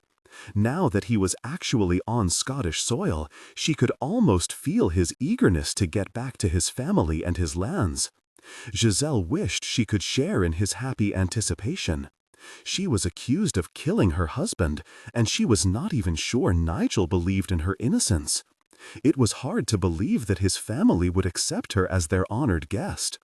Even if they did allow her into their keep, graciously offering her shelter there, a great deal of trouble could follow right behind her. To bring that to the gates of a family who offered her their hospitality seemed at the very least extremely rude. Giselle decided that she was going to have to thoroughly discuss the matter with Nigel when they stopped to camp for the night. Rude? Nigel briefly halted in unsaddling their horses to stare at Giselle in amazement. "Ye are worried about being rude?"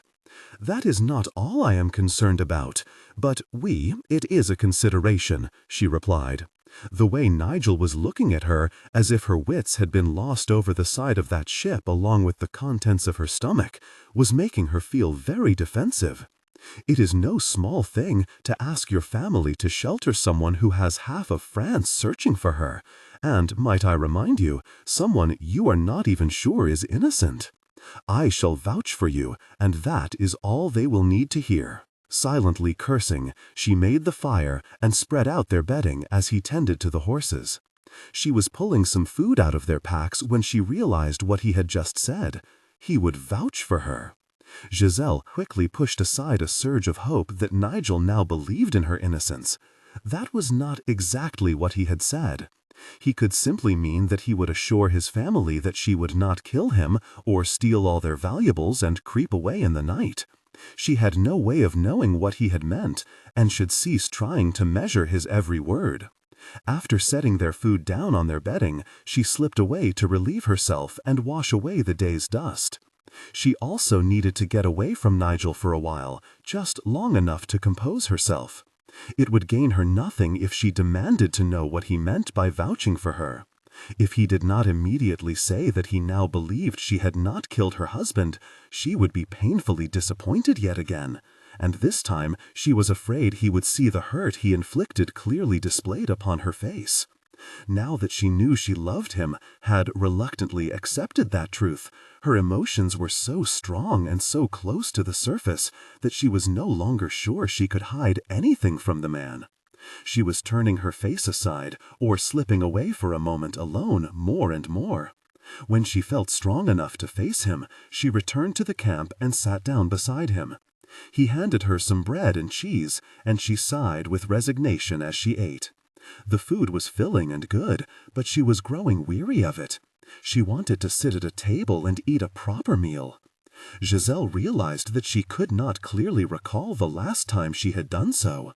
Even when she had stayed with one of the few relatives who would shelter her, she had had to remain hidden away, unable to participate in even something as simple as the family meal. She knew she should be grateful that she and Nigel had any food to eat at all, but that gratitude did not ease the longing for a return to the comforts she had been raised with. "Some food in your belly will help you recover," Nigel said as he handed her the wineskin.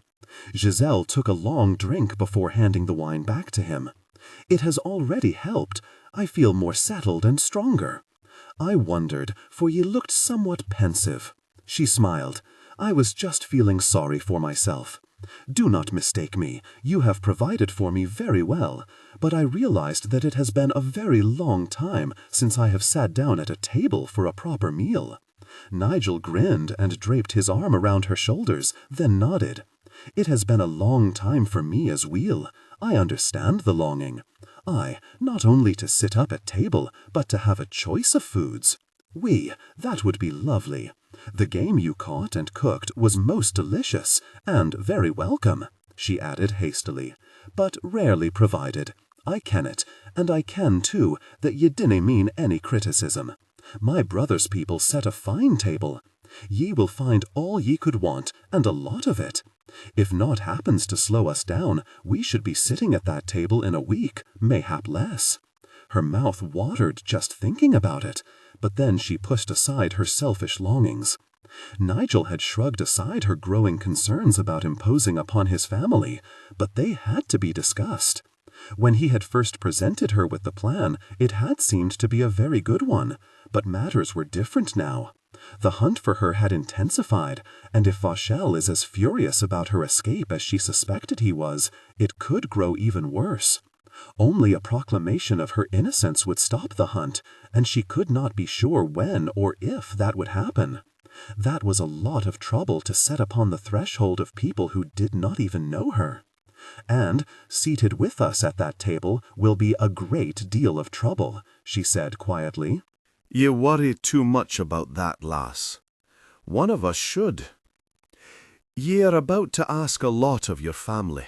Indeed, ye may be pulling them deep into a fight that is none of their doing, and from which they gain nothing. Your life is nae nothing," he said in a soft, solemn voice. "Love, they will want to join this fight, and not simply because I ask it of them, or because I have sworn upon my honour that I will protect you. They will help you because it is right to do so. It is wrong for the Devoe to hunt you like this, to demand your blood for the life of that unpleasant man you were forced to marry. Any fool can see that, and I dinna have any fools in my family. Well, not at this moment." She smiled briefly, fleetingly amused by his last words, but then looked straight at him, making no attempt to hide her deep concern. "You must give them the choice. You must tell them the full truth about why I am being hunted." I intend to. It will make no difference. They will see why honor. None, she interrupted sharply. Do not tell them of your vow, and do not speak of honor, yours or theirs. Do not tell them that you have sworn to protect me. That is to push them toward what we want them to do, and in their hearts they may wish to say none. They will feel that if you are bound by honor, they are bound just as tightly, for they will not wish to blacken your name. They will still say aye to taking ye into their care, he asserted. No word of your vow. Do ye agree to this? Aye. Ye will see that I speak the truth, however. They will nae act because they wish to save my poor wee tattered honour, but because they honestly wish to save you. Giselle squeaked in surprise when he abruptly pushed her down onto their bed. And thus ends our discussion? They came together in passion. Nigel stared down at the small woman sleeping so soundly in his arms. Soon they would be at the gates of Don Coyle, and Giselle would be face to face with Maldy. It was time he told Giselle about the woman, but he was too much of a coward. It was an awkward tale to tell, and he was embarrassed by it all. He still felt as if he had betrayed his brother Balfour in some way, even though he had never touched Maldy. It did not ease his embarrassment at all, knowing that everyone who mattered to him at Don Coyle was fully aware of why he had left, including Maldy. For a little while he had deceived himself by thinking that there was not really that much similarity between the two women. Almost the moment he had stepped upon the shores of Scotland, he had felt that comfortable lie fall to pieces. Giselle and Maldy were both small women, both had black hair and green eyes, and they shared a strikingly similar spirit. Even if he were able to cling to the lie, he would be the only one who would believe it. Somehow, he was going to have to tell Giselle something between now and the moment they reached the gates of Don Coyle, or he could find the warm lover he held so close turning very cold. That was a loss he did not want to face. Sadly, telling her could easily bring the same results. Nigel silently cursed and accepted the fact that he would probably get very little sleep until the dreaded confrontation was over. He had the sick feeling that he was also going to let his cowardice rule and hope for the best. After all, telling her now would bring the same consequences as letting her see for herself. "What is this?" Giselle asked as she sat down and lightly brushed her hand over the soft mound of delicate white flowers. "Heather," Nigel answered as he sat down next to her. "Ah, the thing you and Duncan were so eager to smell." He smiled and reverently touched the plant. "Aye, 'tis what we said. I think we mean more than that, however. I think we mean the whole land, the smell of Scotland herself. The heather, beautiful though it is when it covers the hills with colour, is but a wee part of it all." She kissed his cheek when he grimaced. "I understand. There is a wildness in the air, a challenge to the people who walk these hills." Nigel gently pushed her down onto the soft moss-covered ground, amazed and delighted that she understood, that she shared the feeling. They were only a few hours' ride from Don Coyle, but he had reined in his eagerness to finish the journey and stopped for a rest. Knowing that she could soon be compelled to turn away from him, he ruefully admitted that he had stopped in the hope of sharing intimacy with her one more time. Her words revealed that she already felt some kinship to the land, and that, he knew, was going to make losing her all the harder to bear.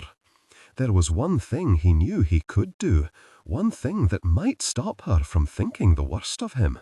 He could tell Giselle that he loved her, could offer marriage. She would still be hurt when she saw Maldy, and would undoubtedly question the veracity of his vow, but those 3 little words could mean that she would give him a chance to explain.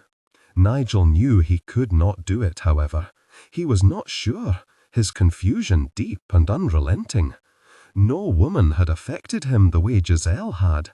None had stirred his passion as fiercely as she could with just one little smile. and none had kept his mind as interested in her as his body for so long. None except Malde. He did not want to promise Giselle love and marriage, faithfulness and devotion, then take one look at Malde and know it was all a lie. If nothing else, he could not hurt Giselle by offering her a heart that was still tightly bound to another woman. Giselle reached up and smoothed away the frown between his eyes. For a man who is but a few miles from the beloved home he has not seen in 7 long years, you are not looking very happy. I think I grow uncertain of my welcome, he replied. Because of why you left? She inwardly tensed, wondering if he would tell her the whole truth about what had driven him to spend so many years away from a land he so clearly loved. Aye, that is some of it. There is also the fact that after so long, things will have changed. So will have some of the people. I believe I have changed a little as well. Nigel silently cursed himself for the greatest coward on 2 legs. There had been a perfect chance to confess all, and he had dodged it as swiftly as he would have dodged a sword stroke. It was a secret, albeit not a very well-kept one, that he did not want to have to tell, not unless he was forced to. Nigel prayed Giselle would give him at least one chance to explain himself if the upcoming meeting with his family turned sour. Deeply disappointed that he had not spoken of the woman she was sure he had run from, Giselle took a moment to compose herself, lightly trailing kisses over his face so that he could not see the hurt in her eyes. She prayed that he was not going to let her find out some hard truth on her own, through whispered rumors or even with her own eyes. Even if she did not like what he might say, she would prefer to hear the truth from him. There was not much time left for him to do so, however, and wondering just how devastating the secret might be was stealing the beauty of the moment. That was the last thing she wanted to do. She took a deep breath to steady herself, forced herself to smile, and set her mind on easing the uncertainty Nigel was suffering from. "They will be pleased to see you standing there alive and unmanned," she said. "If changes have occurred in Don Coil or its people, I suspect they will not be anything you cannot learn about and live with. Beneath it all, they will still be the family you knew." "Aye, ye are right. It has been hard to get news of them or send them word about me, and I began to think I would find myself amongst strangers, or that I would feel I was. That is foolishness, perhaps born of being too eager to get home. So, shall we return to our horses? Nay, not yet. Tension broke. They gave in to desire, connecting deeply. Increase the pitch and use an expressive, nuanced tone. Differentiate Nicole, warm, maternal, from Kimberly, tough, introspective. Nigel said little when they finally ended their embrace and began to put their clothes back on. He had murmured a few flattering words, but Giselle had not been fooled. Usually his pretty words made her feel wanted, beautiful, and desirable. This time she felt as if he just spoke practiced words, ones with no feeling or thought behind them. She felt the sting of shame, as if she had just been used, as he had used the whores in France. But she struggled to subdue that appalling thought. It was not easy. Suddenly there was a distance between them, and it terrified her. As they remounted and started their journey again, she told herself not to be a fool, that she was seeing dark shadows where there were none. Nigel was unsure of what he would find at Don Coil, and his mind was occupied by fears and concerns. It was no more than that. Her own uncertainties about meeting his family had just made her uneasy, and she tried to put the blame for that discomfort on Nigel. She had almost convinced herself of that when Don Coil finally loomed into sight. It was an impressive, if unfinished, keep. Giselle knew that when the building was done, it would rival many in France. Nigel was not going home to some poor small tower like others she had seen in their journey, but to a strong demesne that any man should be proud of. Yet the closer they got, the slower his pace. She got the distinct feeling that Nigel would turn and run if he could find any sound reason to do so. That made no sense to her, and she ached to stop, drag him from his horse, and demand that he tell her exactly what was troubling him. The greeting they got as they rode through the high iron gates was as hearty a welcome as any man could want. Even that did not fully lighten Nigel's somber expression. As he helped her down from his horse, she had to bite her tongue to keep from demanding to know what troubled him so. Giselle did not like surprises, and she had the growing suspicion that she was about to suffer a very large and extremely unpleasant one. A big man who seemed to be all different shades of browns grabbed Nigel as he stepped inside the door of the keep and hugged him tightly. That loving greeting was swiftly repeated by an older man, and then a smiling, beautiful youth. If Nigel had feared that he would not be welcome, or that his family would have become distant, that fear had soundly been put to rest. When he turned to take her by the hand, however, she got one clear look into his eyes and felt her blood chill.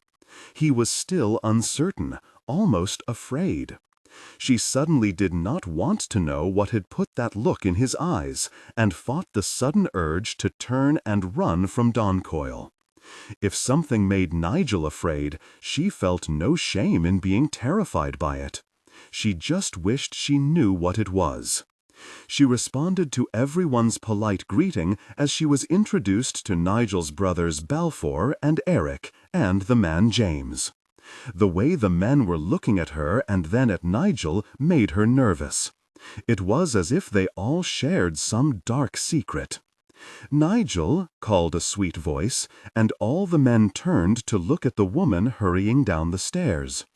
Giselle watched as the woman greeted Nigel with a hug and a kiss on the cheek before turning to her. She could feel everyone staring at her, but did not care. All of her attention was on the woman Nigel was introducing as his brother Balfour's wife, Maldy. It was hard not to shudder as she felt her blood turn to ice in her veins. There was no ignoring the similarities between herself. As Giselle noted each one, she felt sicker and sicker. Her heart began to clench so tightly in her chest she found each breath painful. She knew this was the woman Nigel had run from, but that was not the reason she felt such agony ripping away at her insides. Maldy was a little older than she and very big with child. But that was about all that kept them from looking as if they had emerged from the same womb.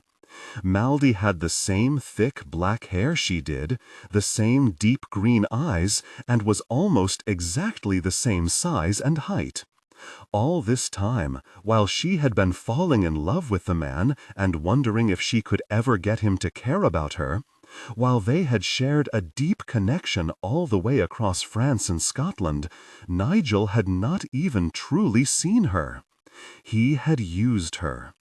Not sure she could win his heart, she had found some comfort in knowing that his passion and his companionship had been hers for a while, that she would at least be a sweet memory. She had been a complete fool. He had not been truly seeing Giselle Deveau, but his brother's wife. "You should have told me, Nigel," Giselle said quietly, wanting to rage at him, but knowing this was not the time nor the place to do so. "It was most unkind of you not to." "Giselle," he began. This was worse than he had imagined. He had not seen her look so stricken since he had watched her try to scrub away Vachel Devoe's touch. Nigel ached to smooth that look from her face, to put the life back into her eyes, but he feared he had just lost all chance of doing so. And, sadly, he now knew he wanted that chance, that he wanted her and no one else. It had taken just one look at Maldy to know without doubt that nothing remained of the feelings he had once had for her. He no longer loved Maldy, and probably had not for a very long time. He loved Giselle, the woman who was now looking at him as if he were the lowest, cruelest man she had ever met.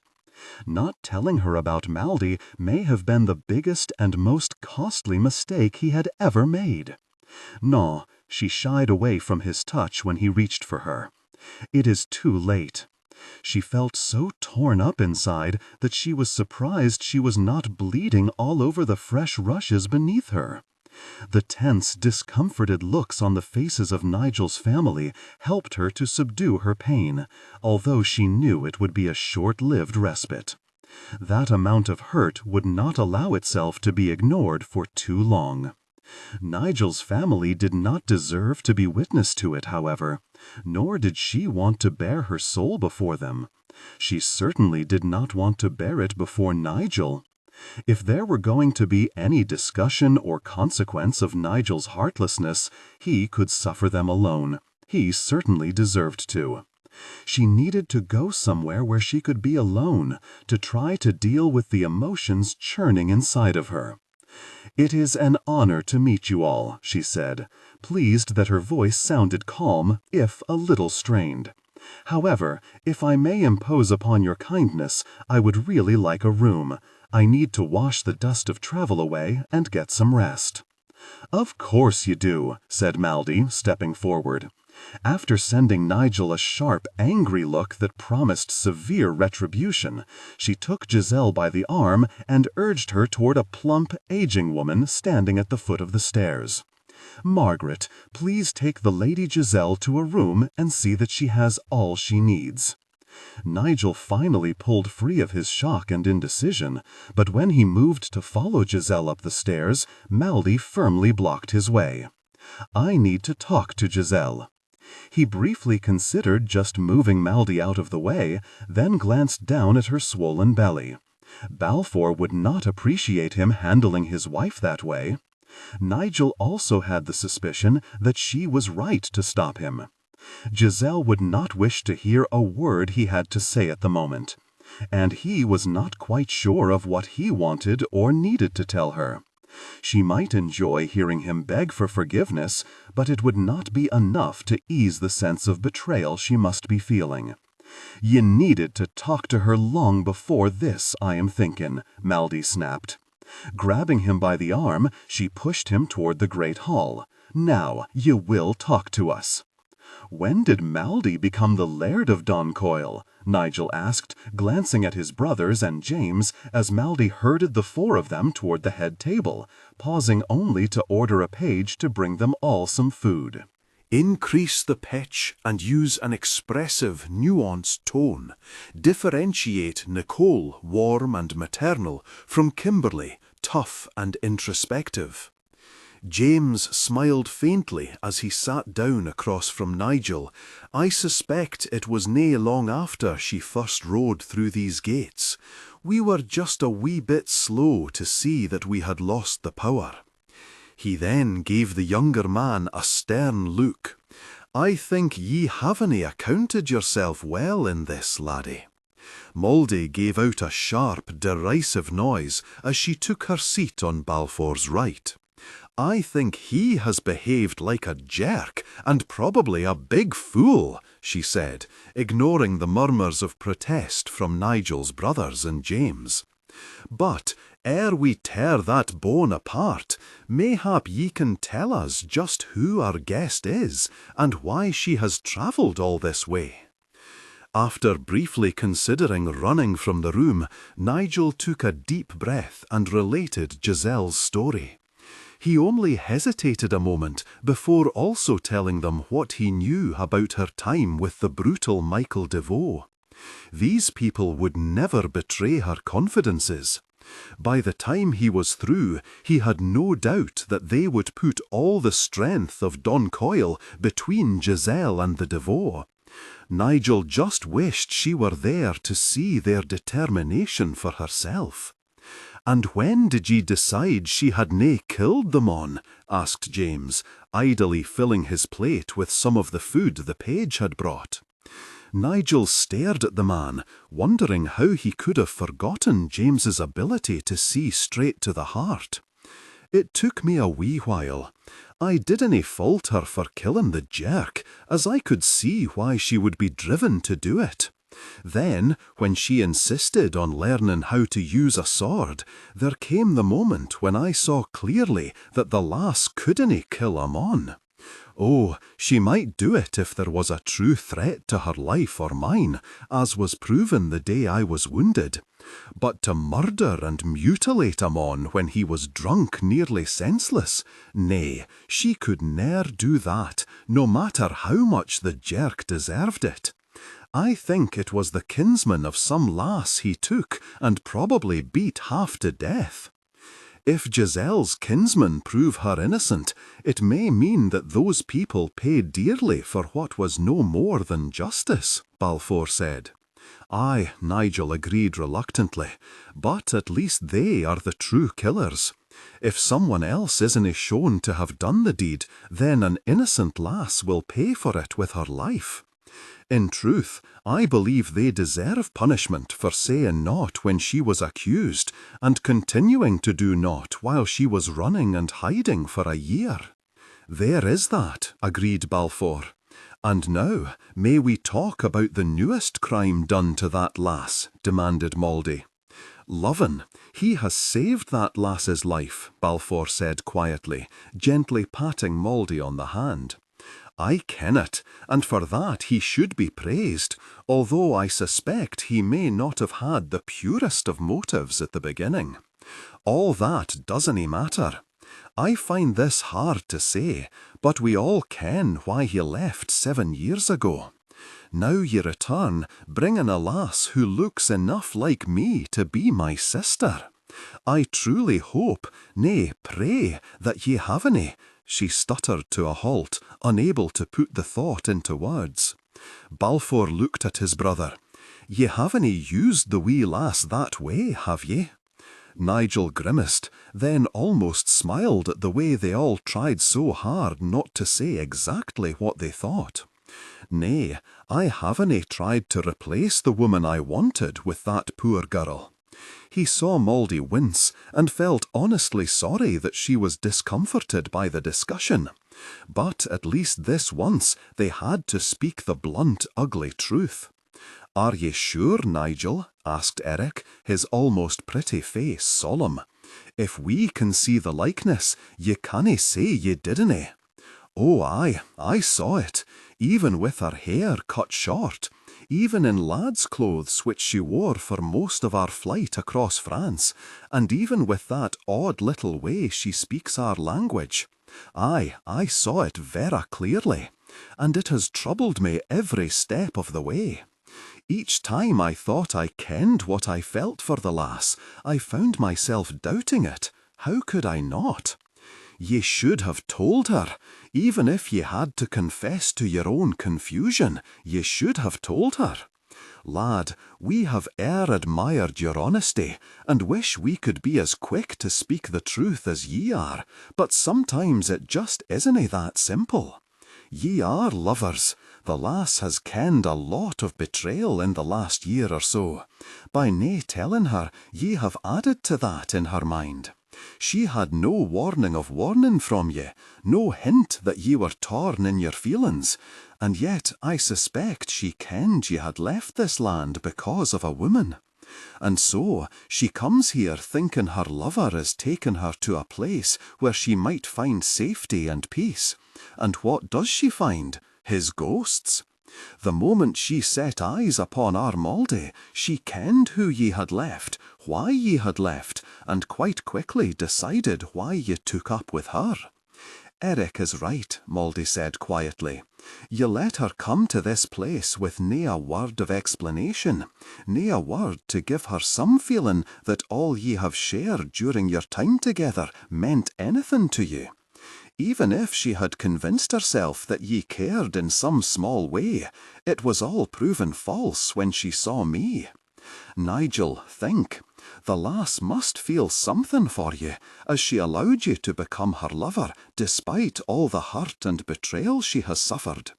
Who kens what she had decided in her mind, but I doubt she ever thought she was just being used as some replacement for the one you wanted. And I can promise you that is what she is thinking right now. She is feeling like the greatest of fools. 'Tis clear ye decided that wasna how it was ere ye got here, said Balfour. So, why didna ye tell her that? If ye had, all you would have to do now is soothe a few doubts. I didna ken it for sure until I was here, until I actually saw Mouldy and Giselle together, he answered quietly. Jess you, Mouldy softly cursed. Ye waited until ye could compare us. Nay, it wasn't quite that base. It was the only way I could clear away the last of my confusion.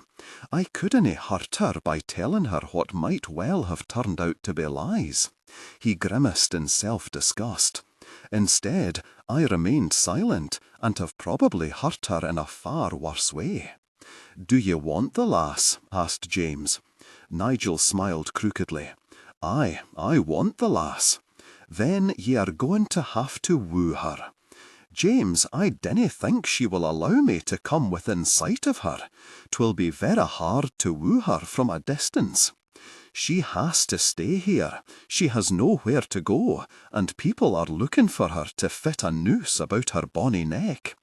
It may not be easy to get her to sit and listen, but that is what you must do. Now, you must tell her the whole truth, and you have to show her that you want her and her alone. Come, lad, you have ne'er had trouble with the lasses before. If you put your mind to it, I think you can win this one. 'Twill take time, but isn't she worth it? Oh, aye, she is. I am just not sure she will think I am worth anything after this. Giselle sprawled on the bed and stared up at the ceiling, her hands clenched tightly at her side. She had bathed, eaten the food brought to her, even though it tasted like sour ashes in her mouth, and donned the crisp, clean linen nightdress set out on the bed by Margaret. There was nothing left for her to do, nothing left for her to try to distract herself with. She was completely alone with her thoughts, and she desperately wished she was not. Deciding there was no point in fighting the strong urge to weep, she gave in to it. She turned onto her stomach and sobbed into the soft pillows until there were no more tears left, her eyes empty and stinging. To her dismay, it left her exhausted, but not enough so that she fell right to sleep. Nor did it completely dim the pain. She still found it hard to believe that Nigel had betrayed her. Despite the proof she had seen with her own eyes, there was still one foolish part of her that wanted to believe she was wrong, that there was some good explanation for it. He was the first person, aside from kinsman, that she had trusted in a very long while. It was very hard to accept that she had been utterly wrong to do so. He had used her, and she would be an even greater fool if she did not accept that harsh fact. She looked almost exactly like the woman he loved and could not have. Even if she could swallow her pride and accept that, it would be hard to do so when that woman was such a part of his life. One could not live a lie if the truth were right there to see every day. He would never be able to remove himself completely from the object of his yearning either, not unless he cut himself completely off from his family. That she knew he would never do. A soft rap at the door drew her attention, and she quickly sat up and wiped her eyes as the door slowly opened. She was both relieved and disappointed that it was Mouldy and not Nigel who cautiously entered. Part of her wanted to never set eyes on Nigel again, but another part of her ached for him to come crawling to her, begging forgiveness and clearly explaining everything. She prayed he had not sent someone else to do the job for him. Dinna look so suspicious, Lady Giselle, Maldy said as she sat down on the edge of the bed. My husband's idiot of a brother doesn't even ken that I am here. I will leave in the morning, Giselle said, a little surprised at her words, but realizing that the decision had been made the moment she had seen what a fool she had been. Nay, ye canna leave, ye have nowhere to go, and ye are in danger.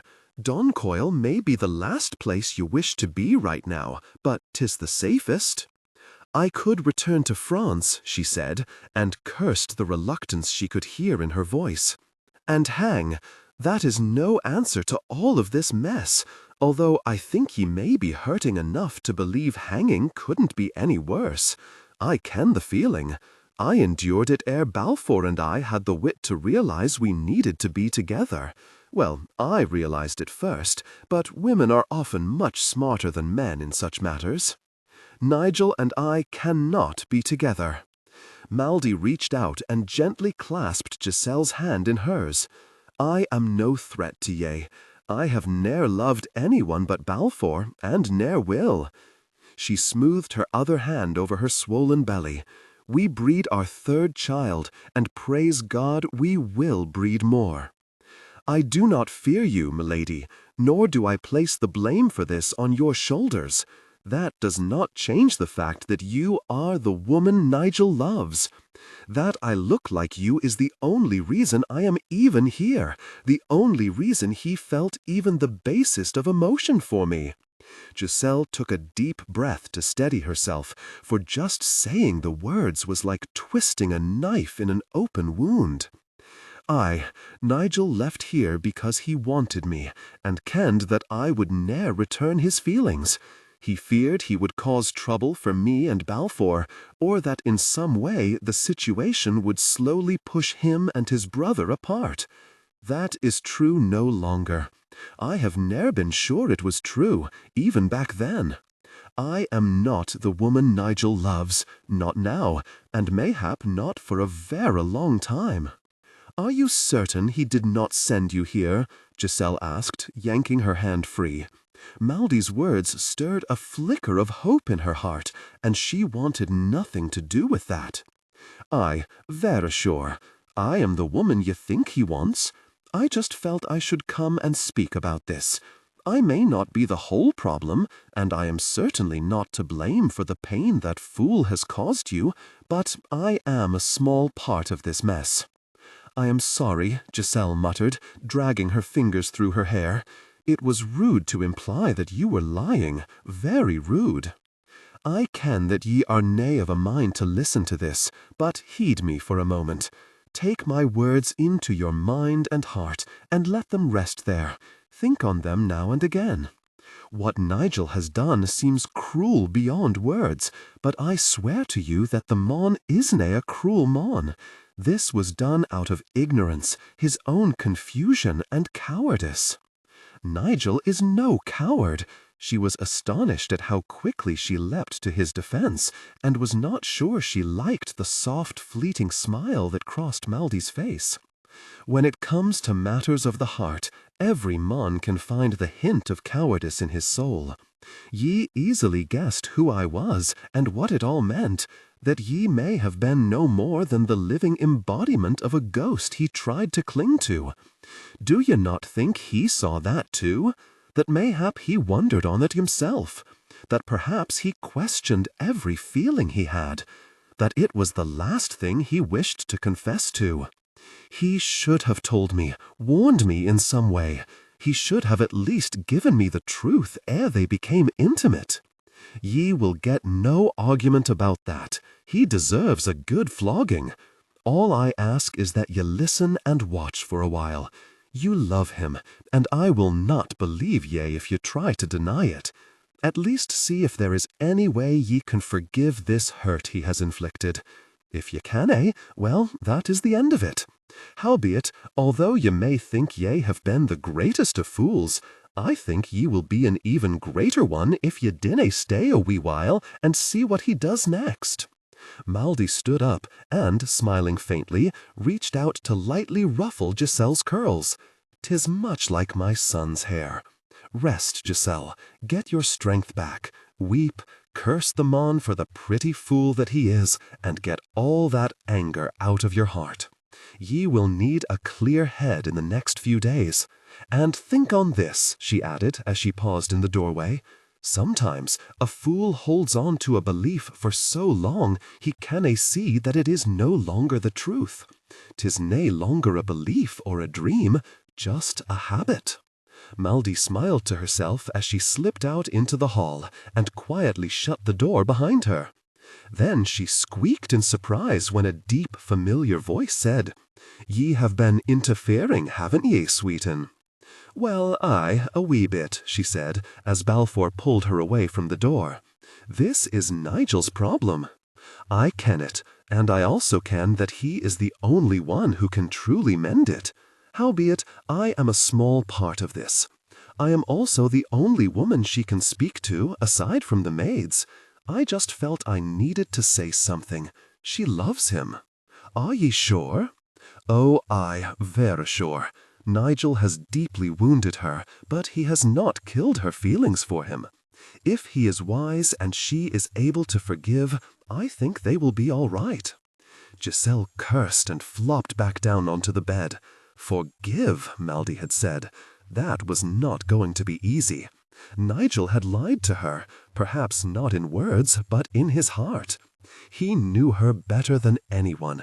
She had told him some of her darkest secrets, ones she had not even had the courage to tell her family. He had to have guessed how seeing Maldy would affect her, yet he had done nothing to soften the blow. That was not going to be easy to forgive. Maldy was right, though. She did love him, still loved him, even though he had hurt her more than anyone had in a very long time. Michael had hurt her pride and her body, humiliated her, and made her afraid. Her family had betrayed her and made her feel alone, unwanted. Nigel had torn the heart right out of her. Yet there, right beside all of the pain she was suffering, lingered love. Giselle was not sure that was wise. How many times did she have to be struck down before she decided loving him gave her more pain than happiness? And what about pride, she thought with a hint of anger. Was she expected to swallow that for the sake of love? She was the one who had been wronged. She was also not the one who was confused about what she did or did not feel, or for whom. It seemed unfair that she should now be expected to show a readiness to forgive and listen. But she would, she admitted with a sigh. At least for a little while. Maldy was right, though. She would be a fool if she did not at least linger at Doncoil long enough to listen.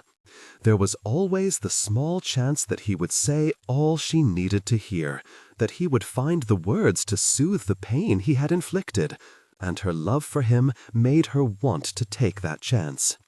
Giselle prayed that she would be able to forgive him enough so that she did not think every word out of his mouth was a lie. Increase the pitch and use expressive, nuanced tone. Differentiate maternal, Nicole, from tough, introspective. Nigel stared at the door to Giselle's bedchamber. He already missed her, and that feeling was sharpened by the fear that he would never hold her in his arms again. Uncertainty gnawed at him. He was willing to bare his soul, but would she be willing to listen? "I didn't think it would be wise to see her tonight," Eric said as he grasped Nigel by the arm and tugged him down the hall to the room they would share. "Nay, probably not. Yet I fear that if I wait, her anger will harden. Then ye shall have to think of all the right words to soften it. I ken that ye all believe I can talk any woman into softening toward me, but Giselle is nae just any woman. Nay, I could see that, even though my meeting with her was vera brief, and not vera pleasant. Once in the room he would share with Eric for a while, Nigel sprawled on the bed. Well, this woman may ne'er give me a chance to say what I need to say. And, considering how poorly she has been treated by others in the last year, even if she does agree to listen to me, she may not be willing to believe a word I say." "Then you will have to keep saying it until she does," Eric said, his voice muffled as he tugged off his jupon.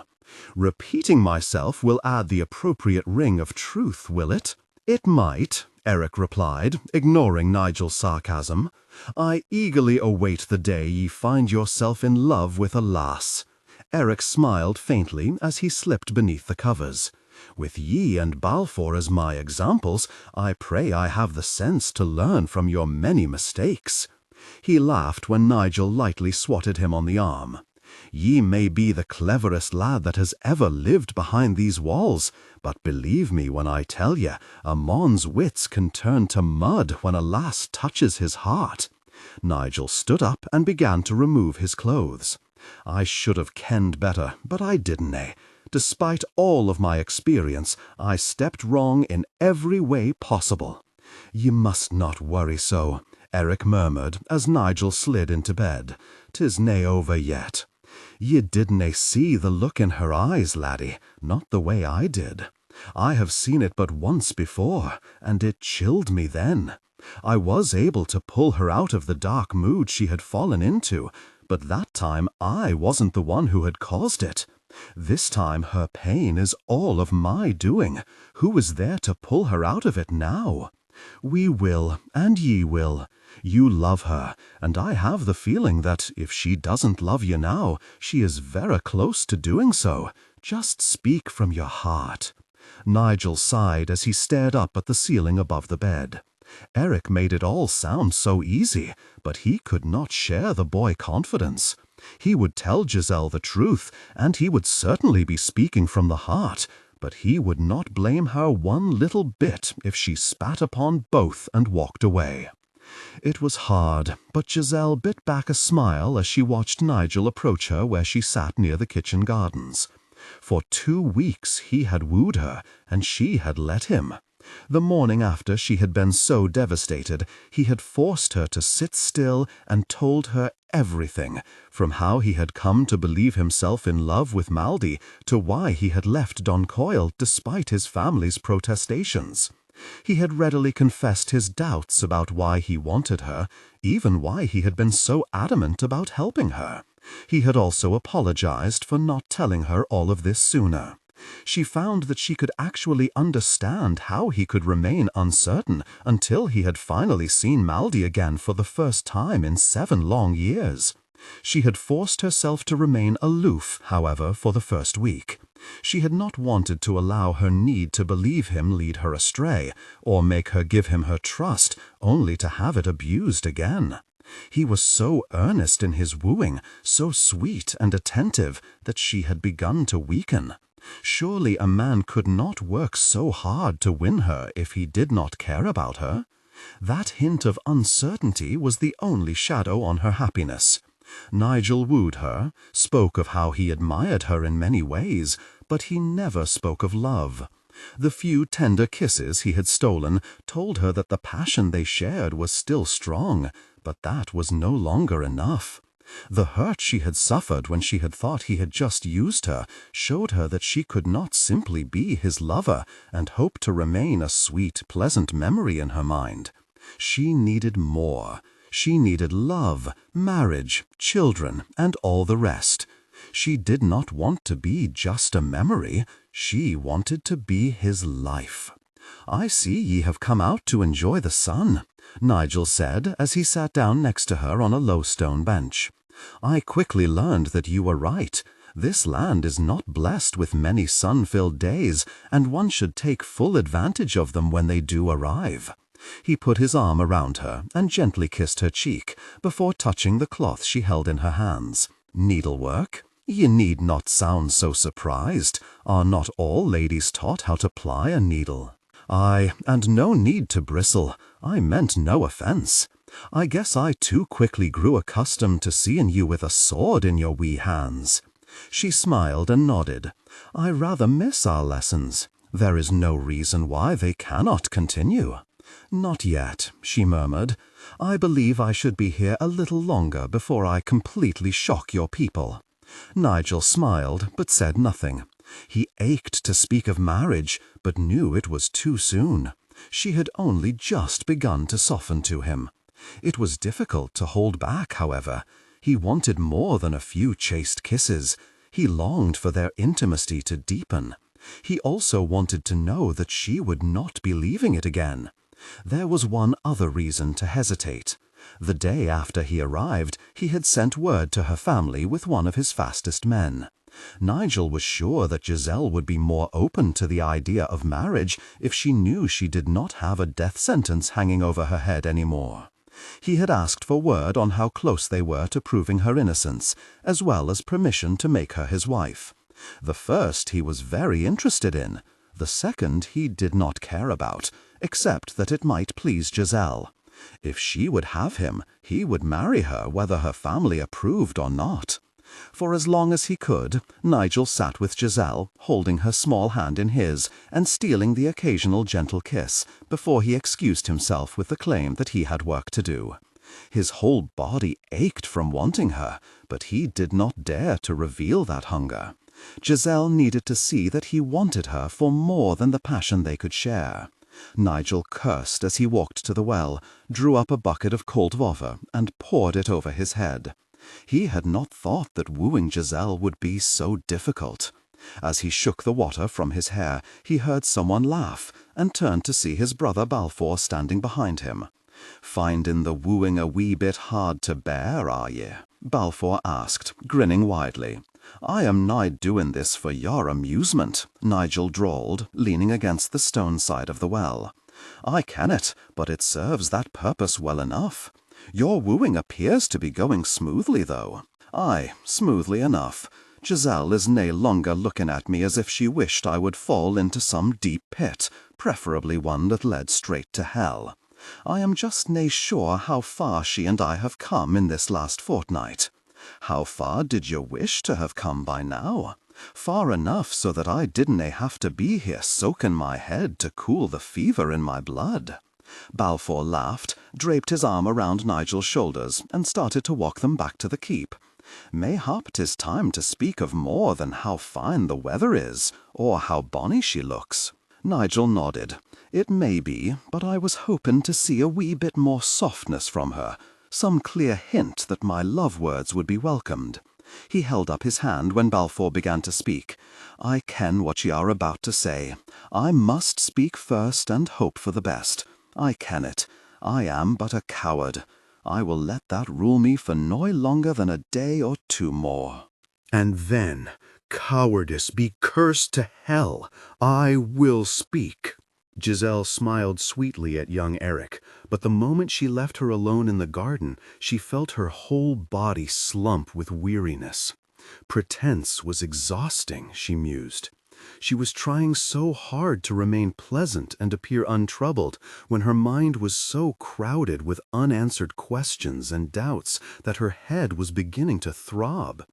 Nigel had suddenly become more intense in his wooing, his kisses less chaste, and his words more heavily imbued with meaning. It was as if he had abruptly decided that he had coddled her enough, or given her long enough to fully forgive him. It was such a strong change from the day before, however, from the pretty flatteries and gentle wooing, that she felt somewhat unsettled. The fact that his family had all stopped to talk to her, their hints easy to read, showed her that it was probably not vanity that told her Nigel was about to declare himself, to speak of marriage. She was not sure if he would also speak of love, and that uncertainty stung, but she could not shake the strong feeling that she was going to be asked to make a very big decision very soon.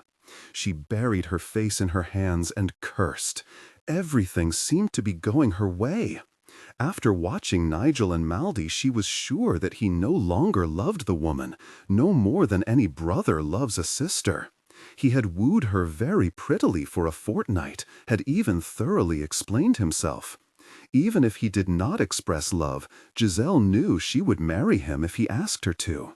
Foolish though it might be, she loved him enough to marry him, and hoped that she could win his heart over time. She knew she would never be able to resist taking that gamble. There was, however, one thing she had allowed herself to forget: the devoe. In all this time, there had been no word from her family.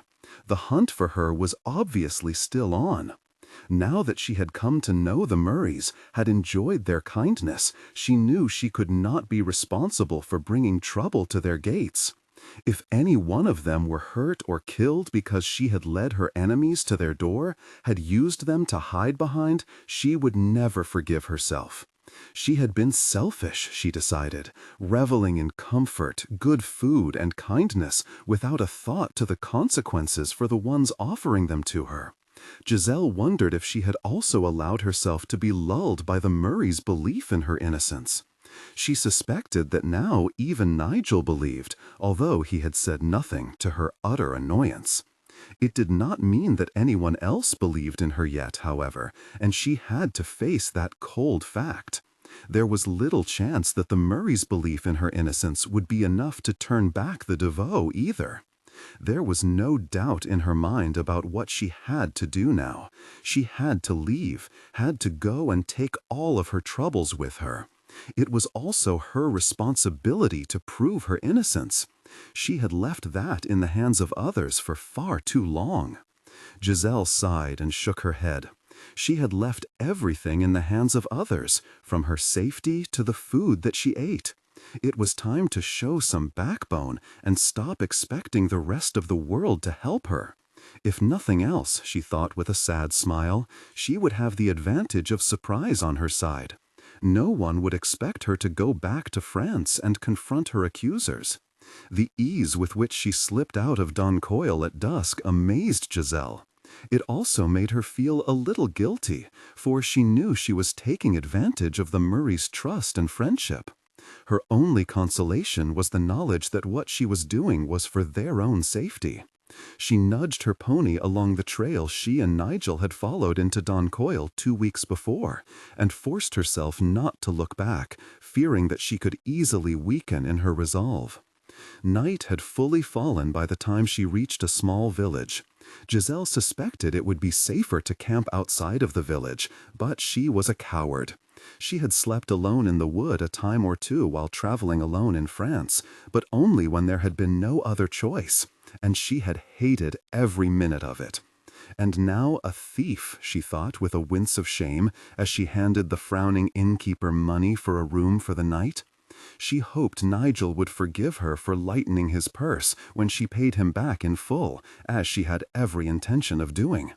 Even if she did not survive this journey home, she would make certain that her family was clearly instructed to settle all of her debts. Once alone in her room, she stripped to her camise and sprawled on top of the tiny bed. She felt trapped, afraid, and unhappy, despite knowing that she was doing the only thing she could. The Murrays considered it a matter of honor to keep her safe and help her, but that did not make it right or fair for her to use that to her own advantage. She was ashamed that she had already done so for so long. Giselle closed her eyes. She knew sleep would be a long time in coming, but she intended to do her best to clear her mind and get as much rest as she possibly could. Rest would be needed for the days ahead, needed to maintain the strength she required to keep going. It was certainly going to be needed to force herself to get back on a ship and sail to France. There was too much that could make her turn back, such as her deep fear of being alone, of facing the devoe, even of getting herself thoroughly and completely lost. There was also Nigel. He had been close to giving her some part of what she craved, a lifetime together, and at least the hope of winning his love. She prayed that he would not come after her, for she knew he could easily convince her to return to him and Doncoil, and that would be wrong. "Where is Giselle?" Nigel asked Maldy as he strode into the great hall and stopped before her and Balfour where they sat at the head table. "I haven't seen her for many hours," Maldy replied, then looked at Balfour, who shrugged and shook his head. "In truth, I was a wee bit surprised when she didn't come join us for this meal. I had thought of sending Margaret to her chambers to see if she was unwell." "Giselle isn't her chambers either. I have already looked there." Nigel signalled to a page and sent the boy out to the stable, then sat at the table and idly picked at the food spread out before him. "Do you think she has fled, Duncoyle?" Balfour asked after several moments of tense silence. "I dinna ken," Nigel replied. "'Tis the only possibility I have yet to consider. She is nigh any place within this keep that I can see, and why would she hide from me, from any of us?" When the breathless page returned and reported that Giselle's horse was gone, Nigel pounded his fist on the table and cursed. "She has run away." "But why?" "I dinna ken, do I?" Nigel snapped, but then took a slow, deep breath to calm himself. "'Tis clear that she told her plans to no one, or I would be aware of them by now, so I can but guess at the reasons for her leaving. I have a few sound ones. You dinna think her enemies somehow reached her here, do you?" "Nay," Nigel replied without hesitation. "Giselle would never have gone with them peacefully, and I have seen no sign that there has been any sort of struggle anywhere within the keep, and someone would have seen something, assuming that any stranger could have gotten inside these walls unseen anyway, which I greatly doubt." Balfour nodded. "Nor could they then leave here with an unwilling lass. Do you go after her?" "Oh, aye, but it must wait until the dawn. I canna track her in the dark." "Nigel, this makes no sense to me," Maldy said. "She was safe here. Why would she ride away alone? Surely she has not forgotten that she has enemies who wish to kill her." "Nay," Nigel shook his head. "In truth, I would wager that those enemies are exactly why she has left." The lass has e'er wavered between accepting help and feeling it was wrong or cowardly to pull others into the danger surrounding her. Oh, aye, I understand. When both men stared at her as if she had lost her wits, Maldy just shrugged. In her place, I believe my mind would have travelled the same path. This is her trouble, nay ours. If that trouble then puts ones ye care about into danger, then ye leave and take that danger as far away from them as ye can. Mayhap, Nigel reluctantly agreed. But if the foolish lass had waited a day longer, or spoken to me of her fears, I could have stopped this. He held up a paper he had clutched in his hands. There is no danger now. She is pardoned. The real killers of her husband have been found, and, sadly, punished. 'Tis all over. Then ye had best hurry and find her. She may be safe from the Devoe now, but it is nae safe for a lass to be riding about all alone. I ken it. I will find her, and I may well chain her to a wall here until I can talk some sense into her bonny little head." The hours until dawn crawled by for Nigel. He tried to sleep, but found it impossible. Instead, he paced his room and cursed the sun for being too slow to rise. Despite his efforts not to, he thought of every danger that could befall Giselle out there alone in a country she did not know. He even recalled her tendency to get lost and feared he could lose a lot of time trailing her all over the countryside. Dawn's light had barely begun to grace the sky when he was striding to the stables, a sleepy-eyed Eric trailing behind him, asking, "Are you sure you dinna want me to come along?" "Aye, laddie," Nigel answered as he saddled his horse. "Go back to bed. It may help to have two pairs of eyes looking for the lass's trail. Nay, for her horse leaves a distinctive marking upon the ground. I had meant to get the beast re-shod for fear others would recognise her trail as easily as I could, but I ne'er got the chance. I am heartily glad of that now." "And you wish to be alone with her when you find her?" Eric said carefully, watching his brother closely as the man led his horse out of the stable. "Aye." He mounted and smiled down at Eric. "There is a lot I must tell that foolish lass, and I think I would rather do that alone. Will ye go to the port where ye came in and wait for her there? I would if I could trust the lass to find her way back there, but she has an inclination to get lost. Dinna fret o'er me, lad. I will find her, and I will bring her back if I dinna throttle her for worrying me half to death." He waved farewell to his laughing brother as he rode out of Doncoyle's gates, but his confidence quickly wavered.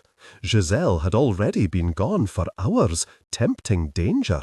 Even if he found her safe and alive, he might find that he was wrong about why she left Doncoil. She might have run away from him. It was not a thought he found very comforting as he began to follow her clear trail. Giselle grimaced as she dismounted and looked at her horse's hoof. She was barely an hour's ride from the village where she had spent a restless night when the horse had begun to favour its right front hoof. To her relief, it was merely a pebble caught in his shoe, but she decided to walk for a while to see if the animal had suffered any bruising or serious injury. It was clear, however, that she would not cover very many miles today, and that both disappointed and worried her. Now that she had decided what must be done, she was eager to get it over with, despite her fears. She also did not want to linger in Scotland for any longer than it took to get to a port. That would give Nigel a better chance of finding her and trying to stop her. She had to be free of the Devoe before she could even consider a life with the man, but he was sure he would not understand that. A soft noise behind her drew her out of her thoughts and looked around. Although she saw nothing, her insides tightened with fear. Something was out there, lurking in the shadows of the trees. She glanced at her horse, saw that it still limped slightly, and cursed. Even if she mounted quickly and spurred the animal to a gallop, she would not get very far before she had to stop again. She could also harm the animal beyond repair. The sharp sound of a twig snapping sent a shiver of fear down her spine. She put her hand on her sword, thanking God that she had retained the wit to bring the weapon despite her upset and confusion as she had left Doncoil. Since there was no hope of escaping whatever danger trailed her, Giselle quickly tethered her horse. If she survived whatever or whomever crept her way, she did not want to look around afterward and find that her horse had been frightened away. Out of the shadows emerged two filthy, poorly dressed men, and Giselle swiftly drew her sword. They grinned widely, and she felt anger begin to push its way through her fear. Men are so arrogant. She might not equal them in size and strength, but she was suddenly eager to show them that their derision of her skill was seriously misplaced. "If ye have followed me from the village thinking to enrich your paltry selves, I should turn back now," she said, pleased with the hard, cold tone of her voice. "I have naught of any worth." "Ye aren't a Scot," muttered the shorter of the two men. "A clever thief," drawled. "I am all a tremble." The way both men narrowed their eyes beneath the shaggy tendrils of their filthy hair told Giselle that insulting them might not be wise, but she shrugged aside that doubt. They had come here to rob her, perhaps even to harm and kill her. She did not think sweetness and flattery would change their minds. Deriding them helped her to remain calm and gave her some small sense of satisfaction. "Ye may not have the coin we seek, although I am thinking your purse isn't empty, but there be one or two other wee things we can help ourselves to," said the shorter man. "Aye," agreed his tall, skinny companion, "like your horse, that fine bauble dangling on your neck, and you, Malcolm?" "Ye have the right of it," Malcolm agreed, and he edged closer to Giselle. "Come any closer, ye filthy jerks, and I will ensure that you do not have anything left to take me with," she threatened, and was momentarily pleased to see them both take a step back. "Ye ought to be more kindly, lass," said Malcolm. "It could make this a wee bit easier on ye. Aye, we may even leave ye alive." "Your kindness overwhelms me." She set herself into her fighting stance and watched both men frown. "Are you prepared to pay for such small gains with one or both of your meagre lives?" They hesitated yet again, and Giselle knew it was because her stance told them she might not be as unskilled as they had first thought. She prayed that they were both craven cowards. If they were, it might take only one small bloodletting for them to decide she was not the easy prey they had thought she was, and flee. Malcolm struck first, and Giselle easily deflected his crude sword thrust. He was no fighter, wielding his weapon more like an axe or a stick, but she told herself not to get too confident. Andrew stood by, agape with surprise and uncertainty. She prayed that would continue, for she could not fight two men at once. After just a few moments, Malcolm stepped back, sweating and softly cursing. "I believe you may now understand that this will be no easy work," she said, using the respite to recoup the strength she had used. "Aye, Malcolm," muttered Andrew, "I dinna see that she has anything worth dying for." "The lass canna hold firm long enough to kill me, fool," snapped Malcolm, who then glared at his companion. "'Twould go a lot faster if you stepped in to give me a hand." Andrew frowned and rubbed a dirty hand over his weak chin. "Well, I am nae sure I have the stomach for fighting with a wee lass." Giselle allowed herself a brief inner sigh of relief. Here was a weakness she might take advantage of.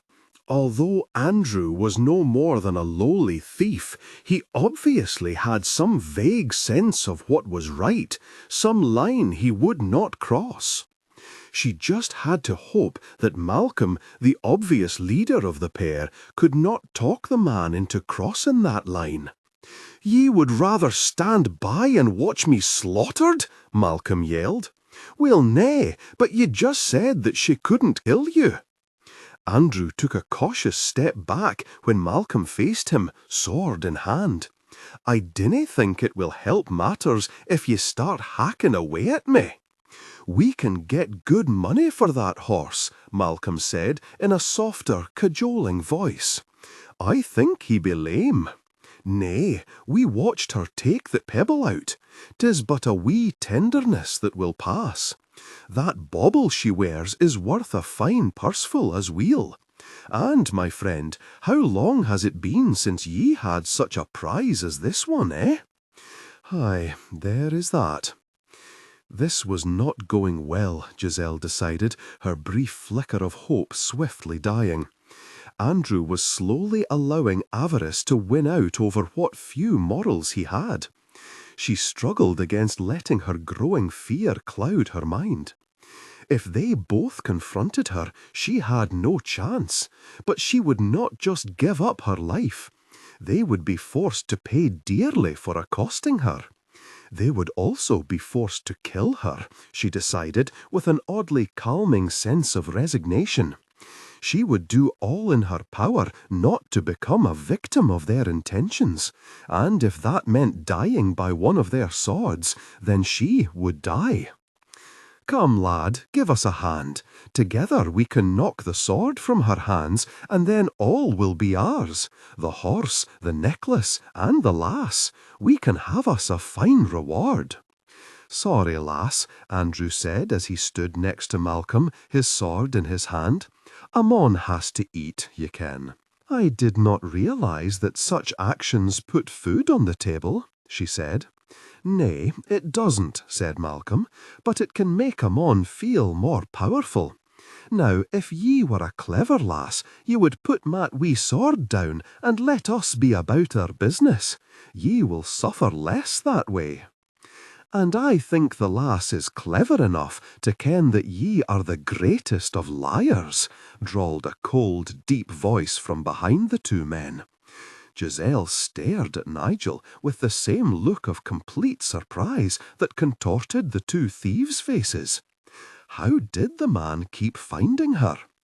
Although his arrival was heartily welcomed at this precise moment, she knew that would be short-lived. He was going to be asking her a lot of questions, and she knew he would not like her answers. Standing firm against Nigel might prove to be harder than standing against Malcolm and Andrew. She shook free of her shock and watched the two thieves. For one brief moment they faced Nigel squarely, then Malcolm began to slink away, edging toward the trees. A minute later, Andrew realized that his companion had every intention of deserting him and quickly followed. Nigel made one swift lunge at the two men, who immediately turned tail and disappeared into the surrounding trees. It annoyed Giselle that Nigel could inspire such fear, while all she seemed to inspire was amusement and annoyance. The moment the men were gone, Giselle sheathed her sword and heard Nigel do the same. She took a deep breath to strengthen herself and looked at him, then inwardly winced. He did not look happy with her. "I think we will return to the village now," Nigel said, as he grabbed the reins of her horse before she could, and then watched the animal take a few hesitant steps. "Ye have done well, haven't ye? But one night alone, and ye have nearly got yourself harmed and killed, and ye have crippled this poor beast." "He is not crippled," she snapped, following behind Nigel as they walked to where he had tethered his mount. "He had a pebble in his hoof, and is but a little tender. It will heal." Nigel gave her a look that made Giselle decide it might be best to remain quiet for a while. He lifted her up onto his saddle, hooked her horse's reins over the pommel, and then mounted in front of her. She ached to tell him that he was being arrogant and had no right to order her around, but the confrontation with the robbers had left her doubting her own judgment. Nasty and spiteful though his words had been, there was some truth in them. She had been on her own for only a little while, and had already found herself in serious difficulty. Maybe she had been mad to think she could get all the way back to France on her own. All the way back to the village, she struggled to think of ways to defend her decision to leave. Her confidence had been badly shaken, however, and she was no longer sure her reasons were sound. Had she really been running to France to clear her name, or had she been running from Nigel and the feelings she had for him? Giselle inwardly cursed when she discovered that she had no answer for that question. The innkeeper gave her a strange look when Nigel ordered the same room she had left but a few hours before. The man probably thought she was Nigel's errant wife, and Giselle opened her mouth to try to explain, then quickly closed it. It was all too complicated to explain, and she would probably just leave the man thinking she was mad. The moment they entered the room, she pulled free of Nigel's grip on her arm and sat on the edge of the bed. He leaned against the thick, roughly cut post at the foot of the bed and stared at her. It took all of Giselle's willpower to not squirm guiltily beneath his gaze like some scolded child. She had nothing to feel guilty about, she told herself firmly. "And just where did ye think ye were going?" he finally asked, struggling to control his anger. When he had first come upon her in the wood, he had nearly charged in, sword swinging. He had been that furious and concerned. It had not taken him long to see that she faced two cowards who might be willing to test themselves against a small lass, but would never stand to fight a fully armed knight. Although the fear he had felt for her safety had eased, the anger it had bred was still churning inside of him. Giselle did not completely deserve that, and he knew visiting it upon her would also seriously hinder any sensible discussion. "I was returning to France," she replied, mildly fascinated by the way the anger slowly left his expression. "Ah, ye are weary of life, are ye? Suicide being such a great sin, I suppose it makes sense to just walk back into the grasp of those ye ken will gladly kill you." He might be conquering his anger, she mused, but he clearly had no intention of dulling the sharp edge of his tongue. "I intended to go home and clear my name. I decided that I had left that duty in the hands of others for far too long. Hiding behind others was not working, so I felt it was past time to try confrontation." "Did ye really convince yourself that the Devoe could be talked to as if they were reasoning people?" She scowled at him. The man had a true skill for finding the one real weakness in a plan. "They are not the only ones I could plead my case to." "Well now, there is no need to plead it to anyone," he said, and thrust a piece of paper at her. Giselle had to read the letter 3 times before she was able to believe in the words written there. "I am free." "Vera free, and the Devoe have been warned to leave ye and your kinsman alone, or suffer unnamed consequences. That threat came from the king himself. 'Tis clear that your family wielded almost as much power as the Devoe once they decided to believe in you and seek to prove your innocence. But they seemed so afraid of that family and its wealth and power. Outrage over your treatment must have conquered that fear. I feel so grateful, so elated, yet this freedom comes at a great cost to others. 2 men have been hanged." "They were the true killers, lass," he said gently. "Your husband deserved his death, but that doesn't mean the way he was killed was right or lawful. And those 2 men were content to sit quietly and let a wee lass take the blame. In a way, they were willing to kill ye, as we'll." "'Twas honourable of them to avenge the grave injustice done to a kinswoman, but that honour was tarnished when they let an innocent woman take the blame." "I know, 'tis just a shame that they had to die, that there was apparently no other recourse but murder to gain the justice they and their poor kinswoman so deserved." "So now there is no need for ye to go to France and martyr yourself. Ye may return to Doncoil with me." He watched her closely as he spoke, taking careful note of her sudden agitation. She would not meet his gaze, and absently plucked at the old thinning blanket covering the tiny bed. Getting her to return to Doncoil with him was not going to be as easy as he had hoped it would be. "Since I am free, there is no longer a need for your protection. You have fulfilled your vow. Your honor is unstained." Giselle did not want Nigel clinging to her out of some misplaced sense of duty. Nigel moved to sit next to her, ignoring the way she tensed slightly as he pulled her into his arms. "Honor has naught to do with why I ask ye to return to Doncoil with me. I do not need a place to live, I am not without funds, and I have a small property I may reside upon." "Nor do I ask you to return with me out of some misguided sense of duty." She softly sighed, but did not resist him as he gently pulled her closer. He too quickly guessed her every doubt and concern, yet somehow managed not to tell her what she wished and needed to hear. The closeness, however, was making it difficult to think. It had been too long since they had shared such intimacy. It was easy to let wanting push aside all interest in talk. "I will not become your mistress," she said, even as she tilted her head back so that he could more easily cover her throat with warm, tantalizing kisses. "I wasn't asking it of ye." Before she could muster the wit to ask him just what he did intend, he kissed her. The hunger in his kiss brought her own rushing to the fore, unwilling to be ignored or brushed aside. She wrapped her arms around him and fully returned his kiss.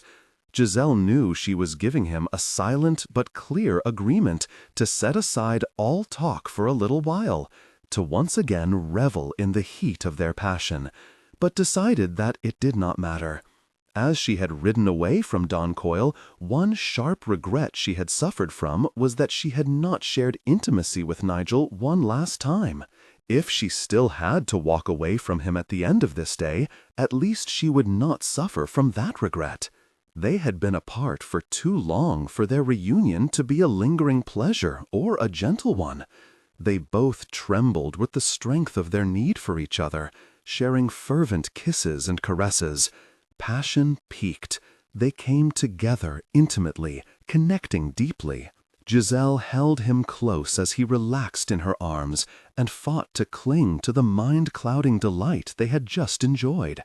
She did not want to think, but as her breathing slowed and her heartbeat returned to its normal pace, she knew she could not lie there lost in the moment and just ignore the world. Nigel reluctantly eased the intimacy of their embrace. He glanced at Giselle's small hand as she moved it absently over his chest, then looked at her face. Her gaze was fixed with stubborn firmness on the movement of her hand. Although it was tempting to just continue their intimacy until they both fell into an exhausted sleep, he knew that now was not the time for that. Neither of them might wish to talk, but they had to. He gently grasped her chin in his hand and turned her face up to his. It was another moment longer before she allowed her gaze to meet his. "Mayhap I have wooed ye too gently," he said, "and that has led to naught but confusion."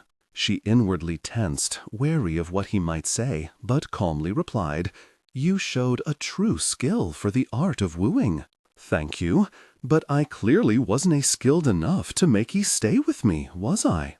I was going to France to clear my name, no more. As I have said, it came to me that I was asking others to face a danger I myself was too cowardly to face." "And ye are certain ye were nae running from what my wooing would lead to?" "I was not sure where that might end," she said quietly, briefly looking away from his intent gaze. He did not need to know all of the doubts she had suffered from. "Where all wooing is meant to end, with marriage. Ye left ere I could ask you to be my wife." Her heart skipped so hard it was almost painful, but she found herself not to let false hope and the lingering sweet memory of the passion they had just shared cloud her wits. "Why? Why? He frowned at her in confusion. Why what? Why were you going to ask me to be your wife?" "Lass, ye are supposed to say aye or nay, not why." "I need to know why before I can say aye or nay. Nigel, until you got the word from France that I was innocent, you still thought me capable of butchering a man." "Nay," he grimaced when she eyed him with a hint of suspicion. "Do you recall the time I was teaching you how to use a sword, that first time that ye disarmed me, and I said that was when ye must strike the death blow?" Giselle slowly nodded. "The way ye looked was enough to tell me that ye hadnae killed your husband. Aye, if ye were in a fight for your life, or in a fight for mine, ye could kill, as ye showed me the day I was wounded. But nay, not coldly and brutally as was done to your husband." "You might have told me when you had this revelation." "I am sorry, lass. I meant to, but there were a few other things I needed to think on at the time." Giselle smiled and lightly caressed his cheek. "I know. Soothing my hurt feelings was of small importance, and I realize I should have been satisfied that you thought me worthy of your protection and help." She cocked one eyebrow and drawled, "And you have still not answered my question?" "What we have just shared wasn't an answer enough?" When she just frowned, he added, "I asked your family for their blessing, and they have given it. Ye must ken by now that my family would eagerly welcome you into the clan." Nigel was not sure why he was so reluctant to say the words he knew she wanted to hear. He was, he realized, a complete coward. After the hurt he had inflicted upon her by not telling her all about Maldy, he knew Giselle the full truth now. No one deserved the bearing of his soul more than Giselle did, but he could not seem to force the words past his lips. He needed some hint from her that his words of love would be welcomed and returned. Giselle wondered if shaking Nigel vigorously would make the words she sought fall out of his mouth. She was beginning to think that he loved her, or was very close to doing so. His almost embarrassed reluctance to speak of anything but family approval and passion was her strongest hint. Nigel had a true skill with words, could easily convince her that she would be a fool to refuse his proposal, yet never speak of love. He seemed unable to muster that skill at the moment. That left her with two choices. She could either accept his proposal, allow him to think that talk of passion and family approval was enough for her, or she could hold out until he was forced to say more. She did not have the patience for the latter, and the first, she mused, could easily lead to dissatisfaction and unhappiness. There was one way to pull the words from him, and that was to make the confession first. It was a gamble. She could be wrong in thinking that his feelings for her were deeper than passion, and it would hurt to speak of love and get no vow in return. Giselle inwardly shrugged. The rest of her life was at stake. It was worth the risk. "Nigel, I am honored that you would ask me to be your wife.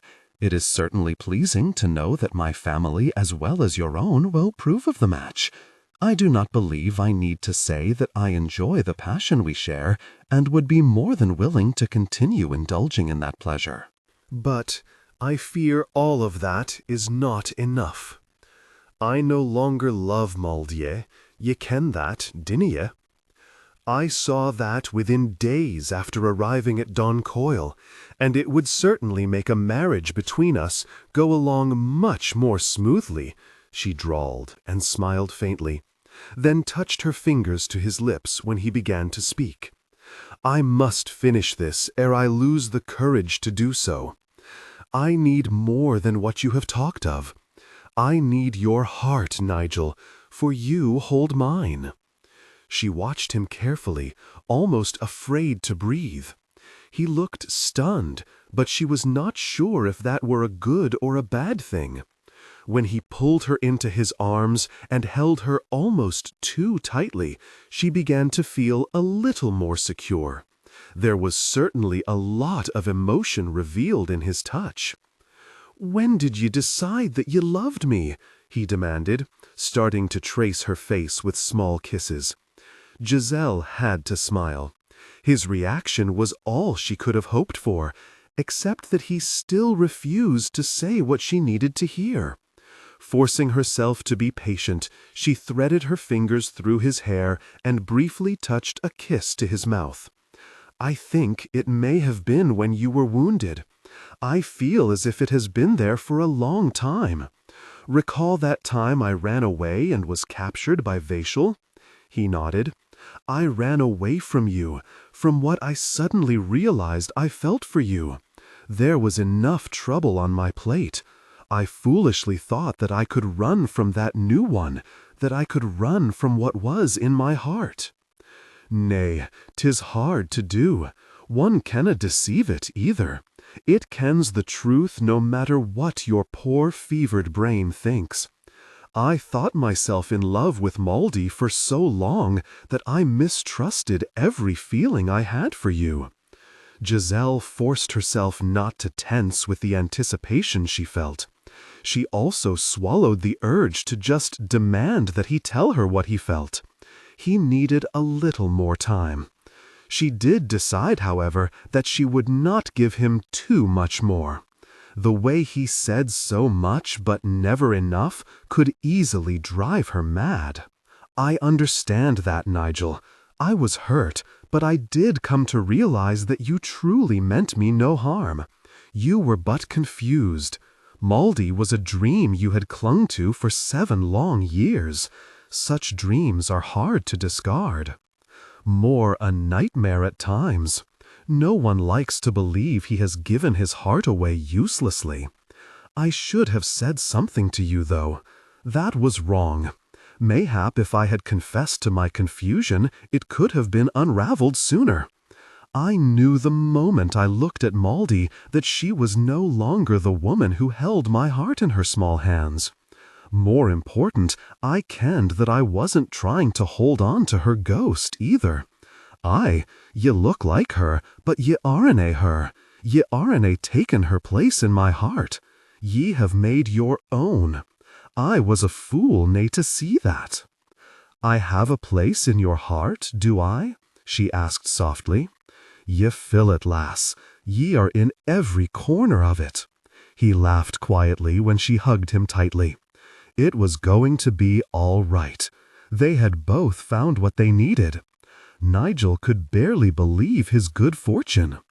"I have been a fool and a coward, lass," he murmured against his throat. "I am surprised that ye have had the patience to keep me in your heart." "At times you did seem to be worth it," she said, and laughed when he gave her a gentle nudge. He raised himself up on his elbows and cupped her face in his hands. "Well, ye are truly stuck with me now, my bonny French rose. I love ye, and I canna find the words to tell ye how wondrous it feels to ken that you love me too." She eagerly returned his tender kiss, then held him close, moving her foot up and down his strong leg. "There are years ahead of us for you to learn the words." She grinned when she felt him chuckle against her breast, then frowned slightly when he picked up her amulet and kissed it. "Why did you do that?" "Well, you said it was from your grandmother, that she said it would bring you good fortune." Giselle smiled and idly stroked the medallion. "And it has. I am free, and, more important, I am loved." "Oh, aye, and I think it will take me all of our lifetime to show you just how much ye are loved. I but thanked your grandmother, as I believe I too have benefited from the luck in that bauble." "Mayhap, but not as much as I have." He lightly straddled her and slowly grinned. "Are ye meanin' to argue this matter?" "I believe I am." "Then prepare to be argued with most vigorously, lass. If we mean to determine which of us is the most fortunate, or which of us loves the other more, it could take a very long time. With a lot of persuasion, I hope." "A lot of sweet, exhausting persuasion," he agreed, as he brushed a kiss over her lips. "And I dinna mean to stop persuading ye until we are both naught but dust." Even as she started to return his kiss, Giselle lightly touched the medallion resting against her breasts. "Thank you, Nana," she thought, then gave herself over to the passion she knew would be hers forever. 24.